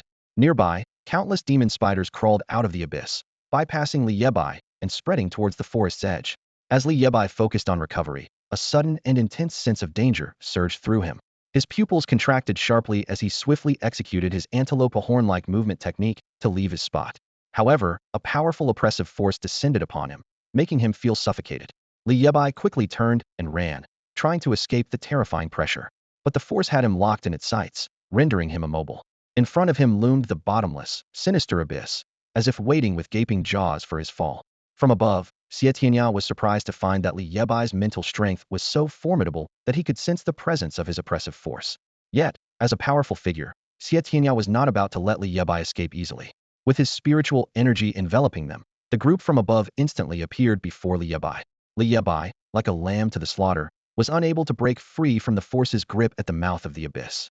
With a deep gaze, Xie Tianya slowly turned to Zhang Tai beside him and said, "Ah Tai, if I were to let you personally kill Li Yebai, would you be willing to let bygones be bygones and fully support Tianxiao?" Upon hearing this, Zhang Tai's eyes flashed with a hint of ruthlessness. Without hesitation, he replied, "Of course, as long as the captain allows me to kill this guy, the Zhang family will be the Zhang family of the overseers." Realizing something, he quickly corrected himself. "No, it's the captain's Zhang family. Our Zhang family will always stand by the captain and leader Fan." Xie Tianya made a decisive gesture, and in an instant, the restraints on Zhang Tai vanished. He felt a surge of spiritual energy within him, his excitement evident. Zhang Tai instantly teleported beside Li Yebai and mercilessly threw a punch. Bang! A dull thud echoed as Li Yebai's arm broke. Blood trickled from the corner of his mouth, and waves of intense pain flooded his mind. Yet, he gritted his teeth, making no sound. Zhang Tai sneered, "I must admit, you have some backbone. But you should never have provoked those you can't afford to offend." With that, he threw another punch, breaking Li Yebai's other arm. Li Yebai fell to the ground in agony, his eyes bloodshot, staining the ground with his blood. Xie Tianya's oppressive presence weighed down on him like a mountain, rendering him immobile. Looking down at Li Yebai, Zhang Tai slowly said, "Even if Chun'er did something wrong, it's not for a lowly creature like you to judge. You must pay for everything you've done." No matter how talented you are, what does it matter? This world is inherently unfair. In the face of absolute power and strength, you're nothing but an insignificant insect. Just as he was about to continue the assault, a voice suddenly called out, Elder Zhang, wait a moment. Fan Tianxiao, who had been silent, spoke up. Master, I have something to say to him. Xie Tianya remained silent, releasing Fan Tianxiao from his physical restraints, but maintaining the spiritual power confinement. Be quick, don't hinder Ah Tai, he said blandly. Fan Tianxiao walked up to Li Bai, his gaze complex. Li Yebai's chest was stained with blood, and blood continued to trickle from his mouth, a pitiful sight. Zhang Tai clearly didn't intend for him to die easily, but wanted the young man to experience every ounce of suffering before his end. Suddenly, Li Bai laughed, as if joking. Leader Fan, in the Demon Clan trial, who came first? His tone was relaxed, hardly like someone on the brink of death. Fan Tianxiao was silent for a moment, overwhelmed with guilt. He had intended to train this talented young man, but things had escalated beyond expectation. On the current score sheet, only your name is there. If you're not first, who is? He replied softly. Great. Then I don't have to go to the northwest to feed the snow wolves, right? Li Yebai grinned, his teeth stained with blood, his hair disheveled, his broken arms swaying in the wind, a truly tragic sight. No, you don't. Fan Tianxiao hesitated. At this moment, he was no longer the high-ranking leader Fan, just a tool caught in the swirling vortex of power. Li Yebai was brought before the Zhang family, his body covered in wounds and his breath faint. Fan Tianxiao gazed at the once spirited young man, feeling a tinge of pity. He lowered his voice and advised Li Bai. Li Bai, if you plead with Director Xia now, you might still save your life. A wise man knows when to compromise. Once you're dead, it's all over. Li Bai remained silent, his gaze lowered. Just as Fan Tianxiao was about to continue persuading him, Zhang Tai stepped in front of him, speaking coldly. Group leader Fan, everything that needed to be said has been said. From here on, this is a private matter for the Zhang family. Zhang Tai grabbed Li Bai by the collar, a mocking smile playing on his lips. Kid, if you kneel and beg for mercy now, I might consider letting you die a quicker death. As he spoke, he cruelly squeezed Li Bai's injured arm, increasing the pressure. Li Bai was in so much pain that he nearly fainted, yet he managed to squeeze out a few words. Well, then trouble Director Xia, to first release my restraints. Hearing this, Zhang Tai was taken aback. I thought you had some backbone, but it turns out you're just a coward at heart. Li Bai did not respond, struggling to move his gaze until it rested on Xie Tianya, who stood aloof. His voice was hoarse as he spoke. Director Xie. He paused, a cold smile appearing on his lips. Are you afraid I'll escape? A trace of disdain flashed in Xie Tianya's eyes, and he quickly released the oppressive restraints on Li Bai. To him, Li Bai was nothing more than fish on the chopping block, at everyone's mercy. Xie Yun felt a surge of disappointment, but it was soon replaced by understanding. She knew that choices made in the face of life and death often reveal a person's true character. At that moment, Li Bai suddenly shifted his tone, shouting angrily, Old dog, to hell with you. You want me to kneel? He spat a mouthful of blood at Zhang Tai. I, Li Bai, would rather break than bend. Zhang Tai was infuriated by this unexpected act and was about to retaliate. But Li Bai suddenly stepped back, his gaze sweeping over everyone present as he spoke deliberately. The 4 academies. Zhang family. The regulators. The day I return alive will be your end. Before he finished speaking, Li Bai turned and dashed towards the entrance of the demon cave. Under the astonished gazes of all present, he leaped without hesitation into the bottomless abyss. His figure accelerated downward under the powerful gravity, like a falling star, eventually vanishing into the pitch-black chasm. The young man vanished into the endless darkness. Xie Tianya's figure disappeared from his spot in an instant, reappearing at the entrance of the demon cave the next moment. His deep gaze fixed on the abyss that seemed capable of swallowing everything. The dense demonic aura surged from the cave, causing even someone as skilled as Xie Tianya to feel a pang of unease. Atai, your revenge has been fulfilled, Xie Tianya said in a low voice, his brow furrowed. Even if I were to descend into this abyss, it would be nearly impossible to return alive. Zhang Tai stood frozen, a sense of indescribable frustration welling up inside him. Li Yebai's suicide made the revenge seem meaningless, and what pained him more was the curse Li Bai spat at him before dying. As he thought about it, a wave of heat rushed to his old face, and a trace of regret flickered in his eyes. Fan Tianxiao and Xie Yun stood by, too shocked to speak. Xie Yun never imagined that Li Bai would not only refuse to compromise, but would also resolutely jump into the abyss. Even faced with the erosion of countless demonic auras, he would not kneel and beg for mercy. Fan Tianxiao sighed helplessly. If none of this had happened, he could have been a pillar of our people. His voice was full of regret and reflection. At that moment, he finally understood the essence of that young man never yielding or compromising, with no concept of surrender in his mind. Just then, A burst of maniacal laughter shattered the silence. The severely injured Principal Gu staggered to his feet, his face covered in bloodstains, yet he wore an almost crazed smile. Good riddance. That little beast thought he could kill me. Laughable. Laughable, he muttered to himself, his voice filled with venom and satisfaction. Those around who had been gravely injured by Li Bai began to cheer and celebrate, their faces showing schadenfreude. Zhao Wan, huddled in a corner, was still shaken. The scene of that young man cutting through the crowd remained vividly unforgettable. Lu Cheng, who had been silent all along, slowly approached the entrance of the demon cave, carefully observing everything around him. He scrutinized every detail, and apart from the bloodstains left by Li Bai, there was no sign of life. Only after confirming that Li Bai could not have survived did he relax a bit and turn to leave. Xie Tianya's gaze swept over the crowd with undeniable authority. No one is to speak of this incident, he stated firmly. Li Bai, an awakened individual from Jinhai City, colluded with the demon race, harmed his fellow humans, and murdered teachers and students from the 4 academies, showing contempt for the regulators. Ultimately, he accidentally fell into the demon cave while fleeing. From now on, there is no trace of him in Jinhai City. As soon as he finished speaking, Xie Tianya took a step forward, his form vanishing into the void, leaving only a faint afterimage and the stunned gazes of those present. The area around the demon cave fell into a deathly silence, as if everything that had just happened was merely an illusion. Beneath the abyss of the demon cave, a chilling wind howled. The bone-piercing cold felt like invisible blades slicing through marrow, sending shivers down one's spine. The air was thick with the stench of death, as if standing in the fabled icy hell. This was the realm of the demon spiders, their birthplace. On the rough stone walls, purple blood splattered like malevolent runes. Looking up, countless insect eggs piled into mounds, too many to count. Atop one of these egg hills lay a young boy, Li Bai, covered in blood, barely clinging to life, his clothes in tatters, his face as pale as paper. So cold. Li Bai's faint whisper was nearly swallowed by the wind. Is this hell? The extreme cold jolted Li Bai's consciousness slightly. He glanced around, not seeing the imagined emissaries of the underworld. Another wave of cold hit, and pain surged through his mind like a tide. I'm not dead, he murmured in surprise, feeling the pain in his body. With all the strength he could muster, he crawled out from the sticky pile of eggs. Around his neck, the wolf fang necklace emitted a faint white glow. Seeing this necklace, bitterness rose in Li Bai's heart. He realized it was the aura from the necklace, a gift from the White Wolf King, that prevented the demon spiders from attacking him. White Wolf King, you sacrificed yourself to save me, and now, you're still saving me. Yet I don't even have the power to avenge you, he mocked himself.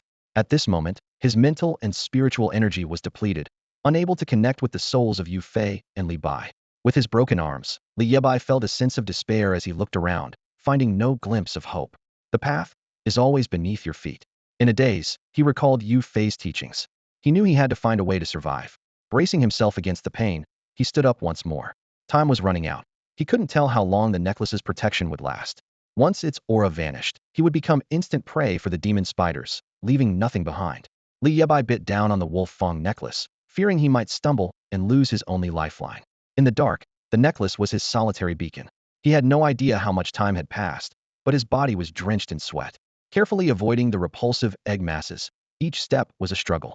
His injured body and broken arms made progress excruciatingly difficult, yet he persevered, gritting his teeth against the pain. Finally, Li Bai managed to navigate around the cluster of insect eggs with great difficulty. He moved cautiously, fearing he might disturb these potential threats. Suddenly, bang! A dull thud echoed in the darkness. Caught off guard, Li Bai collided with a hard object. Upon closer inspection, he realized it was an iron door embedded in the stone wall of the cave.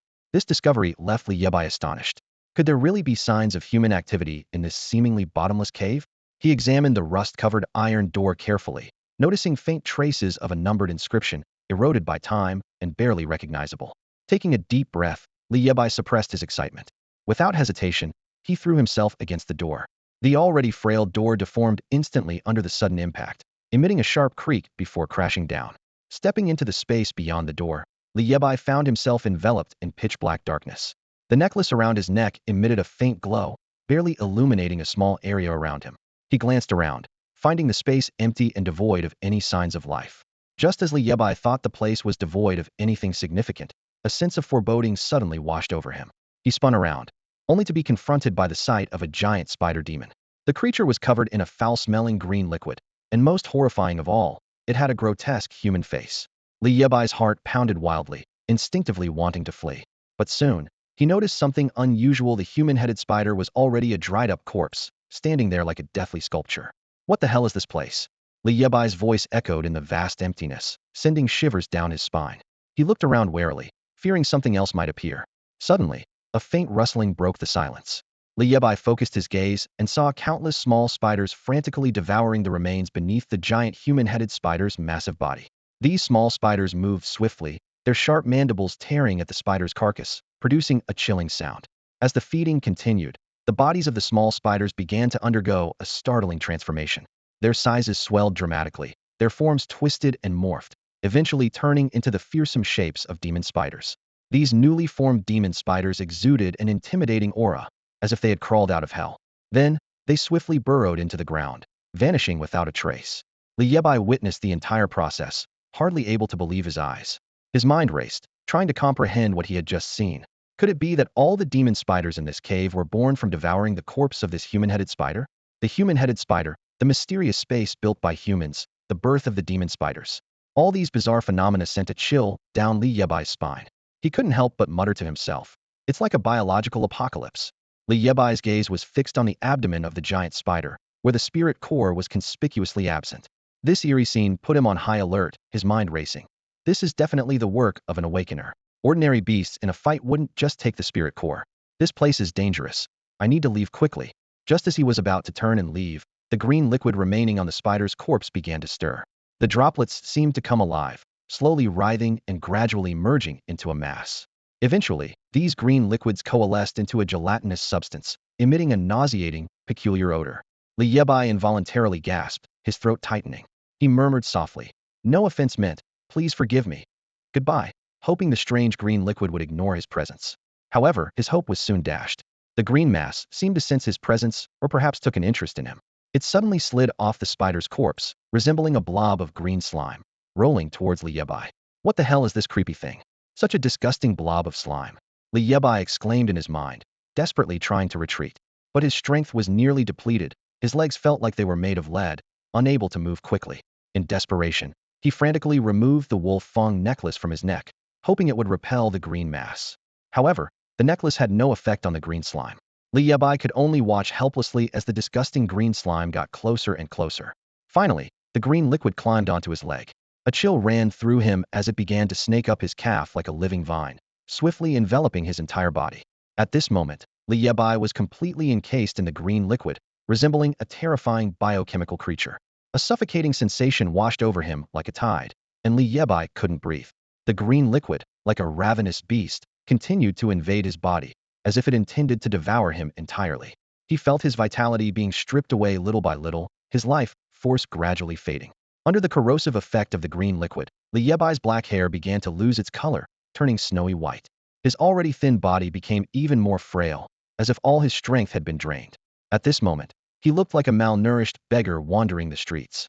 Just as Li Bai was about to lose consciousness and be completely consumed by the green liquid, a surge of blood-red light suddenly appeared beneath his feet. The Sundial totem manifested on its own, emitting strong waves as if to repel the green liquid. However, the green liquid remained unmoved, still tightly entwined around Li Bai's body. Seeing this, the Sundial totem began to spin on its own, radiating an even brighter light. Under the Sundial totem's counterattack, the green liquid was gradually consumed. The green liquid trembled as if it had seen a ghost, clearly terrified of the Sundial totem. It tried to flee from Li Bai's body, but the Sundial totem had no intention of letting it go. Under the frenzied absorption of the Sundial totem, the volume of the green liquid rapidly shrank, threatening to be completely consumed. At the critical moment, the green liquid, now only the size of a fist, made a shocking movie. It surged into Li Bai's mouth, as if seeking a final refuge. The green liquid seemed to possess intelligence, keenly sensing that the Sundial totem derived its power from Li Bai. It cunningly chose to parasitize Li Bai's heart, putting the Sundial totem in a dilemma. To thoroughly absorb the liquid would mean attacking Li Bai's heart, tantamount to digging its own grave. However, this seemingly clever choice put the green liquid in an unexpected predicament. Initially intending to consume Li Bai, it instead became the parasite. Worse still, Li Bai's vitality was nearly depleted, and his body, weakened by the liquid's erosion, was on the brink of collapse. Should Li Bai perish, the green liquid residing in his heart would face certain doom. Suddenly, Li Bai was enveloped by the green liquid once more, yet this time, the Sundial totem did not intervene. As the green liquid departed from the human-headed spider's corpse, an unexpected scene unfolded in the distance. In a lavishly decorated, mysteriously atmospheric office, the shrill ring of a phone shattered the silence. The room, filled with exquisite ornaments, spoke volumes of its owner's prestigious status. An elderly man with a composed demeanor and sharp gaze sat on an antique sandalwood chair. Upon seeing the caller ID, he frowned slightly, sensing impending trouble. The elder rose and moved to a discreet corner of the room to take the call. An anxious young voice came through. "Elder, something's happened. The poison of Tian Shang, it's gone. Just now, it left our test subject." The young man's voice was tinged with undisguised panic. "What nonsense! That's the legendary primal spirit," the elder reprimanded. "Do you understand how severe the consequences are if it's truly beyond our control?" The elder quickly issued commands, and soon numerous powerful figures gathered in the office. Surveying them, he spoke gravely. "You are the core of the overseers. This matter is of utmost importance. My order is simple. At all costs, find out who took the poison of Tian Shang. We must not let it fall into others' hands." After a moment of contemplation, the elder's eyes lit up, and he turned to the young man beside him. "When we built the base, did we leave a teleportation array?" His gaze was piercing, as if envisioning a new direction for the unfolding events. The young man was startled by the elder's sudden question, but quickly composed himself. He nodded and replied, "Yes, there is a teleportation array, but it's been inactive for decades, and we're not sure if it can still be activated. However, we can give it a try." A flicker of anger flashed in the elder's eyes, and his voice boomed like thunder. "I want to see who has the audacity to steal from the overseer. It's sheer madness." He gestured for the young man to lead the way. The two of them hurriedly left the room, heading towards the long-sealed entrance of the teleportation array. The elder's footsteps were heavy and resolute, each step echoing his anger and determination. Meanwhile, deep within the cavern, Li Bai was enveloped in a mysterious green liquid, resembling a human-shaped cocoon. Time seemed to lose its meaning here, while the green liquid, brimming with life force, slowly seeped into his body. Under the nourishment of this magical power, Li Bai's body underwent a dramatic transformation. His fractured arms healed instantly, and his skin became fair and smooth. His once slender frame began to fill out, with muscles becoming subtly visible under his skin, radiating a sense of strength. Surprisingly, his height increased to 185 centimeters, resembling a perfect sculpture. His already handsome face became even more striking, with short hair as white as snow and a small scar on his brow, adding a touch of mystery to his appearance. Suddenly, a bone-chilling cold swept over him, and Li Yebai's eyes snapped open. He stared incredulously at his fully healed arms, murmuring to himself, "My arms, they're healed? What's going on?" He examined his renewed body in amazement, unable to find words. To confirm it wasn't an illusion, he slapped himself twice. The pain on his face finally convinced him that he had indeed undergone a profound transformation. However, joy was quickly replaced by reason. Despite the drastic changes in his appearance, Li Bai was acutely aware that his spiritual and mental energy remained depleted, with no sign of recovery. He tried to connect with the two spirits, but still received no response. What worried him more was that he had no idea how to escape this bottomless cavern. Suddenly, a thought crossed his mind. Wait, where did the green slime go? Recalling the scene before he lost consciousness, Li Bai became alert, carefully searching the surroundings. However, the mysterious green liquid seemed to have vanished into thin air, leaving no trace behind, deepening his unease. In this unfamiliar and dangerous environment, Li Bai's only solace was the wolf-tooth necklace on the ground. He gingerly picked it up and placed it around his neck, as if it was his only link to the outside world. Li Bai glanced down at himself and realized that his clothes were now too tight to fit his current physique. He sighed and reluctantly tore his tattered clothing into strips, awkwardly fashioning a makeshift, wild man outfit. Although this crude attire looked somewhat ridiculous, it at least covered the essential areas, satisfying his sense of modesty. Just then, a rustling sound caught his attention.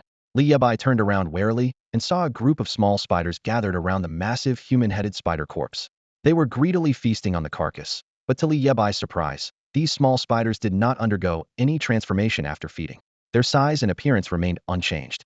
This unexpected discovery set Li Bai deep in thought. He recalled everything that had happened and suddenly had a revelation. It wasn't the human-headed spider's corpse that caused the transformations, but the mysterious green slime. His mind raced as he connected all the clues: the human-constructed space, the green liquid, the human-headed spider, the lair, the magical spiders. As an avid fan who had watched hundreds of mystery and sci-fi movies, Li Bai keenly sensed the underlying conspiracy. However, as he was absorbed in his deductions, an unusual sensation suddenly emanated from within him.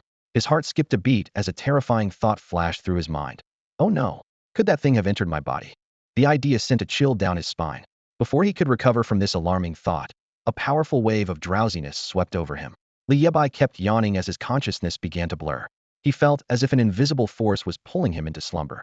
In his drowsy state, Li Bai caught a glimpse of a beam of light shooting into the sky, illuminating the dark lair. A teleportation array? There's a teleportation array here? A glimmer of hope crossed his mind.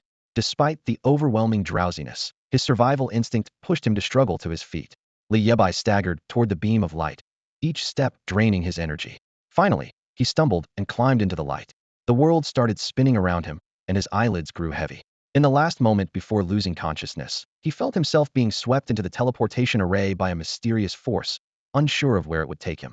As Li Bai vanished, several men dressed in black suddenly appeared near the teleportation array.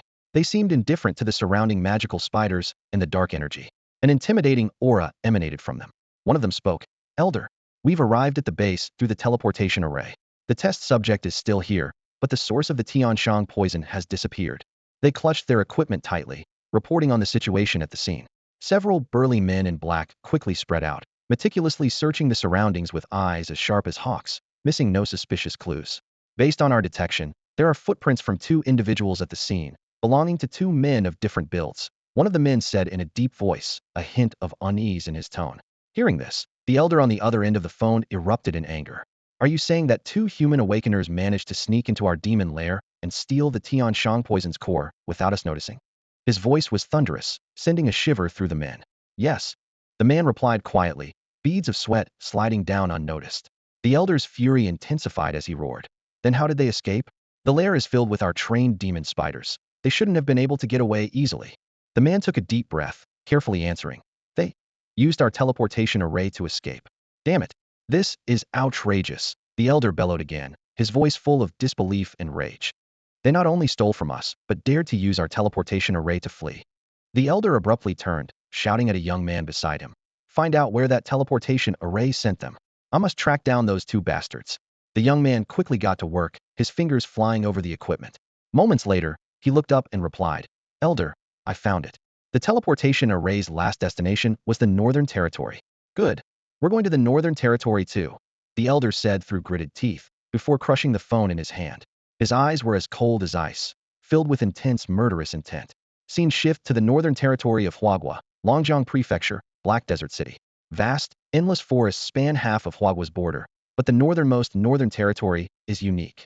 It is divided into 3 war zones: the upper zone of Jizhou, the central zone of Longjiang, and the lower zone of Liaozhou. These zones border the forces of the demon tribes, creating a complex web of diverse tribal powers. Black Desert City, located in the fiercest central zone, is the most intense battlefield between humans and demons. On the city's outskirts, deep within the endless forest, lies a hidden, unknown corner. Li Bai slowly opened his eyes to see a pink wooden cottage, like a cozy house from a fairy tale. Everything inside, from the furniture to the decor, was tinged with pink, clearly a young girl's private retreat. He lay on a soft pink mattress, surrounded by a fresh, delicate fragrance, as if immersed in a sea of flowers. "You're awake," a melodious voice came. Li Bai turned his head, momentarily stunned. Time seemed to stand still. Before him appeared a girl with long silver hair, her beauty so breathtaking it seemed as if crafted by the gods. Her face was flawless, her skin as white as snow with a hint of rosy glow. Dressed in a pure white dress, she exuded an ethereal grace. Li Bai involuntarily swallowed, his heart suddenly racing. The silver-haired girl before him seemed to have stepped out of his dreams. So beautiful, she was almost unreal, yet vividly alive. He stood there, unable to tell if he was dreaming or awake. "Hey, are you mute?" the girl asked, frowning as she approached with impatience. "If you weren't decent looking, I wouldn't have bothered saving you." Her words were like a cold bucket of water, shattering the beautiful illusion in Li Bai's mind. He opened his mouth to speak, only to realize he was completely naked, wrapped in nothing but a blanket. A thought flashed through his mind. Who had undressed him? His face burned with embarrassment, and he wished he could disappear. "Really, you can't talk?" the girl asked, her eyes wide and intense. Mortified, Li Bai could only nod. The girl sighed softly. "The heavens are fair, giving you a handsome face, but making you mute." She pointed at the roof. "Anyway, you owe me for my roof. You fell through it." Li Bai searched his memory desperately, recalling only that he had crawled into a teleportation array in the demon lair before losing consciousness. Everything afterward was a blank. Faced with her questioning, he could only nod again. At this point, Li Bai awkwardly gestured to his naked body. The girl suddenly understood, a blush spreading across her cheeks. I didn't take advantage of you, she quickly explained, then retrieved a black tracksuit from the wardrobe and tossed it to him before hastily leaving the cabin. Once Li Yebai dressed, he looked at his reflection in the mirror and froze again. Oh my god, where's my original face? The face staring back at him was shockingly unfamiliar, as if he were looking at a stranger. In the reflection of the mirror appeared an unfamiliar face, white hair like snow, and strikingly handsome features, comparable to the movie star Daniel Wu. Li Yebai was stunned. This face was nothing like the one he remembered. If he were to return to Jinhai City now, even those closest to him might not recognize him. As Li Yebai was lost in confusion, the door swung open, and a young girl walked in briskly. She looked him up and down, nodding in satisfaction. The size is just right. My eye for detail is always spot on, she quipped, holding up 3 fingers with a teasing tone. Do you know how long you've been asleep? A whole 3 days. 3 days and nights in my bed. Li Yebai was taken aback at her words. He knew something was wrong with his body, but he hadn't realized he'd been unconscious for so long. The girl shifted the conversation abruptly, asking, My name is Su Mumu, do you know me? Just as Li Yebai was about to speak, he remembered that he was now mute, so he shook his head. Su Mumu widened her eyes in surprise. You've never heard of me here? Where on earth are you from? Seeing his silence, she suddenly understood. I forgot, you're mute. She sighed, rubbing her forehead, and asked, Do you have any ID? Li Yebai shook his head again. He indeed didn't have any documents and couldn't explain his origins. He certainly couldn't say he'd been chased into a demonic lair after killing someone elsewhere, and then inexplicably ended up on her rooftop. At this thought, Li Yebai felt secretly grateful that he was a mute. Su Mumu pointed at the human-shaped hole in the roof that Li Yebai had made and asked, Can you fix the roof? Li Yebai shook his head. He had no spiritual power left, and climbing up there would be a struggle, let alone repairing it. Then what can you do? Su Mumu was growing impatient, her lips pouting and a hint of anger flashing in her eyes. Without responding, Li Yebai headed straight for the kitchen. In his past life, he was an outstanding food delivery rider with remarkable cooking skills. It wasn't long before he emerged, carrying a pot. Su Mumu looked at the dark pot, her mouth curving into a slight smirk of disdain. Is this really edible? However, the moment Li Yebai lifted the lid, the aroma filled the air, leaving Su Mumu momentarily stunned. Li Yebai felt inwardly pleased. No one could resist the allure of a well-cooked dish. Little mute, I forgive you, Su Mumu said, her lips glistening with drool, having never smelled such an enticing fragrance. At the dining table, Su Mumu suddenly asked, Little mute, do you know what illness you have? Once more, Li Yebai shook his head, genuinely clueless this time. Su Mumu pondered aloud. Your body is healthy, with no external injuries. But there's a foreign object inside you, constantly draining your spiritual energy. Oddly, you have almost no spiritual power, so it keeps absorbing your life force. Perhaps that's why you keep falling into unconsciousness. Li Yebai was shocked by her words. It must be that green liquid causing trouble. Li Yebai frowned, contemplating the peculiar changes on his arm. He hadn't been able to regain any spiritual power for 3 days, surely the work of that pesky slime. He cursed under his breath, thinking how it was hiding in plain sight within his body. At this moment, he wished for the presence of the spirits of Yue Fei and Li Bai. But without spiritual power, he couldn't establish a connection with them, let alone summon them. A girl's voice interrupted his thoughts. It's hard to understand how an ordinary person like you, with no spiritual power, managed to get this deep into the forest. Aren't you afraid of being eaten by beasts? She said, gently setting down her bowl and chopsticks. We don't have a hospital here. She continued. Tomorrow morning, I'll take you to Black Desert City. Maybe someone there can cure your ailment. With that, she let out a soft burp and walked out of the room. Li Yebai pondered for a moment, realizing he was starving. He was about to eat when he froze the pot in front of him was completely empty. What? She ate it all? He stared in disbelief at the girl's departing figure, wondering how such a small stomach could hold so much food. However, what shocked him even more was that once she stepped outside, she floated into the air and gracefully drifted away. Floating. Li Yebai's eyes widened. Isn't that a skill only masters of the King realm possess? A startling thought flashed in his mind. Could that seemingly gentle and harmless girl actually be a powerhouse at the King realm level? He suddenly found the world utterly absurd. Wait, I traveled through time. Wasn't I supposed to be the protagonist of a feel-good story? Li Bai felt deeply disheartened. A wave of dizziness hit him, and he collapsed onto the table.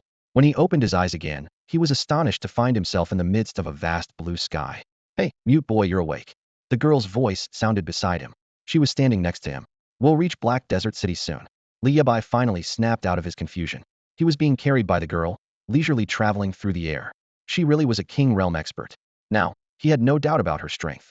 Who would have thought such an adorable girl could crush me with a single hand? Li Bai mused. This world is full of contrasts.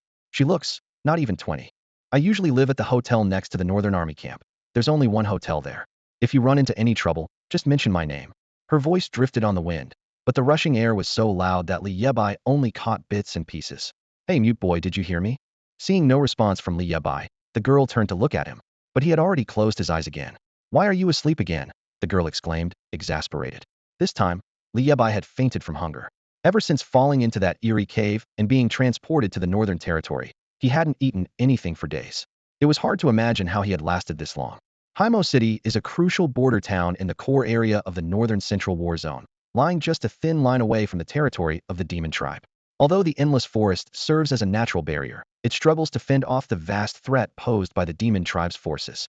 This war-torn city is the garrison for the Northern Central War Zone's army, with an economy that has developed relatively slowly. In a bustling small clinic, Li Bai slowly opened his eyes. His first instinct was to find food, as hunger surged through him like a tide. At that moment, even a dish of hautuinia, served with a bowl of authentic fermented mung bean milk, would have been devoured without hesitation. "Oh, you're finally awake." An elderly man in a white traditional Tang suit approached, holding a pen and paper. "I heard from Moo Moo that you can't speak, so I prepared this for you," the old man explained gently. After enjoying a hearty meal, the old man approached Li Bai again. "My name is Li Zhongshu, and I'm the only doctor in this clinic." He smiled shyly, appearing somewhat bashful. "Thank you," Li Bai said weakly, his voice low and faint. Li Zhongshu's expression turned serious. "Your illness is quite peculiar. In all my decades of practicing medicine, I've never encountered anything like it. Based on my experience, only spiritual power can suppress your symptoms. Without it, you'll fall unconscious from exhaustion."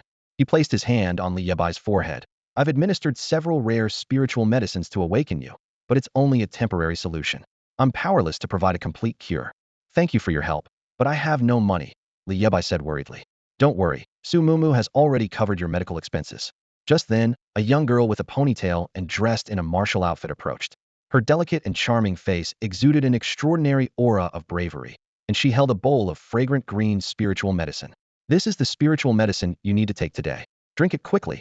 The old man gestured for the girl to hand the medicine to Li Yebai. Nearby, an injured soldier in a cast joked, "Old Li, your granddaughter is growing more remarkable by the day. Our Han Xiao has the natural elegance and vigor of a female general." The soldier wore a northern frontier military uniform, adorned with a vividly embroidered black dragon.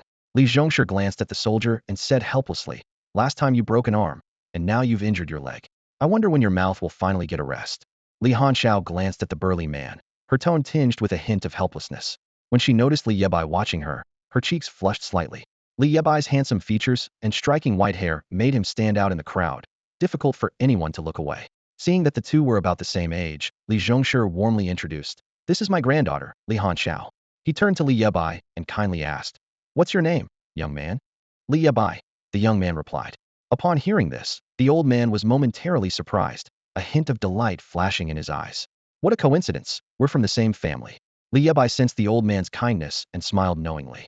Li Zhongshu continued, his voice carrying a touch of melancholy. "In this hospital, it's just my granddaughter and me. Han Xiao lost her parents at a young age and doesn't have many friends." He held both their hands, his eyes gleaming with hope. "You two should take the chance to get to know each other better. Grandpa, will you ever stop?" Li Hanxiao's cheeks reddened slightly as she shook off the old man's hand, a bit annoyed. Her voice suddenly grew firm. "I have to go practice shooting. The army recruitment is coming up in a few days, and I want to enlist."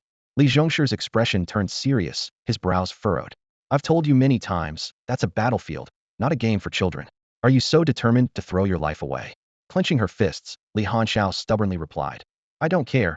I want to join the army to avenge my parents." Her eyes shone with determination, paying no heed to the old man's words. Li Zhongshu's tone became more severe. "How many times have I told you? And you still won't listen. Enlisting, enlisting. Both my children died on the battlefield, and now you're the only grandchild I have left. I won't let you risk your life." His voice was filled with pain and worry. The soldier nearby chimed in, his tone carrying a hint of persuasion. "Hanxiao, listen to your grandpa. The battlefield's been really unstable lately." His gaze turned somber, as if recalling some painful memory. The soldier lit a cigarette, but before he could take a puff, Li Hanxiao quickly snuffed it out. "No smoking in the ward," she sternly reminded him. The soldier smiled wryly and continued, "You know, our Northern Army has been rooted here for decades. While we can't claim to win every battle, we've always kept the demon clan at bay." His gaze drifted out the window, as if reminiscing. "Our human army's strength lies in our tight-knit tactics, our highly coordinated command system, and the seamless cooperation among our squad members. The soldier's voice grew somber. After all, we have intelligence, whereas the demon clan, to be blunt, are just beasts relying on brute strength and reckless charges. His expression suddenly turned grave. But in just these past 2 months, everything has changed.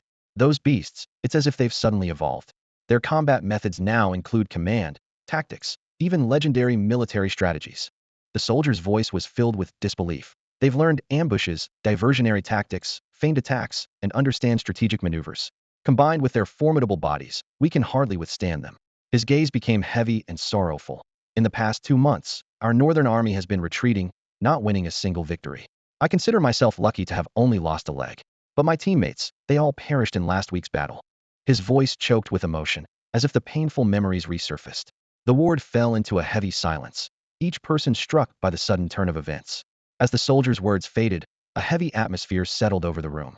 Everyone present couldn't help but ponder who was truly the beast and who was truly human. After a suffocating silence, Li Hanxiao's firm voice broke the quiet. "Keep talking. I'm going to practice shooting," she said decisively. Turning to leave the room, her footsteps gradually receding. Li Zhongshe watched his granddaughter's departing figure, sighed softly, and said to Li Bai, "That child. She's as fiery as her father. I'm sorry if she made you uncomfortable." Li Yebai shook his head slightly, a hint of admiration in his eyes. "Not at all. Your granddaughter is truly remarkable, a woman who stands equal to any man, deserving of respect." The elderly Li Zhongshe frowned, deeply worried. "It's no wonder so many wounded have been coming to my small clinic lately. Such significant events have been happening with the Northern Army, and we were completely unaware." The soldier sighed quietly, his tone tinged with helplessness. "It's a military secret. I didn't want Han Xiao to take any risks."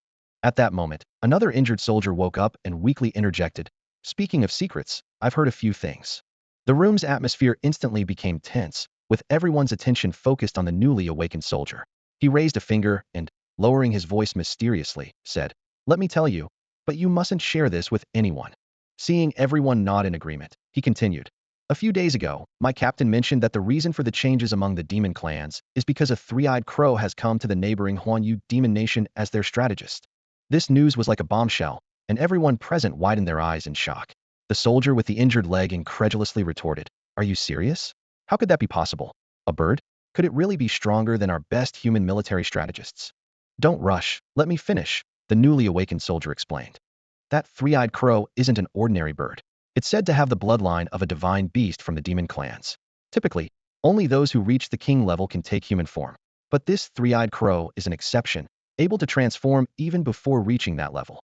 He paused, looking around to ensure everyone was listening intently, then continued. "Before it came, the demon clans relied on brute force. But since its arrival, it has single-handedly enabled their army to crush ours, known for our tactical advantages. With the crow's guidance, the demon clans can predict our actions accurately, and their strategic deployments always catch us off guard. It's incredibly cunning." The room fell silent, everyone stunned into speechlessness by this startling information. Li Zhongshe suddenly remembered a renowned general and asked urgently, "But don't we have General Wu Guang? Can't even he turn the tide for the Northern Army?" General Wu Guang is a famous strategist in Hua, praised for his wit and compared to legendary tacticians. Could even such a master not change the Northern Army's fortunes? The soldier with the injured leg sighed deeply upon hearing General Wu Guang's name, a hint of helplessness flickering in his eyes. He spoke slowly, his tone filled with deep concern. "General Wu Guang is indeed the finest military strategist in Hua, and he does command the Northern Army. However, he has faced the three-eyed raven over 50 times and hasn't won a single battle." The soldier continued, his voice heavy. "Just a few days ago, in Jiang Gorge, General Wu Guang had his last encounter with the three-eyed raven, only to be completely outmaneuvered. The creature barely had to act. It simply sent 3 squads of beast ambushes and took down our entire camp. To this day, we have no idea how our army's position was exposed." His voice trembled slightly. "The three-eyed raven boasted in front of our troops, claiming it knew where we would camp even before we arrived. It mocked us, saying we were like pigs, clueless about warfare." General Wu Guang was so furious that he coughed up blood and fainted on the spot, and he hasn't regained consciousness since. The Battle of Jiang Gorge became the greatest shame of his life. At this point, a look of deep pain crossed the soldier's face. "My squad was stationed in the camp at Jiang Gorge. My comrades all perished in that battle. My leg was injured while trying to escape from the beasts." His voice was somber, clearly unwilling to speak further. After hearing these words, Li Zhongshe fell into silence. With the nation in peril, who wouldn't be worried? Just then, Li Bai, who had been listening quietly, suddenly sat up straight, his pupils contracting sharply. A familiar voice echoed in his mind. The three-eyed raven. Interesting. Li Yebai felt a surge of joy and called out excitedly in his mind. Yu Shuai, I've missed you so much. It was the only thing that had uplifted him in days. Suddenly, another familiar, teasing voice chimed in. Kid, do you only miss him? Don't you miss me at all? I do. I do. I've been reciting your poems in my dreams every night. Li Yebai quickly responded, his face beaming with a joyful smile. Oh, which one have you been reciting?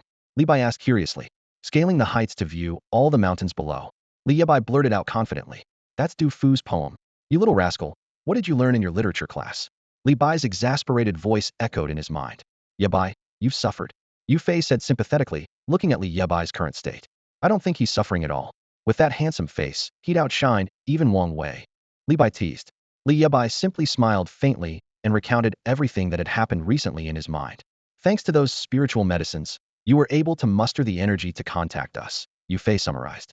Although you can reach out to us, your own strength hasn't returned yet, which is a problem. That's right. And in this unfamiliar place, where can he go to regain his spiritual power? Li Bai agreed, his tone tinged with worry. Yue Fei pondered for a moment, a hint of curiosity flashing in his eyes. That three-eyed crow they mentioned. I'm quite intrigued. He gently stroked his beard and continued. After all, when it comes to leading troops and tactical command, I've reached the pinnacle. However, since that mysterious green power has merged into your body, not only healing your injuries, but also altering your physical structure, it suggests it doesn't intend to harm you. Yue Fei furrowed his brows, contemplating. It keeps absorbing your spiritual energy. Perhaps that's its unique way of sustaining itself. Li Bai, upon hearing this, smirked and teased. Now you're in a tough spot. Cultivation already requires a lot of spiritual energy, and now you've got an extra burden. He patted Li Yebai on the shoulder. But I believe you are a person of great fortune. Li Yebai gave a wry smile, feeling an invisible pressure enveloping his heart. He was about to speak when Li Zhongshe interrupted. Li Zhongshe gazed at Li Yebai, noticing his complexion improving, and sighed with relief. Child, you look much better than before. A hint of reminiscence flashed in his eyes as he remarked. My son joined the army at your age. Back then, he was full of passion, eager to serve the country. Li Zhongshe's voice grew somber. If only I had stopped him, perhaps Han Xiao wouldn't be left like this, without parents, alone and helpless. He rubbed his temples. Now that the situation in the northern frontier is so dangerous, and she insists on joining the army, what am I to do? A nearby soldier with a broken leg attempted to comfort him. Dr. Li, don't worry. Han Xiao is blessed with good fortune. At worst, you could ask the commander to persuade her to give up on joining the army. The commander? The soldier lying down chimed in. She's the top officer of the Central Northern War Zone. With the Northern Army struggling against the Phantom Moon Demon Kingdom, the commander's under immense pressure. Another soldier agreed. Every day, many soldiers are wounded or killed, and the higher-ups keep demanding accountability. General Wu Guang has fallen, and the army lacks strong leadership. The pressure on the commander is unimaginable. Repeated defeats, being tormented by the demon clan for 2 whole months. The two soldiers looked worried, their brows furrowed. Who wouldn't be stressed over this? After a moment of silence, the soldier who was lying down suddenly exclaimed, How could I forget this?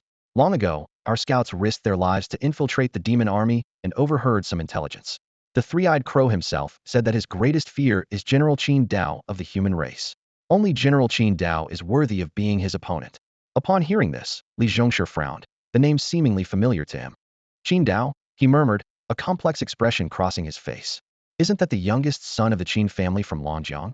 Li Zhongshe frowned in thought, recalling the rumors about Qin Dao. However, the soldier in front of him impatiently interrupted his musings. Sir, that's old news, the soldier said, his expression filled with undisguised admiration. Qin Dao enlisted in the army years ago and joined another elite unit in the northern region. Li Zhongshe raised an eyebrow, signaling the soldier to continue. You might not know, but Qin Dao's talent is extraordinarily rare. The soldier lowered his voice as if sharing a monumental secret. He's an exceptional summoner, and he doesn't summon ordinary things. He calls forth legendary generals from ancient Hua history. Li Zhongshe's eyes widened in disbelief. A human summoning spirit? Exactly, the soldier eagerly nodded. Although they're human, these are battle-hardened generals from ancient times. With such a gift, Qin Dao's military prowess has advanced rapidly, and he's achieved numerous significant victories. Eventually, the higher-ups specially rewarded him by granting him the rank of general. Incredible! Li Zhongshe exclaimed in awe. I must have been living under a rock. Another soldier chimed in. It said that due to his outstanding performance, Qin Dao was promoted a few years ago and sent to the capital for further studies. Now, he's an idol and role model for our northern troops. If General Qin Dao were in the north, those three-eyed ravens wouldn't dare be so arrogant, the first soldier shouted angrily. Indeed, the other agreed. Perhaps with General Qin, our northern army wouldn't have to endure so much humiliation.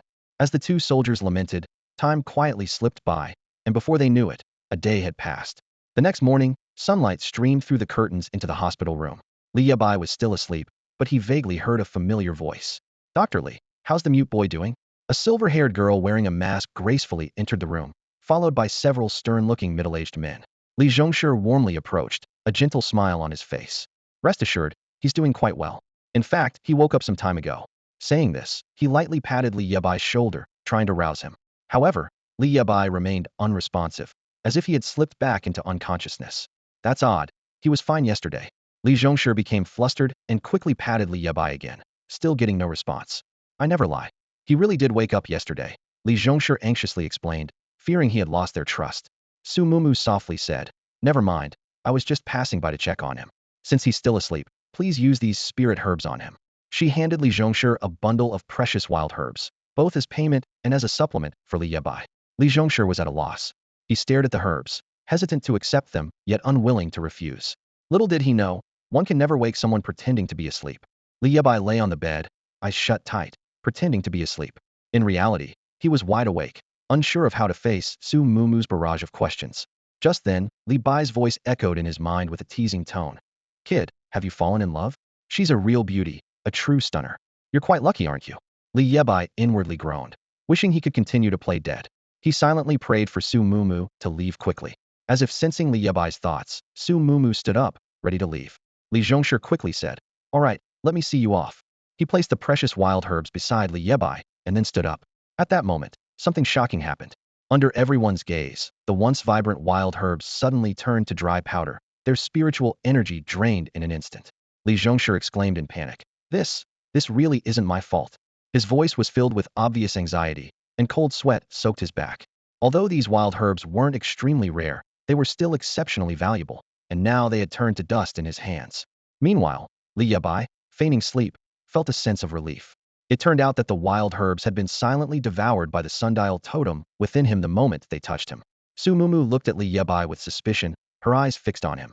She took out a few more precious herbs and gently placed them on Li Yebai. As expected, these herbs also instantly turned to ash, dissipating into the air. Everyone present was bewildered and at a loss. Li Zhongshu was utterly shocked, thinking to himself, he's actually consuming the herbs whole. What kind of creature is this? Normally, absorbing the energy from herbs required at least one process, whether through a practitioner's innate abilities or by refining them.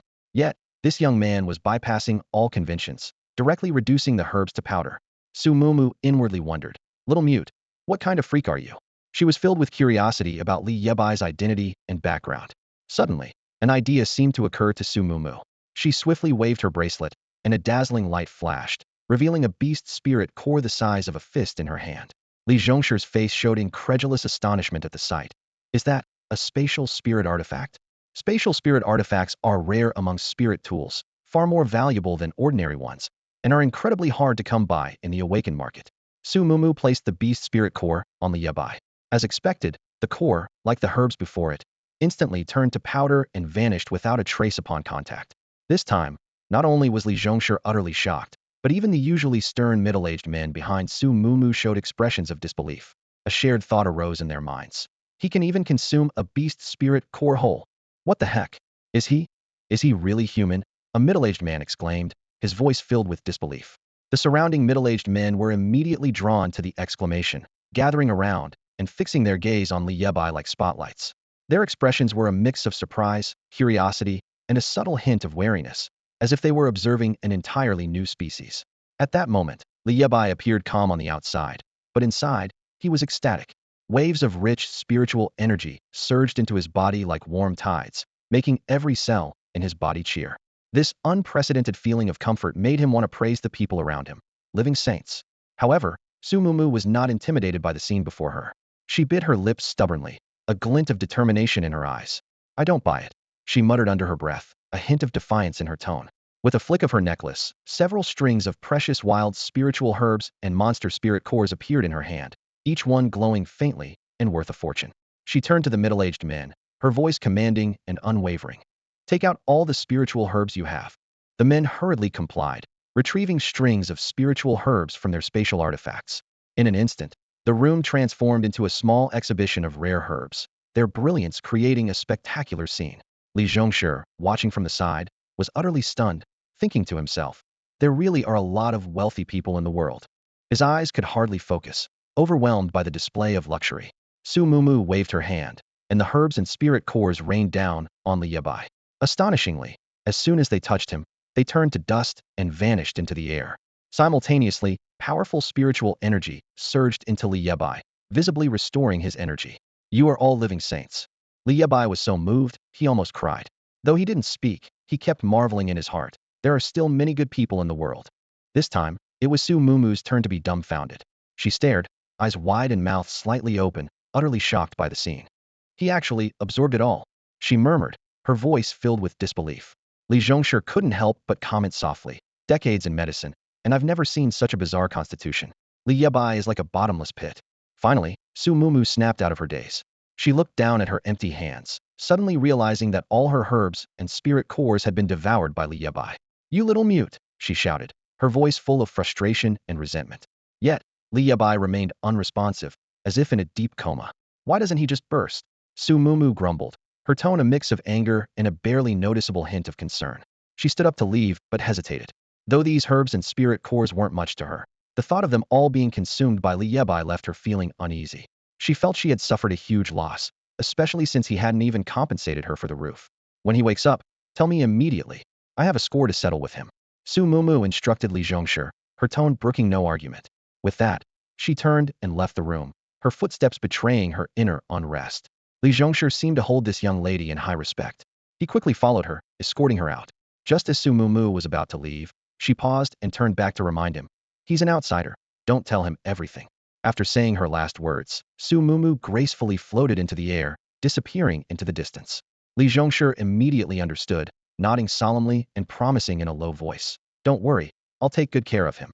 Back in the ward, Li Yebai lay with his eyes closed, basking in his secret joy. The spiritual energy within him, after absorbing those precious herbs and spirit cores, had recovered by 70 to 80%. He was thrilled, knowing that with a little more time, he could restore his strength to its peak. This thought brought a satisfied smile to his lips. However, just as Li Yebai was about to open his eyes, he sensed a strong hostility. Slowly opening his eyes, he found several stern-looking middle-aged men surrounding him, their gazes as if they wanted to devour him alive. Startled, Li Yebai quickly shut his eyes again, deciding to continue feigning sleep. At that moment, his only thought was, keep your eyes closed, enjoy, open them, and close them again. In a lavish hotel in Kyoto, the gilded walls and sparkling crystal chandeliers create a dazzling atmosphere of luxury.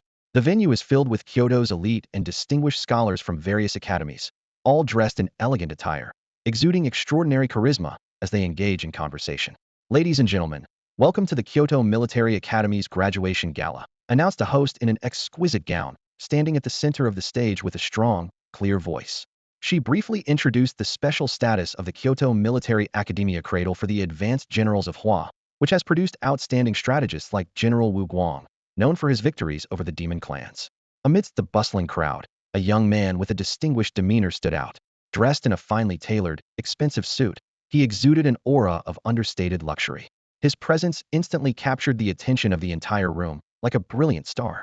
Look, that's General Qin Dao, someone exclaimed. Soon, murmurs about Qin Dao filled the air. I heard he's always been at the top of his class at Kyoto Military Academy. And he's also one of the heirs of the Qin family from Longjiang State. A wealthy young lady whispered admiringly, her eyes sparkling with affection. As the discussion spread, more and more eyes turned toward the young general. Qin Dao, a distinguished military talent from the northern frontier, had reached the 60th level of ability at just 23 years old. With his rare summoning talent, reaching the King realm seemed only a matter of time. At Kyoto Military Academy, Qin Dao was undeniably a prominent figure, consistently acing exams and demonstrating unparalleled command in simulated battles. Qin Dao is not only handsome but also exceptionally talented with a prestigious family background. A woman sighed softly, her eyes filled with admiration. The male attendees, though envious, had to admit that Qin Dao was a role model beyond their reach. Now, let's welcome with a warm round of applause the outstanding graduate of this year's Kyoto Military Academy, Qin Dao. Please welcome Qin Dao to the stage to deliver his speech, the host enthusiastically invited. Amidst thunderous applause, Qin Dao walked slowly toward the center of the stage. Outwardly composed, he inwardly reveled in the attention of the crowd. For Qin Dao, nothing was more intoxicating than the adoration and admiration of others. Standing before the microphone, Qin Dao cleared his throat and began. First of all, I want to sincerely thank Kyoto Military Academy for nurturing me. His voice resonated throughout the venue, as everyone held their breath, eager to hear the remarkable graduate speech. Qin Dao stood confidently at the podium, his gaze sweeping over the many distinguished young ladies in the audience as he began his speech. I also want to thank my family for their support, and my brothers in the military. It's your cooperation that has allowed me to be invincible on the battlefield. As soon as he finished speaking, the audience erupted into enthusiastic applause. The eyes of the young ladies sparkled with admiration, and some couldn't wait to rush onto the stage to present Qin Dao with a large bouquet of flowers. The host, excited, remarked, "People say General Qin Dao is accomplished at a young age, and seeing him today, he truly lives up to his reputation. A general in his 20s is extremely rare in Hua, a truly unprecedented achievement." With the host's praise, the room burst into thunderous applause once again. After the applause subsided, the host continued, "I heard the situation in the northern front is very unfavorable. Are you planning to go there to support the troops?" Qin Dao smiled slightly and replied without hesitation, "That's right. My studies in the capital are about to conclude, and I will head to the central northern war zone in a week. I will join forces with Senior Wu Guang to fight against the demon clan." His words stirred a commotion in the audience. Someone exclaimed, "Qin Dao of the Qin family is truly admirable. Indeed, where everyone else avoids danger, he chooses to go." Another audience member couldn't help but remark. The discussions in the audience grew louder. Suddenly, a voice interjected, "I heard that in the northern demon kingdom, a three-eyed crow has arrived and caused General Wu Guang such distress that he's bedridden." This news drew even more attention. Another person added, "I've heard some rumors too. They say the three-eyed crow fears none but Qin Dao, and only Qin Dao can turn the tide for the northern army." The elders in the audience nodded in agreement, their eyes filled with satisfaction. One elder praised, "Qin Shang, you've truly raised an extraordinary son." Among the crowd, a middle-aged man dressed in black stood quietly. He was Qin Dao's father, Qin Shang, the head of the Qin family in Longjiang province.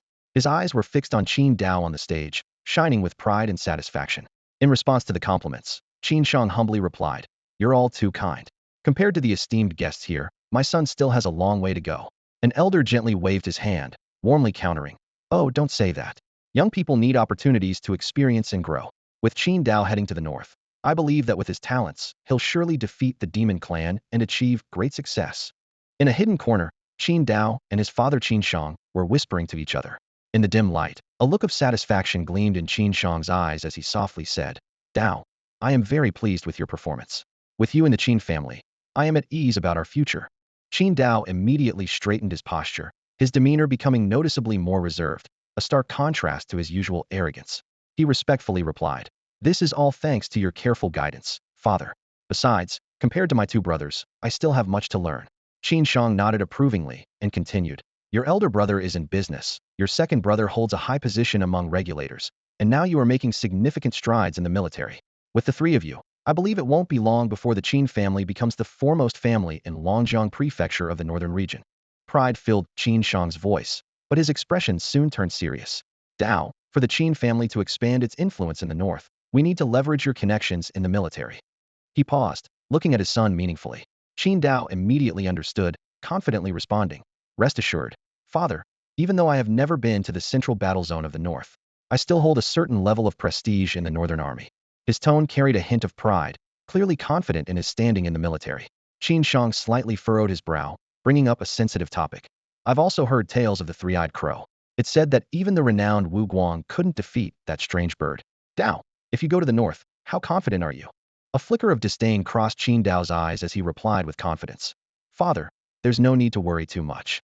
In my opinion, the so-called three-eyed crow is merely flaunting a few traces of divine blood in its veins, acting all mysterious."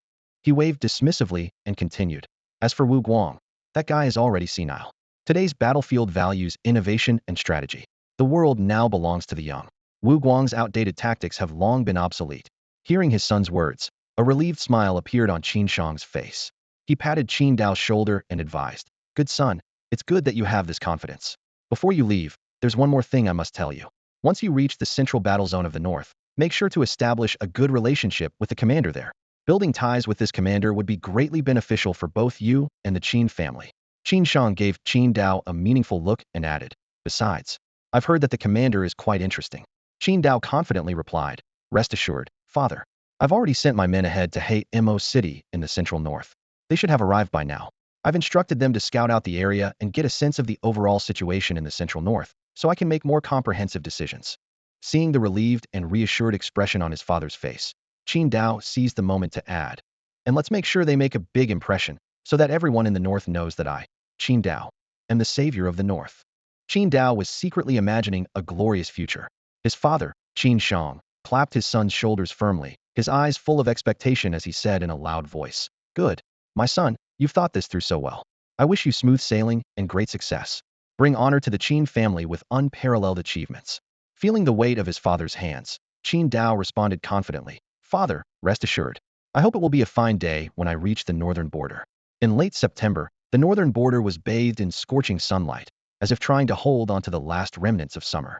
Mo City was shrouded in silence, with a sense of unease and panic stemming from the northern army's 2-month-long setbacks. On the street, an old tricycle moved slowly along, carrying a young man with hair as white as snow. He skillfully avoided the potholes, heading towards a pharmacy by the roadside. "Aunt Wang, good morning. The weather is really nice today," the young man, Li Bai, greeted the pharmacy owner. Aunt Wang, who owned the largest pharmacy in the district, maintained a graceful figure despite being over 40. She greeted him warmly. "Oh, Xiao Bai, here to pick up medicine again? Come inside. It's too sunny out here." Li Bai stepped into the pharmacy and handed over a list. "Aunt Wang, as usual, here's the procurement list." However, Aunt Wang's gaze drifted to Li Bai's handsome face, her tone slightly playful. "The spiritual medicine is in the storeroom. I prepared it for you yesterday, waiting for you today. Xiao Bai, you work so hard, coming here so early every day to pick up medicine." As she spoke, her soft hands brushed against Li Bai's cheek.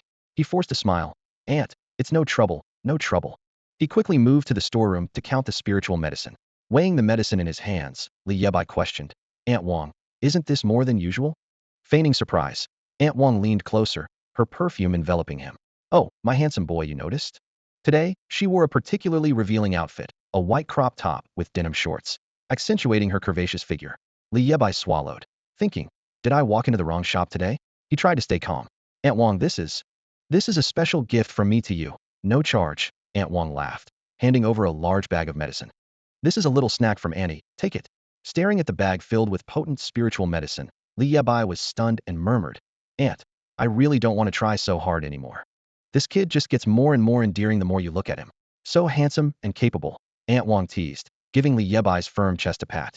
Her eyes glimmered with affection as she pulled a neatly wrapped package from her pocket and pushed it into Li Bai's hands. "Well, I won't be polite then. Thank you, Aunt Wang." Li Bai accepted the package, feeling the warmth of the spiritual medicine inside. To him, these were rare resources for cultivation, each piece invaluable. Time flew by, and under Li Zhongshi's careful care, Li Bai's spiritual energy had returned to its peak. However, in the Black Desert city of the Northern Territory, he was a 3-no persona ID, no money, no relatives or friends. Fate had led him to take refuge in Li Zhongshi's small clinic. Strangely, ever since Su Mumu last visited Li Bai, Li Zhongshi's attitude towards him had changed dramatically, becoming incredibly attentive. Not long after, Li Zhongshi even took Li Bai to get an ID. When the staff asked about Li Bai's identity and background, Li Zhongshi unexpectedly blurted out, "He's the illegitimate son my son left behind years ago, and now he's back to acknowledge his roots." Surprisingly, the staff was exceptionally cooperative, completing Li Bai's registration in just one day. Thus, Li Bai from Jinhai City disappeared, replaced by Li Bai who had supposedly lived in Black Desert City, Longjiang Province, in the Northern Territory his whole life. He had a new identity. His grandfather was Li Zhongshi, and his sister was Li Hanxiao. Li Bai gladly accepted this identity, as Li Zhongshi treated him just like he was caring for his own grandson. During his time at the clinic, Li Bai became the third nurse and a third family member. His life was fulfilling and routine. Every morning, he rode his tricycle to gather spiritual herbs for Li Zhongshi, then bought groceries. At noon, he cooked for the grandfather-grandson duo. In the afternoon and evening, he received Li Zhongshi's care in the ward. It was the first time he felt the warmth of a home in this world. "I heard you're not an awakened." Aunt Wang's voice interrupted Li Bai's thoughts. He paused, indeed never having revealed his identity as an awakened. He didn't bother to explain, just nodded. Aunt Wang continued, "So what if you're not awakened? There are plenty of ordinary people in this world. Us, ordinary folk, living a simple, stable life is better than those who fight and kill, isn't it?" Aunt Wang had her own simple philosophy about life. The greater the success, the clearer one's perspective on life. You're right. Li Yebai agreed, glancing at the time. It's getting late. I should head back. Come by Auntie's house more often. Aunt Wang warmly saw Li Yebai off. Old Li is something else. Ever since he acknowledged you as his grandson, he lets you do everything while he takes it easy, a passing neighbor lady remarked, waving enthusiastically to Li Yebai. It was clear that Li Yebai had become part of the community. The sound of the tricycle gradually faded as Li Yebai returned to the small clinic with a load of goods. Hanxiao, I'm back, he called as he entered, seeing Li Hanxiao in a red, energetic outfit with a neat ponytail, tending to patients. As Li Yebai walked in, the patients greeted him warmly, as if welcoming an old friend. He smiled and responded to each one, feeling the warmth and sense of belonging this new home brought him. Since Xiao Bai arrived at the hospital, the number of female patients has surged, with a constant stream of visitors for both minor and major ailments every day. Li Hanxiao pouted, complaining with dissatisfaction. I've been so busy these past few days. She sulked, her cheeks puffed slightly. Li Yebai gave an awkward smile, gently patting Li Hanxiao's hair, and softly reassured her. Hanxiao, you've worked hard. By the way, where's Grandpa? Li Hanxiao's face flushed instantly, and she replied in a low voice. He's in the herb garden in the backyard. You should go. Her voice grew quieter, her eyes flickering with unease. The herb garden was a medicinal herb cultivation base personally created by Li Zhongshi. As a level 50 practitioner, Li Zhongshi had a unique talent for cultivating herbs, capable of enhancing their properties by 30. This ability allowed him to single-handedly support a hospital. Li Yebai went to the herb garden, dumping bags of purchased herbs onto the ground. Li Zhongshi inspected them carefully and nodded approvingly. The quality of these herbs is quite good. He frowned in thought, puzzled. Whenever I went to that pharmacy, the owner always gave me inferior products. How come you got these top-grade herbs? Li Yebai chuckled and poured out the remaining herbs. Maybe it's because I'm more sincere. Li Zhongshi's old face showed surprise, and he teased. You rascal, did you win over the shop owner? Don't say such things, Li Yebai replied with a smile, then took an equivalent amount of herbs from the garden, which had been enhanced by Li Zhongshi. Li Zhongshi smiled wryly. You take a bit of my herbs every day, and you don't lose anything. He didn't stop him, seeing a reflection of his lost son in Li Yebai. In a corner of the garden, a sundial totem suddenly appeared beneath Li Yebai's feet. The herbs piled on the ground turned to ashes and vanished into thin air. Feeling the surge of spiritual energy within him, Li Yebai was secretly pleased. I didn't expect to level up. With the help of these herbs, he smoothly advanced to level 37. Coupled with his ability to summon 2 level 45 entities, albeit for only 10 minutes at a time, his overall strength had reached a new peak. As for the green liquid inside Li Bai, it seemed to have been satiated and calmed down, no longer draining his energy and spiritual power. He no longer inexplicably fell into comas. Although the immediate danger was over, Li Bai was constantly seeking ways to enhance his strength and acquire more spiritual power. Whenever he thought of the faces of Gu Laogou, Zhang Tai, and Xie Tianya, a heavy pressure weighed on his heart. He hadn't forgotten Yan Qing, his good brothers and friends, nor had he forgotten his hatred and vows. Now, he knew that only by continually strengthening himself could he return to Jinhai. Li Yebai understood that only by becoming stronger could he have the right to seek revenge. Observing silently from the side, Li Zhongshi seemed accustomed to the scene before him. He muttered to himself, "What kind of anomaly are you, boy?" In his decades-long medical career, he had never seen someone with such a bizarre physique and talent as Li Yebai. Li Yebai had never revealed his talents, abilities, or true background and identity to them. He simply told them that his family had been unfortunate victims of a beast attack, and he was the only survivor who fled to the northern region. Li Zhongshi was not interested in the boy's secrets. For him, having a son in his old age was a comforting thing. Life is short, leaving little time for nostalgia, so why bother with so many concerns? At this moment, Li Yebai walked over slowly, having just absorbed the spiritual power of some herbs. He had always wondered, who exactly is Su Mumu?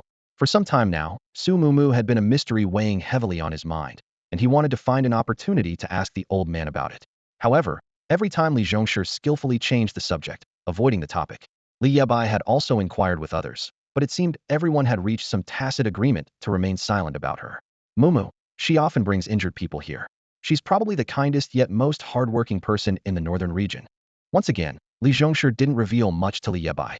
Just as Li Bai was about to press further, the old man suddenly handed him a box of ointment. What is this? Li Bai asked in confusion. This is an ointment I personally prepared. Hanxiao, that girl, should be at the training ground by now. Please take it to her for me, Li Zhongshi explained. That girl is so stubborn. She never listens to what I say. A girl spending all her time in the training ground, wielding a spear endlessly, her hands already calloused at such a young age. How will she ever find someone to marry? Li Zhongshi sighed helplessly, feeling both exasperated and affectionate towards his granddaughter. All right, Li Yebai reluctantly agreed. Seeing that he couldn't get any more information from the old man, he turned to leave. Even though your talents and abilities are mysterious, I hope you can take good care of Han Xiao. She is now your sister. The old man's voice came softly from behind. Don't worry, Li Yebai replied. The training ground in Haimo City is located in a corner of the city, an expansive open area. It is adjacent to the northern region's military camp and serves as a training site for the awakened ones in this district and new recruits from the camp. Here, each awakened individual can freely practice their talents or spar with others to improve together. Occasionally, top experts from the military visit, and their guidance can be invaluable for honing one's talents and skills. These military experts have honed their combat skills and mastery of talents through countless battles on brutal battlefields. In critical moments of life and death, there is no room for elaborate and flashy techniques. Only the simplest, most direct, and most lethal methods prevail in warfare. In a secluded corner, Li Han Xiao, dressed in a red outfit, was vigorously wielding a meticulously crafted wooden spear. Li Han Xiao moved like a whirlwind on the training ground, her spear an extension of her arm. Each movement was fluid and precise, a testament to countless hours of rigorous practice. Under the sunlight, her pretty face glistened with sweat, but her eyes remained resolute. A faint flame seemed to flicker along the spear's shaft, adding an air of mystery. Her commanding presence as she wielded the spear was extraordinary, reminiscent of a true battlefield heroine, drawing the attention of everyone around. Meanwhile, Li Yebai's gaze swept the surroundings until he spotted a striking red figure in an inconspicuous corner. He began walking towards the girl in red, unaware of the danger quietly approaching. Suddenly, Li Hanxiao felt a sharp pain in her palm, as if an old injury had flared up. This fleeting distraction caused her to lose her grip on the spear. With a loud bang, the spear shot forward like an arrow, heading straight for Li Yebai. Xiaobai! Li Hanxiao cried out in alarm, her face turning pale. Danger! Move aside, she shouted urgently, her eyes filled with fear and concern. In her mind, Li Yebai was still a fragile person recovering from a serious illness, and the consequences of being hit by the spear were unthinkable. Yet, in that critical moment, Li Yebai displayed an extraordinary calmness and composure. He didn't dodge, but instead gracefully twisted his body to the side, deftly avoiding the oncoming spear. Then, with a single hand, he reached out and effortlessly caught the spear's tail. What a fine spear! Li Yebai exclaimed, genuinely impressed as he examined the weapon. As a descendant of Yue Fei, he had a keen eye for weaponry, having mastered the essence of Yu Wumu's 13 spears. Li Hanxiao finally snapped out of her shock, hurriedly running to Li Yebai with a look of lingering fear. That was close. You scared me to death, she panted, her eyes fixed on Li Yebai, worried he might be hurt. Xiaobai, are you okay? Seeing that Li Yebai was unharmed, she finally breathed a sigh of relief. However, at that moment, something dawned on Li Hanxiao, and a flicker of surprise crossed her eyes. If she hadn't seen it wrong, Li Yebai had caught her spear with just one hand. Despite being made of wood, the spear was no ordinary material and was quite heavy. An average person would struggle to lift it with one hand without special training. What shocked her even more was that Li Yebai began twirling the spear with one hand. It moved as if it had a life of its own, steady and skillful, showing no signs of unfamiliarity. The sight left Li Hanxiao wide-eyed, almost unable to believe her eyes. Xiaobai, she exclaimed, be honest with me. Are you an awakened one? Li Yebai was momentarily taken aback, but then smiled openly. Yes, I am an awakened one, he replied, casually handing the spear back to the astonished girl. At that moment, Li Yebai noticed the change in Li Hanxiao's expression. Her lips were curled up, and her large, bright eyes stared at him with a hint of grievance, her face full of discontent. Her gaze seemed to silently accuse him. How could you keep this from me for so long? Li Yebai helplessly patted his sister's head, feeling a warm affection for her. Although Li Hanxiao was only a few days younger than him, she would always be the sister he needed to protect in his heart. Hey, what's with that look? You never asked me before. Li Yebai tried to defend himself. However, Li Hanxiao's curiosity was undiminished, and she eagerly pressed on. Then tell me, what's your talent? Facing his sister's persistent gaze, Li Yebai could only respond evasively. It's nothing worth bragging about, really. He didn't want to explain his complex talent. How could he describe the ability to summon two giants, one a great general and the other a master swordsman? Not to mention answering why he could summon two spirits, which was a headache-inducing question. Upon hearing this, Li Hanxiao pouted even more, her lips almost forming a hook. But she quickly thought, maybe Xiaobai's talent is too ordinary. She couldn't help but worry that if she forced him to reveal it, it might hurt his pride. Remembering her own talent awakening at 18, Li Hanxiao thought of those who either didn't awaken a talent or only awakened the lowest level talent. Their eyes filled with disappointment and helplessness, and their dejection when faced with high-level talent awakeners still lingered in her mind. She guessed that perhaps Li Yebai's reluctance to disclose his talent was because he didn't want to bring up those painful memories. With this in mind, Li Hanxiao decided not to press further. Instead, she said, "Xiao Bai, the way you handled the spear just now, have you also trained with it?" Her eyes sparkled with curiosity as she looked at Li Bai. Ever since their parents were killed by the demon clan, Li Hanxiao had vowed to join the military and serve the country. For years, she had diligently practiced spear techniques, undeterred by wind or rain. So, when she saw Li Yebai skillfully wielding a spear, she couldn't help but be amazed.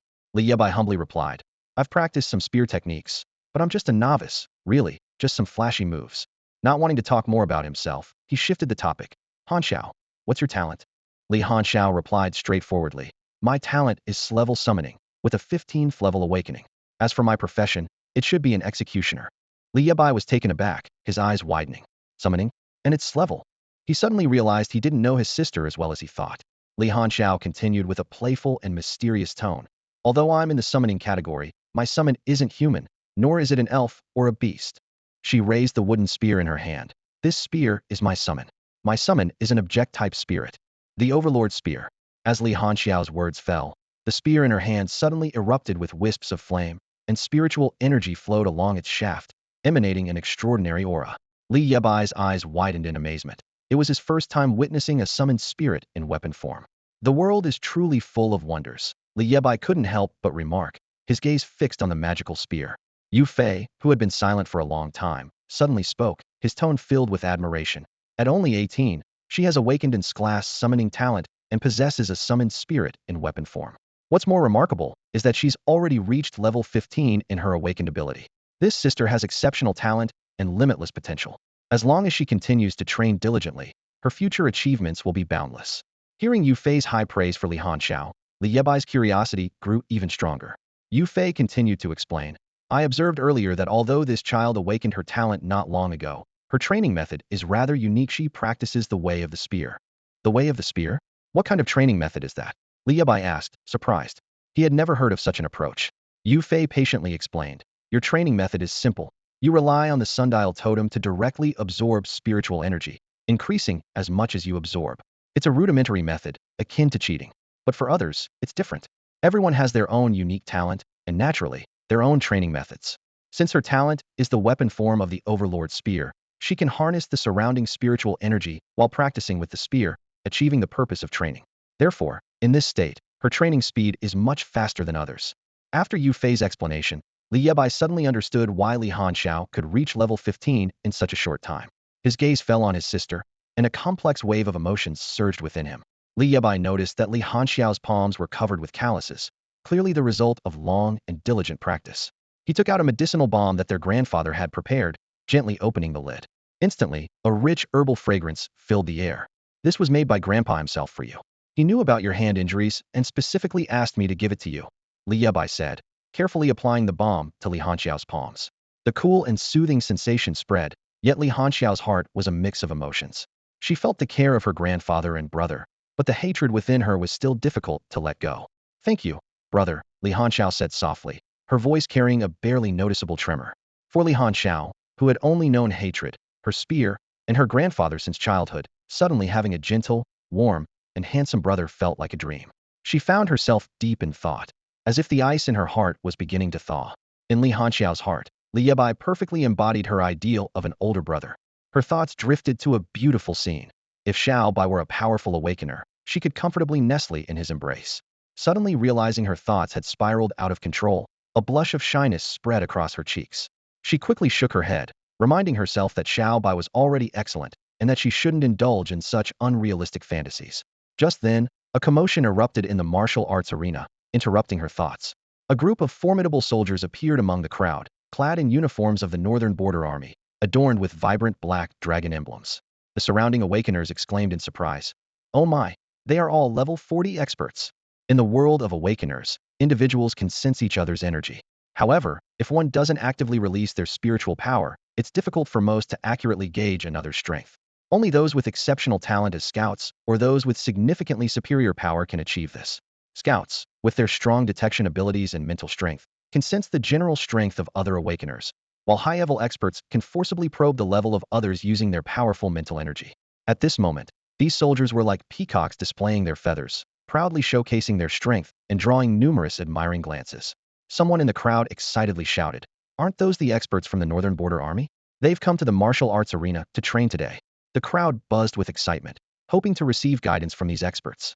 Among the soldiers, a particularly striking young man stood out with his dark skin and robust build. He sported a neat short haircut and was shirtless, his muscular physique exuding immense power. Wielding a wooden spear, he swung it with vigorous force, each move radiating sharp energy. Even more astonishing was that his spear technique mirrored Li Hanxiao's, yet it was evidently more refined and his presence more commanding. Quickly, his masterful spear skills captured everyone's attention. Suddenly, someone exclaimed in disbelief, "That's Xue Tao? Oh my god, it really is him. Xue Tao from the Northern Border Army." Xue Tao was somewhat famous in the Northern Border Army of the Central War Zone, having reached a formidable level 40 in awakening capabilities at just 24 years old, earning him considerable respect and admiration. A new recruit whispered about Xue Tao's talent. "I heard he can significantly strengthen his muscles in a short time, enhancing his ability to withstand blows." "That's right," another recruit chimed in, admiration gleaming in his eyes. "He even has a nickname, Walking Iron Wall." "I heard from the officer that Xue Tao has already passed the selection for the Snow Wolf squad. Just one final test to go." "That's for sure," the first recruit agreed. "Xue Tao is a second-class meritorious soldier on the battlefield. His skills are beyond doubt." This conversation was overheard clearly by the Li siblings nearby. Li Bai, curious, turned to his sister. "Hanxiao, what is the Snow Wolf squad?" Li Hanxiao explained. "The Snow Wolf squad is a special operations unit in the Central Theater of the Northern Territory, essentially the ace of the military. They operate independently of the Northern Territory forces and report directly to the Commander-in-Chief. Every member is an elite selected and trained rigorously, with a minimum talent of a grade and at least level 40 in abilities." As she spoke, her eyes reflected longing and admiration. "Joining the Snow Wolf squad is every Northern soldier's dream and honor, and it's my dream too." After hearing this, Li Yebai's thoughts drifted to someone else. He recalled Fan Tianxiao's words about sending him to the northwest to feed the snow wolves and murmured to himself, "Snow wolves." A wave of indescribable emotion surged in his heart. At this moment, Xue Tao had just finished a set of drills and was immediately surrounded by a crowd. However, he walked straight through them and approached Li Hanxiao, completely ignoring Li Bai. Xue Tao gazed at Li Hanxiao with approval. "Little girl, I remember you. You practice the Northern Territory spear techniques here every day, and you've left a deep impression on me." He gave a friendly smile. "Can we exchange insights on Northern spear techniques?" Li Hanxiao, flattered, replied, "Sure, sure." Amidst the envious gazes of others, Xue Tao led her to a corner. "You're practicing the most traditional Northern spear techniques, just like me," Xue Tao said appreciatively, looking at the king of weapons spear in Li Hanxiao's hands. "What a great spear. The spear is the king of all weapons." Just then, Li Yebai, feeling overlooked, muttered under his breath with a hint of dissatisfaction and jealousy, "The automatic rifle is the king of kings." Clearly, he was not happy with the situation. The Northern Frontier spear technique, a martial art refined and adapted over decades by countless military veterans, was now being showcased by Li Hanxiao. She wielded the mighty spear with full concentration, each movement embodying strength and precision.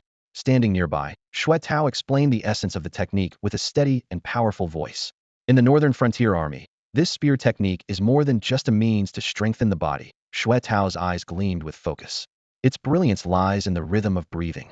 With constant practice, you will gradually master this rhythm, allowing you to be more adept in combat."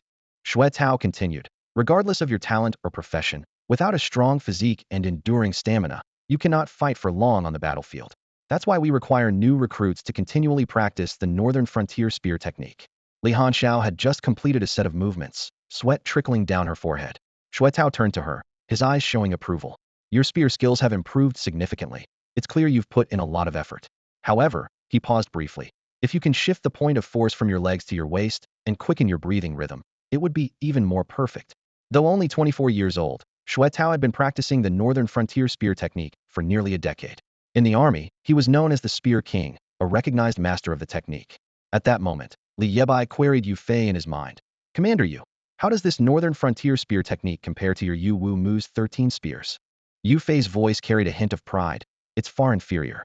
Without learning the spear, you perceive me like a frog in a well gazing at the moon. If you learn the spear, you would see me as an ephemeral mayfly seeing the vast sky."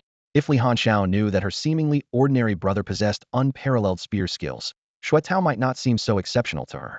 While Li Hanxiao and Xue Tao were engrossed in their discussion of spear techniques, a sudden rumbling sound came from the entrance of the training ground. Several military vehicles slowly drove in, immediately capturing everyone's attention. Xue Tao and the other soldiers' expressions turned serious. These were not ordinary military vehicles. They were the exclusive rides of Northern Frontier Army officers, reserved for those with certain ranks and prowess. The vehicles came to a steady stop at the entrance of the training ground. Xue Tao and the other soldiers quickly adjusted their uniforms and marched in unison towards the gate. Under the curious gazes of the onlookers, a few officers in crisp uniforms stepped out of the vehicles. "Good day, officers." Xue Tao and his team stood in formation, greeting the officers respectfully.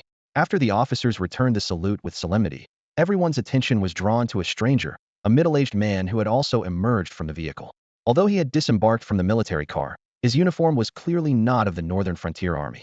Amidst the curious stares, one of the officers spoke up. "Let me introduce you." In the training ground, a commanding officer's booming voice suddenly rang out, instantly capturing everyone's attention. He pointed to an unfamiliar middle-aged man and introduced. "This is Qin Yu, the deputy general from the capital, serving under General Qin Dao." General Qin Dao? The name struck like a thunderbolt among the crowd, sparking a wave of murmured discussions, their eyes filled with surprise and anticipation. Recently, the Northern Army had suffered consecutive defeats and low morale, while Qin Dao was seen as the leader who could steer them out of trouble. The officer smiled and explained, "No need to be surprised. General Qin Dao is indeed coming to the north. Deputy General Qin Yu is here first to conduct an inspection." His words acted like a shot of adrenaline, causing the training ground to buzz with excitement as soldiers eagerly whispered about the uplifting news. Despite the respectful salutes from Xue Tao and others, Qin Yu remained expressionless, as if it were all to be expected. He glanced around and coolly remarked, "This training ground is quite small. It can't compare to the one in the capital." His tone was clearly disdainful. As a member of the Qin family and a trusted aide of Qin Dao, Qin Yu was accustomed to a superior status in the capital. However, upon arriving in the north, he found himself receiving unprecedented reverence. This stark contrast only inflated his arrogance, leading him to speak bluntly to the surrounding officers. Noticing the awkward atmosphere, the officer quickly intervened. "Deputy General Qin Yu is here to tour our training ground. Let's disperse and continue with our training." In a corner of the training ground, two middle-aged men were conversing quietly. If Li Bai were present, he would recognize them as the ones who had followed Su Mumu that day. "Damn it! This Qin Yu, just a minor deputy general, what makes him so arrogant?" A scar-faced middle-aged man spat angrily. "He's just riding on someone else's coattails," the bespectacled middle-aged man replied with a sneer, then shifted the topic. "So why didn't you greet him personally and sent your subordinate instead?" "Damn it, I'm a corps commander. Should I really greet him personally? Is he worthy?" The scar-faced man retorted angrily. "If it were Qin Dao himself, I'd have no complaints about greeting him personally. But he's just a deputy general. Why should I?" He lit a cigarette and took a deep drag. The bespectacled man also took out a cigarette, lighting it as he said, "If it weren't for the commander's orders to keep an eye on things here, I wouldn't have bothered to come."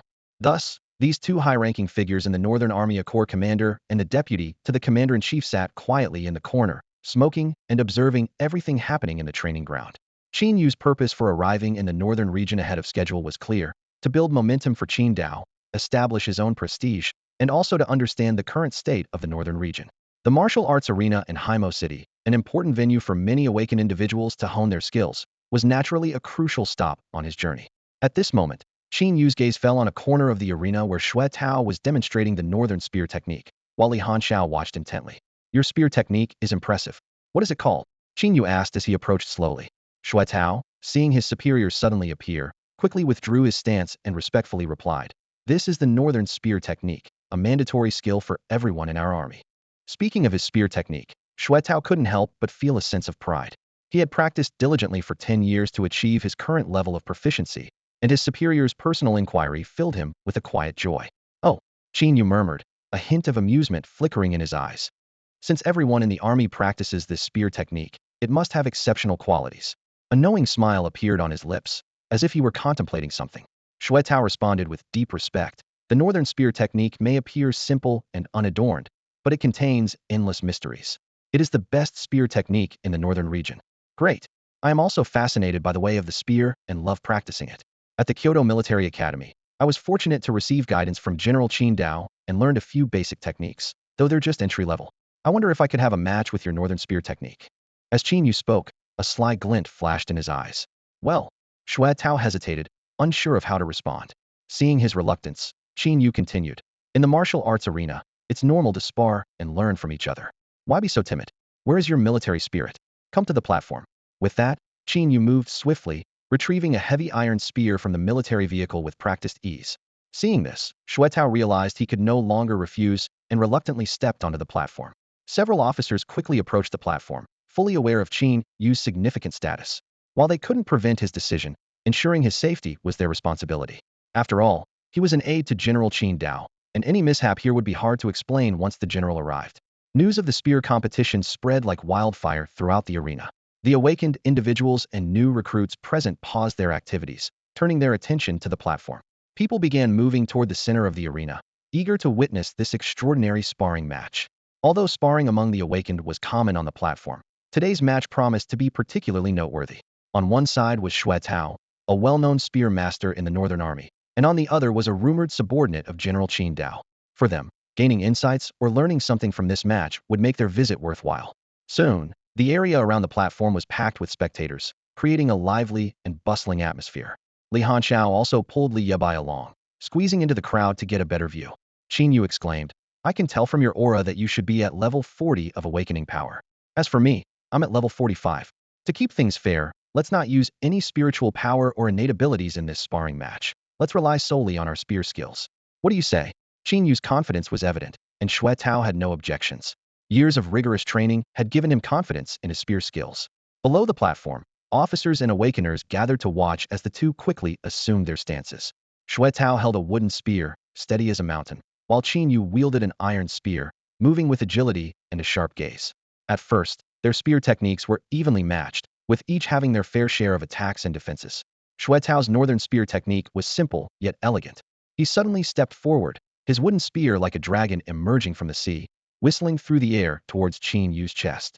Qin Yu sidestepped with ease, deflecting the blow, and countered with a swift thrust aimed at Xuetao's waist.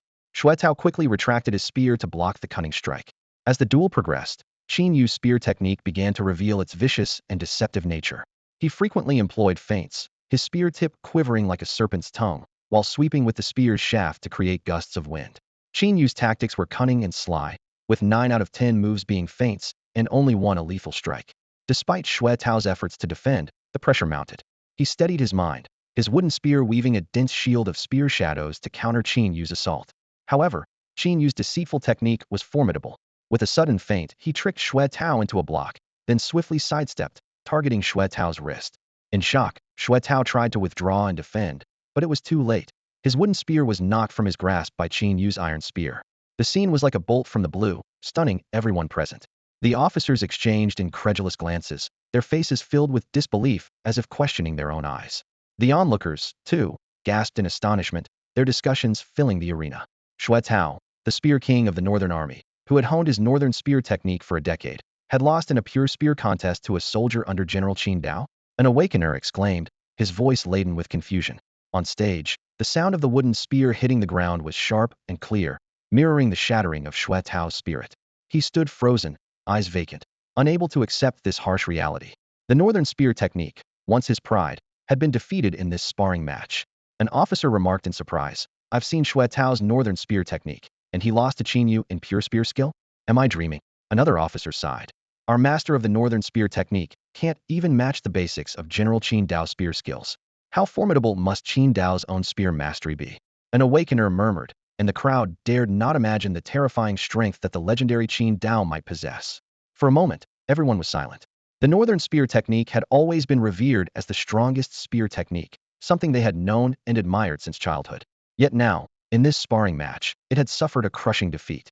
No wonder General Qin Dao is so formidable. Even his aides possess incredible strength. Someone in the audience couldn't help but exclaim, "Indeed, when will General Qin Dao come to the northern frontier so we can witness his prowess firsthand?" As the crowd buzzed with discussion, Qin Yu's lips curled into a satisfied smile, feeling an indescribable sense of fulfillment. He knew he had achieved his goal for this visit, not only showcasing his own strength, but also building momentum for General Qin Dao. Ladies and gentlemen, as you have witnessed, the northern frontier spear techniques have become outdated. A new era has arrived, Qin Yu announced powerfully, his voice echoing throughout the training grounds. The awakened individuals in the audience became instantly excited, realizing the immense benefits that mastering this new spear technique could bring to their own skills. With this thought, their anticipation for Qin Dao's arrival grew even stronger. Meanwhile, Xuetao silently stepped down from the platform. It wasn't just Xuetao. Even the officers were silent. In the military camp, they had all relied on the northern frontier spear techniques to get to where they were today, and these techniques held significant meaning for them. Could it be that our spear techniques are truly inferior? One officer murmured, clearly reluctant to accept this reality. Yue Fei, what are your thoughts? Li Bai, who had witnessed the entire duel from below, asked. He was well aware of Yue Fei's deep expertise in spear techniques. Yue Fei began to speak slowly. Shuetao's northern frontier spear technique indeed has its unique aspects, but it requires years of dedicated practice to truly master. As the saying goes, a month for the staff, a year for the saber, and a lifetime for the spear. The essence of spear techniques lies in the honing of fundamental skills. Without decades of accumulated skill, it's difficult to truly unleash the power of the spear. He paused before continuing.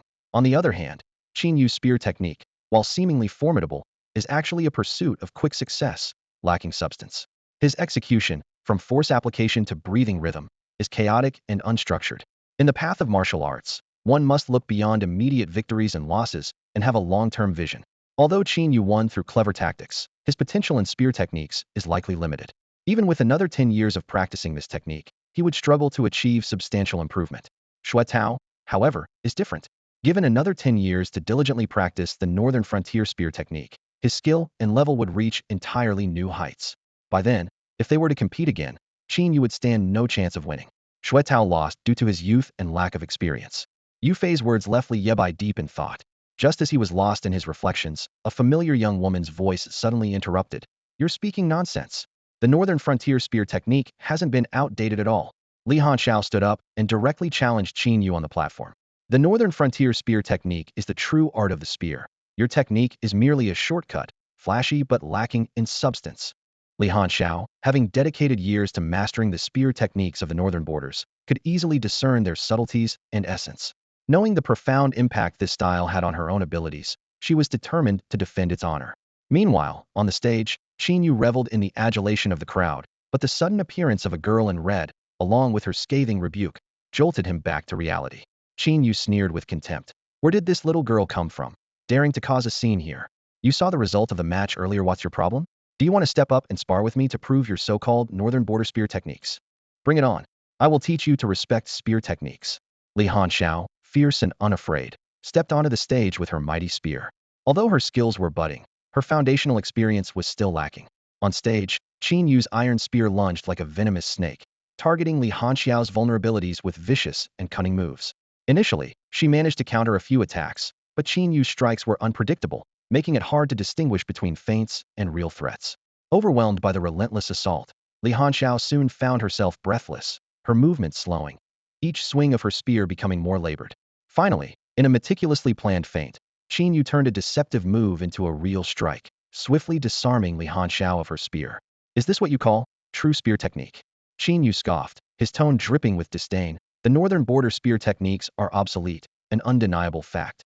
With her spear flung aside, Li Hanxiao's old wrist injury flared up, forcing her to one knee on the platform. So young and yet so arrogant, truly ignorance is bliss. Since your family hasn't taught you any manners, I'll do it for them. Qin Yu, indifferent to Li Hanxiao's youth, thrust his iron spear towards her leg, intending to leave a lasting lesson. Just then, a brilliant spark cut through the air with a sharp clang of metal. A long, silver-gleaming spear struck, knocking Qin Yu's weapon aside. A young figure appeared on the stage, clad in a black coat, white hair swaying gently in the breeze. It was Li Bai, holding a fearsome silver spear, its shaft glowing with a subtle luster, adorned with silver engravings, the legendary Li Quan spear once wielded by Yue Fei. Qin Yu, you dare to throw your weight around? You think you're worthy of teaching my sister a lesson? Li Bai stood protectively before Li Hanxiao, eyes sharp and commanding. Qin Yu shouted angrily. Who are you, some young punk? His iron spear had been knocked away during the clash with Li Bai, and he looked furious, his brows furrowed. Li Bai, however, seemed unfazed. He turned and gently lifted Li Hanxiao off the martial arts stage. His voice rang out, laced with provocation. Qin, do you really think your spear skills are unbeatable? Under Li Hanxiao's astonished gaze, Li Bai returned to the center of the stage. The young man stood tall and confident, exuding an overwhelming aura. With a silver spear in hand, its tip gleamed with a cold light, pointing directly at Qin Yu. By now, Qin Yu's anger was boiling over. First, he was publicly rebuked by Li Hanxiao, and now he was being taunted by Li Bai. His patience was at its limit. He gritted his teeth and muttered under his breath, such arrogance. I'll make you taste the bitterness of defeat. He picked up his fallen iron spear, gripped its handle tightly, his eyes sharp and his presence emanating a formidable killing intent. Li Hanxiao watched from below, filled with shock, her gaze fixed on the silver spear in Li Yebai's hand. It was no ordinary weapon, its aura rivaling that of her own overlord spear. She wondered, could he also possess a summoned spirit in weapon form like I do? Her brows knitted with worry, concerned that Li Bai might not truly know spear techniques, and questioning how he could spar with a seasoned fighter like Qin Yu. The awakened ones in the audience were buzzing with discussion. They believed that Qin Yu's spear skills were extraordinary, and although Li Bai's appearance surprised them, they didn't hold much hope. Several officers expressed their resignation, acknowledging the undeniable decline of northern spear techniques. Qin, why are you hesitating? Are you afraid of me? Li Bai's lips curled into a smirk as he provocatively eyed Qin Yu. Joke's on you. As an aide to General Qin Dao, do you really think I'd be afraid of a young upstart like you? Upon hearing this, Qin Yu's eyes turned sharp and menacing. His body moved swiftly as he unleashed his bizarre and lethal spear technique once more. Each move was filled with deceptive changes, the spearhead darting like a snake's tongue, elusive and unpredictable. Yet, in that fleeting moment, Li Bai erupted with a formidable spear presence. The Li Quan spear in his hand hummed and trembled as if it were in perfect harmony with its master. Let me show you what real spear technique looks like, Li Bai said coldly, standing his ground without a flinch. In an instant, the moves of Yu Wumu's 13 spears flowed from him effortlessly, as if they were etched into his very bones, executed with seamless grace. Qin Yu's furious and relentless attacks seemed futile before Li Bai, easily neutralized. Qin Yu's spear technique was indeed vicious and cunning, filled with feints and realities that were hard to predict. However, under Li Bai's piercing gaze, every move and intention of Qin Yu's was laid bare. Each time Qin Yu struck, Li Bai could effortlessly spot the flaws and counter with even more exquisite spear work. Seeing that a direct approach was futile, Qin Yu feigned a thrust, executing a deceptive move. The spear appeared to aim for Li Bai's upper body, but the true target was his feet. Too obvious. Break. Li Bai chuckled, casually deflecting Qin Yu's ruse with a flick of his spear. In a flash, his form shifted, the spearhead darting like a dragon emerging from the sea, targeting Qin Yu's throat. Startled, Qin Yu quickly raised his spear to block, thinking to himself, how could this kid see through my feints so effortlessly? But there was no time for further thought, as Li Bai's spear technique transformed again. The spearhead traced a dazzling arc in the air, skillfully bypassing Qin Yu's defenses to strike at his head. The thrust sent Qin Yu's hat flying. Alarmed, Qin Yu adjusted his stance, launching another cunning, deceptive attack, turning illusion into reality. Too slow. My neighbor's grandma is faster than you. Li Bai mocked, swinging his spear and once again effortlessly seeing through Qin Yu's trickery. Li Bai seemed to anticipate every move, reacting before Qin Yu could even strike. Whether faced with fierce attacks or cunning tricks, Li Bai countered with more refined and aggressive spear techniques. He had completely seized control of the duel's rhythm, perfectly countering Qin Yu's every move, leaving him unable to defend. Under Li Bai's spear mastery, Qin Yu gradually appeared overwhelmed. At this moment, he was like a clown being mercilessly toyed with on stage. Every calculated move he made seemed pathetic and powerless under the sharp gaze of the young man, no secrets left to hide. He was shocked to realize that his proud spear technique was nothing more than child's play in front of Li Bai. Your spear skills are nothing but a pile of crap, Li Bai sneered. As soon as he finished speaking, a silver flash streaked through the air like lightning the trajectory of the Li Quan spear. Before the onlookers could react, the iron spear in Qin Yu's hand was effortlessly sliced in two by the tip of Li Quan's spear, the cut as smooth as slicing through tofu. Qin Yu stood frozen, holding the half-spear, his face filled with disbelief. He had lost. The audience below was stunned into silence, unable to fathom what had just transpired. They had expected to witness Qin Yu's awe-inspiring spear technique once more, but never anticipated that he would be utterly defeated by the young man with such a staggering gap in skill. Meanwhile, Li Bai stood, exuding a powerful spear presence that seemed to reach the heavens. In the awestruck gaze of the crowd, Li Bai appeared to have transformed into the sharpest spear in existence. The young man's spear technique was a spectacle unlike anything anyone present had ever seen. Not only had they never witnessed such a technique, but they hadn't even heard of it. Each move and form was displayed clearly before their eyes, yet the depth and intricacy of the technique were beyond their comprehension. What kind of spear technique was this? The first to express astonishment were a few officers in the audience. Having spent years in the military, honing their skills in northern spear techniques, their understanding of spear techniques was profound. They had heard of other styles, but none could compare to the young man's display. His spear technique seemed otherworldly, clearly not from the northern tradition. Someone muttered something unnecessary, and the officers exchanged glances filled with shock and confusion. It wasn't just the officers who were puzzled. Li Hanxiao, watching from the sidelines, was also stunned. Her bright eyes were fixed on Li Bai, never leaving him for a moment. Little Bai, is this what you call a little knowledge? Her tone was full of playful reproach. She thought to herself, is this what you meant by just knowing the basics? Her words carried a hint of teasing, as she recalled how Li Bai had previously deceived her. Despite her slight annoyance, watching the agile figure on stage with divine spear skills, Li Hanxiao felt a surge of indescribable excitement and pride. After all, he was her brother, standing up to protect her. She almost wanted to rush onto the stage and give her dear brother a playful punch. Compared to Little Bai's spear skills, hers seemed like child's play. Li Hanxiao silently compared herself, her lips pouting slightly, revealing a trace of dissatisfaction and self-mockery. Damn Li Bai, he's gone too far. Why didn't he ever tell me? A girl's emotions are like a roller coaster. You can never predict whether they'll like you or hate you the next moment. Remembering how she previously sought Xue Tao's guidance in spear techniques, Li Hanxiao couldn't help but find it amusing. If she had known her brother was such a spear prodigy, why would she have needed Xue Tao's advice? Could it be that Little Bai's talent was truly a spirit summoning in weapon form? Looking at the long spear in Li Yebai's hand, Li Hanxiao couldn't help but wonder. Hey, stop spacing out. Did you see that match earlier? In a secluded corner of the martial arts field, cigarette butts littered the ground, and two middle-aged men were talking in hushed tones. I saw it. Chin, you got a real beating. The scar-faced man couldn't help but chuckle, a gleam of schadenfreude in his eyes. Hey, look, isn't that young man on the stage the one the commander went to see before? The bespectacled man suddenly said in surprise. What?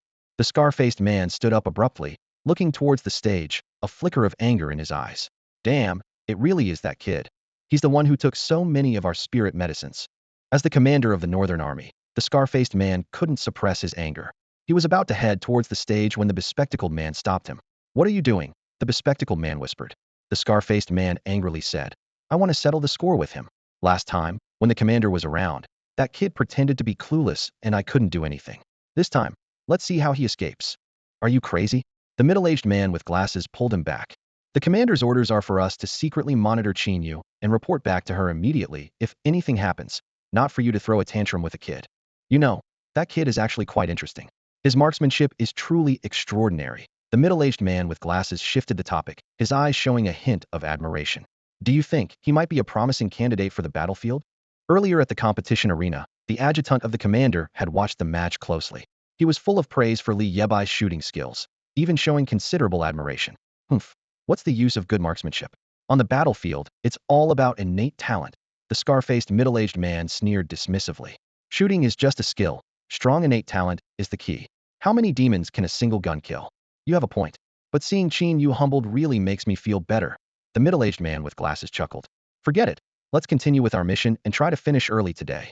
With that, the two men crouched down again. On the competition platform, Qin Yu gripped his broken iron spear tightly, remaining silent for a long time. Li Yebai's cold voice echoed. Qin Kanjun, do you want to continue? He did not rush to leave the platform, instead waiting quietly for Qin Yu's response. Only upon hearing the other person's admission of defeat would he be satisfied to leave. He would not easily let go of anyone who intended to harm Li Hanxiao. Upon hearing this, Qin Yu snorted coldly. I lost only because my spear isn't as good as yours, not because my skills are inferior. Although everyone present could see the significant gap between Qin Yu's and Li Yebai's skill levels, Qin Yu was stubborn and unwilling to admit defeat. If he admitted defeat now, all his previous efforts would be in vain, and the momentum he built for Qin Dao would be crushed by this young man. Therefore, Qin Yu did not want to admit defeat and could not afford to. He had to stand his ground and complete his mission. Li Bai shook his head slightly, a hint of amusement in his eyes. He slowly said, Fine, then I'll make sure you lose convincingly today. With that, he turned to call out to Xue Tao below the platform. Xue Tao, Senior, may I borrow your wooden spear? However, Xue Tao did not respond immediately to Li Yebai's request. His eyes were fixed on Li Bai on the platform, filled with complex emotions. He had watched the entire match without blinking. Xue Tao had been passionate about spear techniques since childhood, believing that after 10 years of hard work, he had achieved considerable success, at least in pure spear skills. However, the marksmanship displayed by Li Bai completely overturned his understanding, revealing a new world to him. In that instant, he felt as if he had glimpsed a corner of the great path of marksmanship, the secrets and depth revealed by that iceberg tip, leaving his heart unsettled for a long time. He was immersed in shock and confusion, unable to extricate himself. He finally realized that his lifetime of spear practice was, in comparison to Li Bai, like a frog at the bottom of a well. What he had previously thought of as accomplishments now seemed insignificant and laughable. Xue Tao's heart was filled with a sense of defeat. Master Xue Tao, Li Yebai's voice broke through Xue Tao's thoughts, pulling him back to reality. May I borrow your wooden spear? Li Yebai asked again, with a hint of anticipation in his voice. Hearing this, Xue Tao's eyes flashed with surprise, but he quickly responded with a hearty smile. It would be my honor. Without hesitation, he tossed the wooden spear high into the air. It traced a graceful arc before landing steadily in Li Yebai's hand. At that moment, the Lichuan spear that Li Yebai had been using dissolved into specks of light and vanished into thin air. Li Hanxiao, observing this, was taken aback. As I suspected, it's a summoning type, and it's a weapon-form spirit. This discovery only reinforced her previous suspicions, and excitement sparkled in her eyes. I was right, Xiaobai's talent is just like mine. Holding the wooden spear, Li Yebai spoke with a playful tone.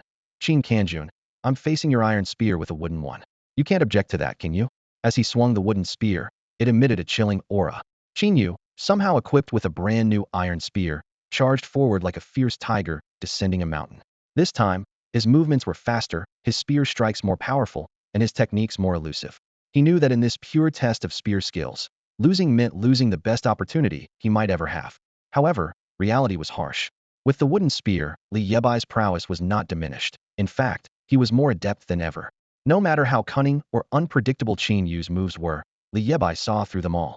The wooden spear in his hands seemed like a divine weapon, each swing accompanied by a whistling wind, instilling fear. Despite employing every trick and exerting all his strength, Qin Yu struggled against Li Yebai, who seemed possessed by the spirit of a spear master. The wooden spear in Li Yebai's hands came alive, each strike precise and aimed at critical points, leaving Qin Yu defenseless. Call you a novice, and you still argue. Li Yebai suddenly halted his assault, with a hint of mockery in his voice. Let me tell you something, the spear techniques you look down on can still defeat you. Amid the astonished gazes of the crowd, Li Yebai performed the first move of the Northern Frontier spear technique. The move was simple and straightforward, yet grand in its execution. Then came the second move, the third, the fourth, flowing seamlessly like a cascade. Yet this time, facing the Northern Frontier spear technique, which had defeated him twice before, Qin Yu was powerless. This can't be. The audience's eyes widened in disbelief, as if witnessing something impossible. Especially the few officers, their eyes bulged as if they would pop out. That's the Northern Frontier spear technique. Perfected Northern Frontier spear technique, they exclaimed. How could these officers not see that Li Yebai's execution of the Northern Frontier spear technique was completely different from theirs? Each move of his was infused with his own spear intent. Li Hanxiao was also puzzled. How is this possible? Xiaobai has never practiced the Northern Frontier spear technique before. Seeing Li Yebai demonstrate such a masterful Northern spear technique, Li Hanxiao stood up in shock, his eyes fixed intently on the figure on the stage. Not only was Li Yebai's spear technique more skillful, but every move also carried a unique charm. If Li Yebai had learned this set of skills in just one day, then what was the point of all the years Li Hanxiao had spent practicing diligently? He felt frustrated and couldn't understand. Even the spear techniques Xue Tao had demonstrated before paled in comparison to Li Yebai's, lacking an indescribable essence. The same moves in Li Yebai's hands presented a completely different feeling, a gulf in mastery. Xue Tao was utterly stunned, as if he saw the shadows of countless Northern Army predecessors in Li Yebai. In a daze, he was transported back to his youth, secretly watching the elders practice spear techniques on the training field. At this moment, he realized what true Northern spear technique was, the goal and realm he had pursued all his life. Why did Li Yebai possess such advanced spear skills? Even if he had practiced since birth, he was only 18 years old. Xue Tao could never comprehend it. Li Yebai possessed a king-level mental power, and with Yue Fei's personal guidance, understanding the way of the spear was as easy as eating or drinking for him. At this moment, Qin Yu on the stage suddenly felt a strong wave of dizziness, as if the whole world was spinning. He tried to steady himself, but couldn't react in time. Li Yebai's spear technique was as swift as lightning, and in a blink, Qin Yu was sent flying with his spear, his body tracing a long arc in the air before crashing heavily at the edge of the stage, kicking up dust. This is what you call the obsolete Northern spear technique. Li Yebai coldly mocked, his voice echoing throughout the arena, heard clearly by everyone below. With his strength, Li Yebai taught all the Northern Awakeners a lesson. He proved that the Northern spear technique was by no means useless. It was just that the users lacked ability. Your so-called new spear technique is nothing but a shortcut, flashy but impractical. Even if it spreads across the north, it would only mislead others and become a laughing stock. Li Yebai's eyes were full of disdain and contempt. Admit it, your spear technique is trash, and you are trash too. His words cut like a sharp blade straight to Qin Yu's heart. After saying this, Li Yebai turned to leave the stage, satisfied. However, Qin Yu, feeling deeply insulted, struggled to his feet and shouted furiously, "My spear technique! was taught by General Qin Dao. How dare you slander General Qin Dao's technique? Hearing this, Li Yebai paused slightly, turned back, and looked at Qin Yu with a cold gaze. I don't know any Qin Dao, and you don't scare me with his name. Your spear technique is crap, and that's an undeniable fact. A loss is a loss. If you're weak, just practice more. Qin Yu's face was flushed with anger as he roared. How dare you insult me? I come from the capital. I'm an adjutant to General Qin Dao. He held his pride and couldn't accept such humiliation. What? You can insult our technique and us, but I can't insult you? I'm telling the truth. Do you deserve to be a soldier? Li Yebai's words were never one to back down. As soon as Li Yebai finished speaking, a powerful aura of spiritual energy erupted from Qin Yu.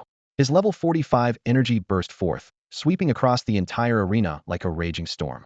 Clearly, Qin Yu had decided to go all out, holding nothing back, and was fully committed to facing Li Yebai head-on. Given this, there was no need for him to feign humility on the martial stage. Qin Yu's voice carried a trace of ferocity, having lost all semblance of reason. Since arriving in the Northern Territory, Qin Yu had always been treated as an honored guest.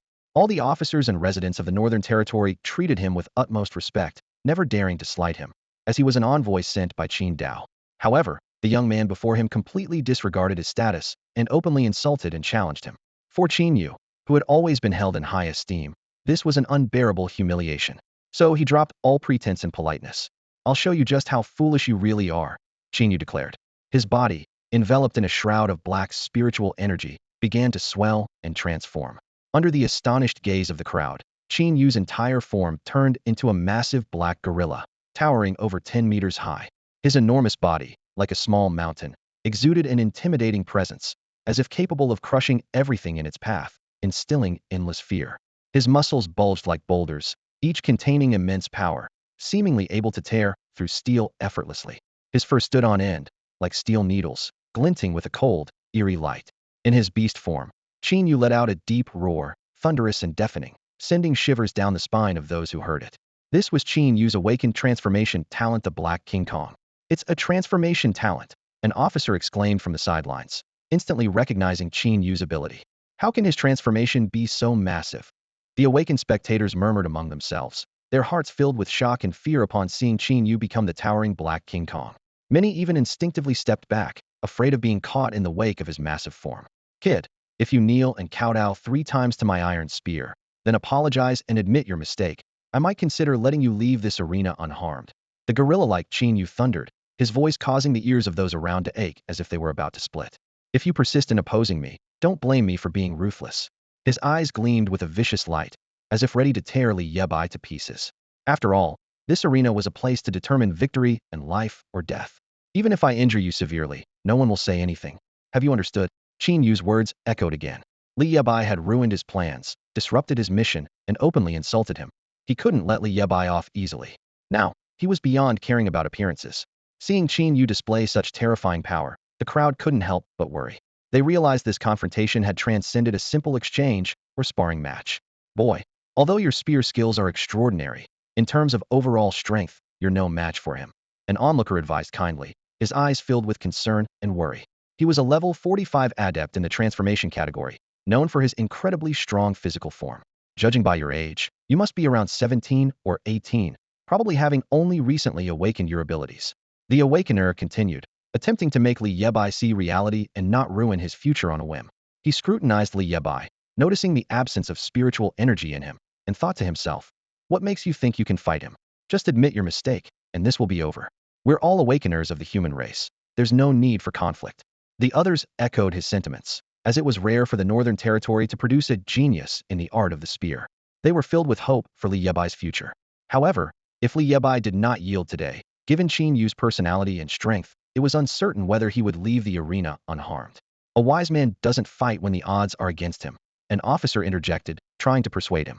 These officers from the North valued talent and did not want Li Yebai's potential wasted in a meaningless conflict. Yet, due to Qin Yu's status and connections, they dared not intervene lightly. After all, Qin Yu was a close associate of General Qin Dao, backed by the powerful forces of the capital. If they intervened, they might not be able to justify their actions to Qin Dao and the capital. But if they did nothing, the Northern Territory's unseen-a-century spear genius might be stopped in his tracks. The officers found themselves in a dilemma, unsure of what to do. A wise man doesn't fight when the odds are against him. The familiar words echoed in Li Yebai's mind. He recalled the sunset that day above the demon cave when Fan Tian spoke to him. He was in danger then too, but did he give in? No. Today, Li Bai would not give in either, especially since the circumstances had changed. Brother. At that moment, Li Hanxiao's voice, tinged with tears, called out from the audience. Her large eyes brimmed with tears, threatening to overflow. Don't do anything foolish. She choked out, each word seeming to come from the depths of her heart. She was deeply worried about Li Bai, the brother who had just entered her life, and didn't want to see him hurt. In her heart, Li Bai was already her true brother. Han Xiao, listen to me, step back. Li Bai's gentle voice reached her ears. She looked confused, not understanding his intentions, her eyes filled with doubt. Do you trust me? Li Bai asked again. If you trust me, step back and wait for me at the entrance of the training ground. I'll be back soon. Then, he gave her a warm and confident smile. Though Li Hanxiao couldn't understand what Li Bai intended to do, she obediently complied, turning away from the arena and heading towards the entrance of the training ground. Meanwhile, the transformed Qin Yu had approached Li Bai, looking down on him as if he were an insignificant insect. If I wanted, I could crush you anytime, he said coldly. Are all of you transformation types the same? Li Bai retorted, a strange smile playing on his lips. Qin Yu's patience had reached its limit, and the fury and murderous intent in his eyes became increasingly evident. His deep voice resonated like thunder, shaking the entire arena. Since you wish to die so badly, I'll grant your wish. His body, transformed into an indomitable black steel form, exuded an aura of overwhelming power and authority. Raising his fist, as massive as a boulder, wrapped in black spiritual energy that seemed capable of tearing through anything, he aimed it directly at Li Bai with such speed that it was impossible for an ordinary person to evade. Between them, a mist of blood surged like a tide, filling the air with an eerie and mysterious aura. Li Bai's figure seemed to be swallowed by the blood mist, vanishing instantly. Soon after, his mocking voice emerged from the swirling mist, laced with derision and contempt. Qin, I realize I misspoke earlier. You're not just unfit to be a soldier, you're better suited to be a beast. As he finished speaking, a blood-red sundial totem slowly unfurled beneath Li Bai's feet, with him standing at its center. The totem's shadow immediately pointed to midnight. You Shuai, it's been a while since you came out. How about stretching your muscles? As Li Bai's words fell, a golden beam of light shot up from the arena, illuminating the entire sky. The light was dazzling, like a sunrise breaking through the clouds, too brilliant to look at directly.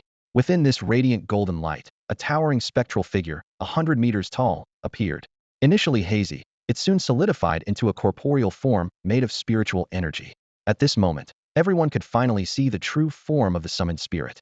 Yue Fei, clad in a magnificent purple robe, wore golden armor and a commanding red-plumed helmet, like a deity exuding an aura of majesty and authority. He wielded a massive silver spear, as long as 100 meters, its shaft straight as a dragon's spine, with a tip that glinted menacingly, seemingly capable of piercing anything. Holy crap! A startled exclamation shattered the silence around them. He's got a summoning talent. Is this a summoned spirit? What kind of international joke is this?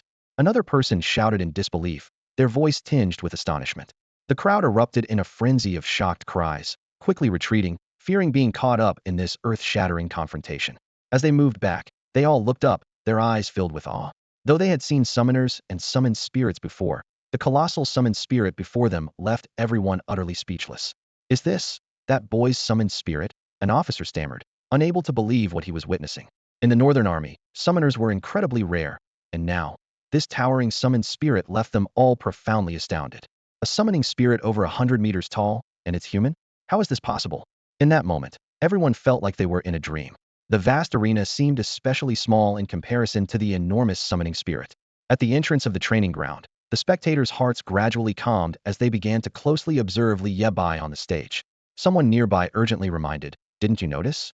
This young man has already reached the 37th level of awakened ability, and his summoning spirit, its spiritual power aura exceeds even the 40th level. His tone was full of disbelief, and the surrounding people began to discuss, their hearts in turmoil. Judging by his age, he must have just awakened his talent, right? Did he start cultivating in the womb? At this moment, Li Hanxiao was already standing at the entrance, witnessing the entire summoning process with her own eyes. Her eyes were wide open, her mouth agape in disbelief. Brother Xiaobai, wasn't his summoning spirit supposed to be in the form of a weapon? What on earth is going on? Li Hanxiao felt waves of confusion and bewilderment. Each time, this brother brought her unprecedented shock, growing stronger and harder to accept. At this moment, her mind was fixated on one thought: to lock Li Bai in her room and interrogate him until he explained everything about himself. Meanwhile, The person most unable to accept the situation on the field was none other than Qin Yu, facing the towering spirit of Yue Fei. This is impossible.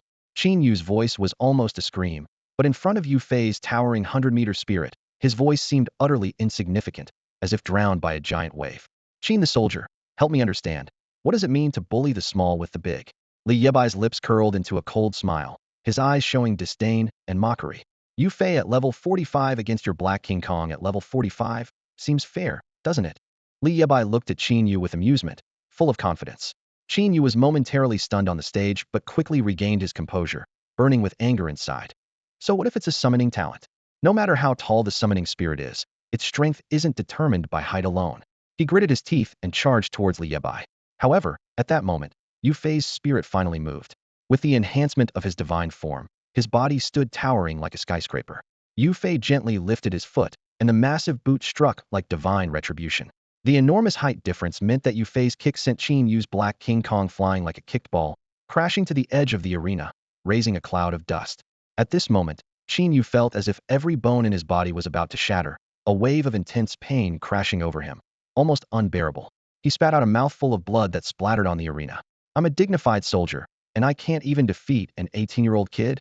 He roared internally, filled with unwillingness and humiliation. Where did this monster come from? He muttered to himself, his eyes filled with disbelief and shock. At 30 years old, Qin Yu's talent wasn't particularly outstanding, but having grown up in the capital, he had seen countless geniuses and prodigies. Yet, the young man before him delivered an unprecedented shock and sense of defeat. Qin Yu struggled to rise from the ground, every inch of his body aching as a relentless reminder of his recent defeat. He gritted his teeth, unable to believe he had been so easily bested. Why bother?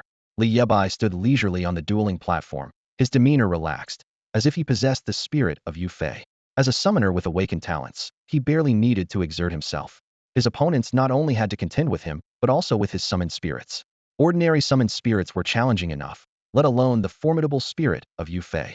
Qin Yu's eyes were bloodshot, turning a deep red as he let out an earth-shattering roar and charged at Li Bai once more. You're not choosing to flee, but instead coming closer? Li Bai smirked coldly. Time is short, let's finish this quickly. As he spoke, Yue Fei's spear cut through the air like lightning, transforming into a dazzling streak of light, striking Qin Yu's massive form with unerring precision. The strike sent Qin Yu flying off the platform, crashing heavily onto the ground below, the arena's floor cracking under the impact. This time, he couldn't summon the strength to stand, lying there panting. He realized that despite his summoning spirit being of equal rank, the gap in actual combat strength was insurmountable. Faced with the towering presence of Yue Fei's spirit, Qin Yu felt utterly powerless and despairing, recognizing there was no chance of victory. This is Li Bai's monstrous talent. In the same realm, he's unbeatable, someone murmured in awe, and others silently agreed. Aren't human summoning spirits supposed to be the weakest? Why does he seem overwhelmingly strong? You brat, I'm an aide to General Qin Dao. Do you know the consequences of injuring me? Qin Yu shouted angrily. Some people are peculiar. They become enraged when treated as they treat others. Did you consider the consequences when you try to hurt me? Why should I worry now? Li Bai retorted with icy disdain. Humph, you're just like that little girl earlier. Both of you are neglected bastards, nothing but uncivilized brutes from this wilderness, with not a shred of manners. Qin Yu, lying on the ground, was utterly shattered, unable to endure such insults and mockery. He erupted in a torrent of furious curses, his voice booming like thunder, echoing throughout the arena. Often, one's inner rage and dissatisfaction stem from their own helplessness and frustration. At this moment, he no longer cared about the mission Qin Dao had given him, about making a name in the Northern Territory or gathering intelligence on the situation there. Though born into the prestigious Qin family of the Northern Territory, he had been sent to live in the capital from a young age. A few years ago, after Qin Dao arrived at the military academy in the capital, Qin Yu became his aide. In the capital, he witnessed true prosperity and felt no connection to the northern frontier, even holding contempt for this impoverished, war-torn place. Like many who settle in big cities, he gradually forgot his roots. They call it a sense of superiority. However, Qin Yu's sense of superiority was completely shattered by a young boy. How dare you insult my sister? Li Bai was furious. Just as Qin Yu was recklessly hurling insults, Yue Fei's massive hand lifted him like a chick. Apologize to my sister. Yue Fei mercilessly slammed Qin Yu to the ground. The arena floor was already incredibly solid, but with that slam, a deep pit was created. Her parents died protecting the countless people of the northern frontier. What right do you have to bark here?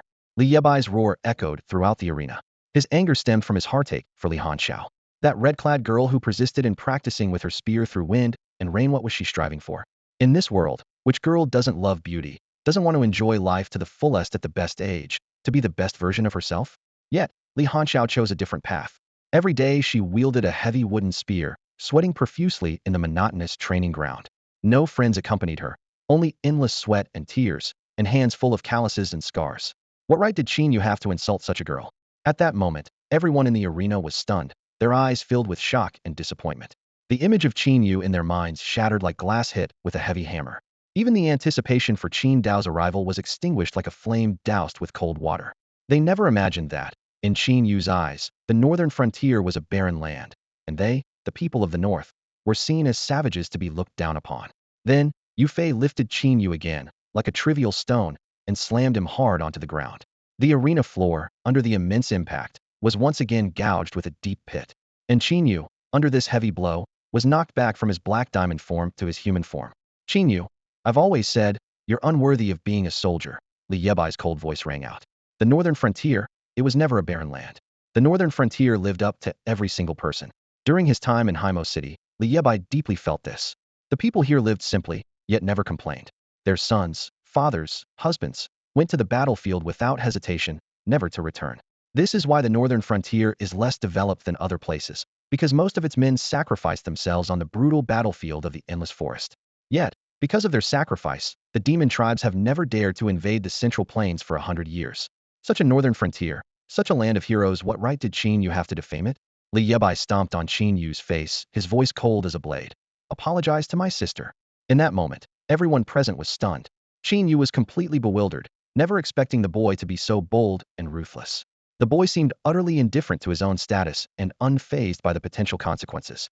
Apologize, Li Bai shouted angrily and slapped Qin Yu hard across the face. Instantly, Qin Yu's once fair face swelled and reddened, making him stand out. His eyes were filled with malice as he glared at Li Bai, as if he wanted to tear him apart. To apologize was something he simply couldn't do. So, he received another, even harsher, slap from Li Bai. I want you to apologize to my sister. Li Bai's voice echoed through the martial arts arena. It was only then that the officers snapped out of their shock, exchanging bewildered glances. Should we intervene? One officer hesitantly asked. It seemed they no longer needed to worry about protecting Li Bai. Instead, they needed to consider how to protect Qin Yu to prevent the situation from escalating further. However, Qin Yu's earlier outburst had already spread like wildfire across the arena. As natives of the Northern Territory, how could they not be offended by his words? Qin Yu's remarks were not only an insult to Li Bai, but to all the people of the Northern Territory. It's so satisfying, some of the awakened whispered among themselves. What Li Bai did was exactly what they wanted to do, but didn't dare. They wished they could go up and kick Qin Yu themselves. The officers, on the other hand, looked at Yue Fei's spirit with complicated expressions, unsure of what to do. They wanted to step in, but their strength was about the same as Qin Yu's, and Qin Yu was powerless against that summoned spirit. The officers couldn't guarantee they wouldn't end up like Qin Yu, getting thrown around by the spirit. What you fear often comes true. Looks like there's going to be trouble. A middle-aged man with glasses suddenly stood up in a corner of the arena. He urgently patted the scar-faced middle-aged man squatting next to him, saying, Hey, General Lan, if you don't step in, Qin Yu might get beaten to death. The scar-faced man slowly stood up, smirking. Good riddance if he does. Didn't you hear the nonsense he spouted earlier? He showed no intention of intervening. But speaking of which, that kid, he's quite something. Both men looked up at the towering spirit of Yue Fei, unable to suppress their admiration. Deputy G, I heard this kid is a friend of the commander, the scar-faced man curiously asked the middle-aged man with glasses beside him. I'm not sure. The commander's affairs are not something we can gossip about, the man with glasses replied sternly. So, General Lan Hao, do you think this kid is a good candidate for the battlefield? The man with glasses then asked. Hearing this, Lan Hao smirked, openly expressing his admiration. If he's not a good candidate, then who is? I can't even imagine how many demonic beasts this kid could crush on the battlefield. The two exchanged a knowing, mischievous smile. With a swift movement, two middle-aged men soared into the sky, their presence unleashing the intimidating aura of powerful warriors. Why is it so hard for you to just apologize? Qin Yu felt the world spinning as Li Yebai's relentless slaps overwhelmed him, leaving him dazed and seeing stars. Essentially, he was slapped into a stupor. At this moment, it wasn't about whether Qin Yu wanted to apologize, but whether Li Bai would give him the chance to speak. The spectators, initially shocked, were now in a state of stunned silence. They had never seen someone with such physical prowess, able to deliver continuous slaps. As time passed, Li Bai reluctantly withdrew Yue Fei's spirit. Just as Yue Fei's spirit dissipated, two powerful auras descended from above, pressing down on Li Bai as if to immobilize him. Then, two middle-aged men slowly landed on the martial arts stage. Commander Lan, Deputy G. The officers and soldiers hurried over at the sight of the two men. Useless bunch. I told you to take care of Officer Qin, and this is how you do it. Lan Hao's voice boomed with fury, shaking the eardrums of those present. Known for his explosive temper as the commander of the Northern Army in the Central War Zone, Lan Hao's scolding was notorious. He strode off the stage, but suddenly lost his footing and fell. His large frame crashed down on the injured Qin Yu, causing him to howl in agony, a sound so harrowing it was chilling. Oh dear, my old eyes must be failing me. Lan Hao hurriedly helped the wailing Qin Yu up, his face full of embarrassment. However, as if his feet were greased, he slipped again, taking Qin Yu down with him. Qin Yu, unable to endure it any longer, fainted on the spot. This scene left the onlookers dumbfounded at Lan Hao's poor acting skills. You there, hurry up. Get the unconscious Officer Qin to the hospital. Lan Hao urgently directed a few officers. Ji Ming, witnessing this, couldn't help but laugh despite himself. He knew Lan Hao too well. Old Lan, was that on purpose or an accident? Ji Ming teased. I was deliberately clumsy. Lan Hao winked, playing it off before turning to approach Li Bai. Just then, Li Bai, who should have been immobilized, suddenly moved. Hello, officers. He greeted politely, showing no fear. He sensed that the two men bore him no hostility. After all, he was merely engaged in a friendly martial arts exchange with Officer Qin, which had unfortunately led to a minor altercation. Wait, how did you break free from our pressure? Lan Hao's eyes widened, staring at Li Bai as if he were seeing a ghost. Ji Ming beside him was equally astonished. They had no idea how strong Li Bai's mental power had become, so much so that even their combined pressure as king-level warriors couldn't fully restrain him. Li Bai looked utterly bewildered, clearly taken aback by the concept of pressure. The two middle-aged men exchanged glances, completely baffled. Could their king-level pressure really have no effect on him? Damn, this kid, he is indeed quite odd. Lan Hao scratched his head, his eyes filled with astonishment and curiosity. He couldn't comprehend how a young man with an ability level in the 30s could ignore the pressure of two king-level powerhouses. Have we met before? Li Bai suddenly asked quietly. He clearly remembered that on the day Su Mumu came to see him, these two middle-aged men were silently standing behind her. Since they were both significant figures in the military, Su Mumu's identity must be anything but ordinary, Li Bai speculated internally. Yes, we've met, Ji Ming replied, looking at Li Bai with a hint of admiration in his eyes. He marveled at the mysteries surrounding this young man. His peculiar physique, astounding talent, and unfathomable mental strength, all of which piqued Ji Ming's interest in Li Bai. All right, you can leave now, Ji Ming said nonchalantly, motioning for Li Bai to exit the training ground. Li Bai hesitated slightly, unable to believe his ears. Just like that? He asked tentatively. Yeah, go on. Ji Ming nodded again, a touch of impatience in his voice. Li Bai still had doubts. I hit him. Is that really okay? He confirmed once more. Who did you hit? Lan Hao suddenly interjected. I hit Qin, the officer, Li Bai replied honestly. Where's this Qin officer? I don't see him. Ji Ming feigned ignorance, glancing around. The training ground was desolate, with no sign of Qin Yu. The onlookers had been dispersed by the soldiers, leaving Li Bai to question the reality of his own experience. Truly seasoned actors, Li Bai thought, realizing their stance. They didn't care about Qin Yu's well-being, nor did they care if Li Bai had hit him. Are you really just letting me go? Or do you want to take my elixir again? Lan Hao glared at him, still holding a grudge over Li Bai secretly consuming his elixir that day. Before I leave, can I ask a question? Li Bai hesitated, deciding to voice his curiosity. Where is Su Mumu? What is her true identity? He stared intently at Ji Ming and Lan Hao, anticipating their response. Upon hearing this question, both men displayed expressions of, as expected, as if they had predicted Li Bai's inquiry. Even the straightforward Lan Hao seemed at a loss for words. At that moment, Ji Ming appeared to make a significant decision, taking a deep breath and speaking deliberately. Su Mumu, she's my niece. Lan Hao's eyes widened in disbelief as he looked at Ji Ming, inwardly acknowledging, Old Ji, you're ruthless. So, you shouldn't look for her anymore. She's not in the Northern Territory now. Ji Ming patted Li Bai on the shoulder, then turned and left with Lan Hao, leaving Li Bai standing there in a daze. He wondered to himself, do I look like a fool? Realizing that asking more questions wouldn't help, he turned and walked away from the training ground. In the air, Lan Hao's eyes were bright with admiration as he remarked, this kid really has the makings of a great soldier. Ji Ming thought to himself that he needed to find a way to trick Li Bai into joining the army. Just then, Ji Ming's phone rang. On the other end, Su Mumu's voice was cool and pleasant, with a hint of amusement. Deputy G, I heard I've gained an uncle? At this, Ji Ming broke into a cold sweat. They realized that they weren't the only ones monitoring the training ground. The commander had sent others as well. Ji Ming hurriedly explained, Wasn't it your order to keep your identity secret from him? He silently prayed for a way out. All right, then I need Uncle Ji to come to the camp. Qin Dao will arrive in a few days, and we need to prepare, Su Mumu said before hanging up. Ji Ming was left dumbfounded, lamenting to himself. Judging by Su Mumu's tone, I won't have an easy time from now on. He turned to ask Lan Hao to accompany him, only to find that Lan Hao had already flown off, wanting to avoid this hot potato. You've taken a cigarette from me, and now you're running away when I'm in trouble? Ji Ming cursed in frustration. Lan Hao laughed and made an excuse. I need to deal with Qin Yu's matters, Deputy Ji. You're on your own. With that, he slipped away. As Li Bai walked out of the training ground, a red figure suddenly dashed towards him. It was a girl in a red dress with a ponytail, who hugged him tightly, tears glistening in her eyes. Li Bai gently comforted her. It's all right now. He softly patted her back, and a blush spread across Li Hanxiao's delicate cheeks as she nestled in his embrace, cherishing the rare warmth and peace of the moment. Brother, are you all right? She asked worriedly, scanning him for injuries. I'm fine, just my hand hurts a bit, Li Yebai replied with a smile. On hearing this, Li Hanxiao immediately became anxious and checked his hand. Oh, did you hurt your hand? She asked.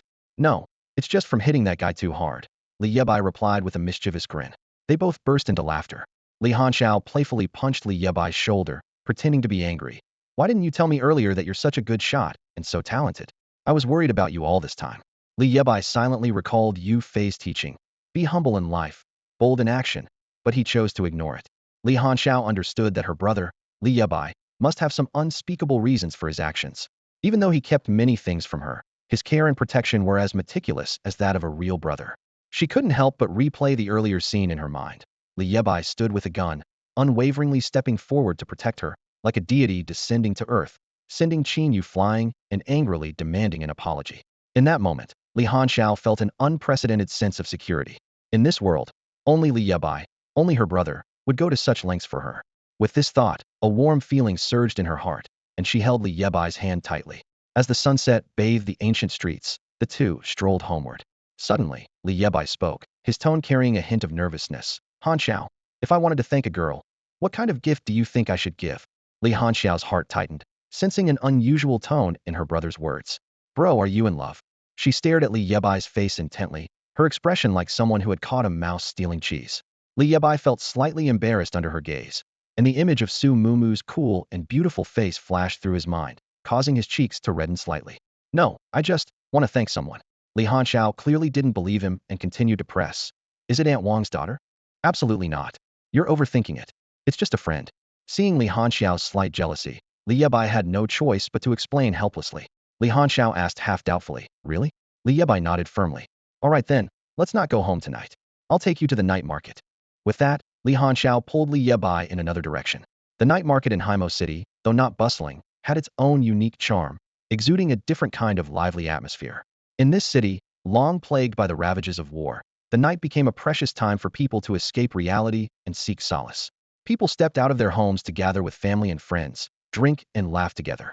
Under the cover of night, they temporarily forgot the shadows of war, adding a touch of brightness to their lives with laughter and friendship. This was the inherent optimism of the people of the Northern Territory. No matter how harsh the environment, they could find their own joy and happiness. As night fell, standing outside a uniquely styled clothing store, Li Yebai looked puzzled and asked, You want me to give her clothes?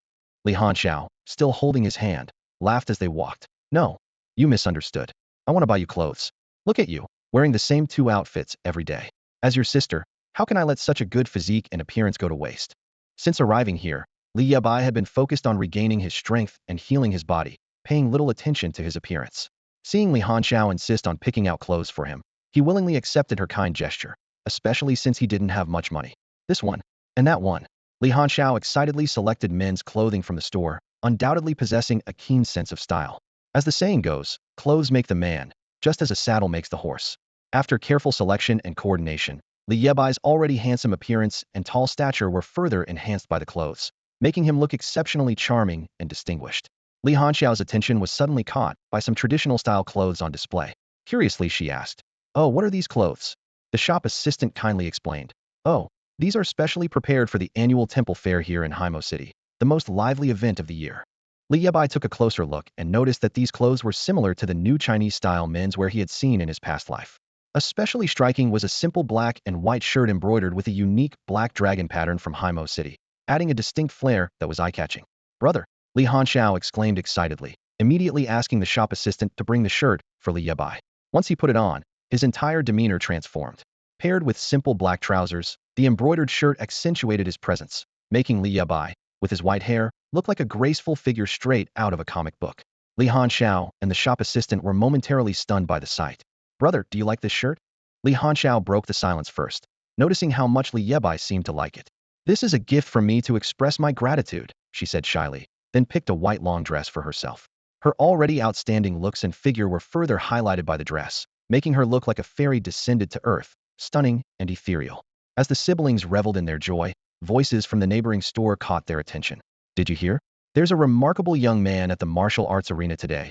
A shop assistant began excitedly, recounting the day's events. "Have you heard of the Gun King from the Northern Army? The one who was on TV with incredible shooting skills. But today, he was bested by a young man named Qin Yu.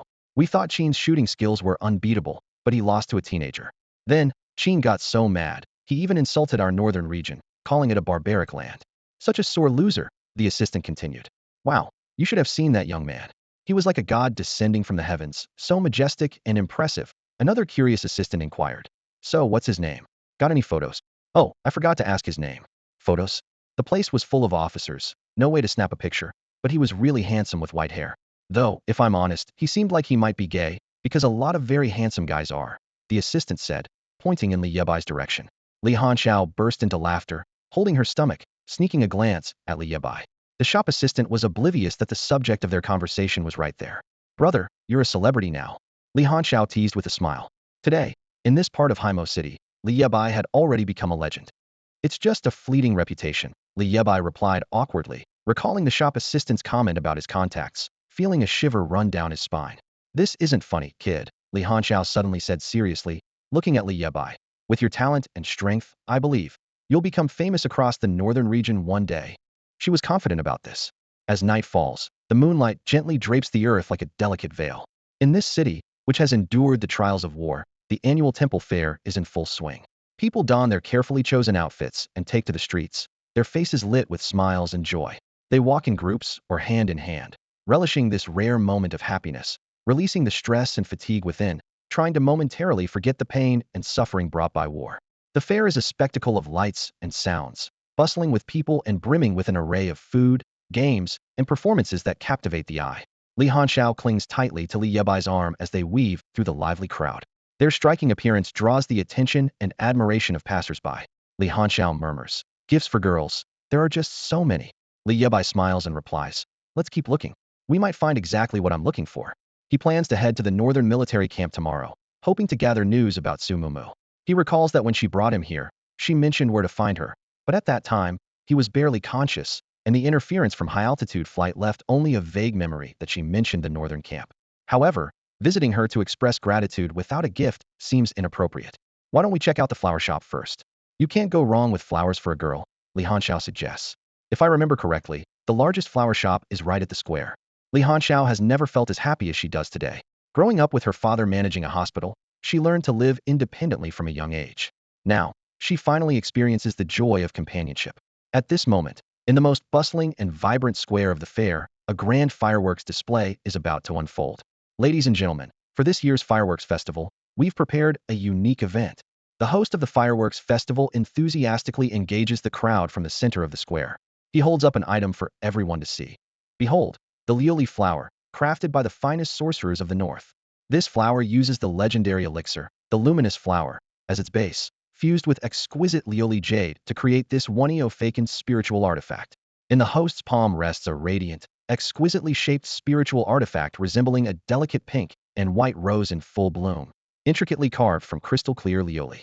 Astonishingly, the Lioli flower seems to possess a certain spirit, its form subtly changing over time, sometimes appearing as a pink and white rose, other times transforming into a pure white jasmine, its beauty enchanting and mesmerizing. Due to the extraordinary properties of the luminous flower, this artifact not only nourishes the skin and calms the mind, but also has miraculous beautifying effects. The host continues to elaborate. Then he announces, once the fireworks festival officially begins, the stage in the center of the square will open to everyone. You are all welcome to sign up and showcase your talents. Ultimately, the audience will vote to determine the winner, and the one with the most votes will take home the glass flower. It's undeniable that the organizer of the fireworks festival is quite ingenious. The spiritual artifact he showcases, although not a powerful weapon, captivates people far more than ordinary spiritual artifacts. After all, today is the annual temple fair, a grand event where families gather to celebrate. Gifting this glass flower to a loved one would be the perfect present. Moreover, the way to obtain it is straightforward: simply perform at the fireworks festival. This not only lowers the competition, but also significantly boosts the festival's popularity. Brother, if you could give that glass flower to your friend, I'm sure she'd be thrilled. The siblings, having arrived at the square, naturally noticed the glass flower event. Li Bai didn't lack the desire, but he truly had no talents to showcase. Commander, do you have anything else to buy? At the other end of the fair, Ji Ming was laden with bags and looked quite harried as he asked. In front of him stood a girl with flowing silver hair, dressed in a thick hoodie. Despite being wrapped up tightly, her extraordinary presence was undeniable.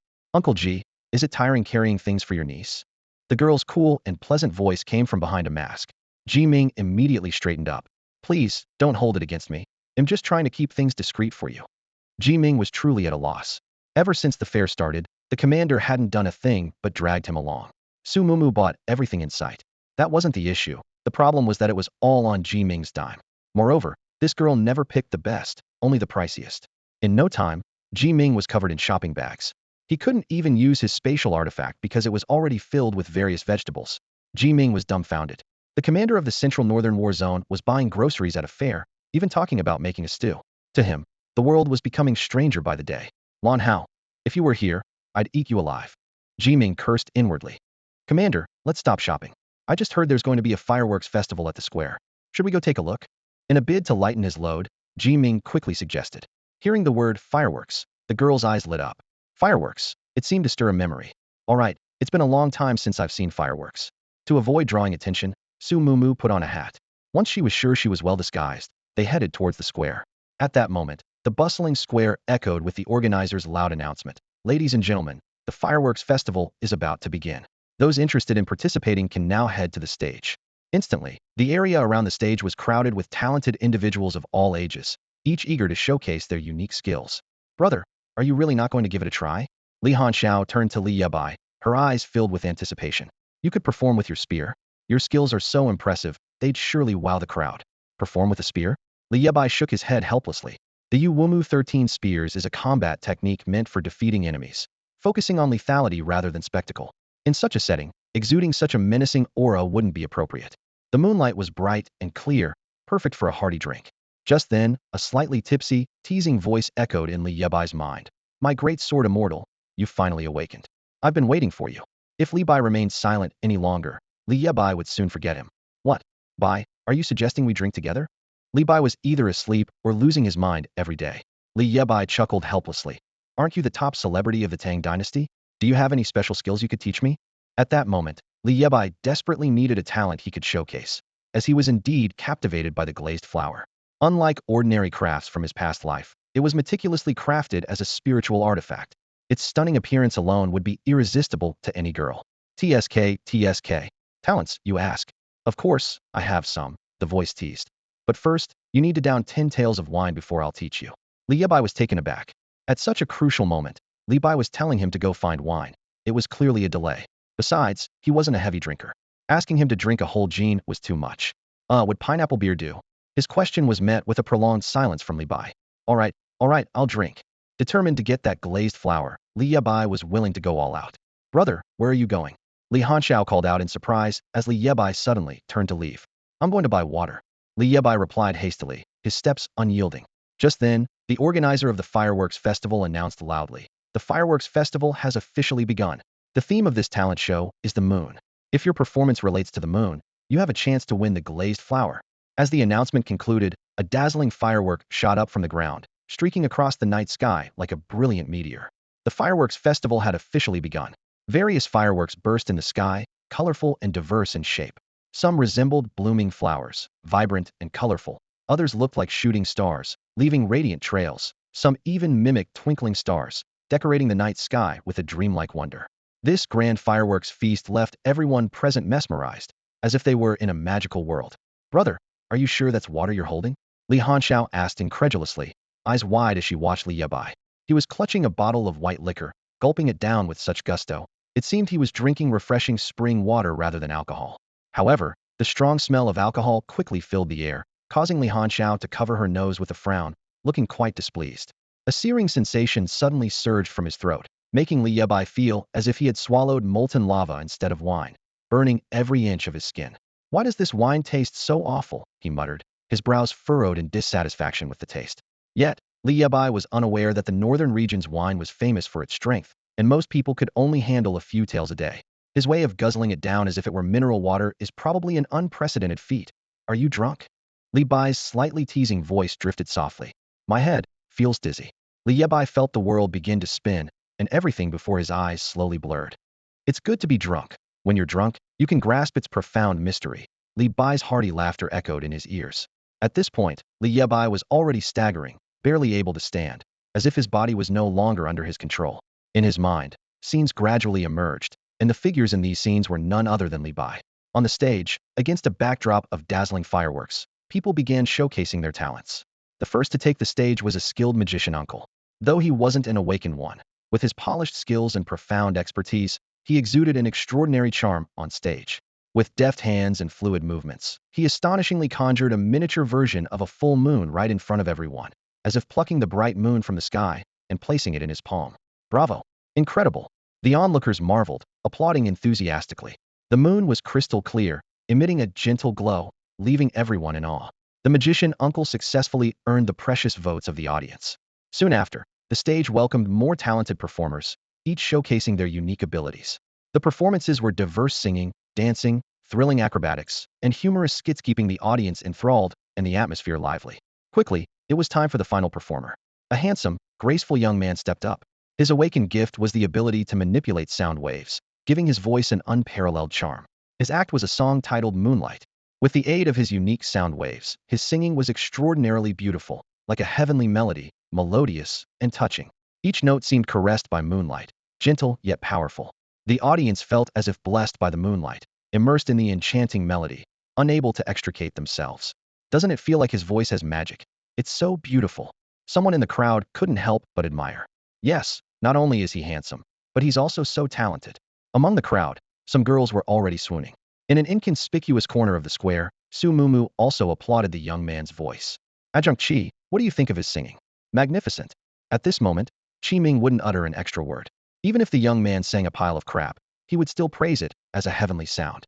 "However, that glass flower really is beautiful." It said there's only one such glass flower in the entire Northern Territory. Su Mumu stared blankly at the radiant glass flower, lost in thought. Clearly, she also wanted that glass flower.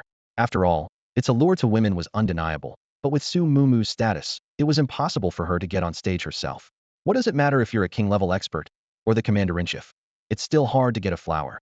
Qi Ming could see through Su Mumu's thoughts, but he was helpless.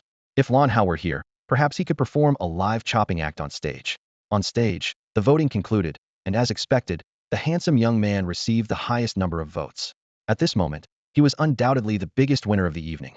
If no one else wants to take the stage, this glass flower will belong to this young man. The fireworks festival host announced loudly. Just when the host thought no one else would take the stage tonight, a young man with a handsome face and reeking of alcohol staggered into view. "Kid, have you had too much to drink?" Seeing Li Yebai swaying and barely able to stand, someone quickly approached, trying to support him. "Don't touch me," Li Yebai shouted angrily, leaving the person stunned. Where on earth did this drunk come from? Is he here to cause a scene? Li Hanxiao, pushed to the back by the crowd, could only call out Li Yebai's name loudly, hoping to catch his attention. However, Li Yebai didn't react at all. "Oh no, he's definitely drunk." Li Hanxiao recalled being absorbed in the beautiful singing of the young man earlier. In just a moment of distraction, Li Yebai vanished from her sight and stumbled onto the stage. This is a disaster. He's going to make a fool of himself. This was the only thought in Li Hanxiao's mind. Thinking about how Li Yebai had just made a name for himself in this district, only to embarrass himself now, she felt anxious but could do nothing but watch. "Commander, look over there." Ji Ming, standing in a corner of the square, pointed towards Li Yebai in surprise, saying, "Isn't that the kid?" Su Mumu, who had been admiring the fireworks, was also taken aback by the words, a hint of unease flickering in her eyes. She slowly turned, her gaze cutting through the crowd, landing on Li Yebai. "The mute boy? What's he doing here?" Su Mumu's brow furrowed slightly. Could it be he's going to perform? Cook something perhaps? Recalling her first meeting with Li Yebai, Su Mumu couldn't help but smile slightly. "Didn't you see his state? He's probably drunk and causing trouble," Ji Ming joked. "Ah, serves him right for pretending to be mute around me. Just wait till I tease him later. Su Mumu muttered softly, her eyes showing a playful glint as she rested her chin on her hand, anticipating Li Yebai's embarrassment. At this moment, the moon shone brightly, fireworks bloomed, and the young man stood silently at the center of the stage. Below, the crowd buzzed, all eyes on him. Some were eager, hoping to see him make a fool of himself. Others were amused, ready for a good show. And some were displeased by his disruptive behavior. Then, in an instant, Li Bai moved. Under the moonlight, the clear sound of a sword slicing through the night sky echoed loudly. In his hand, a long sword suddenly appeared, like a divine weapon descending from the heavens, its blade long and shimmering with a faint glow of sword energy. A sword? Wasn't he always using a gun? At that moment, Li Hanxiao, Ji Ming, and Su Mumu all exclaimed in surprise. Yet, as everyone remained puzzled, the staggering Li Yebai's demeanor suddenly transformed. With a gentle flick of the long sword in his hand, the tip pointed directly at the bright moon. When did the moon first appear in the sky? I paused with my cup and asked. He slowly began to recite, his deep and magnetic voice resonating through the entire square like a gentle night breeze. The crowd was captivated by this opening line, murmuring among themselves, I've never heard this before. Did he write it himself? Before they could react, the young man's sword moved gracefully, like flowing water, tracing a beautiful arc in the air, his body dancing in harmony with the sword's movement. Man reaches for the bright moon in vain, yet the moon moves along with him. The young man recited another line, his long sword swinging in sync, its light like a dragon emerging from the sea, sometimes soaring, sometimes swift as the wind. The crowd gasped in awe. This poem, it's so beautifully written. Such imagery. They were entranced, savoring the young man's verses and admiring his elegant sword dance.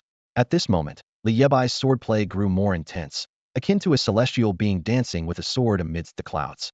Bright as a flying mirror over the crimson palace, the green mist vanishes, revealing its pure glow. The night comes from the sea, yet who knows where it vanishes among the clouds. The white rabbit pounds the elixir from autumn to spring. Chang'e resides alone. With whom does she stay? The young man's intoxication deepened, poetry flowing from his mouth, sword dancing in his hand, his feet as light as stepping on clouds, his body moving like a swift swallow. Under the bright moonlight, Li Bai, dressed in traditional garb, wielded his gleaming sword, dancing and singing like an immortal being descended from the heavens. The square was silent, everyone wide-eyed, unable to believe the sight before them. No one spoke, as if the entire world was reduced to the young man's recitation and the sound of fireworks. The audience felt as if they had traveled back 100 years, listening to the lament of a talented but unrecognized poet. Suddenly, beneath Li Yebai's feet, a blood-red sundial totem surged forth, with a real full moon faintly appearing behind him, its powerful aura spreading. With a sweep of his long sword, a burst of sword energy slashed across the night sky. Bang! The fireworks in the sky were scattered by this sword energy, exploding into dazzling light. The expressions of the people changed. They could not believe that they had come to a temple fair only to witness such a performance. And this young man, who knows what he had been through, could write timeless poetry. Even if they couldn't understand the verses or grasp the imagery, the sight of the young man dancing with his sword under the moon was etched deeply in their hearts. As the moonlight dimmed and the night grew darker, the young man paused slightly. Ancient and present people flow like water, all gazing at the same bright moon. I only wish that when singing and drinking, the moonlight would always illuminate the golden cup. As he finished the last line, the final firework of the festival burned out in the night sky. Behind Li Bai, a white phantom of Li Bai soared into the sky, 100-meter white shadow fleeting like a blooming flower in the night. The white sword energy struck the bright moon with a thunderous boom, exploding in the dark night like brilliant fireworks, scattering waves of white light. Lioli flower, it's mine. With a thrust of his sword, the Lioli flower landed steadily on its tip. With a flick of his wrist, the flower slipped into his embrace, a strong wave of dizziness overtaking him as the northern border's strong wine took its toll. Amidst the deafening applause, Li Yebai collapsed on the stage. The fireworks festival slowly came to an end, yet the crowd in the square remained captivated by the breathtaking performance they had just witnessed, unable to calm their excitement. Under the moonlight, the sword dance of the young Li Bai, with its fleeting phantom-like sword light, enchanted everyone like a dream. At this moment, voting had lost its significance. No one questioned Li Yebai's right to receive the Lioli flower. His performance had completely won over every person present. What a graceful young man! An earnest voice of admiration erupted from the crowd. Even the host couldn't help but loudly declare, I unilaterally announce that this Lioli flower belongs to this young man. As soon as the words fell, the audience once again erupted into thunderous applause. The young singer who had previously led in votes was forgotten in the corner. It wasn't that his performance wasn't outstanding, but compared to Li Bai, In both appearance and talent, he was utterly overshadowed. I recognize him. He's the youth from the martial arena earlier today, exclaimed an awakened individual. Li Yebai's feats had already spread throughout the festival, becoming the talk of Haimo City. Standing amidst the vast crowd, Li Hanxiao was once again shocked. Brother, just how many secrets are you hiding? She murmured to herself, finally realizing how deeply Li Yebai concealed his talents. Recalling the earlier performance, she couldn't help but wonder, if I'm not mistaken, was that a second summoned spirit? Li Hanxiao's mind buzzed with disbelief. She suddenly felt an insurmountable gap between herself and Li Yebai. However, Li Hanxiao wasn't the only one taken aback. Ji Ming, standing in the corner of the square, was also lost in thought. What kind of monster is this boy? As a seasoned expert of the Wang realm, Ji Ming had seen much, but Li Yebai's display still amazed him. So this kid was holding back even during the day, Ji Ming silently praised. So young, yet so composed. No wonder Qin you lost without complaint. He couldn't help but reassess this mysterious young man, a sly glint appearing in his eyes. If Lan Hao knew about this, he'd definitely drag this kid into the military. With such talent, it'd be a shame not to join the army. Meanwhile, Su Mumu muttered to herself, what on earth have I saved? Despite having people secretly observe Li Yebai and even setting up a new identity for him, she realized at this moment that her understanding of this young man was far from complete. But tonight, Li Yebai's remarkable skill left Su Mumu a bit bewildered. Two summoned spirits, one holding a gun, the other a sword. What a little mute, she thought to herself, growing even more curious about this mysterious young man. Commander, since you know him, why not meet him? Ji Ming suddenly asked from behind. It's all because of Qin Dao, Su Mumu replied angrily. Those old guys keep pushing me to welcome him with open arms. Remembering the major incident at the camp a few days ago, she felt agitated and stomped her foot heavily. I don't have time for that. The entire northern border camp is in chaos, and I'm about to lose my mind. She ran her hand through her dry hair, looking utterly exhausted. At that moment, a stunning girl emerged from the crowd and walked straight to the center of the stage. Under everyone's gaze, she embraced the unconscious Li Yebai and kissed him without hesitation. What the hell? Someone exclaimed. You're too much. Why didn't you take me with you? Following her lead, a group of teenage girls rushed toward the stage. Move aside, Li Hanxiao snapped out of her shock, using her extraordinary agility to leap over the crowd and reach Li Yebai, like a cat protecting its food. A flame-patterned cloud flickered in her hand, Li Hanxiao's summoning totem. Instantly, a mighty spear materialized, creating a striking contrast with the beautiful girl in a white dress. Anyone who messes around will have to deal with me. Under Li Hanxiao's threat, the playful crowd slowly dispersed. So, that glass flower was meant for her, huh? Watching the siblings on stage, Su Mumu softly said, Lieutenant Ji, let's go. The northern border camp will turn upside down tomorrow. With that, their figures disappeared into the night. The next morning, in the small hospital run by Li Zhongshi, Li Yebai slowly woke up amidst the noise. The sharp smell of alcohol filled his nostrils, making him frown and his head throb. Nearby sat a bowl of fresh hangover soup, prepared by Li Hanxiao before she headed to the training field. You said, you'd teach me sword dancing, but you made me drink. Li Yebai grumbled to himself, thinking, now my head hurts. In his mind, Li Bai's hearty laughter echoed. Wine is like grain, the more you drink, the younger you get. Lying in bed, Li Yebai fiddled with the glass flower in his hand, feeling secretly delighted. If he gave this exquisite spirit item to that girl, she would surely be happy. Thinking of this, his face flushed slightly. No time to waste, I should set off now. He quickly changed clothes, grabbed the glass flower, and stepped out of the hospital. The northern border camp should not be far from here.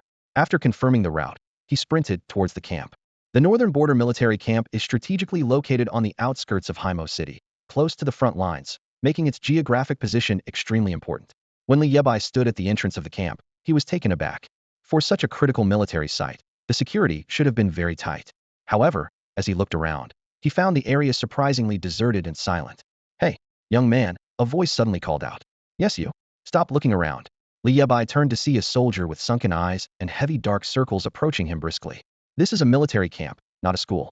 You must be lost, the soldier said, eager to send him away upon seeing his youthful appearance. Hello, I'm here to find someone, Li Yebai explained. Find someone? Who are you looking for? The soldier yawned repeatedly, his eyes half closed, still not fully awake. Su Mumu. What? The soldier's demeanor changed instantly upon hearing the name, fully alert now. Do you know who she is? He took a step closer, scrutinizing Li Yebai with keen eyes. Li Yebai was holding several beautifully wrapped gifts, clearly not here by accident. I don't know, Li Yebai admitted honestly. You don't know? The soldier gave him a disdainful glance, as if he had figured everything out. You may not know, but I certainly do, he said contemptuously, continuing. You're here to use our commander as a backdoor, right? Let me tell you, while the commander is a good person, you can't just establish connections with her, understand? The soldier poked Li Bai in the chest, his tone full of warning. I know, you people with wealthy backgrounds always try to find shortcuts to get a fancy resume, hoping for an easy entry into better guilds or schools. But let me make it clear, in the northern border military camp, that kind of thinking won't work. The soldier continued to speak, ignoring Li Bai entirely. Here, having served in the military or fought on the battlefield is a great honor. Officers in the army are deeply respected and admired by the public.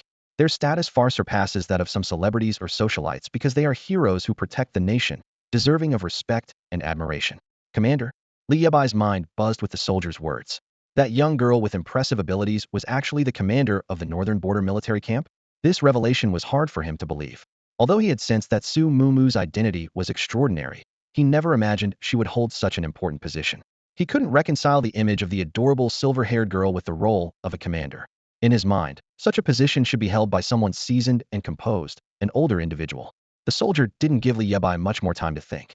Honestly, with your soft and pampered look, you seem like a spoiled rich kid, not suited for military life at all.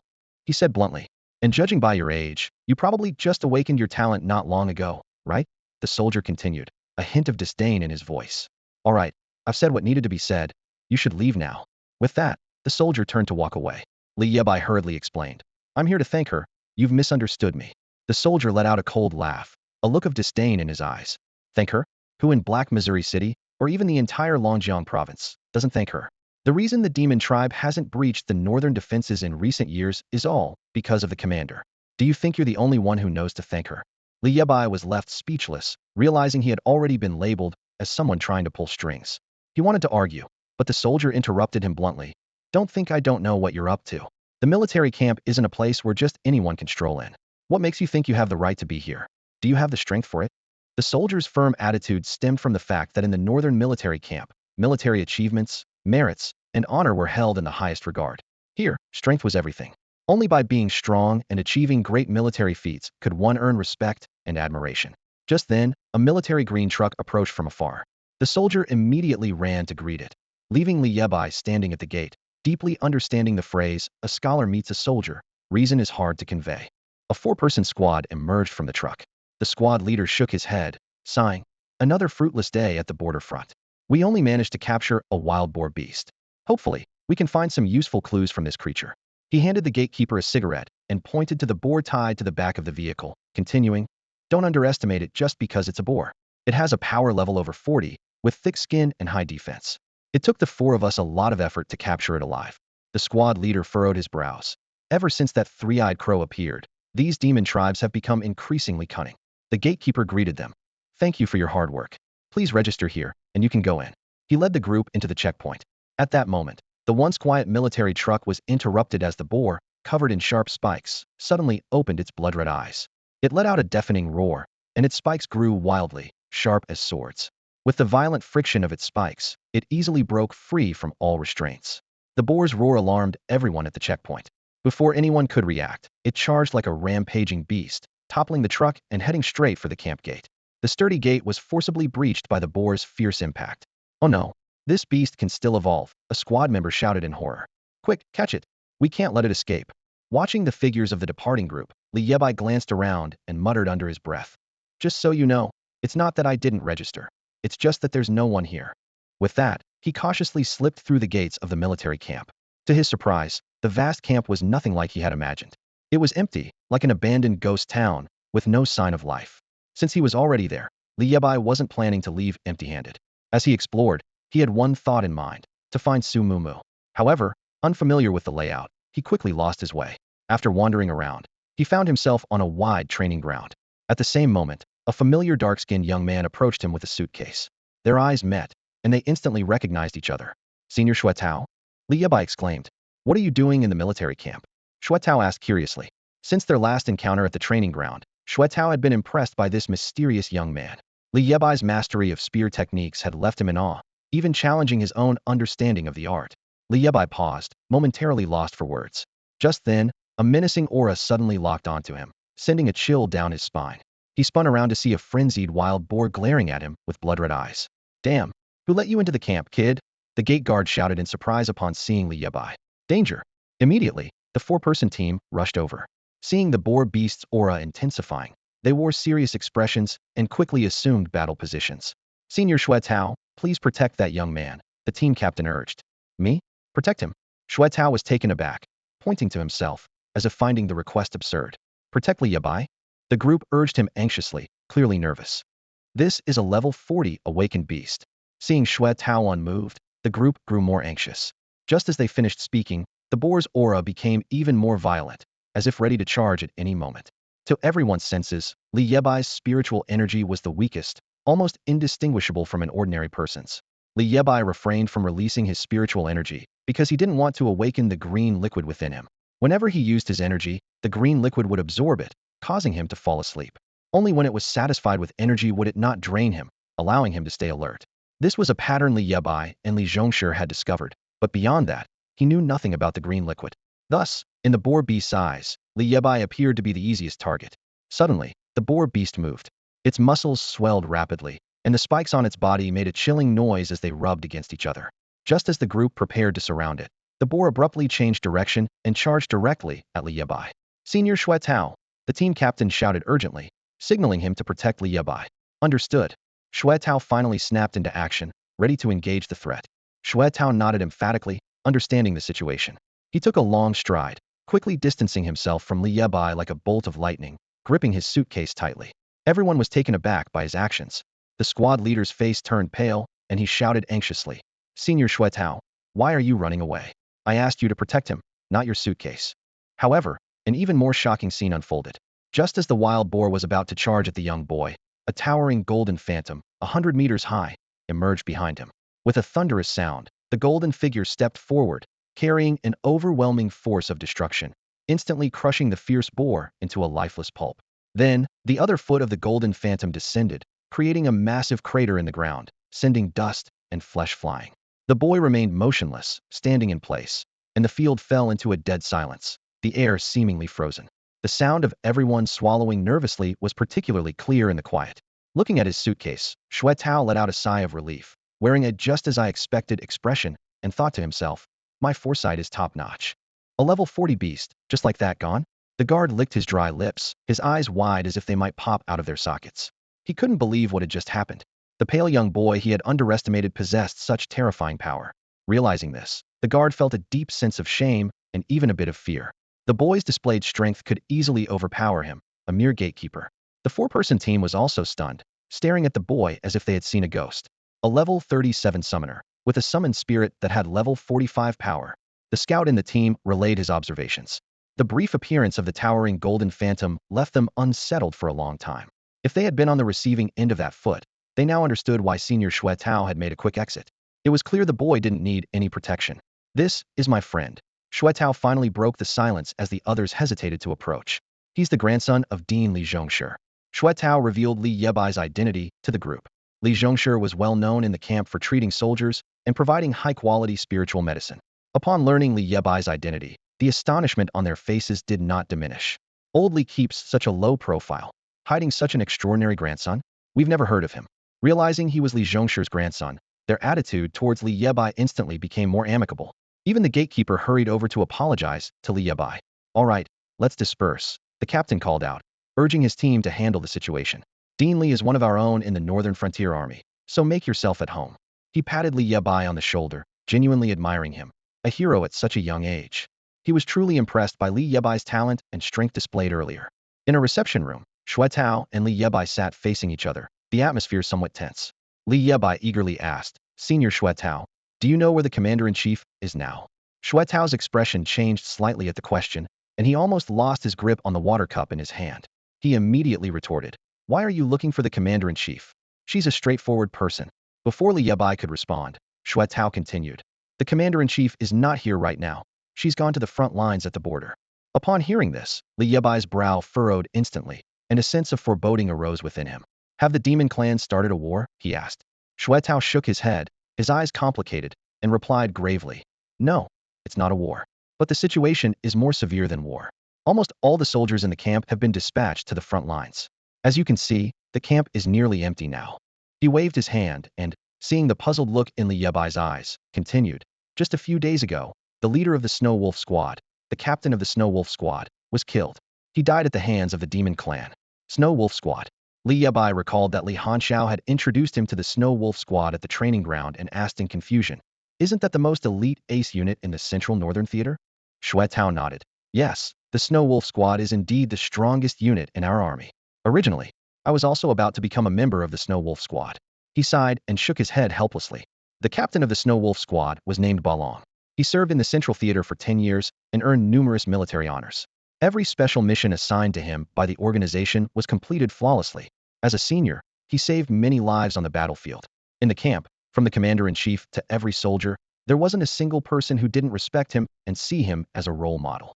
At this point, Xue Tao's eyes revealed immense admiration. At the very front line, there was an abandoned small town long assimilated by the endless forest, turned into ruins, now territory of the demon clan. A few days ago, Senior Balong received a mission and led his team there for reconnaissance, unexpectedly discovering many precious spiritual herbs. As more and more herbs and spiritual stones were found, they hurriedly reported back to the camp. Initially, the high command was skeptical, suspecting it might have become a spiritual herb base for the demon clan. After receiving orders to explore further, Balong's Snow Wolf Squad returned to the ruins the next day. Unexpectedly, trouble arose. The next day, when they arrived, a group of demon beasts suddenly appeared in the previously deserted town, and the Snow Wolf Squad fell into a demon clan ambush. During the retreat, Senior Balong was ambushed by a tiger demon while protecting his teammates, and was killed. Hearing this, Li Bai couldn't help but be moved. Indeed, on the real battlefield, life and death can change in an instant. Someone who was laughing and joking with you yesterday might become a cold corpse the next day. So, why did everyone in the camp go to the front lines? Is it to avenge Senior Balong? He asked.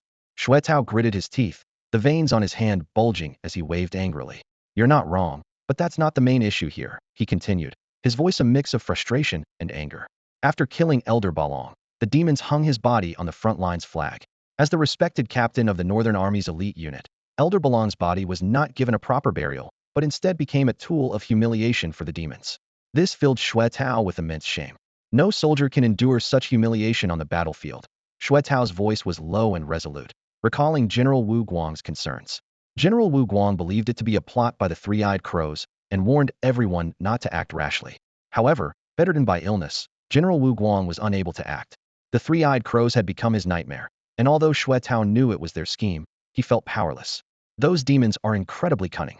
Whenever our main forces chase them, they vanish instantly, hiding the flag with the captain's body. Xue Tao's voice grew more agitated, his eyes burning with anger. And when we're exhausted and return to the front lines, they appear again, flaunting Elder Balong's body on the flag. Our brothers at the front are caught in a difficult position, burning with rage. At this point, Xue Tao angrily crushed the cup in his hand. Li Bai asked quietly, "So, that's why no one is in the barracks?" Xue Tao nodded, "Exactly. Under the commander's leadership, the entire camp has moved to the front line with one goal to retrieve Elder Balong's body as quickly as possible, find the demons ambushing the Snow Wolf Squad, and eliminate them. As long as Elder Balong's body hangs up there, we cannot forgive ourselves." He pointed to his suitcase, speaking urgently. "Brother Yebai, I'm about to head to the front line. The brothers are waiting for me. You should go home. I told you this because I trust you. Please don't spread it and cause panic." Li Yebai nodded solemnly, understanding the gravity. "Don't worry, I'm going with you to the front line." Xue Tao, shocked, spat out the water he had just drunk. "Are you joking? That's the front line. Don't you trust my abilities?" Li Yebai pointed to himself, full of determination. Xue Tao quickly explained, "It's not that I don't trust your abilities. It's a matter of military principles, and you're not a soldier. I'll teach you my shooting skills personally." Li Yebai insisted, his eyes shining with anticipation. Xue Tao pondered for a moment. Although Li Yebai wasn't a Northern Army soldier, his willingness was admirable. "However, if you insist on going, you must inform your family and stay with me at all times without wandering off." Xue Tao knew this was a troublesome task. While he didn't worry about Li Bai, if other officers discovered he brought a civilian to the front line, he might face severe consequences. A military truck bumped along a rugged path at the border. Inside the vehicle, Li Bai sat quietly, dressed in a slightly ill-fitting uniform, wearing a hat and a tightly secured mask. He sat obediently next to Xue Tao, who maintained an upright posture, as steady as a rock, though his thoughts had already drifted far away. "I must be crazy," Xue Tao murmured to himself, his gaze inadvertently shifting to Li Bai. Known for his strict adherence to rules, he had astonishingly violated military discipline this time. He had always prided himself on being a model soldier who would never cross the line, but reality had shown him that people can change. The only reason he hadn't changed before was that the stakes hadn't been high enough.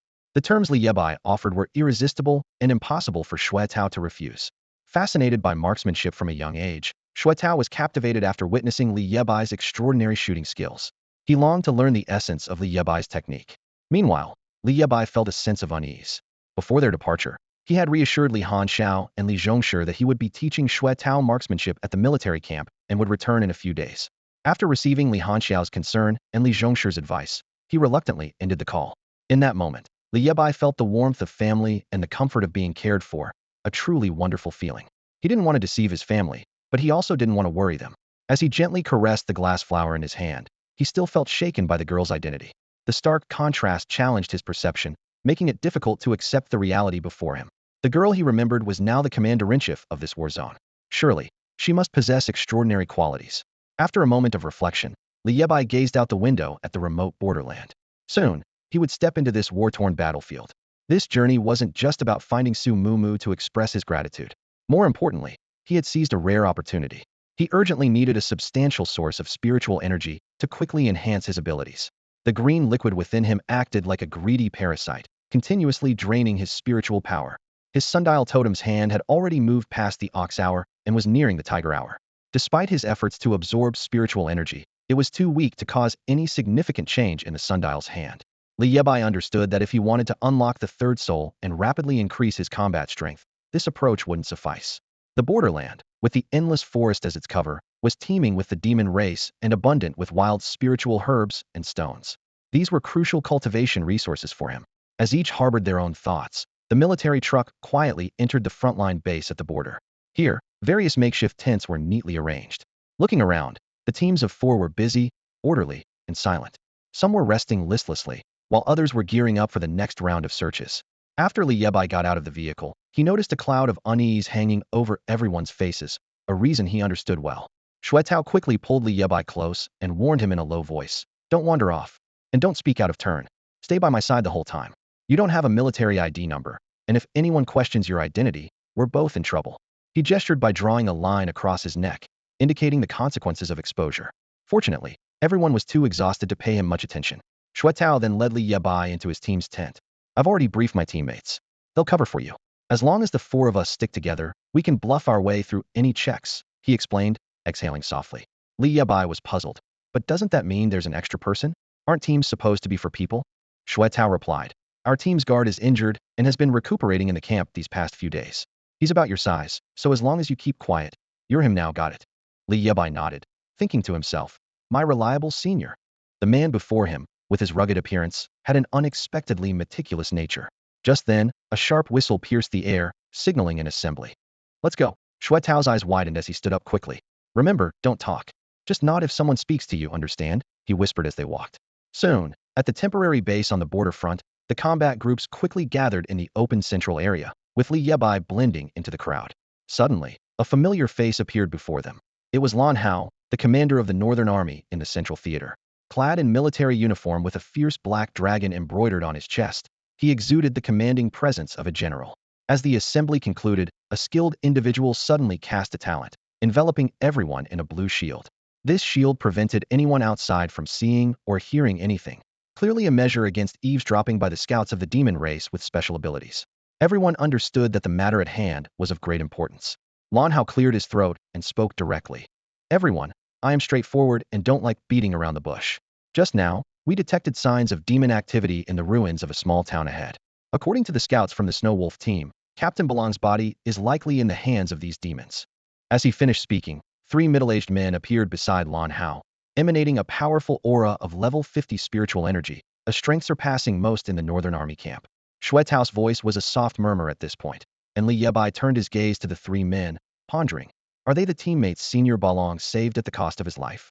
On the battlefield, those who survive often bear a heavier burden than those who have fallen. Lan Hao's voice resonated among the crowd, firm and resonant. "I don't care if this is a provocation or if there's some hidden agenda. In any case, our time is running out. In a few days, the higher-ups will issue an order for us to withdraw. Qin Dao is about to arrive at our central war zone to collaborate with us on a comprehensive counterattack plan against the Demon Clan. This is a critical event concerning the entire Northern Warfront. Our goal is to drive the demon clan of the Illusion Moon Demon Kingdom completely out of the northern borders. Everyone present could sense the urgency in Lan Hao's words. The decision-makers understood that the remains of a single soldier were far less significant than the entire northern warfront.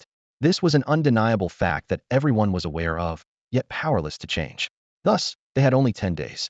In consultation with the commander-in-chief, they decided to completely surround the ruined town to ensure that the demon clan was thoroughly eradicated. Lan Hao unfolded the map of the ruined town and began detailed tactical planning. Every word he spoke was filled with determination. For this operation, we will deploy all squads, leaving no exit. I want to ensure these beasts have nowhere to run, no escape. His voice was hoarse, and the dark circles under his eyes were pronounced, revealing extreme exhaustion. Even as a master of the King realm, enduring a week without rest was physically taxing. In the corner, Li Bai quietly asked Xue Tao, "Since we have King realm masters, why don't we let them directly engage instead of staying at the base strategizing?" He couldn't understand. If King realm masters like Lan Hao and Ji Ming could directly participate in the battle, wouldn't the problem be easily solved? Why make everyone go through such trouble? Xue Tao, however, countered, "The human race indeed has many King realm masters, but do you think the Illusion Moon Demon Kingdom doesn't?" He continued to explain, "King realm masters don't enter the battlefield not because they are unwilling, but because if we deploy King realm masters, the demon clan will inevitably send out their equivalent level of strong fighters. At that point, the battlefield would no longer be a simple fight, but a disaster causing the earth to shake and mountains to crumble. Both the living habitat of humans and the future generations of both sides would be affected. Such a battle is something neither side's leadership wants to see. If such a battle erupts, it might even alarm powers beyond the King realm. If they engage, the consequences would be catastrophic. By the time such a crisis arrives, we'd already be wiped out."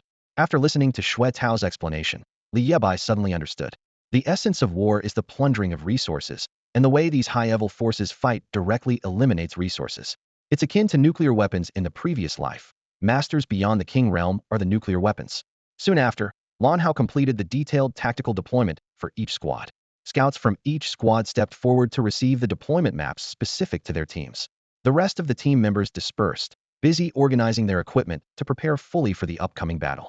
Li Yebai's team, led by Xue Tao, was assigned to a residential area behind the ruins of a small town. Xue Tao warmly pulled Li Bai over to meet two people, smiling as he said, "Good kid, you've got guts to come here." A bald young man approached with a bright smile on his face. He introduced himself, "My name is Sun Chung, a level 35 scout." After speaking, he shook Li Yebai's hand and pointed to the young man with a crew cut beside him. "This is Wang Dachuan, our team spellcaster, level 38. The crew-cut young man shyly greeted Li Yebai in a low voice. "When we're on the battlefield, we'll be brothers who can trust each other with our lives," Sun Qing said, putting his arms around both men and whispering to Li Yebai. "Originally, Tao was supposed to be our executioner, but we all agreed you're the best fit for the role." Xue Tao helplessly patted Sun Chung on his bald head. "You sure talk a lot." Sun Chung didn't mind and continued to smile happily. "Tao, this time you'll have to be the guardian." Xue Tao gave him a look, knowing well that among the four of them, Li Yebai's combat strength was the most formidable. As the team leader, Xue Tao could only temporarily take on the role of a guardian in front of Li Bai. The ruined small town was once a peaceful place on the outskirts of Haimo City, near the border with the endless forest, often plagued by invasions from the demon race. Over time, the residents gradually moved away, and the town became a wasteland. The expansion of the endless forest further assimilated the town, with buildings entangled in vines, turning it into a playground for the demon race. At the far end of the ruined town, a section of vine-covered residential buildings had become a wasteland. On the rooftop, two green-clad figures whispered, their clothes covered in weeds as they concealed their spiritual energy, blending into the green vines. Out of a total of 23 buildings, 10 had collapsed, leaving only 3 intact, with just one free from vine encroachment. Li Yebai closed his eyes and quietly described the surroundings. "There are no signs of life here, just a group of rats scurrying around." Hearing Li Yebai's words, the other green figure gasped, the bald head reflecting a faint glow in the sunlight. Sun Chung quickly donned a camouflage hat, his face full of astonishment. "What kind of monster are you?" He had witnessed Li Yebai, with his eyes closed, accurately surveying the entire area. As the team scout, Sun Chung couldn't help but feel inadequate, as his observations matched Li Yebai's descriptions perfectly. "So what's my purpose here? Am I just here to cheer you on?" Sun Chung began to understand Xue Tao's feelings at that moment. Facing someone who could easily surpass him in what he excelled at was discouraging for anyone. "Son, what's your talent?" Li Yebai opened his eyes, his blood-red pupils fixed on Sun Chung, making him feel uneasy. Sun Chung smirked self-deprecatingly. Despite feeling a bit reluctant, he began, What you saw, or rather, what you sensed, was actually my talent. He drew the shape of a small mouse on the ground with his finger. I can use spiritual energy to control mice, direct their actions, communicate with their consciousness, and even share their vision. They are my source of intelligence. As soon as he finished speaking, a small mouse appeared before them. Li Bai, surprised by such a unique talent, couldn't help but ask, "Is this beast mastery?" Sun Chung replied awkwardly, "Sort of. Although mice aren't exactly beasts, they are incredibly fascinating creatures. No matter where you are, you can always find them lurking in unnoticed corners. Their ability to reproduce and adapt to environments is remarkably strong. From another perspective, Sun Cheng's talent is quite powerful. In places where humans find it difficult to enter, he can easily probe the internal situation, which is the unique aspect of his gift." At that moment, Shui Tao's voice crackled through the earpiece. "How's it going? Any discoveries?" Shui Tao and Wang Dachuan were currently positioned on the rooftop to their right. Wang Dachuan was a sorcerer without combat ability, while Shui Tao had strong defensive capabilities. His talent was muscle expansion, allowing his muscles to harden like steel in a short time. Protecting Wang Dachuan was a perfect task for him. The four maintained high alert, strategically forming a crossfire that allowed for mutual support and effective tactical coordination. "Brother Tao, we haven't found anything," Sun Chung responded. Li Yebai followed up, "Senior Shui Tao, have any other teams reported sightings of the demons?" Shui Tao put away his binoculars, frowning. "No. It's strange. We've surrounded the town, so how could they just disappear?" He meticulously checked the public channel on the radio, still hearing nothing, even suspecting a malfunction. Just then, an unfamiliar voice suddenly came through the previously silent channel. "Team 1 has spotted the demons. Location, Town Square Center." Soon after, another team reported, "Team 4 has spotted the demons. Location, Town Entrance." Subsequently, Teams 6, 12, and others reported sightings, nearly covering every corner of the town. Hearing these reports, Shui Tao was momentarily stunned. "What's going on? Where did they come from?" he murmured to himself, filled with confusion. Strangely enough, traces of demon activity appeared within the area assigned to almost every team. Team 14 discovered signs of demons in Zone 5, directly west of the town. Shui Tao was busy jotting down notes. As Team 14's report ended, cold sweat instantly drenched Shui Tao because, apart from his team, every team in the town had detected demon activity. This sudden development left Shui Tao bewildered, and even Lan Hao at the command center was at a loss. "Commander, what on earth is going on?" Lan Hao's tired eyes, marked by dark circles, were fixed on the silver-haired girl in front of him, as if searching for answers in her gaze. "All teams, hold your positions for now and keep observing," Su Mumu said over the intercom. Li Yebai froze upon hearing her voice. It was a voice he knew all too well. As Li Yebai was momentarily distracted, his intercom and the one beside him simultaneously transmitted the same voice, Sun Cheng's voice. "Team 2 has detected demon traces, located in the residential buildings to the south of the town." Hearing this, Shui Tao and the others' pupils contracted sharply, as Shui Tao's team was Team 2. At that moment, Sun Cheng held a large rat in his hand, its eyes glowing with a ghostly blue light. Sun Cheng's eyes also sparkled with the same eerie blue, as if he had transformed into Rise, the rune mage. "Yebai, they're right in front of us, about 500 meters away." The tense atmosphere affected Li Yebai, causing him to instinctively tighten his focus and activate his Kai-sensing technique. He closed his eyes, and threads of spiritual energy spread out like a web. In the monochrome world, a group of demon-like figures suddenly appeared. "Has anyone found Balong's remains?" Lan Hao's voice crackled over the intercom. However, there was no response to his question. Everyone realized that within each team's area, numerous demon traces had appeared. It was as if these demons had materialized out of thin air simultaneously. Now, it wasn't the humans encircling the demons. Rather, the demons had encircled them. "Answer me." Lan Hao's raspy voice echoed again. The stunned group snapped back to reality. "Yes," they answered in unison over the intercom. Lan Hao was utterly confused. "Are you saying that every team found demons with Balong's remains?" An uneasy voice responded over the intercom. "The face is covered, so the features are unclear, but it is indeed a human corpse." Lan Hao pressed on. "Is it the same for the other teams?" "Yes," they all replied in unison again. The situation grew increasingly bizarre. The demons, upon appearing, did not scatter, but stood motionless. "Commander, it's as if they know we're here, like they've been waiting for us," someone said over the intercom. This time, everyone fell silent, enveloped by the eerie and terrifying atmosphere, as if an invisible hand was orchestrating everything from the shadows. Upon hearing the news report from the town, Lan Hao's heart sank, and a sense of unease surged within his chest. Su Mumu instinctively bit her lip, sensing that something was amiss. Lan Hao pinched the bridge of his nose hard, trying to calm himself down. Just then, an urgent query came through the intercom. "Sir, should we take immediate action?" Su Mumu replied calmly and steadily. Hold your positions for now. Everyone remain on standby and keep a close watch on the surroundings. What about the tiger demon that ambushed the snow wolf squad? Has any team spotted it? Lan Hao inquired over the public channel. After a brief hesitation, the response came, no sightings yet. Only a large number of low-level demons are wandering around, with an average power level in the 20s and none exceeding level 30. After the voice of that squad faded from the communication, the channel fell silent, with no other teams speaking up. Lan Hao realized that the tiger demon that ambushed the snow wolf squad had clearly not appeared in the town. So, what exactly was happening there? What trick were the demons playing? The demon beasts that attacked the snow wolf squad that day had an average power level around 50, with the tiger demon attacking Balong nearing level 60. But the demons appearing today were just a bunch of small fry.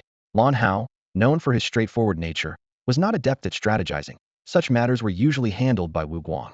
However, Wu Guang had fallen ill.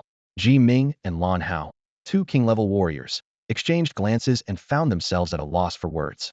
Su Mumu also pondered, having had numerous encounters with demons before, but this situation was unusually bizarre and perplexing.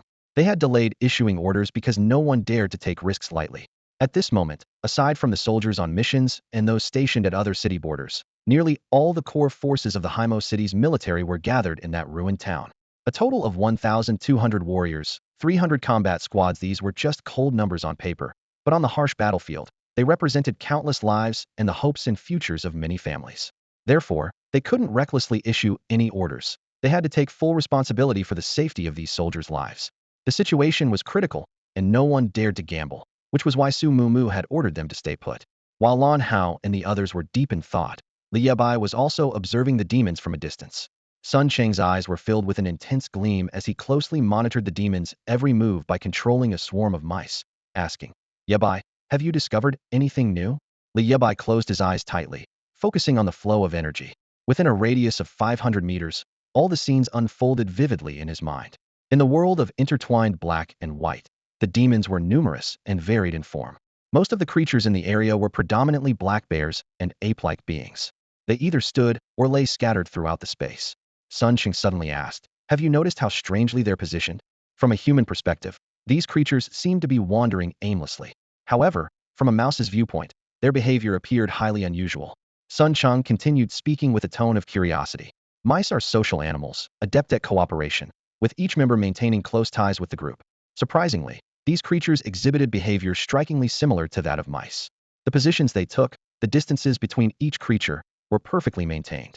Even when they moved, they kept their spacing in sync. As he spoke, Sun Qing quickly sketched the positioning of the creatures on the ground. Though it was just a few simple strokes, it was enough to make the arrangement clear. Upon hearing this, Li Yebai's eyes focused, instantly understanding Sun Cheng's point. He closed his eyes again to observe, and what he saw left him astounded.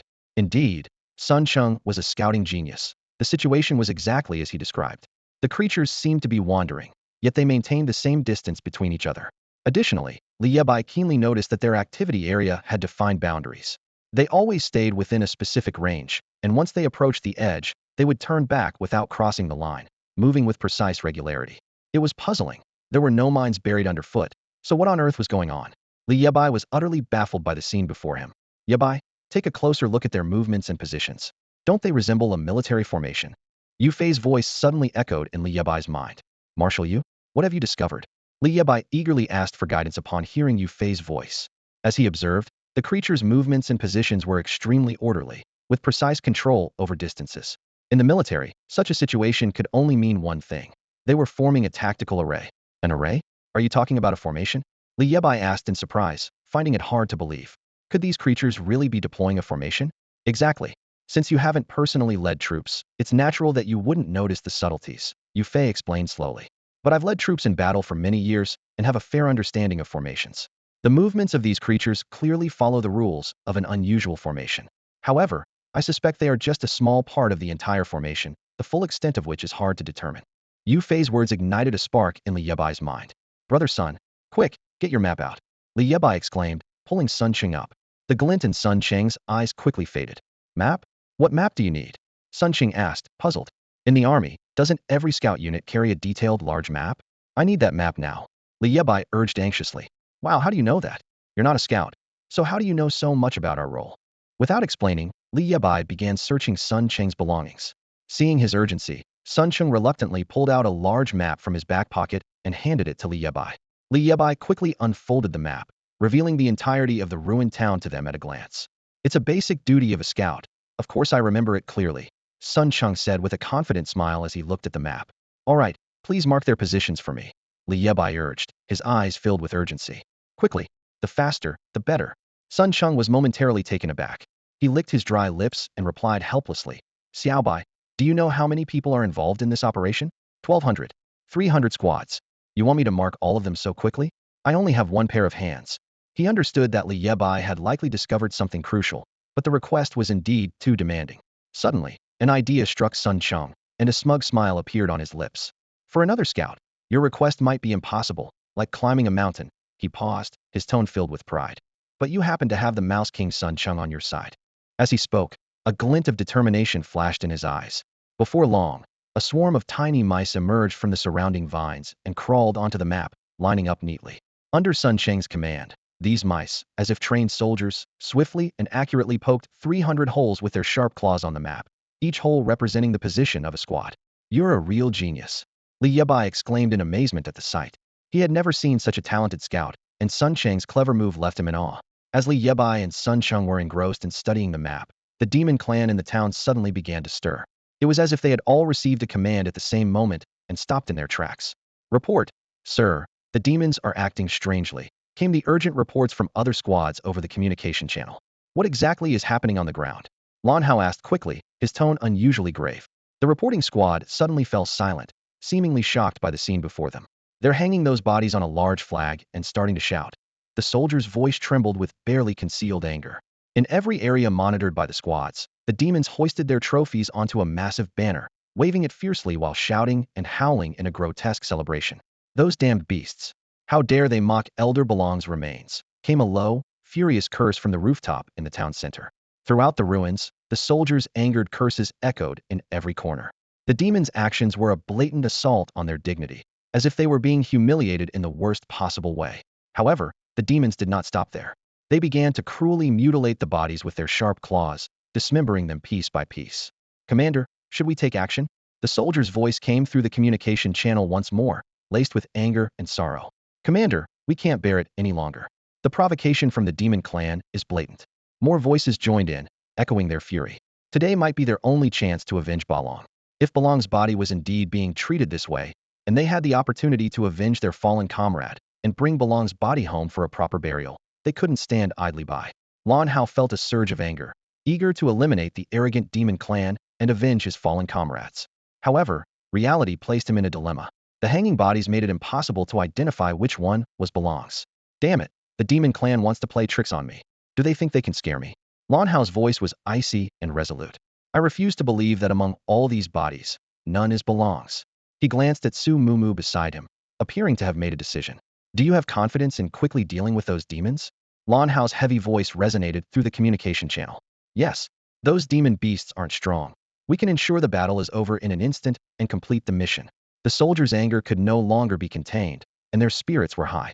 They would swiftly finish the fight, retreat at the first sign of danger, and ensure a safe return. With Lan Hao's command, the squads hidden in every corner of the ruined town charged at the demons like rapid-fire rockets. Yebai, the organization has ordered us to attack. Shui Tao's urgent voice came through. As a guardian, his duty was to protect the mages and scouts, while Li Bai, the squad's executioner, was the main combat force. No. Li Bai, who was studying the map, suddenly exclaimed. He turned to Sun Chung and asked, connect these points, and what do you see? Sun Chung squinted, puzzled. It's a blood formation, an ancient sacrificial array. Li Bai exclaimed. On the town map, 300 points connected to form a bizarre pattern. Memories flashed in Li Bai's mind. He had once been well-read and knew of some strange records about the demon clan. This blood formation was one of those evil arrays he had come across, but time had faded his memory of its exact purpose. What does this mean? Shui Tao and Wang Dachuan climbed beside Li Bai, asking in confusion. It means, we must not engage. It's all a trap by the demon clan. We need to retreat. Li Bai's voice was urgent. However, it was too late to turn back. Provoked by the demon clan's cruelty, the soldiers' hearts were already filled with a desire to kill, their eyes burning with determination and the flames of vengeance. At that moment, in every corner of the ruined town, soldiers could be seen fighting fiercely. The demon clan's blood stained every corner of the town, with the air thick with the scent of blood and the smoke of battle. The fight had already begun. These creatures from the demon clan, with only about 20 levels of strength, were almost instantly slaughtered under the soldiers' overwhelming assault, unable to resist at all. The town's beasts were soon completely eradicated. However, this seemingly one-sided battle left everyone with a sense of unease. Someone began to question, does anyone else feel something's not right? In one corner, a team had just finished their fight. The executioner asked in confusion, these beasts didn't even fight back. It's like they were just standing there waiting to die. Meanwhile, at the residential building where Li Bai's team was stationed, an eerie scene unfolded. The demon clan's beasts, seeing no one coming to slay them, lost their minds and began to kill each other. Before long, the beasts near the building were all dead, lying in pools of blood. This sight sent chills down the spines of Yue Tao and the others, making them realize that Li Bai's warnings were not baseless. Sir, these bodies, they are the corpses of people who have been dead for a long time, yet they haven't decayed. And we haven't found Senior Belong's body. Reports from various places flooded the command center. Suddenly, a young voice exploded over the public channel. Run. Don't worry about anything else. Just run. Hearing this voice, Lan Hao's pupils contracted sharply, his mouth slightly agape, unable to speak for a moment. Ji Ming quickly reacted, turning to look at Su Mumu beside him, his eyes filled with confusion and shock. Commander, isn't that Li Bai's voice? Ji Ming was stunned, unable to comprehend why Li Bai was on the battlefield and how that kid ended up there. Lan Hao shouted, who is this kid anyway? How dare he directly call the commander's name? Isn't he afraid of being disciplined by General Lan? At this moment, Su Mumu also realized that the boy she had saved had appeared on the battlefield, her mind going blank. In disbelief, she turned on her intercom, her cool and pleasant voice coming through. Xiaoya, Li Bai, why are you here? Who brought you? Never mind that. Listen to me, it's a trap. Su Mumu, if you trust me, have them retreat immediately. The boy's voice was urgent. Yue Tao, beside Li Bai, was already stunned, thinking to himself, it's over. My military career is finished. He couldn't keep up with Li Bai's swift actions. Before anyone could react, a sudden and unexpected change shattered the calm. The blood of the slain beasts began to boil bizarrely on the ground, then flowed together like streams, forming a river of blood. This river snaked across the town's ground in strange patterns, connecting every corner. At that moment, a sinister and arrogant voice thundered from above the town, like a bolt from the blue. Land refining formation, blood sacrifice of kin. My blood formation is complete. The voice was piercingly sharp, filled with endless malevolence and arrogance, as if it intended to penetrate their souls and cause their eardrums to ache. This is the frail nature of humanity. I call it stupidity. As the voice faded, a black humanoid figure slowly rose in the sky above the town. The figure looked down on the people below, like a demon god controlling life and death. His skin was covered with black feather patterns, and his eyes, with double pupils, exuded a deep, eerie aura. A black gold vertical eye slowly opened on his forehead, emitting rays of dark light. A cold smile appeared at the corner of his mouth, and his voice was filled with mockery and disdain. Enjoy the gift I have prepared for you. Hearing this sinister and arrogant voice, a strong sense of fear surged in Lan Hao and the others. It's the three-eyed crow, Su Mumu exclaimed. Everyone, retreat immediately. Lan Hao commanded without the slightest hesitation. However, it was already too late. After the appearance of the three-eyed crow, all the vines in the town seemed to be corrupted by some force, beginning to grow wildly. Nourished by the river of blood, these vines became extraordinarily fierce and violent. Their roots broke through the soil, rampaging like dragons and crushing the surrounding houses into rubble. Vines shot up into the sky, their leaves growing wider than the houses, seemingly capable of covering the entire sky. These vines intertwined in the air, forming a massive green network that enveloped the entire town, impenetrable. You can't escape. Your bones and blood will be refined by my blood array and eventually become fertilizer for my spiritual herb garden. The three-eyed crow laughed sharply, watching the town wrapped in layers of green vines beneath him. At this moment, within the tightly wrapped town, the sunlight was completely blocked, plunging the area into darkness, where one couldn't see their hand in front of their face. Over 1,000 soldiers from the northern border were trapped by the rampant vines, unable to escape. Under the strange blood array's influence, the vines seemed to gain intelligence, becoming exceptionally cunning and vicious. Once they sensed the presence of spiritual energy, they pounced like a pack of hungry beasts, wrapping their thick bodies tightly around their target. These vines, they're actually absorbing my spiritual energy, a soldier shouted in terror, his body tightly wrapped by the vines, as if bound in a giant cocoon, unable to move. Their thorns are poisonous, they will paralyze your nerves. Before he could finish, he succumbed to the poison, fainting with a pale face, his body collapsing limply into the vine's embrace. The other soldiers, witnessing this, were even more terrified, wanting to retreat, but they found no way out.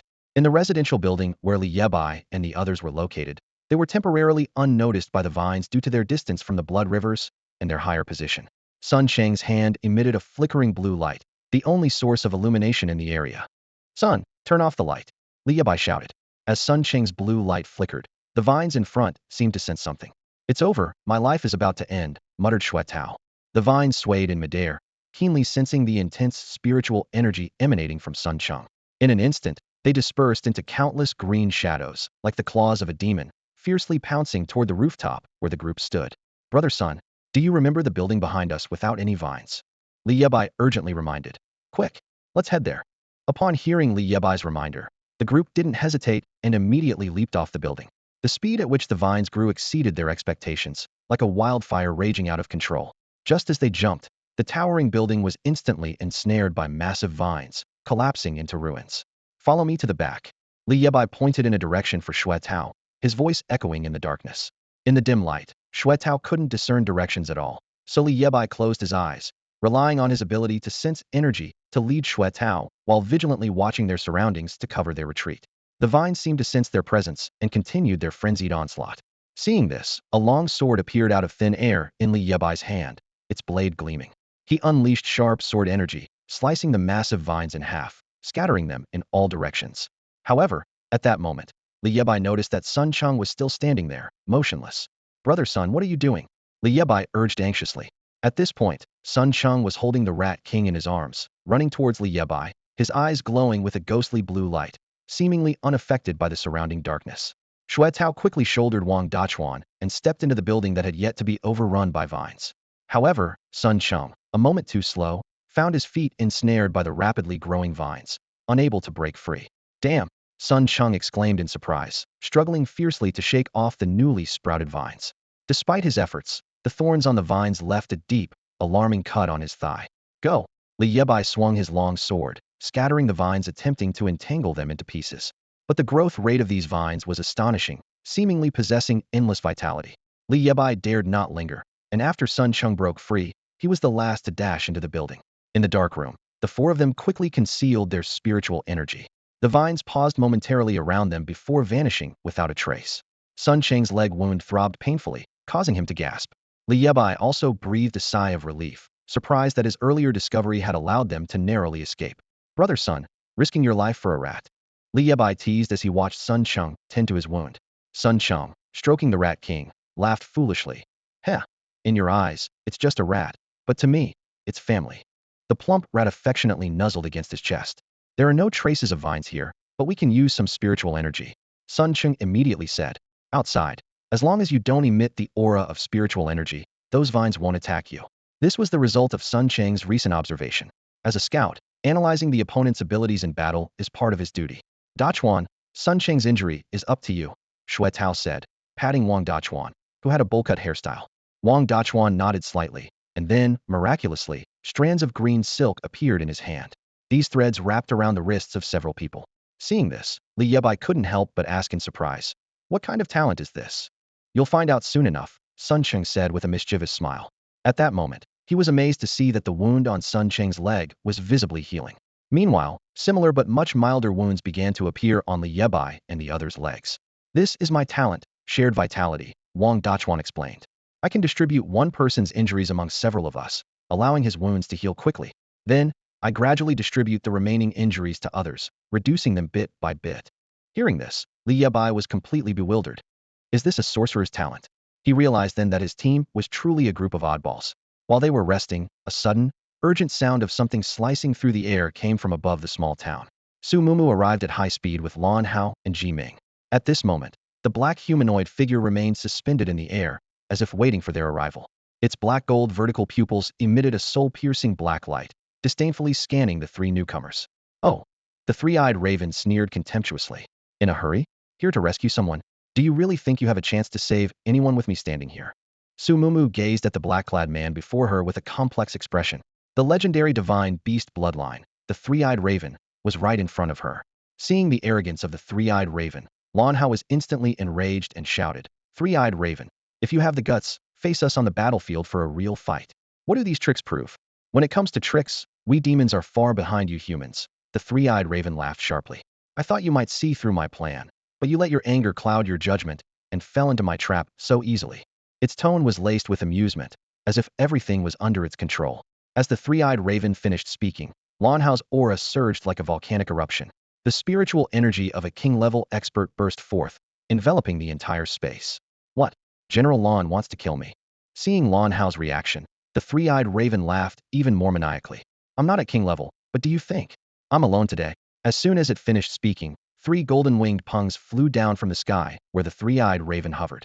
Their wings gleamed like they were forged from gold, shining brilliantly. As they approached the three-eyed raven, they transformed into half-beast, half-human forms with pung heads.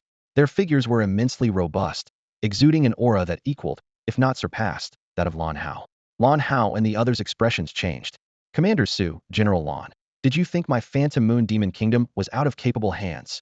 The leading golden-winged pung spoke in a voice as resonant as a bell, shaking the very core of those who heard it. Facing these 3 powerful demon warriors, Su Mumu's brow furrowed. At that moment, she was more flustered than ever, as if an invisible force gripped her heart, making it hard to breathe. Her mind went blank, unable to devise any strategy to break the deadlock. Everyone felt an unprecedented sense of helplessness and despair.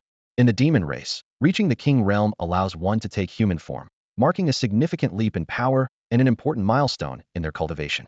Some choose to fully transform into human form and live as humans. Others become half-human, half-beast, retaining their demon characteristics, while some remain in their original forms. Although the three-eyed crow's cultivation is only at level 80, not yet at the king realm, it possesses the bloodline of an ancient mythical beast, granting it the ability to take human form early, making it exceptionally unique among demons of the same level. With its unique talents and abilities, the three-eyed crow quickly gained recognition in the Phantom Moon Demon Kingdom and was regarded as an honored guest. Its intelligence and strategies brought unprecedented victories to the kingdom. Now, the three-eyed crow has become the chief strategist of the Phantom Moon Demon Kingdom, wielding great power and prestige, with even 3 King Realm Golden-Winged Pungs willing to follow its lead. "You can certainly try to intervene, but we can also choose to stop you," the three-eyed crow said with a sinister and arrogant tone, seemingly confident in the situation. "I'm curious to see how long we can hold out." Lan Hao was momentarily stunned, fully aware that once a battle began, the consequences would be disastrous. Su Mumu also remained silent, not afraid to fight, but forced to be cautious by the current situation. Both sides were King Realm experts, evenly matched in strength, and once a fight broke out, not only would rescuing others be impossible, but even the aftermath of their battle could seriously harm the soldiers below, causing heavy casualties. At this moment, filled with regret and anger, they realized that the three-eyed crow had been leading them by the nose all along. From discovering the spiritual herb in the small town, to the ambush of the Snow Wolf squad, and now the blood formation, they had always been on the defensive. "I know you're angry, but anger is a sign of incompetence." The three-eyed crow pointed at Su Mumu with disdain in its voice. "On the battlefield, I've faced this little girl several times, but never considered her a threat. Even Wu Guang, that useless fool, isn't worthy of being my opponent. The fall of the Northern Territory is inevitable. Being able to sit at the same chessboard as me is already the greatest honor of your lifetime. Since you're all here, I can't let you leave empty-handed," the three-eyed crow said with a mocking tone. "If you want to save them, there's a way. I can give you a chance." Su Mumu asked seriously, "What chance?" The three-eyed crow slowly replied. "All human troops in the central war zone of the Northern Territory must withdraw completely." Before Su Mumu could respond, the three-eyed crow continued. "I'll give you only 10 days to consider. Meet my conditions, and once your troops withdraw from the front line, I'll immediately lift the blood formation. These people will merely have their spiritual energy drained, but they won't die. Otherwise, in 10 days, once the blood sacrifice is complete, all these people will die completely. Their bones and blood will become fertilizer for my spiritual medicine garden." Su Mumu's face turned pale instantly, fully aware of the gravity of this choice. If all 1,200 soldiers were to be sacrificed in vain, the consequences would be unimaginable. Lan Hao would be dismissed, and as the commander-in-chief, she would have to apologize to the people of the Northern Territory and bear the unavoidable responsibility. However, if the Central War Zone withdrew troops from the front line, the cost would be even more severe. The entire Northern Territory would lose an important defense line, and the demon race might seize the opportunity to launch a massive attack, bringing endless disaster. Su Mumu faced a bloody choice, with each option leading to cruel consequences. "Do not expect anyone to descend from the heavens to save them. Since my emergence, my strategies have never failed. I give you only 10 days. After saying this, the silhouette of the three-eyed crow dissipated into the air as black feathers. The 3 golden rocks remained suspended in the air, motionless. Let's go back, the silver-haired girl whispered, turning away. Commander, what should we do? Lan Hao's heart was in turmoil as he watched Su Mumu's retreating figure. Even a battle-hardened soldier like him felt an unprecedented sense of helplessness and confusion at this moment. Report to the higher-ups and request the deployment of top-level forces, Su Mumu's voice echoed again, as this was the only solution she could think of. But if we do that, the Northern Territory will be turned upside down. Ji Ming reminded in a low voice. I know, but it's the only way left, Su Mumu said grimly. The front line must not retreat. Absolutely not. Now, we have to ask the marshal to intervene. She sighed helplessly. The marshal? Lan Hao and Ji Ming exclaimed simultaneously. They were shocked because they knew well that the marshal Su Mumu referred to was one of the 10 great marshals of the border army. If he had to step in, it meant the situation had become extremely severe. Meanwhile, in the residential building without vines, Li Bai, Sun Cheng, Shui Tao, and Wang Dachuan were frowning deeply, discussing how to escape their predicament. The Rat King in Sun Cheng's arms had small eyes that glowed with a ghostly blue light, as if conveying some message. Our brothers outside have all been entangled by those vines, and everyone is trapped here. But for now, they are not in mortal danger. It's just that their spiritual power has been drained. Some are in a daze, while others are in a deep coma. Sun Cheng explained the results of his investigation. Can't we try to save them? Shui Tao interjected anxiously. However, Sun Cheng replied firmly, no. Outside this building, if we use spiritual power, those vines will devour us completely. Wang Dachuan's voice trembled slightly. Can we still get out of here alive? His question plunged everyone into silence, and a stifling atmosphere hung over them. Shill, someone's coming. Sun Cheng gestured for silence, signaling the others to keep quiet. A squad is approaching. Oh no, they're entering the building, heading toward us. Outside the entrance of an apartment building, a tense and thrilling chase was unfolding. A group of monstrous beasts relentlessly pursued a 4-person team, while the surrounding vines, like the tendrils of death, devoured everything in their path, sparing only the beasts. Damn, these are all level 50 beasts. Where on earth did they come from? Sun Cheng, through his control over a swarm of rats, could distinctly sense the beast's spiritual energy. Li Bai, fully utilizing his ability to perceive energy, scanned the situation outside, his brow furrowed in confusion. Why are the vines only chasing us and ignoring the beasts? The two exchanged glances, their eyes filled with confusion and unease. Oh! Sun Cheng suddenly exclaimed, a flash of fear crossing his eyes as his heart raced. At the rear of the beasts, a massive figure moved slowly, like a towering mountain, its fur soaked in blood, exuding a menacing primal aura. It was the tiger demon that had attacked the Snow Wolf squad. A level 60 beast. Sun Cheng's voice trembled, fully aware of the tiger demon's power, which even the entire Snow Wolf squad couldn't withstand. Elder Balong fell at its hands. Hearing his words, everyone's faces instantly turned grave, as if covered by a layer of frost. We absolutely cannot let them be drawn here. Shui Tao's voice suddenly broke the silence, realizing the gravity of the situation. If the beasts and vines breached the apartment building, their last hope for survival would be lost. Saying this, Shui Tao prepared to stand up. I'll go and divert them. No way. It's too dangerous. Seeing Shui Tao rise, Li Yebai stood up as well. Everyone understood the situation outside. Shui Tao's attempt would be akin to a suicide mission. Yebai, I brought you here, and I can't let you be in danger. Shui Tao patted his shoulder. Take my 2 good brothers and escape together. No. Li Yebai still held him back, refusing to relent. Let me go instead. You know my strength, I can. Li Yebai was cut off by Shui Tao. You've seen how bizarre those vines are, and with those level 50+ beasts. I know you're strong, but you're not a match for them. Once your spiritual energy is exposed, you won't last long. With that, Shui Tao pulled out a white letter from his pocket, placing it in Li Yebai's hand. I'm a soldier of the Northern Territory. Dying on the battlefield is my fate. You're only 18, your life is just beginning, and you have such a wonderful sister, Li Hanxiao. You have a family. Take my letter, give it to Commander Lan. Take my brothers, and go home. Shui Tao knew all too well that this mission was a one-way trip, but as a soldier of the Northern Territory and the team leader, it was his duty to protect his team. Senior Shui Tao, let me go, maybe I can. At that moment, Wang Dachuan and Sun Cheng also stood up, pushing Li Yebai behind them. Brother Tao is right.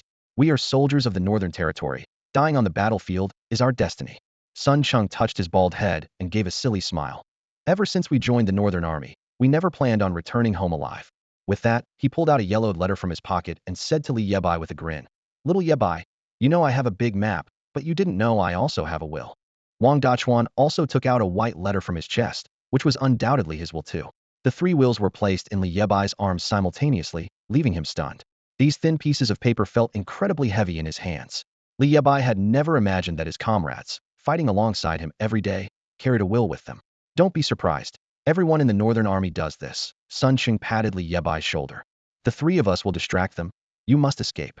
The three figures disappeared into the darkness, and for the first time, Li Yebai felt utter despair. Once, in the demon lair, he was ready to die, having already died once. What was another time? But now, he just wanted to live and return home with these people. Outside the doors of the residential building, the four-person team found themselves in dire straits, hemmed in by beasts and relentless vines, ultimately cornered with no escape. Captain, we can't escape. A soldier's voice trembled, his body covered in wounds, with sharp vines piercing through his thigh, blood flowing freely. Strangely, the beasts surrounding them did not immediately strike. With a power level of 50, these beasts could easily have wiped them out, yet they herded the soldiers step by step into the embrace of the vines.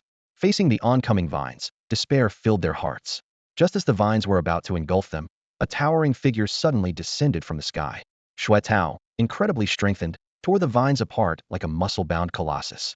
He stood there like an unbreakable iron wall, blocking the advancing vines for the others. Senior Xue Tao, your team is here. The four saw the familiar figure, a glimmer of joy in their eyes. However, this joy was short-lived as the beasts, which had initially been mere spectators, launched a ferocious attack. Go quickly. We can't hold them for long. Sun Cheng, covered by the swarm of rats, quickly reached the four and urgently shouted. Follow my rats. There are no vines there. What about you? One person asked worriedly. Wang Dachuan stood at the rear, hoarsely shouting. Don't worry about us. Just run. The green threads in his hand connected to their wrists, easing their injuries. The situation was critical, leaving them no time to hesitate. As the four turned to flee, a massive black axe descended from the sky, blocking their path like an insurmountable chasm. The shockwave from the axe's strike sent them flying, crashing heavily to the ground, unable to rise. With a deafening roar, a level 60 tiger demon hurtled towards them with astonishing speed. Its claws slashed at Xue Tao, sending him flying like a kite with a broken string. However, the tiger demon spared Xue Tao's life, merely leaving him gravely injured. You can't run. You're all fodder for the strategist, the tiger demon bellowed in beast language.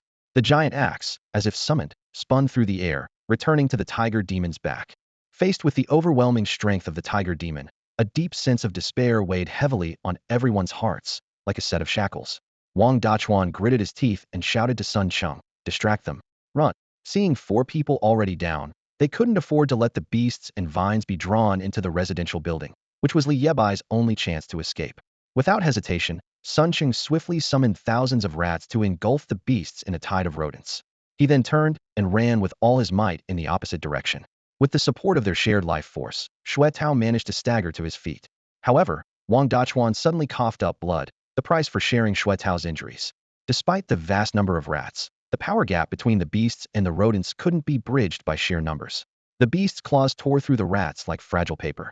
Soon, the beasts broke through the rodent barrier and surrounded Xue Tao. Already gravely injured by the tiger demon, Xue Tao was at the end of his strength and collapsed in a pool of blood. Not long after, Wang Dachuan also fell under the beast's assault. With the two down, the tiger demon quickly pursued the direction Sun Cheng had fled, moving with incredible speed and leaving only a blur behind. Moments later, Sun Cheng, who had just fled, was caught by the tiger demon. Its massive claws squeezed his body tightly, blood trickling from his mouth, presenting a tragic sight. Sorry, Tao. Sun Cheng managed to speak, his voice filled with helplessness and despair. I can't outrun this tiger demon. Xue Tao murmured weakly, his voice barely audible. It's okay. As long as we all die here, that kid will be safe. With those words, he could no longer speak. The tiger demon commanded the other beasts. Quickly, take these humans to the blood array. The strategist elixir is about to mature, and there can be no mistakes. Following the order, the beasts swiftly moved, lifting the 7 fallen individuals and throwing them into the grasp of the vines. I've dragged you all down. Xue Tao felt the vines wrapping around him, yet a self-deprecating smile appeared on his face. No way. Wang Dachuan also smiled. Baldy, are you scared? Scared of what? Sun Cheng laughed, even more cheerfully. They'll carve my name on the Northern Frontier Army's martyr monument. I'm making a big profit. As consciousness began to fade, Sun Cheng saw 2 godlike figures appear before him. Brothers, I'll wait for you in heaven. His voice trailed off. The divine figures became clearer, no longer mere illusions, but 2 colossal spirits, each 100 meters tall. One radiated a golden light, while the other emitted a sharp, white glow. They stood silently, exuding a menacing aura. Something's wrong. Sun Cheng's eyes widened in disbelief. Between those 2 majestic spirits stood a human figure. Even though he was wearing a mask and hat, his appearance completely concealed, the three of them could still recognize that familiar figure. You rascal! What are you doing here? Shui Tao shouted angrily. Do you want us to die in vain? Didn't you say that once on the battlefield, we are brothers who can entrust our lives to each other? Don't you consider me a brother? Li Yebai's voice pierced through the darkness. I've already written my will. As soon as he finished speaking, Li Bai's spirit beside him suddenly struck. His long sword unleashed a tremendous sword energy that instantly slashed through the vines, entangling them. The sharp sword energy scattered, and the sturdy vines were immediately shattered into countless fragments, fluttering to the ground. The sight of those two towering figures, each 100 meters tall, left the beasts in shock and awe. They were so intimidated by the two summoned spirits of the humans before them that they stood frozen, not daring to act rashly.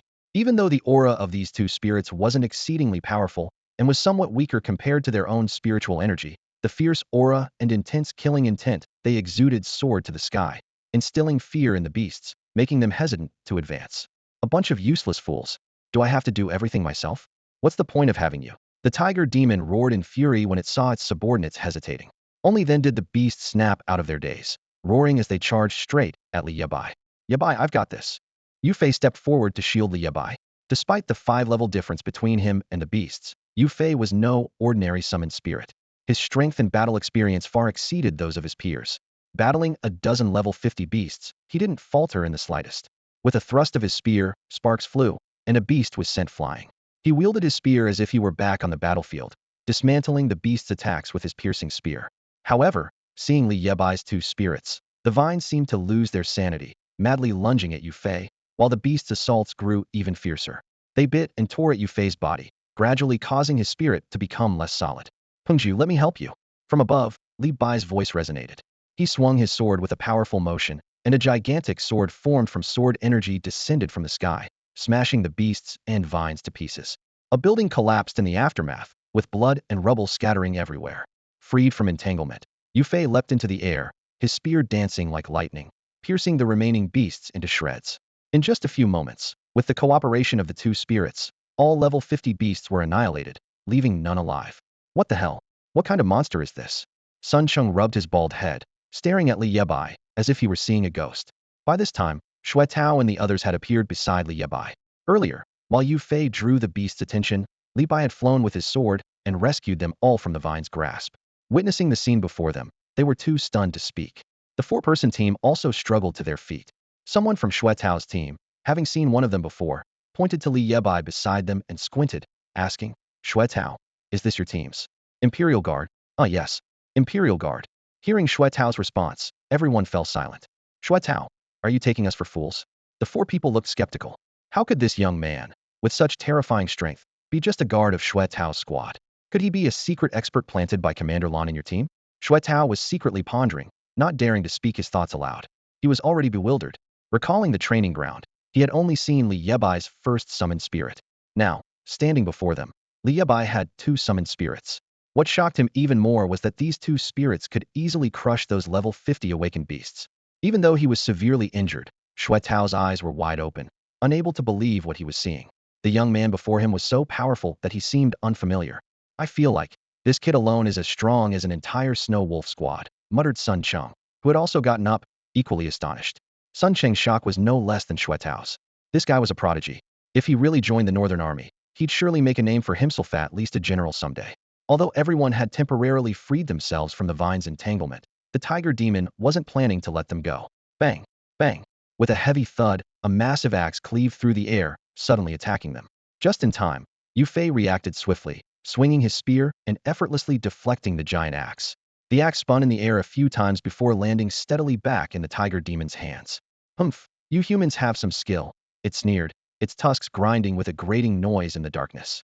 Although it couldn't see Li Yebai's face clearly, it vaguely caught his silhouette. But our strategist is unmatched. With this blood array, even a king-level expert has no chance of survival once entangled. As soon as it finished speaking, the tiger demon let out a deafening roar, its massive body turning into a shadow and vanishing from sight. Then, with a thunderous crash, it slammed into Yue Fei, forcing him to stagger back. A strategist? What strategist? Li Bai was startled, realizing he could understand the tiger demon's words. A flash of insight crossed his mind. Beast language encyclopedia? He suddenly understood that a miscellaneous book he had randomly picked up in the Golden Toad Cave was now proving useful in this distant northern region, allowing him to understand the language of the demon beasts.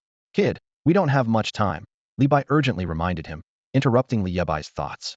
Li Yebai's heart tightened, knowing he had only 10 minutes of summoning time, and now less than 5 minutes remained. At this critical moment, the blood array-enhanced vines began to grow wildly, reaching out to ensnare everyone. Xue Tao and the others, already severely injured, were powerless to fight back and could only watch as the vines closed in. Seeing this, Li Bai had no choice but to stand before them, sword in one hand and spear in the other. Meanwhile, Yue Fei and Li Bai joined forces to resist the fierce attacks of the tiger demon. Sword energy crisscrossed as spear intent filled the sky. Even their combined spiritual strike was barely withstood by the tiger demon. The creature showed no fear, swinging the massive axe on its back, repeatedly clashing against Yue Fei's spear, sending sparks flying with deafening metallic clangs. Whenever the vines approached, Li Bai swiftly severed them with his sword. However, under the eerie power of the blood formation, the vines seemed to possess endless vitality, regrowing as quickly as they were cut. Li Bai's body was already covered in wounds from the piercing vines, staining his clothes with blood. This isn't working. Xue Tao anxiously called out from behind Li Bai. Yebai, you should run. Yet, Li Bai seemed not to hear Xue Tao's words. His arms were numb from the intense battle, but he still gripped his sword and spear tightly, refusing to relent. The vines multiplied, wrapping around Li Bai's legs, making movement increasingly difficult. As the vines entangled him, Li Bai felt his spiritual energy being rapidly drained, his inner power diminishing swiftly, and the two spiritual entities he summoned began to fade due to the lack of energy. Li Bai knew he had reached his limit. Finally, under the brute force of the tiger demon, the spiritual forms of Yue Fei and Li Bai shattered like fragile glass, dissipating into sparks of light. With no strength left to block them, the vines surged forward, enveloping everyone tightly. The tiger demon stood like an invincible god of war, roaring to the sky. I am the tiger vanguard of the first army of the Phantom Moon Demon Nation, personally appointed by the strategist to guard this blood formation. How could you insignificant humans be my match? It boasted arrogantly, full of disdain. If it weren't for the strategist needing fertilizer to nourish the spiritual herbs, I would have devoured you all already. The tiger demon sneered, its eyes gleaming with a bloodthirsty light. Seeing everyone tightly bound by the vines and unable to move, the tiger demon nodded in satisfaction, hefted its giant axe, and turned to leave. Suddenly, Li Bai's heart skipped a beat as an overwhelming drowsiness washed over him. He realized his spiritual energy had been completely drained by the vines, and as the green liquid lost its source of sustenance, it began to sap his very vitality. I'm sorry, I can't save you, Li Bai murmured weakly, collapsing into the embrace of the vine tendrils. We should have died long ago, yet you insist on joining us in death. Xue Tao sighed helplessly, expressing his frustration. At that moment, Sun Cheng, who had been calm until now, widened his eyes at Li Bai, wanting to reprimand him but suddenly pausing. You said you wrote your last words earlier.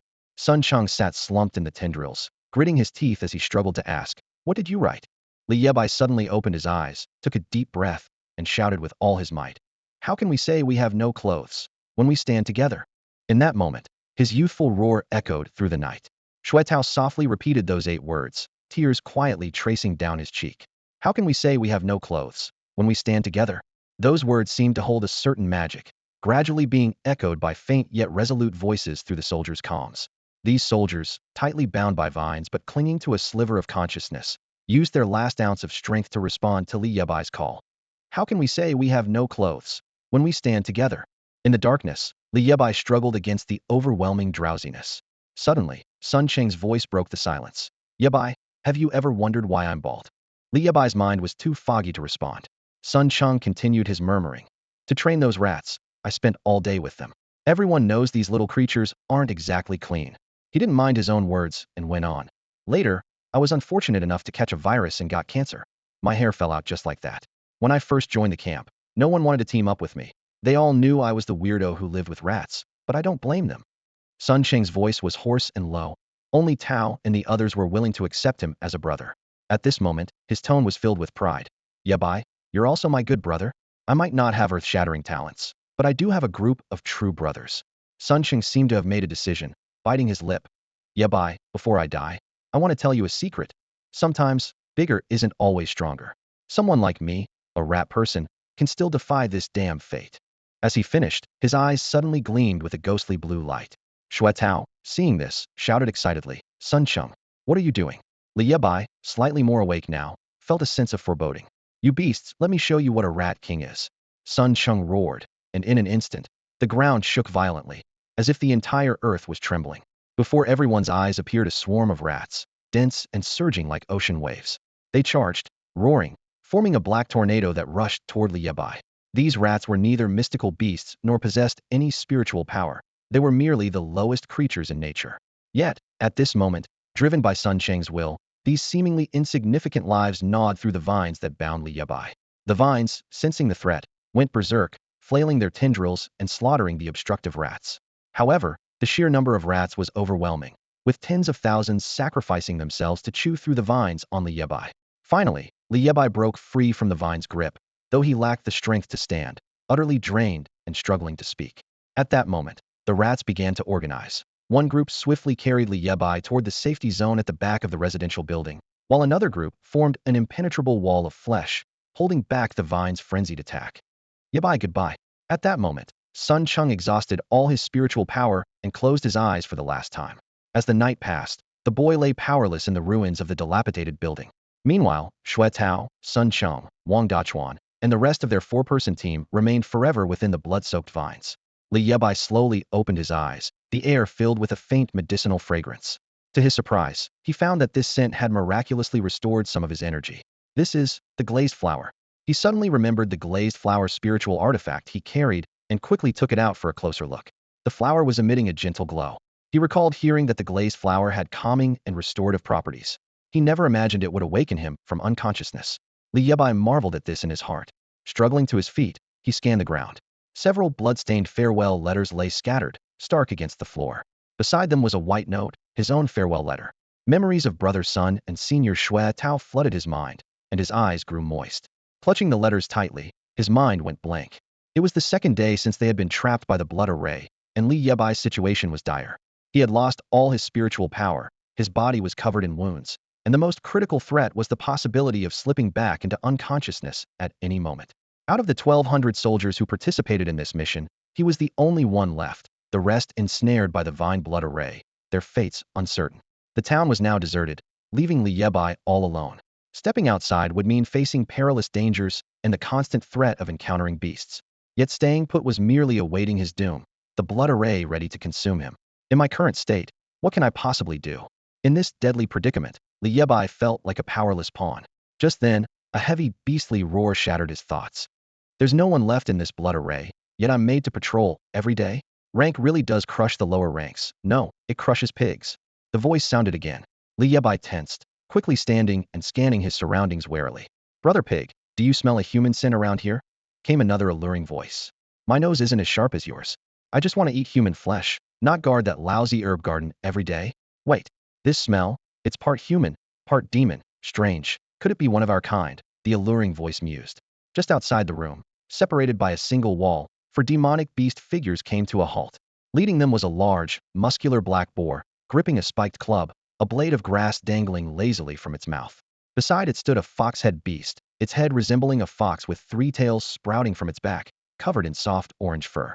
Following closely were two blue yakshas, their forms slender, skin deep blue, eyes glowing with an eerie light, exuding a chilling aura. This is bad. Could these demons be after me? Li Yebai thought in alarm. In his current state, even 4 dogs would be enough to overwhelm him, let alone 4 demons. As he pondered his options, the fox demon suddenly shouted sharply. Since we're all here, why do you continue to hide? This is no way to treat guests. Just after the fox spirit shouted, there was a thunderous crash from the wall beside Li Yebai. 2 yakshas burst through, creating a large hole. Still some stragglers? Oh, a human. The pig demon immediately spotted Li Yebai, his pupils narrowing sharply as he grasped his spiked club, exuding a menacing aura. Faced with this sudden turn of events, Li Yebai remained remarkably calm. He casually asked in beast language, "Which unit are you from? Do you even need to ask? Your grandpa pig is from the patrol team." The pig demon replied, then froze, staring at Li Yebai in bewilderment. He turned to the fox spirit and asked incredulously, "Fox brother, he can speak my hometown dialect." Hearing this, the fox spirit, swaying his 3 tails, walked in slowly, his enchanting eyes fixed on Li Yebai, his voice carrying a mesmerizing power. "Sir, you appear human and wear a human military uniform. Why can you speak the language of our demon kingdom?" Despite the fox spirit's questioning, Li Yebai remained unperturbed, responding calmly. Since I speak beast language, naturally, I am of demon descent. His tone was so composed, as if stating the most ordinary fact. The fox spirit murmured in confusion. If you are of demon descent and can maintain human form, could you be a king-level strongman? This time, Li Bai did not answer. The pig demon suddenly realized and questioned, just because you say you're a demon, we're supposed to believe it? Only those king-level seniors can take human form. You sly human, you don't have a trace of king-level spiritual aura, and you wear such colorful human military garb. Why should I, old pig, believe you? In response to the pig demon's question, Li Bai sighed dramatically and slowly removed the wolf fang necklace from his neck. I am a descendant of the ancient white wolf god. This wolf fang necklace is an heirloom from my ancestors and a treasure of my clan. When Li Bai displayed the necklace to the gathered demons, it suddenly emanated an ancient, primordial aura, as if transcending time and space, from a distant ancient era, carrying an unparalleled demonic power capable of overwhelming all demons. This is the white wolf gods. Sensing the powerful aura, the fox spirit and the yikshas were instantly terrified, involuntarily kneeling. The suppression from the bloodline made them tremble, as if facing an inviolable deity. I was blind and offended the ancient god. Please forgive me. The fox spirit's voice was filled with reverence and fear. Fox brother, it really is the aura of the ancient demon god. The pig demon stuttered, his body retreating uncontrollably. What the hell are you standing there for? Hurry and pay respects to the ancient god. You really have a pig brain. The fox spirit scolded urgently. The pig demon snapped back to reality, hurriedly kneeling in worship. Ancient god, old pig, didn't mean to offend you. Seeing the fox spirit and pig demon so deferential, Li Bai was secretly astonished. He never expected that the wolf fang necklace given to him by the White Wolf King would possess such immense power. To avoid giving himself away, Li Bai hurriedly put the necklace on carefully, striving to remain calm and not reveal his intentions. So, you really are a descendant of the ancient white wolf god? Upon seeing the necklace, the fox demon's tone became exceptionally respectful, even tinged with a bit of awe. Still doubting me? Li Bai scoffed, retorting, do you think humans would possess such a treasure of the ancient demon gods? No, I don't dare. I'm just curious. The fox demon hastily waved his hand, though the confusion on his face hadn't completely disappeared. Since you're a king-level powerhouse, why don't you have any spiritual aura? And why are you wearing a human military uniform? Although the fox demon still harbored doubts, the sight of the wolf fang necklace kept him humble. Li Bai pondered his precarious situation, but knew he had to maintain his composure to prevent the beasts from becoming suspicious. Are you really that stupid, or just pretending? Li Bai suddenly shouted angrily, glaring at the fox demon and enunciating each word. I'm an undercover agent sent by the strategist to infiltrate the humans. How could I expose my aura so easily? With that, he slapped the fox demon on the head. The slap left the fox demon stunned, staring at Li Bai in disbelief. If not for the human law and how discovering his flaw and pursuing him, how would Li Bai have ended up in this predicament? As he thought about it, his anger grew, taking on the persona of a senior demon scolding a junior. He then slapped the pig demon on the head as well. I'm here to find your tiger vanguard. Understood. Li Bai knew his actions were incredibly risky, but he had no other options. He could only gamble that the information he held would intimidate these minor demons. This senior may have a temper, but there's no flaw in his words. He even knows about the tiger vanguard's identity. The fox demon muttered to himself, becoming more convinced of Li Bai's identity. Instead of being angry, he lowered his stance further and said cautiously, please calm down, senior. Hearing the fox demon's response, Li Bai secretly breathed a sigh of relief. He knew his gamble had paid off. Senior, Brother Fox is just cautious by nature. Don't take it to heart. The pig demon chimed in, trying to appease him. In the demon world, bloodline hierarchy is crucial. The ancient white wolf god was a true demon god from ancient times. Even though Li Bai didn't seem to have any spiritual power, they were still filled with reverence. After all, the descendants of the white wolf god were not to be trifled with by minor demons like them.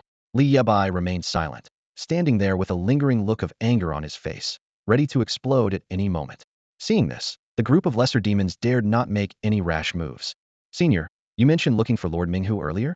He's currently at the spiritual medicine base. Shall I take you there now? The fox demon approached Li Bai respectfully, cautiously inquiring. Upon hearing the fox demon's words, Li Bai couldn't help but feel a wave of doubt. He had fought with the tiger vanguard just yesterday, and seeking him out today seemed risky. He could easily deceive these minor demons, but if he slipped up in front of the tiger demon, it would truly be a one-way trip. My injuries are too severe for me to move around freely. Li Bai pondered for a moment, finding a suitable excuse. He had no interest in the spiritual medicine base and only wanted to shake off these beasts and find a way out of the blood array. No problem. I can have these two yikshas carry you. the fox demon said with a fawning smile, gesturing to the two blue yakshas behind him. After all, it's too dangerous for you to be in this blood array. I'm only thinking of your well-being, senior. Li Bai knew that if he continued to refuse, it would definitely arouse the fox demon's suspicion. Fine, fine, he sighed softly. Since you are so considerate, I won't reject your goodwill. With that, Li Bai gently patted the fox demon's shoulder, a reassuring smile on his face. Seeing that the demon clan elder was willing to give him face, a glint of ambition flashed in the fox demon's eyes. This demon elder was clearly someone of significant background. If he could ally himself with him, his future prospects would be limitless. The fox demon thought to himself and quickly said, Senior, your attire might cause misunderstandings among our comrades once we reach the base. Would you like to change? With that, the fox demon gracefully fetched a chair from the room and respectfully placed it behind Li Bai. Oh, I haven't had the honor of knowing your esteemed name, senior, the fox demon asked again. Bai Yi, Li Bai replied calmly, assuming the demeanor of a demon clan elder. Ah, so it's Senior Bai Yi of the White Wolf clan. The fox demon's tone became even more respectful. Li Bai gave a soft hum, slowly taking off his tattered military uniform. Underneath his snow-white short hair was a strikingly handsome, spirited face. His blood-red eyes added an enigmatic charm to his appearance. He wore a black and white traditional-style shirt embroidered with a vivid golden-black dragon, exuding elegance and nobility. Wow! Upon seeing Li Bai's true appearance, the fox demon was momentarily stunned, gasping in awe with eyes wide open. No wonder he has the bloodline of a divine beast. Even in human form, he's so handsome and extraordinary. Even the royal family of my Huanyue demon kingdom pales in comparison to this senior's demeanor and appearance. The fox demon marveled internally, convinced that Li Bai's white hair was a characteristic of the White Wolf clan's transformation. Hurry and carry the senior back to the base. Old Zhu, stop dawdling and lead the way. Under the fox demon's command, the pig demon finally snapped out of it and stood up. Clearly, the fox demon held a relatively high status among these minor demons. Lying on the chair, Li Bai was carried by two yakshas as they slowly exited the residential area. Despite his anxiety, he had no choice but to keep the act going. He couldn't tell if this journey would be a blessing or a curse. Soon, the group of demons arrived at a secluded corner of the town and stopped, going no further. Please be patient, we've arrived, said Hu Sanlang, just as Li Bai was filled with confusion. Hu Sanlang began chanting incantations that Li Bai couldn't understand. When the chanting ceased, the ground beneath Li Bai's feet started to tremble slightly. Suddenly, a crimson light enveloped them all, and in the blink of an eye, they stood before a massive bronze gate. Several yakshas stood guard in front of it, much taller and exuding a more formidable aura than the ones carrying Li Bai. The palace ahead is our demon clan's frontline spiritual medicine base, Hu Sanlang explained, pointing at the bronze gate. Did we just enter through a teleportation array? Li Bai asked as he stepped down from the yaksha's chair, curiously observing his surroundings. The area was extraordinarily vast, with only the faint outline of a palace visible beyond the bronze gate and no other structures in sight. No, it's merely a spiritual lift array. This place is actually a space located hundreds of meters underground beneath the town, Hu Sanlang patiently explained. Hearing this, Li Bai appeared calm on the surface, but inwardly he was astonished. How did these demons manage to excavate such a palace so deep underground? What a massive undertaking. It was at this moment that Li Bai realized why the demons always mysteriously appeared and disappeared. So this is the ultimate way to stay hidden, Li Bai muttered to himself. Hu Sanlang, why have you brought a human scum to the base? The leading yaksha at the gate shouted, eyeing Li Bai warily as he strode over. Are you blind? Hu Sanlang quickly stepped forward, retorting with displeasure. This is a senior of the White Wolf ancient god clan, here to discuss important matters with Lord Minghu today. Hu Sanlang introduced with great seriousness. The yaksha was momentarily stunned, scrutinizing Li Bai with suspicion, half believing Hu Sanlang's words. What are you waiting for? Open the door already, Hu Sanlang urged. If you delay Lord Minghu's matters, can you bear the consequences?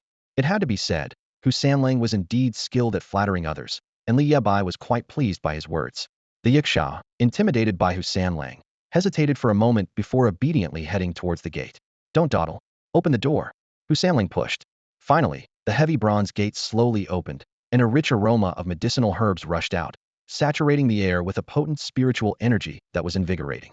Senior Bei, please follow me in. Hu Sanlang quickly ushered Li Bai in with respect. What met Li Bai's eyes was a magnificent golden palace.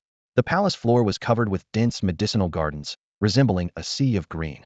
Each garden was filled with a variety of colorful spiritual herbs. It was like a paradise on earth. Li Bai was taken aback as he gazed at the lush and abundant medicinal herb garden before him. Were there really so many spiritual herbs here? His eyes roamed over the garden, unable to suppress the greed bubbling up inside him. If it weren't for the numerous demon guards and beasts vigilantly protecting the area, he would have loved to gather all these herbs immediately. Noticing the fox demon watching him closely, he forced himself to suppress his excitement. After all, he was currently posing as a high-ranking member of the White Wolf tribe, and he couldn't afford to appear like an inexperienced country bumpkin. Elder, this is the military advisor's spiritual herb base, Fox Sanlang said with a sycophantic smile, showing due respect. You might not know, but these herbs are just the outermost layer, with a potency of about level 30. They're mainly for our fellow demons to cultivate, and aren't particularly rare. He paused for effect before continuing. The truly valuable items are hidden behind the second bronze door. He gestured towards another mysterious bronze door at the center of the palace. If you're interested in these herbs, I could apply to Lord Minghu to pick some for you. Fox Sanlang offered eagerly, observing Li Bai's silence and trying to curry favor. This is just a small gesture on my part, hoping to be of some service to you. I'm not interested in these herbs, Li Bai replied in an extremely cold tone. However, inwardly, he was bleeding. Of course, he was interested in the herbs, but he had to maintain his facade and pretend otherwise. Truly worthy of a demon leader to disregard such low-level herbs, Fox Sanlang thought to himself, impressed. We shouldn't waste any time. Take me to Sea Tiger Vanguard, Li Bai instructed, having already made up his mind. Since he was already here, he had no choice but to proceed. If he was exposed, he planned to absorb all the spiritual energy from the herbs and fight his way out. He had noticed earlier that there were no bloodvines here. Although the tiger demon had a power level of 60, if he could absorb all the herb's spiritual energy, perhaps he could stand a chance. Elder, Lord Minghu's room is behind the second bronze door. I'll take you to see him now. As they approached the second bronze door, a group of Yiksha guards stood watch. Fox Sanlang stepped forward and respectfully asked, Is Lord Minghu present? Fox Sanlang has urgent matters to discuss. These Yiksha were different from the ones at the first door. They didn't question Li Bai's identity. To them, anyone who passed through the first door was naturally beyond suspicion. Lord Minghu is currently in seclusion, a Yiksha replied. But Lord White Elephant is present. White Elephant? Li Bai was puzzled, wondering if he had ended up in the Lion Camel Ridge. Though things were unfolding differently than he had imagined, he quickly regained his composure. Very well, please inform Lord White Elephant that Patrol Leader Fox Sanlang requests an audience. This time, Fox Sanlang's previously arrogant demeanor vanished, replaced by an unusual deference towards these Yiksha. Soon, a Yiksha returned with a message, Lord White Elephant will see you. However, he seems to be in a foul mood, so be cautious with your words, the Yiksha advised kindly. As they stepped through the second bronze door, Hu Sanlang's voice echoed softly. I wonder how much you know about our frontline's spiritual medicine base. Li Bai paused slightly upon hearing this. The fox demon was indeed cunning, probing for information with every word. True to the nature of a fox, his intentions were shrouded in mystery. After a moment of contemplation, Li Bai responded calmly. I only followed the strategist's orders to infiltrate the human race. I know very little about your specific situation here. Hu Sanlang listened, his expression unchanged, and continued. This spiritual medicine base was established by the personal order of the strategist, with the full effort of our demon country's first unit. Every spiritual plant here was carefully selected and planted by the strategist's chosen hands. The strategist values this base greatly and has assigned 3 great vanguards to guard it. Li Bai interjected. Besides Minghu and Bai Xiang, there's another great vanguard? His current situation was precarious, and he needed to extract more information from Hu Sanlang. Hu Sanlang explained leisurely. Many years ago, the 3 great vanguards began guarding this place. In addition to Lord Minghu and Lord Bai Xiang, there is also Lord Qi Shi. These 3 vanguards were all formidable beings, each with power levels exceeding 60. Then, he subtly complimented. It seems that your years of infiltration among the humans have been extensive, leading to unfamiliarity with some recent developments within our race. Your dedication to our demon race is truly admirable. Hearing this, Li Bai merely waved it off, maintaining an air of nonchalance, fully embodying the persona of a demon leader. Life is a play, and it all depends on acting. Now, he needed to fully immerse himself in this role. They walked together down the long corridor, eventually arriving before a towering hall. Atop the grand hall stood a massive white figure, resembling a mountain. It was a giant elephant, twice the size of the tiger vanguard, intimidating to behold. Its fists were adorned with black rings that emitted an eerie green glow, and its towering tusks were razor-sharp, glistening ominously. Useless, Bai Xiang's roar echoed in their ears as it kicked a small figure away. You were tasked with overseeing the spiritual medicine, and you can't even handle that? The blood ginseng of royal grade is a key focus of the strategist, and you almost let it die. How am I supposed to report this to the strategist? Bai Xiang's massive foot stomped on the ground, causing tremors with each step. In the center of the hall, a petite fox demon lay helplessly on the floor, blood trickling from her mouth, her breathing weak and labored, painting a pitiful picture. Lord Baixiang. Just as the giant elephant was about to attack again, Hu Sanlang stepped forward without hesitation, shielding the small fox demon. Lord Baixiang. Hu Sanlang has urgent matters to discuss, he declared, kneeling respectfully. The female fox demon on the ground looked surprised to see Hu Sanlang. Hush! Hu Sanlang lowered his head, softly signaling her to remain silent. Seeing the situation, Baixiang snorted coldly, his tone laced with dissatisfaction. You're just in time. Your sister nearly killed my precious blood ginseng. Tell me, how should I deal with her? Baixiang's massive form loomed imposingly, exuding an overwhelming sense of pressure. Baixiang, sir, my little sister is young and ignorant. Please, for the sake of my years of diligent service, forgive her this once. Hu Sanlang pleaded anxiously, bowing repeatedly on the ground. However, Baixiang ignored his plea, shifting his gaze to Li Bai behind Hu Sanlang, a hint of surprise in his eyes. Hu Sanlang, are you insane? Why did you bring a human here? Baixiang clenched his fists, eyeing Li Bai warily. Hu Sanlang quickly explained. Baixiang, sir, this is an elder from the ancient White Wolf clan. This is Bai Yi, sir. He revealed Li Yebai's identity with a tone full of reverence. Li Yebai, on the other hand, strolled calmly around the hall, curiously observing his surroundings. Despite Baixiang's imposing presence, he seemed unfazed, exuding an air of detachment. This made Baixiang ponder, not fully convinced by Hu Sanlang's words. He was not easily deceived like some lesser demons. Accepting Li Yebai's identity would not be simple. Ridiculous. Why have I never heard from the strategist about any White Wolf clan infiltrator? Baixiang's long trunk swirled through the air as he mused, noting that the White Wolf clan had never been part of their Phantom Moon demon army. And if he were a king-level demon from the shape-shifting realm, why is there no trace of spiritual energy? He seems entirely human. Baixiang approached Li Yebai slowly, scrutinizing him with skepticism. Huh? Li Yebai scoffed, his tone dripping with disdain. Frog in a well. Who do you think you are? Does every arrangement by the strategist require your approval, a mere vanguard, for a report and a rubber stamp? Though dwarfed by Baixiang's enormous form, his voice thundered through the hall like a storm. Before Baixiang could respond, Li Yebai suddenly tore off the wolf fang necklace hanging around his neck and tossed it unhesitatingly into Baixiang's hand. Open your eyes wide and take a good look at this.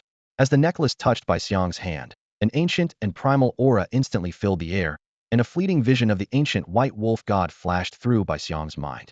Baixiang's heart skipped a beat, the sudden surge of powerful energy causing his heart to momentarily stop and his palm to heat up rapidly. Ancient god, sir, Baixiang exclaimed, his massive form collapsing to its knees, causing the floor to tremble. I've devoted myself to the demon clan, infiltrating for years, but was unfortunately discovered by Lan Hao the other day, leaving me gravely injured. Li Yebai's voice carried a hint of grief and indignation. While serving under the strategist, he had occasionally heard about this place and knew that the Tiger Vanguard of the 1st Unit was stationed here. Severely wounded, he came here to recuperate and seek an opportunity to contact the strategist. As he spoke, Li Yebai's emotions rose, and he angrily rebuked. I didn't expect you to be so blind. If you don't believe me, go out and ask the strategist yourself. His reprimand to the white elephant was like that of a senior of the demon clan scolding a junior.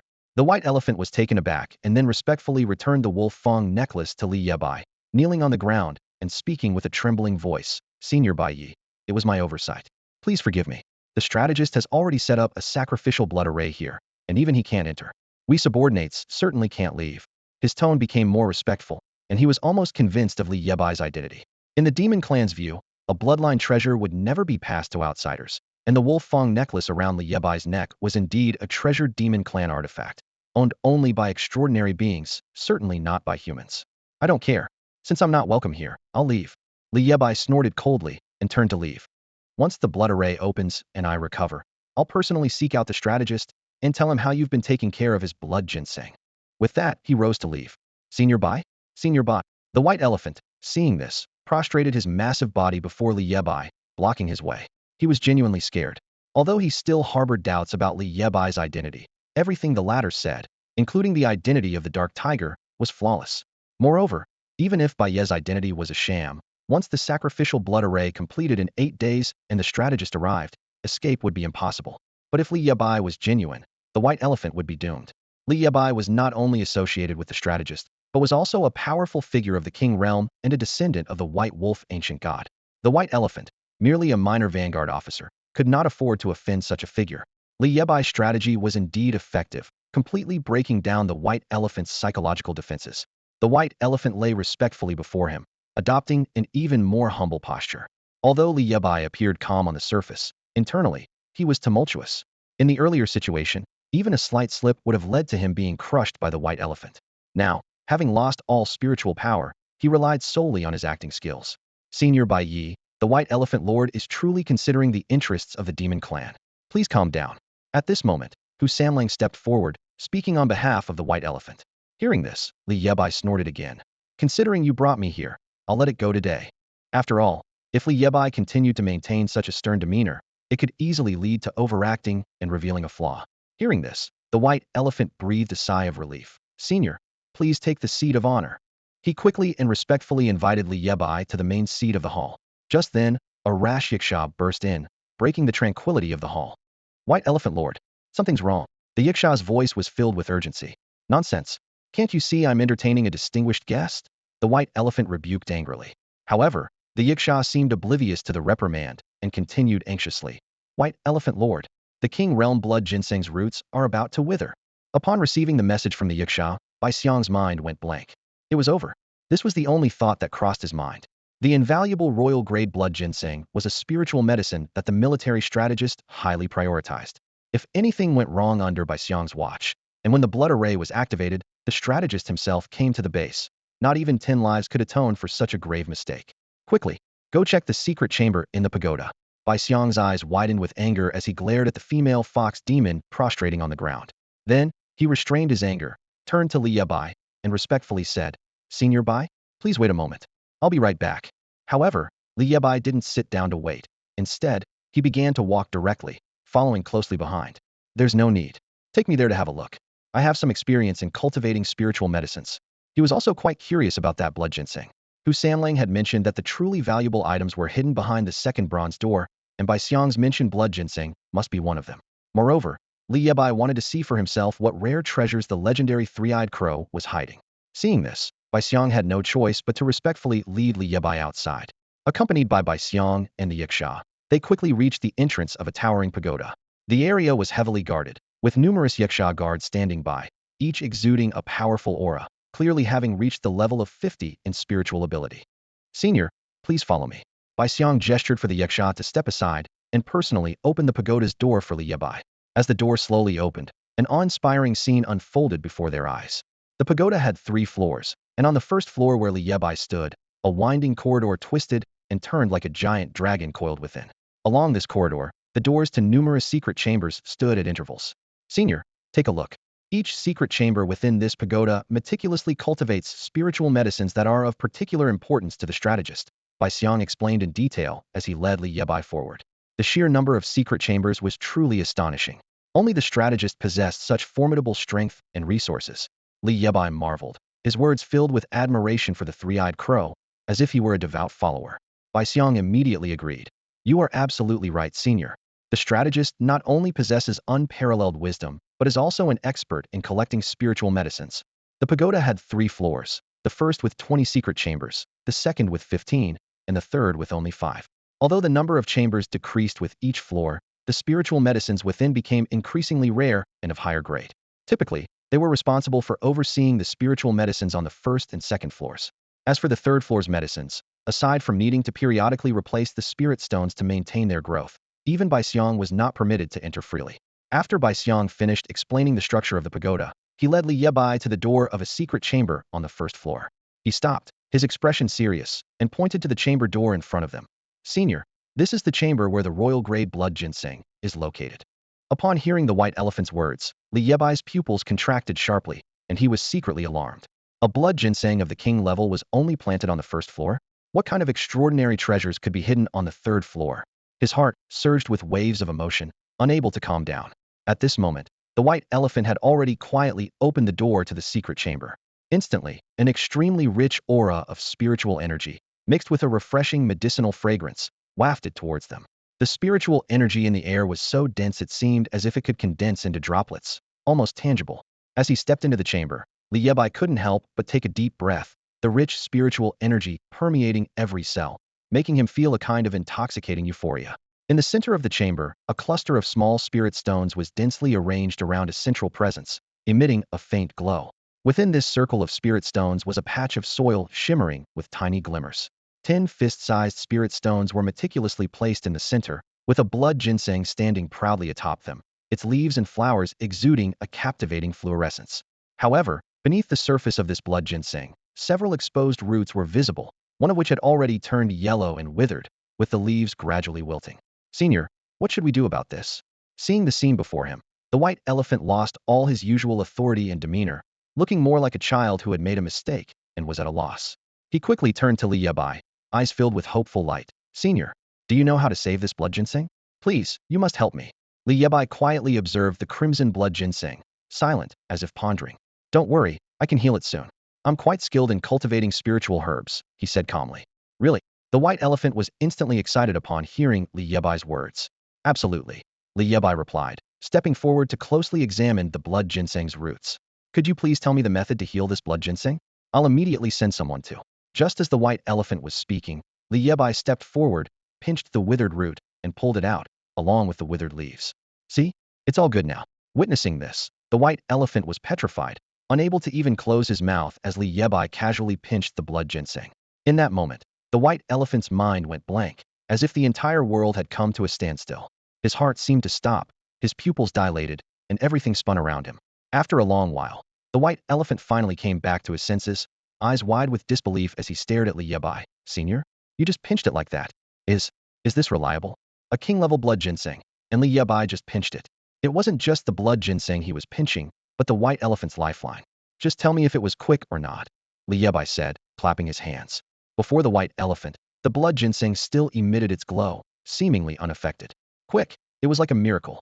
Seeing that the blood ginseng remained vibrant and showed no signs of wilting, Bai Xiang finally felt a weight lift off his heart and let out a long sigh of relief.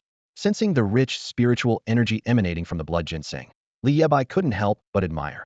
I've heard that this blood ginseng has the miraculous effect of nourishing the blood and strengthening the muscles and bones. For us in the demon tribe, it's an exceptionally rare tonic. During his time with Li Zhongshu, he had learned a lot about valuable medicinal herbs and some methods of cultivating them. Therefore, he was naturally familiar with this blood ginseng. As expected of a senior from the demon tribe, your vast knowledge is truly impressive, Bai Xiang nodded repeatedly, though he felt a tinge of worry in his heart. If this blood ginseng really died, my life would be in jeopardy. At this thought, Bai Xiang couldn't help but feel grateful that this senior from the demon tribe was present. Otherwise, the consequences would have been unimaginable. Li Bai let out a light hum, displaying a calm and confident demeanor. I told you, I'm a professional. To be sure, Bai Xiang couldn't help but ask, Senior, are you certain there's no problem with this blood ginseng? Li Bai nodded confidently and explained, rest assured, if this root isn't removed, the blood ginseng will undoubtedly die. It's like a festering wound. If not promptly treated, it will inevitably spread throughout the body. As he spoke, he gently rubbed the withered root with his fingers. Hearing Li Bai's explanation, Bai Xiang suddenly understood and nodded thoughtfully. As for the root cause of the blood ginseng's ailment, at this point, Li Bai suddenly changed the subject. In my opinion, it's because you've placed too many spirit stones. You must understand, cultivating medicinal herbs isn't about having more spiritual energy, but about having just the right amount. With that, Li Bai casually took away 2 fist-sized spirit stones. In truth, Li Bai had no idea what was wrong with the blood ginseng or how to treat it. He only knew that after his intervention, the blood ginseng would wither completely in less than half a month. But what did it matter to him? It wasn't his medicinal herb, and by then, he would have long disappeared. With this thought, a faint smile appeared on his lips. Li Bai had said all this just to make off with 2 spirit stones. What he had been observing closely wasn't the blood ginseng itself, but the spirit stones placed around it. These small spirit stones were generally level 50, and the 10 spirit stones placed in the center were surprisingly of the king-level grade. Spirit veins, spirit mines, and spirit stones together form the natural spiritual altars in nature. Spirit veins nurture spirit mines, and spirit mines can be mined for spirit stones. In the human world, money is the circulating currency, but across the vast world, only spirit stones are the universally accepted and recognized hard currency. People classify spirit stones into levels corresponding to their own cultivation stages based on the amount of spiritual energy they contain. Seeing Li Bai take 2 precious king-level spirit stones, Bai Xiang was not angry, but instead was moved to tears and repeatedly thanked him. Senior, it's really all thanks to you. Without you, I would have been doomed. At this moment, he no longer had any doubts about Li Bai's identity. In the eyes of Bai Xiang, Li Bai's image suddenly became larger than life. He had noble blood, extensive knowledge, a kind heart, and he was willing to go undercover among the humans, dedicating himself to the demon clan. Most importantly, this senior had resolved a huge problem for him, allowing him to escape disaster. Thinking of this, Bai Xiang's eyes welled up with tears. Senior, I have another humble request, Bai Xiang said with a hint of hesitation in his voice. Could you please check the other secret chambers for any potential hazards with the spiritual herbs? This way, when the strategist arrives, I can give a perfect report. As he spoke, Bai Xiang looked at Li Bai with a pleading expression. Seeing Bai Xiang's subservient manner, Li Bai put on a reluctant expression and sighed. All right, since you insist, I'll accompany you. It was all for the strategist. Li Bai tucked the 2 king-grade spirit stones into his robe, showing a pained expression. Indeed, for the strategist. So, led by Bai Xiang, they quickly arrived at the second secret chamber. This spiritual herb, its spiritual energy is too intense. If you continue cultivating it like this, it will surely wither within 3 days. In the second chamber, Li Bai muttered to himself as he looked at a king-grade white spirit flower. Saying this, he casually took 2 more king-grade spirit stones. This way, there will be no mistakes. Next, they moved to the third chamber. This purple grass, too, has too much spiritual energy. These herbs require varying amounts of spiritual energy as they grow. If you keep giving them so much spiritual energy every day, are you trying to overwhelm them? Similarly, Li Bai took another 2 king-grade spirit stones. In the fourth chamber, Li Bai fell silent, as he couldn't come up with any more excuses. Senior, is this spiritual herb also suffering from too much spiritual energy? Bai Xiang couldn't help but ask when Li Bai didn't speak. Pioneer Xiang, you are truly promising. Li Bai smiled slightly, his eyes filled with satisfaction. When Bai doesn't speak, it's actually to test your understanding. It seems you have learned well. Hearing this, Bai Xiang was overwhelmed with gratitude. Senior, you flatter me. Just being able to learn a little from you is a great blessing for me. Your future achievements are bound to be limitless. I believe it won't be long before you become the right-hand man of the strategist. After saying this, Li Bai took away 2 more spirit stones, also of the king grade, with tears in his eyes. He felt no guilt, as telling small lies to reap rewards from the three-eyed crow was incredibly satisfying. Meanwhile, Bai Xiang was stunned, already lost in the beautiful future painted by Li Bai's words. All right, that's enough for today. Li Bai suddenly stretched lazily, interrupting Bai Xiang's daydreaming. My injuries are severe, and my spiritual energy hasn't recovered yet. I'll continue checking tomorrow. It wasn't that Li Bai didn't want to continue.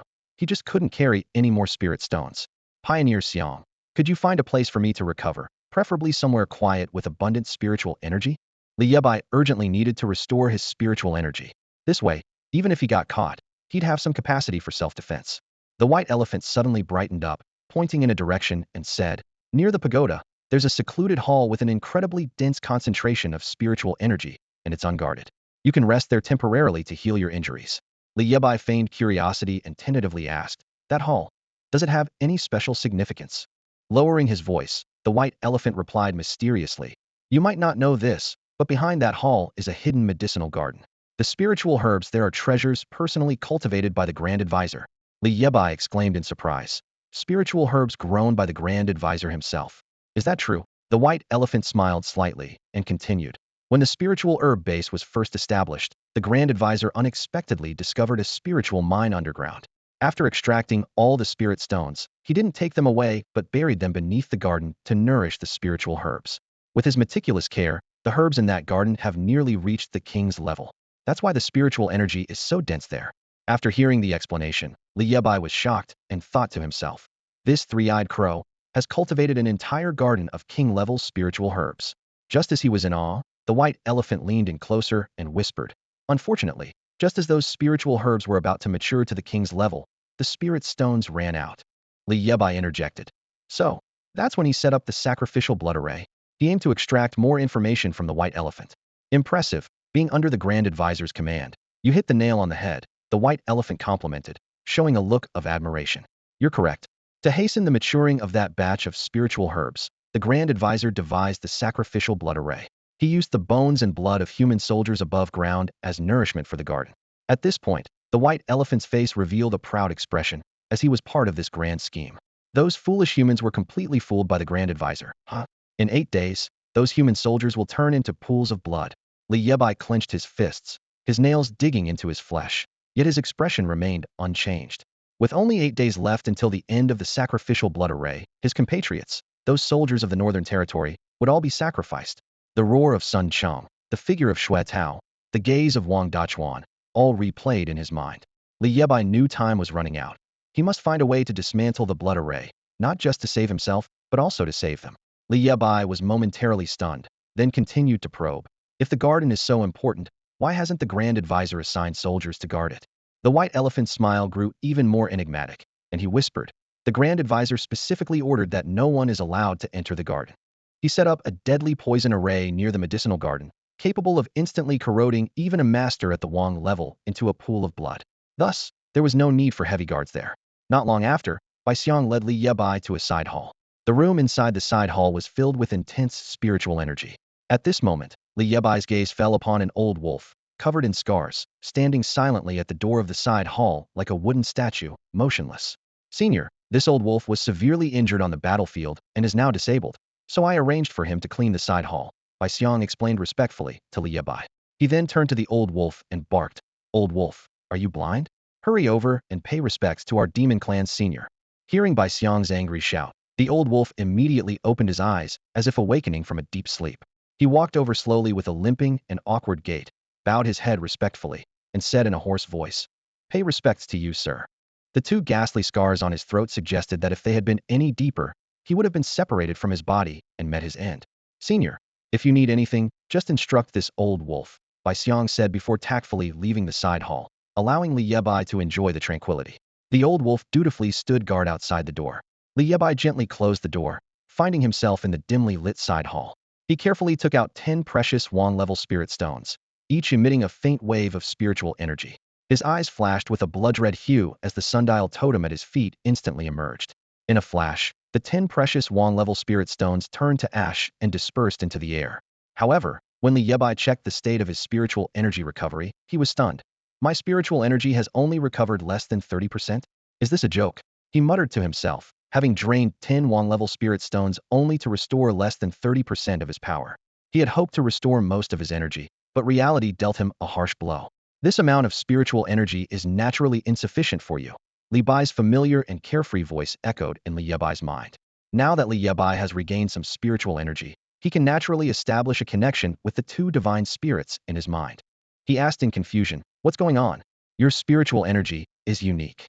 With the support of the sundial totem, your energy is several times that of others at the same level," Yue Fei explained steadily. "As your level continues to rise, your energy will be 10-fold, 100-fold, or even more than theirs. Otherwise, how do you think you could easily summon our divine abilities? Anyone else would have been drained dry." Li Bai's teasing voice chimed in again. "The spiritual energy here is so dense, there must be treasures nearby." Li Bai continued, "Kid, I have a feeling your opportunity is about to arrive." At this moment, under Li Yebai's feet, the sundial totem faintly appeared, like a beast long starved, sensing a delicious meal and ready to pounce. The sundial totem's pointer was about to reach the hour of Ean. "Pengju, see that? The old man is about to come out." While Li Yebai was lost in thought, the old wolf at the door of the side hall was squinting, staring intently at him. Summoning type? In the underground base of the demon clan, within a side chamber, Li Yebai sat on the ground, lost in thought with a vacant stare. Another day had passed, leaving only 7 days until the sacrificial blood array would conclude. At the strong insistence of Bai Xiang, Li Yebai returned to the secret room on the first floor of the pagoda to guide the cultivation of spiritual herbs. This time, he discreetly took 10 spirit stones of the king realm level. Bai Xiang did not suspect a thing and continuously praised him, saying, "Senior, you are truly professional, like a deity descended to earth." The day-long flattery gave Li Yebai a taste of the pleasure of being a leader, making him silently muse why leaders enjoy being praised so much. However, as he gazed at the spirit stones in his palm gradually turning to dust, Li Yebai furrowed his brows. Although his spiritual power had recovered halfway, he still felt clueless about how to break the sacrificial blood array and find a way to escape. Just as he was troubled by this, there was a knock on the door from outside. "Come in," he responded solemnly, quickly adjusting his posture to appear dignified and meditative. "Lord Bai, are you hungry?" Old Wolf hobbled in, carrying a plate of roasted meat, his steps awkward and unsteady. "I prepared this myself for you." Old Wolf respectfully presented the roasted meat to Li Yebai. Looking at the meat, whose origin was unknown, Li Yebai felt even more troubled. The culinary skills of the demon clan were nothing to boast about. To them, as long as the meat was cooked, it was considered delicious, and some even preferred it raw. Despite the unappetizing demon clan cuisine, Li Yebai's stomach had been growling after a busy day. After Old Wolf left, he reluctantly tasted a couple of bites of the roasted meat. No sooner had he swallowed a piece than he was hit by a wave of intense dizziness, and his mind went blank. In the deserted side chamber, Li Yebai fell straight to the cold ground with a dull thud. Creaked sound of the door opening shattered the silence of the room. Old Wolf walked in silently, his steps as light as falling leaves. He approached Li Yebai, gently nudging him, and urgently called out, "Senior? Are you all right?" However, Li Yebai remained unresponsive, as if in a deep slumber. "Senior?" Old Wolf called again, his voice diminishing. Seeing no reaction from Li Yebai, a strange smile appeared on Old Wolf's face as he muttered to himself. This old man's sleeping powder could put even a king realm master to sleep for a day and a night. Following this, a chilling scene unfolded. Old Wolf extended his sharp claws and viciously jabbed at the two fierce scars on Li Yebai's neck. With a horrifying sound, Old Wolf's head fell to the ground, rolling away. On his scarred, uneven belly, a bizarre seam suddenly burst open. Suddenly, a short old man, standing only about 5 feet tall, emerged slowly from the gap. His appearance was peculiar, with hair so green it seemed to fade to white, a crooked face, and a complexion covered in brown spots. His bulbous, pockmarked nose was particularly unsettling. He must have at least 20 pieces of high-grade spirit stones on him. Despite his small stature, he moved with remarkable agility, turning the entire side hall upside down in the blink of an eye. Could those spirit stones be hidden on him? Puzzled, he hurried over to Li Yebai, starting to search him thoroughly. The old man chuckled smugly. "I'll just take these spirit stones off your hands."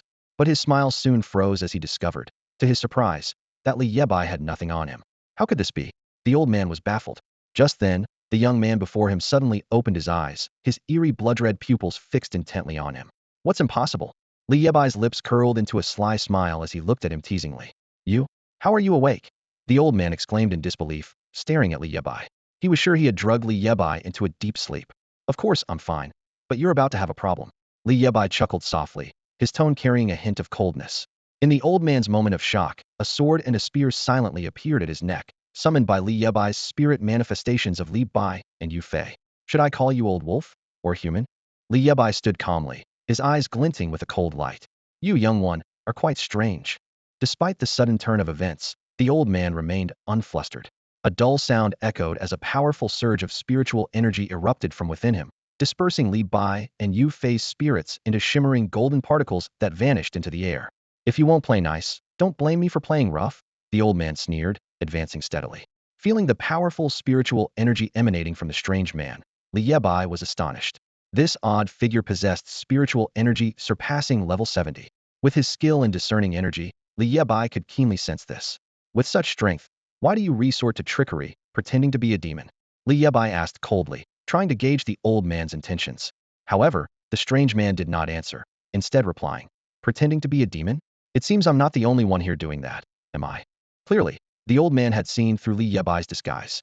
Despite this revelation, Li Yebai remained unfazed. This was demon territory, and if the old man didn't want to escalate the situation, he wouldn't act recklessly. After all, Li Yebai's current identity was that of a senior member of the White Wolf tribe. "If we're of the same clan, why do you seek to harm me?" Seeing that his identity was exposed, Li Yebai dropped the act. "Harm you? What a joke!" The old man scoffed, a cunning glint in his eye. "I only wanted to borrow a few spirit stones from you. How is that harming you?" He knew that if he acted against the young man, it would only attract other demons, leading to unnecessary conflict, something neither of them desired. Li Yebai's voice broke the silence between them once more. "Are we going to keep this standoff going forever?" He didn't want to escalate the situation, especially since they were on the demon clan's territory.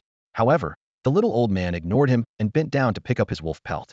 With a flash of light, the pelt was stored in the ring on his thumb. Li Yebai was taken aback. This eccentric man possessed such a rare spatial artifact. Spatial artifacts were incredibly scarce, and those who owned them were never ordinary. Unable to contain his curiosity, he asked, "Who exactly are you?" His interest in the strange man deepened. The old man merely snorted, replying, "Why should I tell you, kid?" Li Yebai realized that if this man could remain hidden in the demon clan's base, he must have some skills and abilities. He thought to himself that perhaps this odd man might hold the key to breaking the blood array. To show his sincerity, Li Yebai said directly, "You must know, senior, that over 1,000 soldiers from the Northern Territory are trapped in the sacrificial blood array. In 7 days, if it isn't broken, all those soldiers will perish. What does that have to do with me?" The old man replied in a sarcastic tone, as if sulking. He adopted an aloof demeanor. "I just want to steal some spirit stones and live my life. I have no interest in getting involved in those fights." With that, he lay down on the ground, looking utterly resigned. Li Yebai, growing anxious, continued, "Since you're here for the spirit stones, how about this? We make a deal. You tell me how to break the blood array, and I'll help you get the spirit stones." Hearing the offer, The old man's eyes flickered with hesitation. He smacked his lips, appearing troubled. TSK. It's not that I don't want to tell you. I would love to break that blood array and get out of this cursed place, but I really can't. He waved his hand, speaking in a resigned tone, pausing before continuing. I sneaked in just before the blood array was activated. I was only trying to make a quick gain by stealing some spiritual herbs and stones. Who knew that three-eyed crow would trap me here with some scheme? The old man gestured towards an area near the side hall, where the three-eyed crow had set up a poisonous array in the herb garden. He explained, the spiritual energy from the herbs supports the blood array, which in turn absorbs the soldier's spiritual energy and feeds it back to the herbs, creating an endless cycle. To break the array, he paused, seemingly in thought.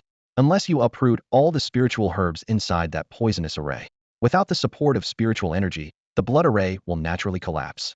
As Li Bai listened to the old man's words, a wave of despair washed over him. Bai Xiang had once said that even a king-level expert approaching that poisonous array would be reduced to a pool of blood by the toxic mist.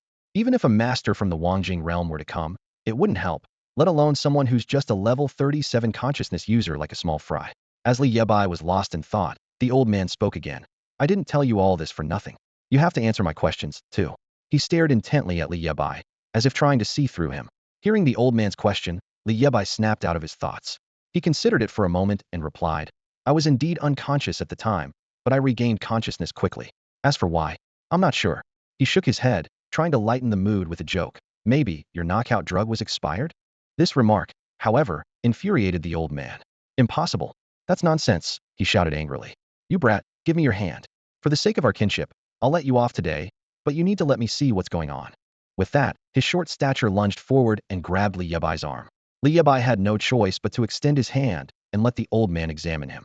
The old man was startled by what he found. His fingers trembled slightly, and his eyes widened as if he were looking at a monster. Tian Shang's poison, he stammered, his voice filled with shock and fear. Tian Shang's poison? What is that? Li Bai was confused, not understanding what the old man was talking about. Instead of answering directly, the old man continued to question him. Why is the source of Tian Shang's poison residing in your heart? Li Bai's heart skipped a beat. Was he talking about that green liquid? Even if Li Bai wasn't the brightest, he understood what the old man was referring to. Tian Shang's poison, the legendary primal spirit, was said to be the most toxic essence of demonic energy in the world. He paused and continued. No one knows where it comes from, but it has a consciousness of its own. Its source can split and parasitize any living being, silently eroding their life force and spiritual energy. Tian Shang's poison is the progenitor of all poisons, rendering all other toxins and demonic energies insignificant in its presence, only to be ruthlessly devoured and used as its nourishment. The old man clutched Li Yebai's wrist tightly, as if he had found a rare treasure and refused to let go. You kid. You must be someone with great fortune, he exclaimed. No wonder my knockout powder had no effect on you. It turns out your body harbors such an entity. Then, the old man's expression suddenly turned wary as he began to carefully observe their surroundings. Kid, aren't you trying to break the formation? He whispered. Now's your chance. As he continued speaking, a strange smile appeared on his face. Want to join me in pulling off something big? Li Yebai's mind was nearly overwhelmed as he listened to the old man's endless chatter. The green liquid inside him had such an extraordinary origin. Seeing the old man so excited, Li Bai quickly pulled his wrist back. Sir, please calm down. Why are you so certain that the green liquid inside me is the Tian Shang poison you mentioned?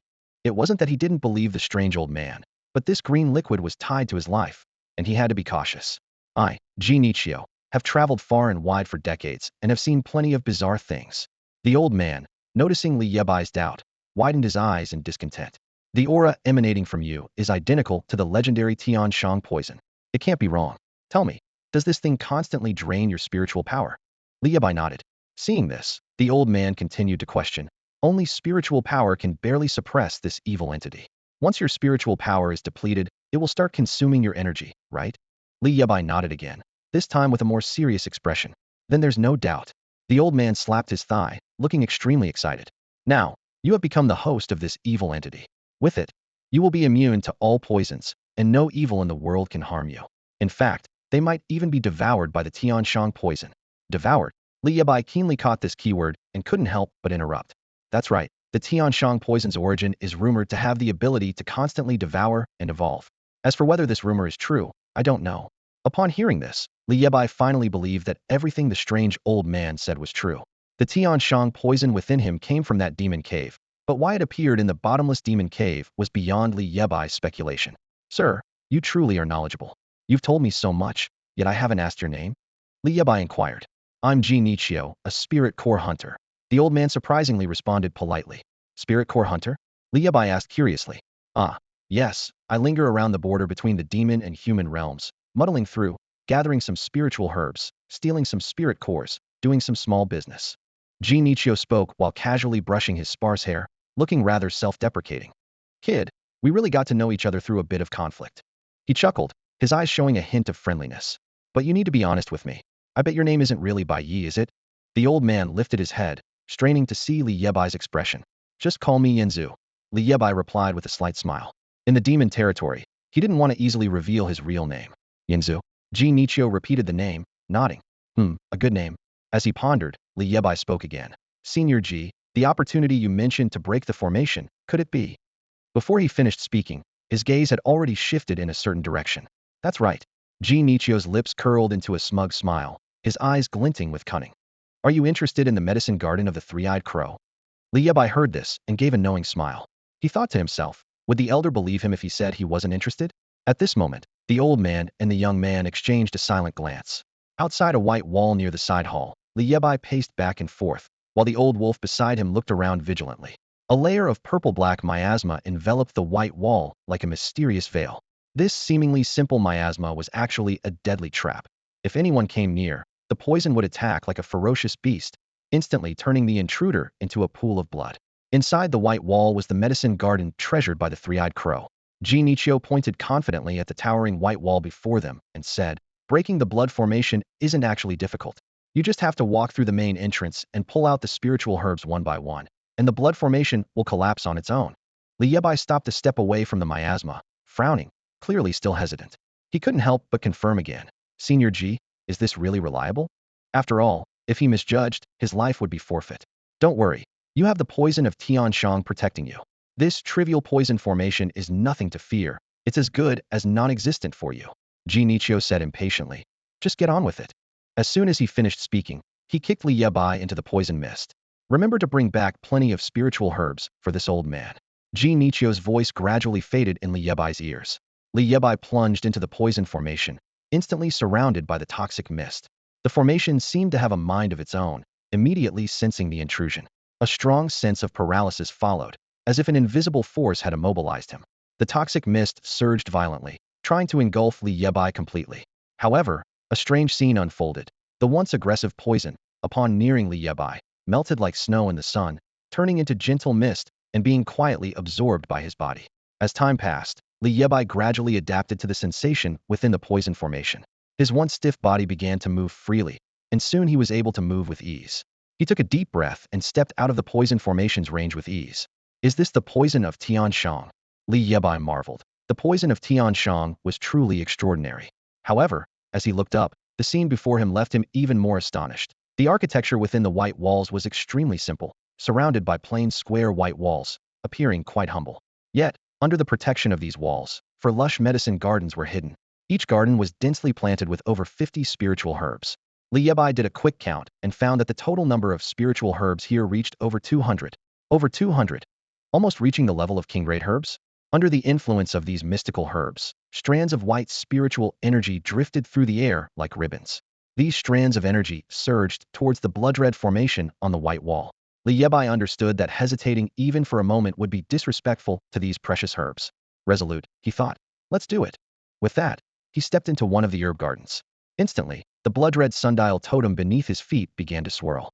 Absorb, he commanded with a low voice.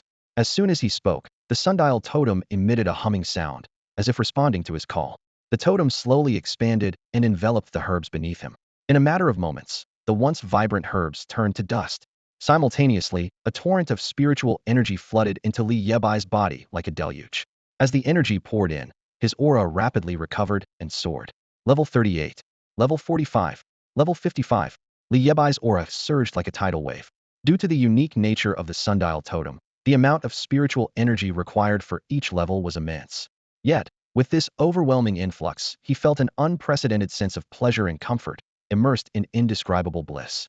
However, Li Bai was not satisfied. Since I'm here, he muttered to himself, Three-eyed crow, I'm going to give you a big gift today. Without hesitation, he stepped into the second herb garden. The sundial totem, seemingly invigorated, emerged on its own, radiating a bloodthirsty glow. Similarly, the second herb garden met the same fate, mercilessly consumed by the sundial totem and reduced to dust. But this time, the surging spiritual energy did not enter Li Yebai's body. Instead, the sundial totem absorbed it all. To Li Yebai's astonishment, the needle on the sundial totem began to spin wildly, surpassing the halfway mark of the hour. This was followed by a dizzying sensation, and Li Yebai's consciousness was once again drawn into the mysterious divine tapestry. Beneath the vast starry sky, a middle-aged man in a red robe with white hair waited quietly. His appearance was unremarkable, like a simple farmer. Although he wore only a simple red robe, it was embroidered with ancient golden patterns of horns and the sun, and a conspicuous flame mark adorned his forehead. Have you arrived? The middle-aged man noticed Li Yebai's gaze and gave a gentle, kind smile. His voice was resonant and authoritative, evoking a sense of awe. May I ask who you are? Li Bai wondered, suspecting that this was no ordinary figure. Yet, the middle-aged man merely looked at him kindly. You have done very well, he said softly. Boom. At that moment, a sudden roar jolted Li Bai back to reality. He looked down. The once vibrant 100+ mystical herbs had now been drained to dry powder, scattered on the ground in disarray. Suddenly, the sacrificial blood formation on the white wall reacted, its light flickering unpredictably. Before Li Bai could process this, the blood-red magic circle above him erupted in a blinding light, descending with a cataclysmic force like a falling meteor. How dare you? Two angry shouts echoed from behind Li Bai, causing the surrounding air to tremble. Just as the blood-red formation was about to engulf Li Bai, three earth-shaking beams of light burst forth from behind him. The towering figures of Yue Fei and Li Bai soared into the air, charging directly at the threatening blood formation. Yue Fei wielded a long sword, its cold gleam sharp and fierce. Li Bai gripped a long spear, exuding an overwhelming aura. Bang! A resounding explosion, like thunder from the heavens, echoed through the space, shaking everyone's very core. At this moment, a figure in a red robe moved. Although his spirit was not as towering and majestic as Yue Fei's and Li Bai's, his presence was as formidable as a dragon soaring to the skies. Ding come, the red-robed middle-aged man commanded softly. At his call, a bronze three-legged cauldron descended from the sky, as if a deity had appeared, exuding an overwhelming power. The cauldron stood 10 feet tall, with 3 legs each carved with lifelike divine bulls and spirit sheep, either raising their heads to bellow or lowering them to graze, each uniquely animated. The body of the cauldron was entwined with intricate patterns, upon closer inspection, revealed to be various rare medicinal herbs. The lid bore a sun motif outlined in golden threads, radiating light. Break the formation. The three-legged cauldron spun agilely in the air, and at the red-robed man's command, accelerated fiercely, crashing directly into the blood-red formation. Boom, boom, boom. Each collision came with an ear-splitting roar, as if the very heavens and earth were trembling. With the cauldron's relentless strikes, the once arrogant blood-red formation wilted instantly, unable to stir up any further chaos. Impressive technique. Yue Fei and Li Bai couldn't help but praise as they witnessed this. However, once the blood-red formation dissipated, countless dense vines suddenly appeared around Li Bai. Yebai, we've triggered the blood formation's self-defense mechanism. Yue Fei's voice echoed in Li Bai's mind. Should we retreat for now? Yue Fei, always calm and cautious, advised Li Bai. Why fear? With my 3-foot sword, I can cut down 30,000 immortals in the sky. Li Bai tossed a wine flask into the air, casually drinking from it with his sword. How long can I summon you both? Li Bai asked with a serious expression. 1 hour, Yue Fei replied. Upon hearing this, Li Bai's furrowed brow relaxed into a confident smile. I'm at awakening level 55 now. What about you two? Awakening level 65, Yue Fei. Yue Fei stated, standing with his spear. Awakening level 65, Li Bai. Li Bai echoed, retrieving his wine flask. Hearing their responses, Li Bai exhaled lightly, a confident smile playing on his lips. Since we're here, how can we just leave? He then turned to the red-robed, white-haired middle-aged man. Senior, may I ask who you are? Shenong, the red-robed man replied kindly, slowly retracting the three-legged cauldron. You may also call me Emperor Yan. Shenong? Yan Emperor. Those few words from the other party struck Li Bai like a heavy hammer, hitting his heart with immense force. Could it be the legendary Yan Emperor Shenong, one of the 3 sovereigns, the ancestor of the Chinese people? Li Bai was so shocked that he was momentarily speechless. Standing before him was the very ancestor he had dreamt of meeting. No wonder he felt an inexplicable sense of familiarity with this man in the red robe. Shenong had a simple appearance, seemingly ordinary, but his eyes revealed a steadfast quality as unyielding as a mountain, inspiring awe. What? You don't recognize me? Seeing Li Bai's daze, Shenong smiled slightly. No. How could I not recognize you? Li Yebai finally came to his senses, quickly denying it with a wave of his hands. At this moment, he felt a deep resonance within his bloodline. I just never imagined I would see you with my own eyes in this lifetime. Shinnong smiled at Li Yebai and said softly, Yebai, I've been waiting for you for a long time. You are the chosen one. And it seems our choice was indeed correct. Li Yebai was surprised. Chosen one? What does that mean? As he was about to ask more, the enchanted vines began to stir and suddenly surged, aiming towards Li Yebai. Don't worry, I'm here. Shinnong reassured him gently from behind. Before he finished speaking, with a wave of his hand, a dazzling three-legged cauldron appeared in midair. These petty creatures dare to overestimate themselves. Under Shinnong's control, the cauldron rapidly spun, transforming into a massive black cauldron exuding formidable power. Li Yabai was astounded. Could this be the legendary ancient artifact, the Shinnong cauldron? You have quite an eye. Shinnong responded warmly. Although his voice remained gentle, the Shinnong cauldron seemed to feel its master's will and began to tremble violently. Boom! The black cauldron crashed to the ground with a deafening roar. Just as the vines were about to reach Li Yabai, a swirl of black mist erupted from the cauldron's mouth, swiftly enveloping the approaching vines. Under the mist's erosion, the once fierce vines withered in moments, turning into pools of green liquid. Witnessing this with his own eyes, Li Yabai was deeply shaken. This ability to defeat enemies without lifting a finger left him in awe. Wasn't this the legendary mage, who could control the elements and master life and death with a flick of the wrist? As Li Yabai marveled, a miniature Shinnong cauldron appeared in his palm. Could it be? I can also wield the Shinnong cauldron and perform such feats in the future. Of course you can. Shinnong's voice echoed in his mind, bringing joy to Li Yebai's heart. As he fantasized about becoming a powerful mage, casting spells with abandon, the vanquished vines astonishingly grew back. The self-preservation mechanism of the sacrificial blood array had been activated. As long as the array wasn't completely dismantled, the vines would continue to grow and spread, as if endowed with endless vitality. More and more vines surged like a tide, swiftly covering the surrounding white walls, launching another fierce attack on Li Bai. Pengju, Li Bai softly commanded as he drew his sword. The old man has always been in the spotlight. We can't just stand by and watch. Seeing vines approaching from another direction, Li Bai was the first to step forward, moving with agility. With a swift swing of his long sword, the blade's light cut through the air like a meteor, slicing the vines in an instant. The sword's glow shimmered, and the intent was overwhelming, scattering the vine fragments all over the ground. Naturally, I'll cover your back. Yue Fei, wielding a spear, spun lightly and moved to stand behind Li Bai. The spear's intent rose like a dragon, surging skyward. Under Yue Fei's relentless spear shadows, the vines behind Li Bai were shattered one by one. At this moment, the three divine spirits fought side by side, firmly protecting Li Bai in the center. What should I do? I feel incredibly powerful. Li Bai's heart raced. We're amazing together. The battle raged on, with the three spirits launching relentless attacks, shattering the vines under their violent onslaught. The growth of the vines slowed significantly. The blood-colored array had dimmed, and the restrictions on the surrounding white walls had begun to crack under the intense battle, appearing ready to collapse at any moment. Yebai, we can't keep fighting like this. Yue Fei's voice suddenly rang out, tinged with urgency.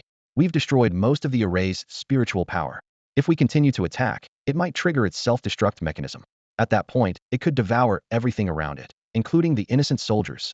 Hearing this, Li Bai frowned deeply. If I don't break the blood array, how can I save them? The opportunity is right in front of me, and Li Bai was reluctant to give up easily. If we can remove all these spiritual herbs in an instant before triggering the array's mechanism, cutting off its power supply. Yue Fei murmured. Though he had studied the art of arrays extensively, he wasn't certain if his method would work against this complex blood array. This is indeed the best approach for now. It won't harm the soldiers or cause more destruction, Shinnong affirmed, nodding approvingly at Yue Fei's suggestion. To instantly collect all the spiritual herbs, we'd need a spatial artifact for that. Li Yebai mused, rubbing his chin, already formulating a plan. The blood array set by the three-eyed crow was cunningly intricate, layer upon layer, leaving no room for error. Li Yebai knew time was running out to break the array, and he needed to devise a foolproof strategy quickly. At this point, he had no choice but to take a step back. With that thought, Li Bai willed the three divine spirits to dissolve into specks of light. I will break the blood array within 3 days, he silently vowed, casting one last look at the dimmed array before stepping out of the white wall's poisonous mist. Boom, boom. Just as Li Bai stepped out of the poisonous mist beyond the white walls, a deafening collapse echoed from the sky where the blood formation was located. The enormous vines that had tightly enveloped the town suddenly lost their support, collapsing like a row of dominoes and revealing half of the town's outline. What on earth is happening? At that moment, Three golden-winged rocks high above let out cries of alarm. Why did the strategist's blood formation suddenly collapse?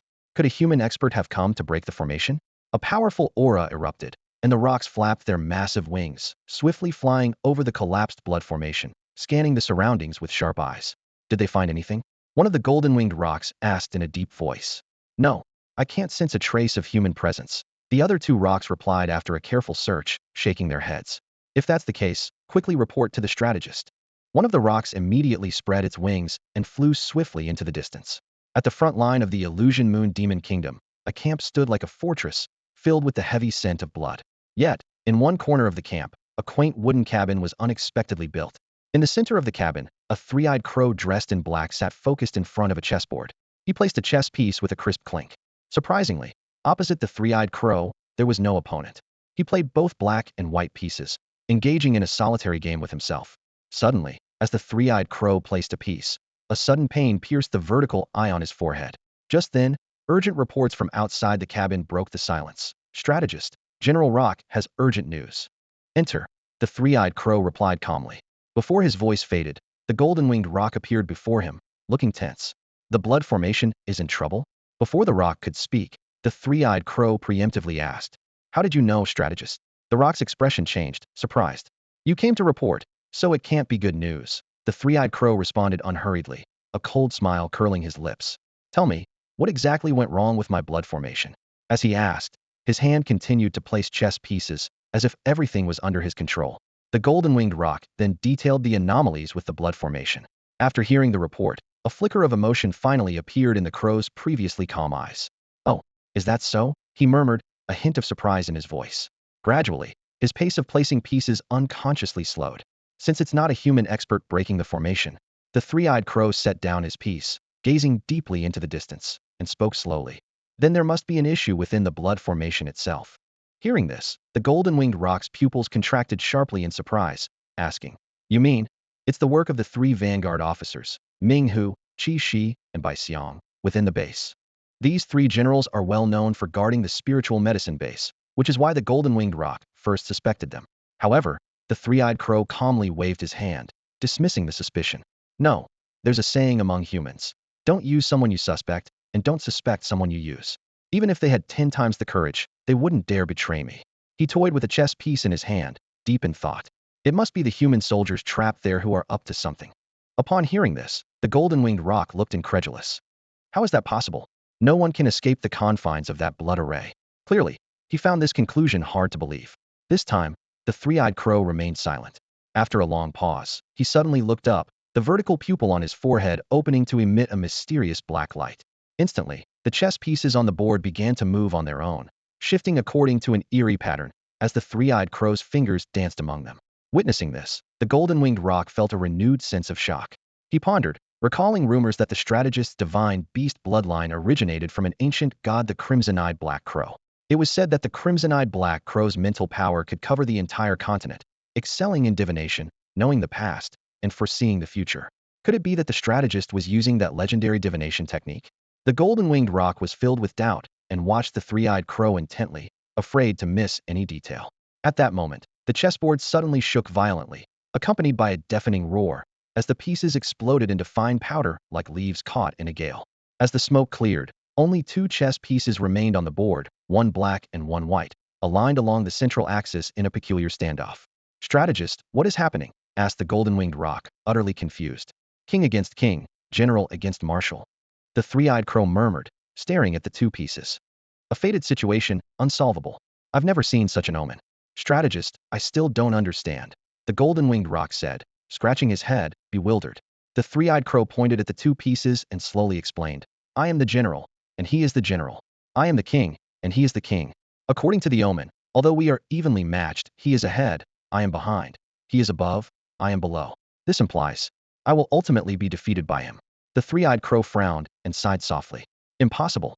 Your wisdom is unmatched, strategist. In terms of strategy, no human could ever defeat you." The golden-winged rock shook his head firmly, holding the strategist's intellect in the highest regard, believing it unparalleled. "Strategist, who is this he you speak of?" The golden-winged rock's eyes flashed with a hint of murderous intent. "My nemesis," the three-eyed crow muttered, his gaze drifting toward the direction of the human camp. How could it be? Qin Dao was just a decoy I created. How could I possibly lose? There are 6 days left until the blood formation sacrifice is complete. In a side hall of the demon clan's base, Li Bai was having a quiet conversation with an elderly man. Suddenly, Jin Yo, a small and stout figure, jumped up and shouted angrily. You, boy, you've only been in there half a day, and you've caused such a commotion. Do you even know what happened outside? He stared at Li Bai, his face full of anxiety. The blood formation suddenly collapsed halfway, shaking the entire base 3 times. Upon hearing this, Li Bai realized the chaos outside. He had thought he was enjoying the battle inside without knowing it had caused such a disturbance. Your antics have also alarmed those 2 secluded beasts. Jinyo looked around warily, his expression serious. The white elephant may seem formidable, but it's actually lazy and cowardly. The dark tiger is all brawn and no brain. But the red snake is different. She's cunning and ruthless. I'm worried you might expose your identity in front of her. You might be able to fool the white elephant, but with the red snake, you won't stand a chance. However, Li Yebai remained unusually calm. At this point, he possessed the power of level 55, and could even summon 3 spirits of level 65. Even if those 3 vanguard beasts attacked at once, he could personally ensure their demise. The only concern he had was the Tianshang poison parasitizing his body, uncertain of when it might flare up again. Although he had fed it a massive amount of spiritual energy this time, the thought of being backstabbed by it at some future moment filled him with unease. Why did you come back empty-handed? The old man's tone was clearly displeased, obviously frustrated by the lack of gain. Senior, you've misunderstood me, Li Yebai explained helplessly, waving his hand. I did bring spiritual herbs back, but as soon as they came into contact with the poisonous mist, they withered instantly. As he spoke, he placed a wilted herb in front of them. You know I don't have a spatial device to carry these herbs. Upon hearing this, Jinyo's face turned as sour as if he'd eaten something unpleasant, gritting his teeth. How many herbs are there in there? About. Over 200, Li Yebai replied. What? The old man almost popped his eyes out in shock. If you didn't have a spatial device, you should have said so earlier. Over 200 herbs just sitting there, and you still managed to walk away. Are you even human? Li Yebai's lips curled into a smile. I've already consumed over 100. If you're interested in the remaining 100. He deliberately paused, then continued. Lend me a spatial device. As soon as he finished speaking, the aura around Li Yebai erupted, and a powerful pressure swept the area like a tidal wave. What kind of monster are you? Jin Yo was stunned, feeling the astonishing aura emanating from Li Yebai. I remember you were only at level 30-something before you went in. How did you reach level 50-something in just half a day? Jin Nichio's eyes were wide with shock, his disbelief written all over his face. Could it be true? Did you really consume those spiritual herbs? His pupils contracted as he stared suspiciously at Li Yebai. At that moment, Li Yebai took a step, and a sundial totem suddenly appeared, filling the room with a crimson hue. Following this, 3 spectral figures emerged behind him, each radiating an aura so terrifying that it was impossible to look directly at them. Senior, do you think I'm joking with you? Li Yebai said calmly.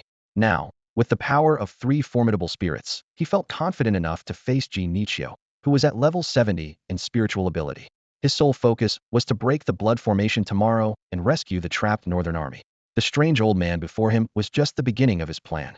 Seeing the fleeting spiritual figures, Jin Nichio's expression changed again. Although he had seen 2 of them before, their aura was now entirely different. He thought to himself that if he were restrained by these figures again, escape would be nearly impossible, as their power was only slightly weaker than his own. As a seasoned veteran, Jin Nichio began to question his understanding of the world. He had never heard of someone with such a terrifying and inexplicable talent as Li Yebai. Spatial artifact. Jin Nichio muttered after a long pause, seemingly weighing his options. This kid has grown wings and is now negotiating with me. Although spatial artifacts were incredibly valuable, the spiritual herbs nearing king-level status were equally precious. Since he was only lending it, not giving it away, surely Li Yebai would return it. So, how many herbs are you planning to share with me? Jin Nichio reluctantly compromised after considering the pros and cons. After all, his main goal in sneaking in was to acquire these precious herbs. Over 100 plants, we'll split them 50-50, Li Yebai replied cheerfully. You've already consumed over 100, and now you want 50 more. Jin Nichio exclaimed, jumping up in anger, his face red with frustration. What? Do you think entering that poisonous mist comes without risk? Senior, if you don't want these 50 herbs, I'll go back tomorrow and consume them all myself, Li Yebai said, turning to leave. Fine, 50-50 it is. You really are a tough negotiator. The old man hurriedly agreed, realizing he had no choice. He muttered to himself about how Li Yebai was not only frighteningly talented, but also shrewd and cunning. With that, Jin Nichio waved his hand, revealing a variety of spiritual artifacts on the floor. They came in different forms: necklaces, rings, bracelets dazzling in their array. Li Bai was taken aback, counting over a dozen of them. He asked in surprise, "Are all these spatial artifacts? Senior, are you running a wholesale business?" Now it was Li Bai's turn to be bewildered, staring at Jean Nichio with wide eyes. "Humph, we're both full of surprises," the old man retorted, clearly unwilling to elaborate. "Don't dawdle. Pick one quickly," he urged, a pained expression on his face, indicating the value of these artifacts to him. "Choose the ring in the middle." Shenong's voice suddenly echoed in Li Bai's mind. That artifact is of high quality, with a much larger internal space than the others. Li Bai immediately understood and grabbed the ring. "Can't you pick a different one?" The old man's face turned awkward as soon as Li Bai took the unassuming ring. "I like this ring." Li Bai ignored the suggestion entirely. "A young man like you would look much cooler with a necklace or bracelet. What's the use of a ring?" The old man pleaded, clearly pained by the choice. "I just like rings. I'm planning to propose." Li Bai joked with a cheeky grin. "Propose to whom? There are only monsters here." Jean Nichio nearly slapped himself in frustration, regretting ever getting involved with this kid. Li Bai, with a puzzled old man in tow, walked over to the pagoda. Knowing the array would be broken tomorrow and he'd be leaving, he thought to himself that he should take something as a keepsake. With a mysterious smile, he strode towards the pagoda. "Master Bai Yi, you're here again." The gatekeeper Yaksha greeted Li Bai respectfully upon seeing him. Li Bai, calm and composed, pointed to the old wolf behind him and said to the Yaksha, "Let him assist me." The Yakshas had no objections and quickly allowed them to pass. In a corner of the first floor of the pagoda, a petite fox demoness quietly appeared. Upon seeing Li Bai, she immediately knelt respectfully and said, "Greetings, Senior Bai Yi." Li Bai vaguely remembered her and asked, "Are you the sister of Fox Sanlang?" The fox demoness nodded, gratitude shining in her eyes. "Yes, if not for Senior Bai Ye's intervention, I would have been punished by Lord White Elephant's military law." Li Bai asked tentatively, "Is there anyone else in the tower besides you?" The fox demoness answered truthfully, "Today is the day the two vanguard lords leave seclusion, so everyone has been summoned to the central hall. I'm the only one left here on guard. Since you're the only one here, I need you to help me find out something," Li Bai said seriously. The fox demoness immediately replied, "Please instruct me, Senior. I will tell you everything I know." Li Bai hesitated for a moment, then asked, "The human killed by the nether tiger, is his body here in the base?" He was referring to Ba Long, the captain of the Snow Wolf squad.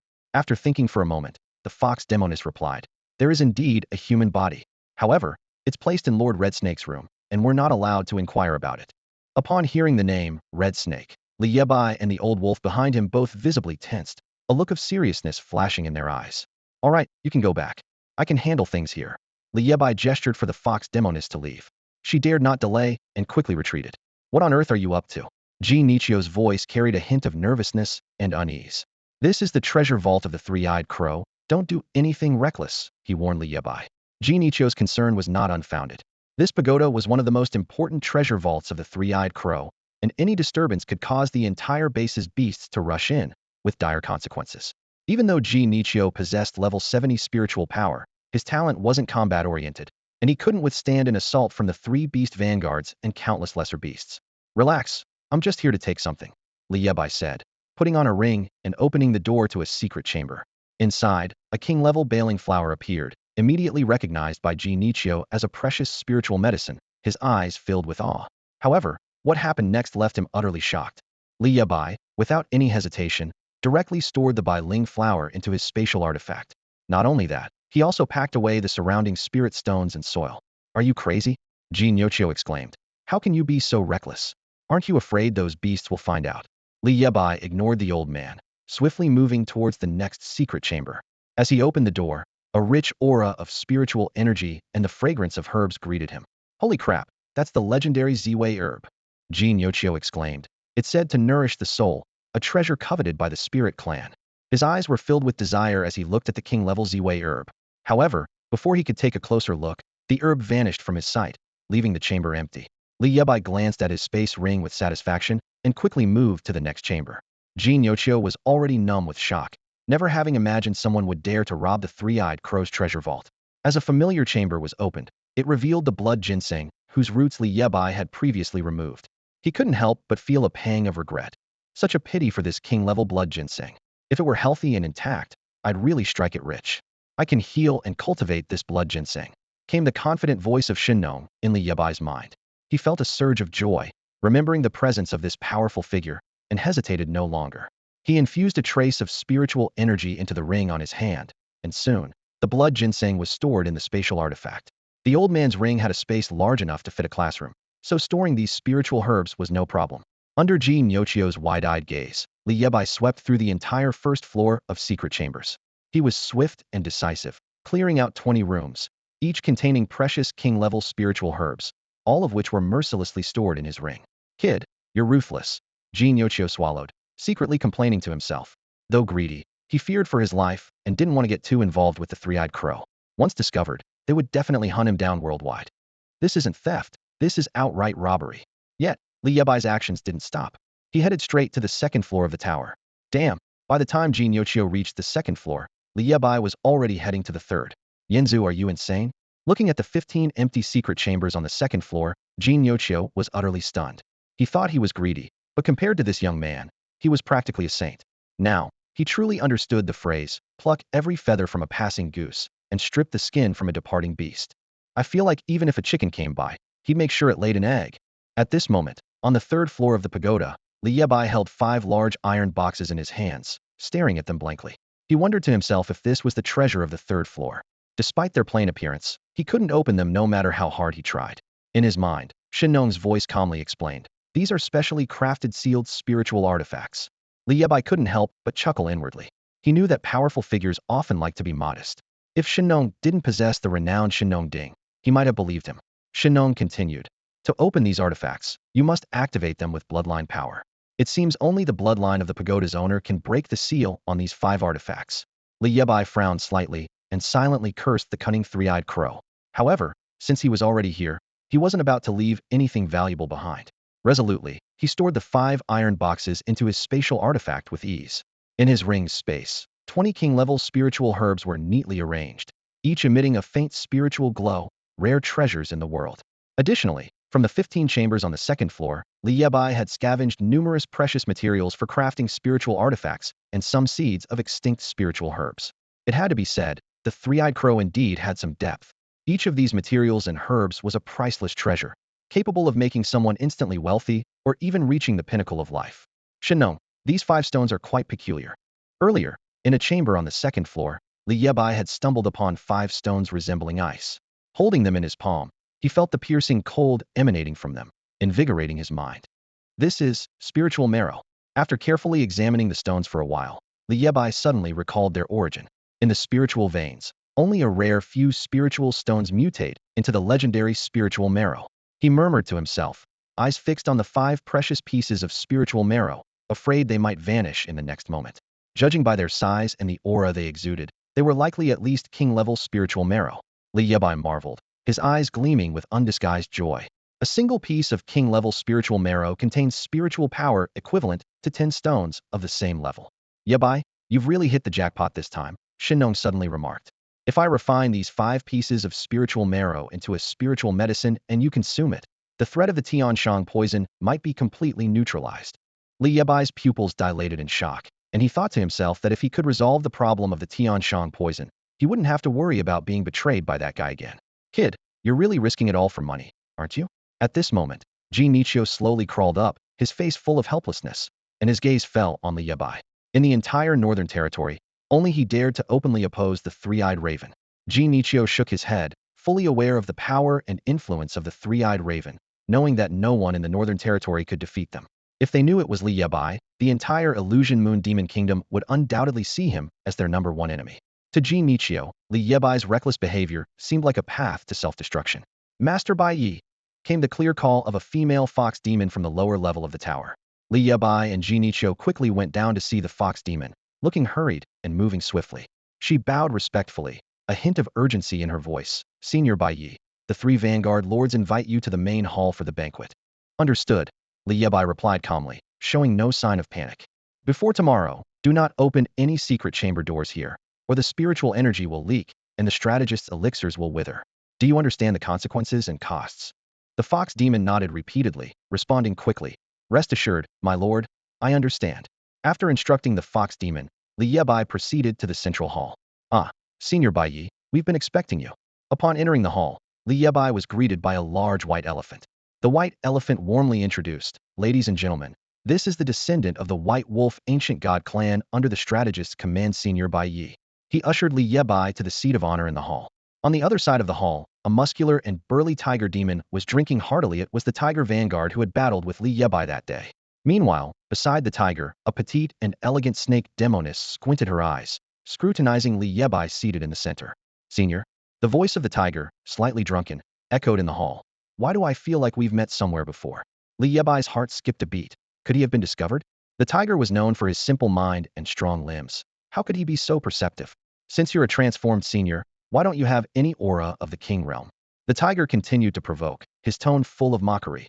A senior so low-key. That's not typical of our demon clan. Despite the tiger's provocation, Li Yebai remained calm and unruffled. Just keep drinking. I'll personally handle your funeral later. Li Yebai sipped his wine, a flicker of killing intent in his eyes. At this moment, the white elephant hurried to mediate the tense atmosphere.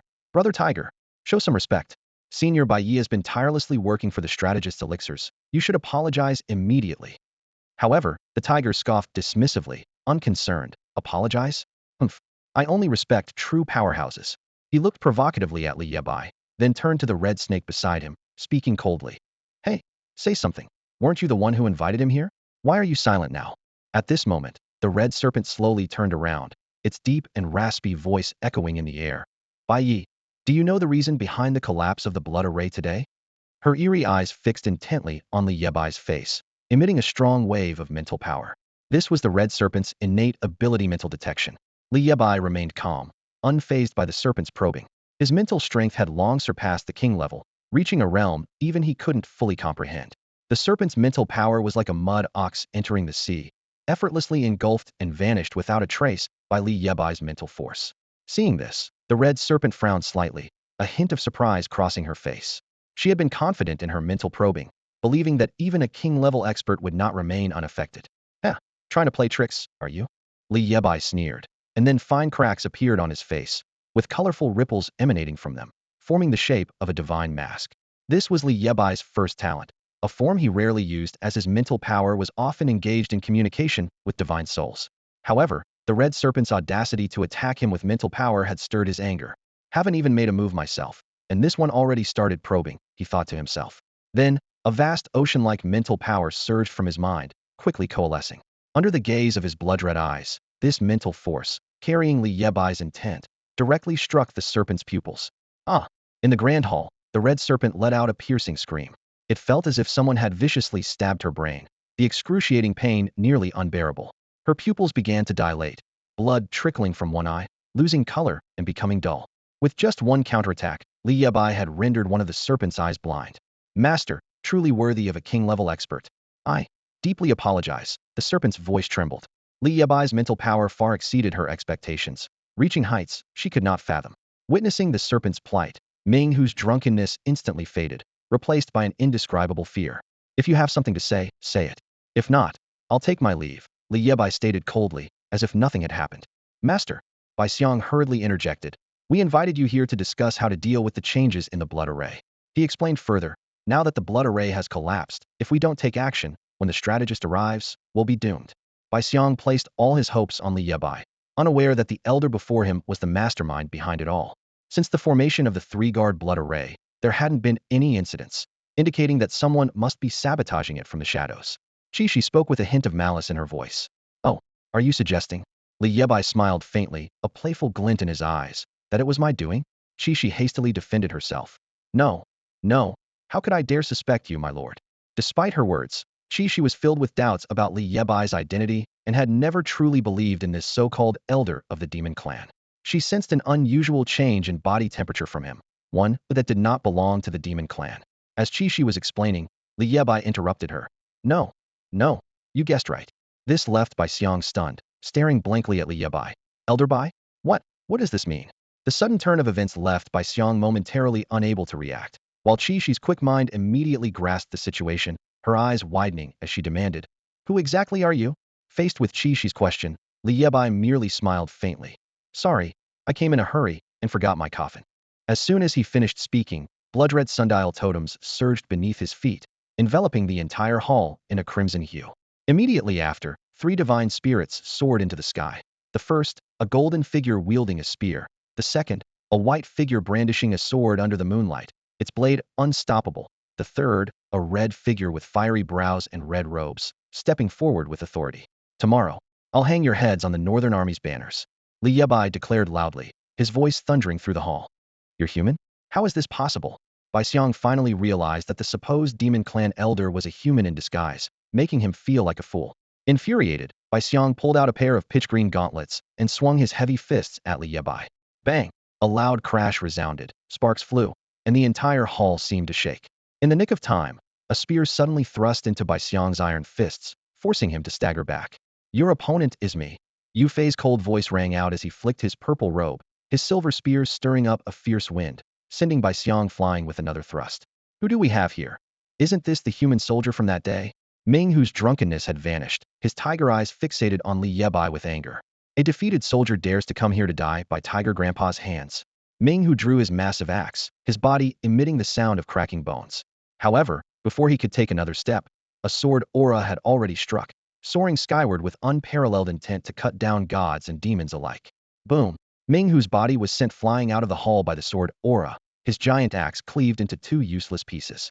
I told you, I'll hang your heads on the Northern Army's banners. Li Yebai murmured as he approached Qi Shi.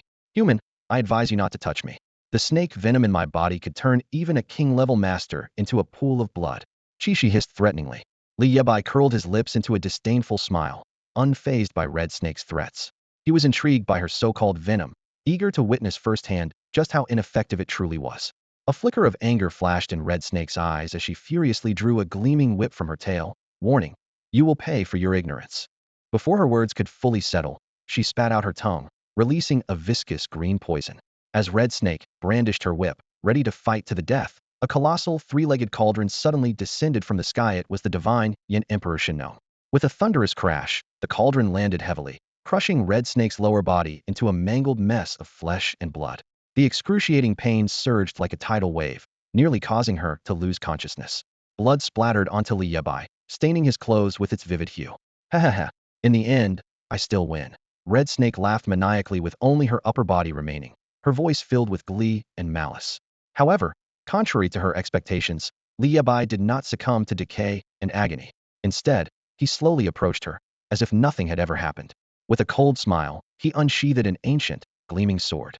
With a gentle swing, the sword released a sharp energy that instantly severed Red Snake's head, sending it rolling to the ground. Meanwhile, the blood-soaked dark tiger collapsed to the ground, panting heavily, his body covered in over 60 wounds, all inflicted by sharp sword energy. Gazing at the white-clad figure before him, Dark Tiger was utterly exhausted and deeply shocked. This human's summoned spirit. I fought him just a few days ago, and now his aura has surpassed mine. The light in his eyes gradually faded, replaced by a sense of unwillingness and fatigue. Li Bai stood silently before Dark Tiger, his expression calm and serene, surrounded by a sword aura that seemed to split the heavens and earth. Giving Dark Tiger no time to process his astonishment, he unleashed a sword named Demon Vanquish, its icy light slicing through the air, piercing Dark Tiger's body in an instant. The massive tiger head soared into the sky, and the last thing Dark Tiger saw was his own body being severed and shattered. On one side of the Grand Hall, White Elephant's fists were covered in blood-stained marks. Despite his immense strength, he could not budge his opponent even slightly. Yue Fei wielded a spear, adept in both offense and defense, his spear techniques as swift as lightning and as fierce as a heavenly fire, making him impossible to predict.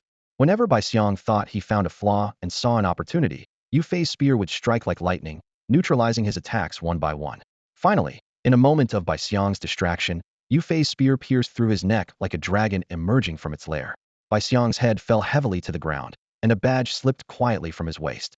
A vanguard token? Li Yebai's quick reflexes allowed him to swiftly pick up the badge and store Bai Xiang's head in his spatial artifact. Inside his ring space at that moment, 3 beast cores with power levels over 60, along with 3 beast heads, were neatly arranged. However, everything that had just happened was witnessed by Ji Nichio, hiding in the corner. The old man was in a state of shock, with his mind blank and only astonishment filling his heart. How did this young man become so terrifyingly powerful in just half a day? Ji Nichio wondered to himself. He knew that if he were in the same situation, facing the combined assault of 3 beasts with power levels over 60, he would stand no chance. Even with his combat talent, he could never take on 3 opponents at once, let alone achieve such a swift victory. Li Yebai's displayed strength and talent were truly bewildering. Senior Ji, since you're here, why not show yourself? The sundial totem beneath Li Yebai's feet quickly retracted, and the 3 spirit shadows dissipated into nothingness. The 3 large headless corpses scattered around the hall were particularly striking. This kid's talent is quite peculiar, Jinichio murmured, stroking his chin as he slowly approached after being discovered. Despite having a summoning talent, Li Bai could call forth 3 summoned spirits with power levels of 65, 10 levels higher than his own. If they were to fight, wouldn't he be overwhelmed? The thought sent a chill down Jinichio's spine. Ahem, Jinichio cleared his throat, but before he could speak, Li Bai interjected. Senior, time is of the essence. I need to break the blood array now, and I need you to find something for me. With that, Li Bai leaned in and whispered in Jinichio's ear. What? You want me to find a corpse? Jinichio exclaimed, jumping up in surprise. I am a spirit core hunter, not some grave robber. Please respect my profession. He huffed, his mustache bristling with irritation. However, Li Bai simply smiled. I can offer you 10 more spirit herbs from the garden as compensation. But since you're so sincere, helping you find a corpse might not be out of the question. Hearing this, Jinichio's attitude changed instantly. In these times, dignity couldn't buy you a meal. As the saying goes, money makes the world go round, especially for this money-grubbing old man. Thus, Li Bai decisively said, in that case, let's split up. I'll break the blood array, and you help me find that corpse. Once we're done, we'll regroup at the side hall and retreat to the surface. Not long after, Li Bai found himself back at the White Wall's barrier. He easily crossed the toxic mist and reached the medicinal garden. This time, before the blood array could attack, he acted with lightning speed, uprooting the remaining 100+ spirit herbs in the blink of an eye. His swift actions left others in awe. Collect. In an instant, over 100 spirit herbs were stored in his spatial artifact. With the herbs gone, the blood array lost its source of power. Within minutes, the outer structure of the blood array began to collapse extensively. The once sturdy formation crumbled like a sandcastle, showing signs of disintegration. The massive vines enveloping the entire town started to wither and decay. The vines entangling the soldiers also turned yellow and white, wilting and dissolving. Simultaneously, the entire town, along with the underground demon base, began to tremble. They needed to return to the surface immediately. Everything was about to collapse. In the underground base, in front of the teleportation array, Jinichio, with his somewhat short stature, was struggling to carry the tall body of a man as he walked forward slowly. The man's corpse, standing at about 6 feet tall, was remarkably noticeable. As Ji looked up, he saw Li Bai had been waiting for some time. Senior Ji, the young man greeted from a distance. Oh, these old bones of mine. The elderly man chuckled bitterly upon seeing Li Bai, and then he gently laid the man's body on the ground. This corpse was none other than Balong, the captain of the Snow Wolf team. His face was pale, and his body emitted a strange green hue. Dressed in a white combat suit, a deep claw mark was evident on his chest, clearly the work of the underworld tiger. Although Balong had lost the breath of life, his skin still retained the texture of a living person. It seemed he had been used as an experimental subject by the red snake, his body filled with snake venom. Jinichio sighed softly, feeling a deep sense of empathy for his fallen comrade. Thank you, senior. Let's return to the surface quickly, Li Bai said, gently lifting Balong's body and stepping into the teleportation array. However, as soon as he stepped in, he paused, looking slightly embarrassed. Do you know the teleportation incantation? He suddenly realized that a specific incantation was required to activate the array, something he had completely forgotten in his focus on breaking the blood array. You youngster, you're really treating this old man like a workhorse, huh? Add 5 more spiritual herbs as compensation, Jinichio said, slightly exasperated but with a hint of satisfaction in his eyes. Remember, age brings wisdom, he added, before reciting a long incantation. As the chant resonated, their figures gradually became blurry until they completely vanished from the underground base. At this moment, deep within the human front lines camp, an elderly man in a green military uniform was anxiously pacing back and forth in a room. His complexion was dark, and his frame was thin, resembling an old farmer working in the fields. Yet his eyes were piercingly sharp, as if they could see through one's soul. In front of this man, the usually bold and straightforward Lan Hao stood like an obedient schoolboy, not daring to make a sound. Jiming also stood quietly in a corner, silent. As for Su Mumu, the commander of the Central Northern War Zone, she dared not utter a word, standing respectfully on the side. The entire room was filled with a tense atmosphere, as if even the air had frozen. According to your reports, there are only 6 days left before the sacrificial blood array concludes. The elderly man finally spoke. Yes, Marshal Lin, that is correct, Su Mumu replied softly, not daring to say more than necessary. The reason for their tension and respect was because the man before them was Lin Jun, known as Marshal Lin, one of the top 10 marshals overseeing the borders of the 3 northern states. In the cold, barren lands of the north, his achievements were legendary, and his reputation was unmatched. In the era when the demon clan was aggressively invading the northern territory and war was raging, it was this old man who stood up and personally established the Northern Army, forging it into a fearless and indomitable force of steel. In the Northern Territory, Lin Zhen's status and power commanded respect from everyone. Thus, people privately gave Lin Zhen a new title, the King of the North. Lin Zhen paused in his speech, then angrily shouted, "Su Mumu, do you realize the trouble you've caused? Among 1,200 soldiers, how did an 18-year-old boy manage to get in?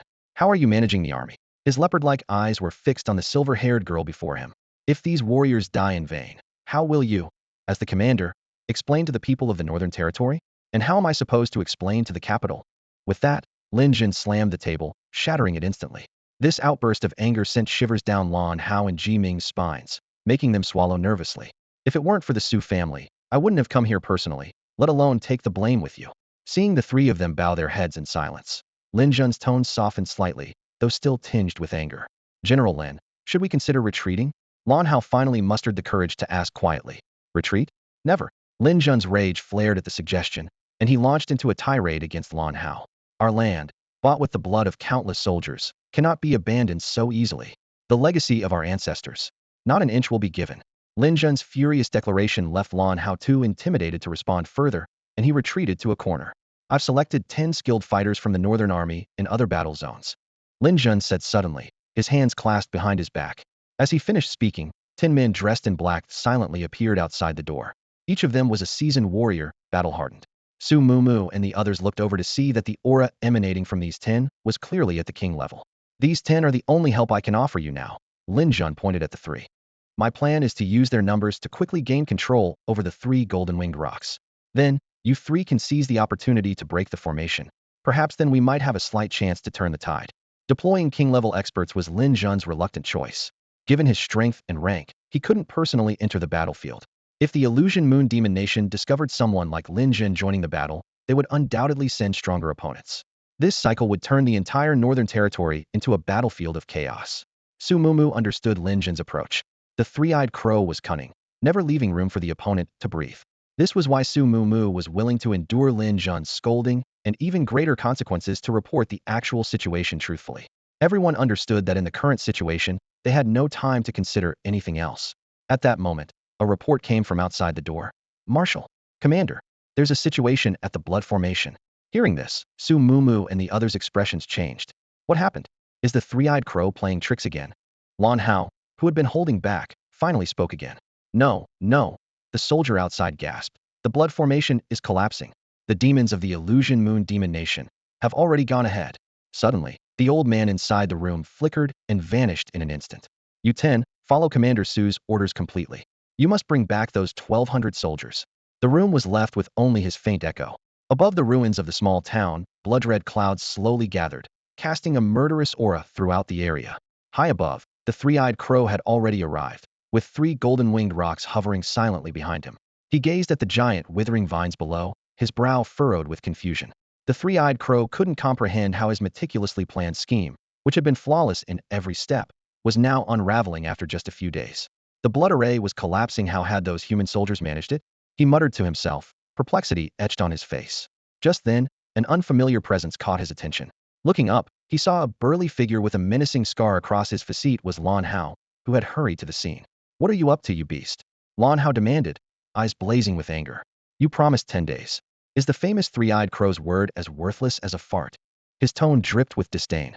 As Lan Hao's voice faded, Su Mumu and Ji Ming also arrived, noticing the strange state of the vines beneath them. Once tightly encircling the town, the outer layers of the vines had all fallen away, withering and lifeless. Why should you care what I do? If the northern front doesn't retreat, your soldiers are doomed." Despite a flicker of panic, the three-eyed crow quickly regained his composure, speaking with a calmness that suggested everything was under his control. "Don't be fooled by his words. The three-eyed crow is bluffing." Suddenly, Lin Jun's steady voice echoed in their minds. "The sacrificial blood array has lost all its vitality and spiritual energi's been broken." Observing from afar, the Northern Front's Grand Marshal watched the scene unfold. "The array broken?" Lan Hao's eyes widened in disbelief at Lin Jun's words. If not for Ji Ming's quick reflexes in covering his mouth, he might have exclaimed aloud. "How is this possible? When did such a master appear in our Northern Army?" Ji Ming wondered silently. "I didn't send anyone to break the array." Su Mumu was just as shocked as Lan Hao, unable to fathom the situation. This is impossible. Why would the demons, who trapped us with such effort, release us so easily? Though usually carefree, Lan Hao understood this much. Marshal Lin, do you know who broke the blood array? The silver-haired girl respectfully asked in their minds. After a long silence, Lin Zhen's voice slowly resonated in the minds of the three. I don't know. I have personally inspected this sacrificial blood array.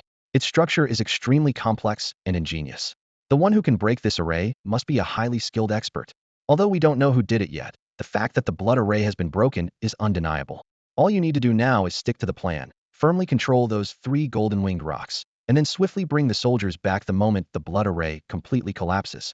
Hearing Lin Zhen's instructions, the three felt a surge of confidence. Lan Hao, brimming with anger, flared his nostrils at the three-eyed crow and shouted loudly, Birdman, let me tell you the truth, retreat? That's impossible. Just wait and see how you continue to pretend. At that moment, with a deafening crash, the vines fell like withered leaves, revealing the outlines of the town's buildings, which gradually became clearer in the sunlight. It's now, Lan Hao roared, and 10 human kings appeared in the sky, surrounding the 3 golden-winged rocks. Su Mumu and the other 2 shot towards the sky above the town like arrows. Commander Su, it seems your people no longer wish to follow the rules. At that moment, a shrill cry echoed from afar. Everyone looked to see a black-purple beast with 9 majestic lion heads appearing before them, exuding an imposing aura. The black 9-headed lion, riding a rolling black cloud, charged forward like a war god. General of the 1st Division of the illusory moon demon nation, 9-headed lion. Lan Hao and the others immediately recognized the hostile presence. The aura of the black 9-headed lion suddenly spread, and its powerful kingly pressure crashed like a tidal wave, instilling fear in their hearts. The Rock Brothers. Old 9 has been ordered by the strategist to lead the 1st Division of the demon nation to assist. The black 9-headed lion spoke with a thunderous voice. Hearing the lion's words, Lan Hao and his companions were shocked, feeling a sense of impending doom. The 1st Division? As everyone wondered, a swarm of dark beasts surged from the ground not far from the town, like black clouds blotting out the sky, rushing towards them at an astonishing speed. The strategist had long anticipated your little tricks, you humans. The black 9-headed lion sneered, its voice full of disdain. Following behind it, 9 dark shadows moved in unison, swiftly approaching. These 9 shadows emitted an unsettling aura, as if demons had emerged from hell. Black Mountain 9 fiends. Lan Hao and the others looked grave, exclaiming silently in their hearts. These 9 shadows were the elite generals of the illusory moon demon nation's 1st Division, the Black Mountain 9 fiends.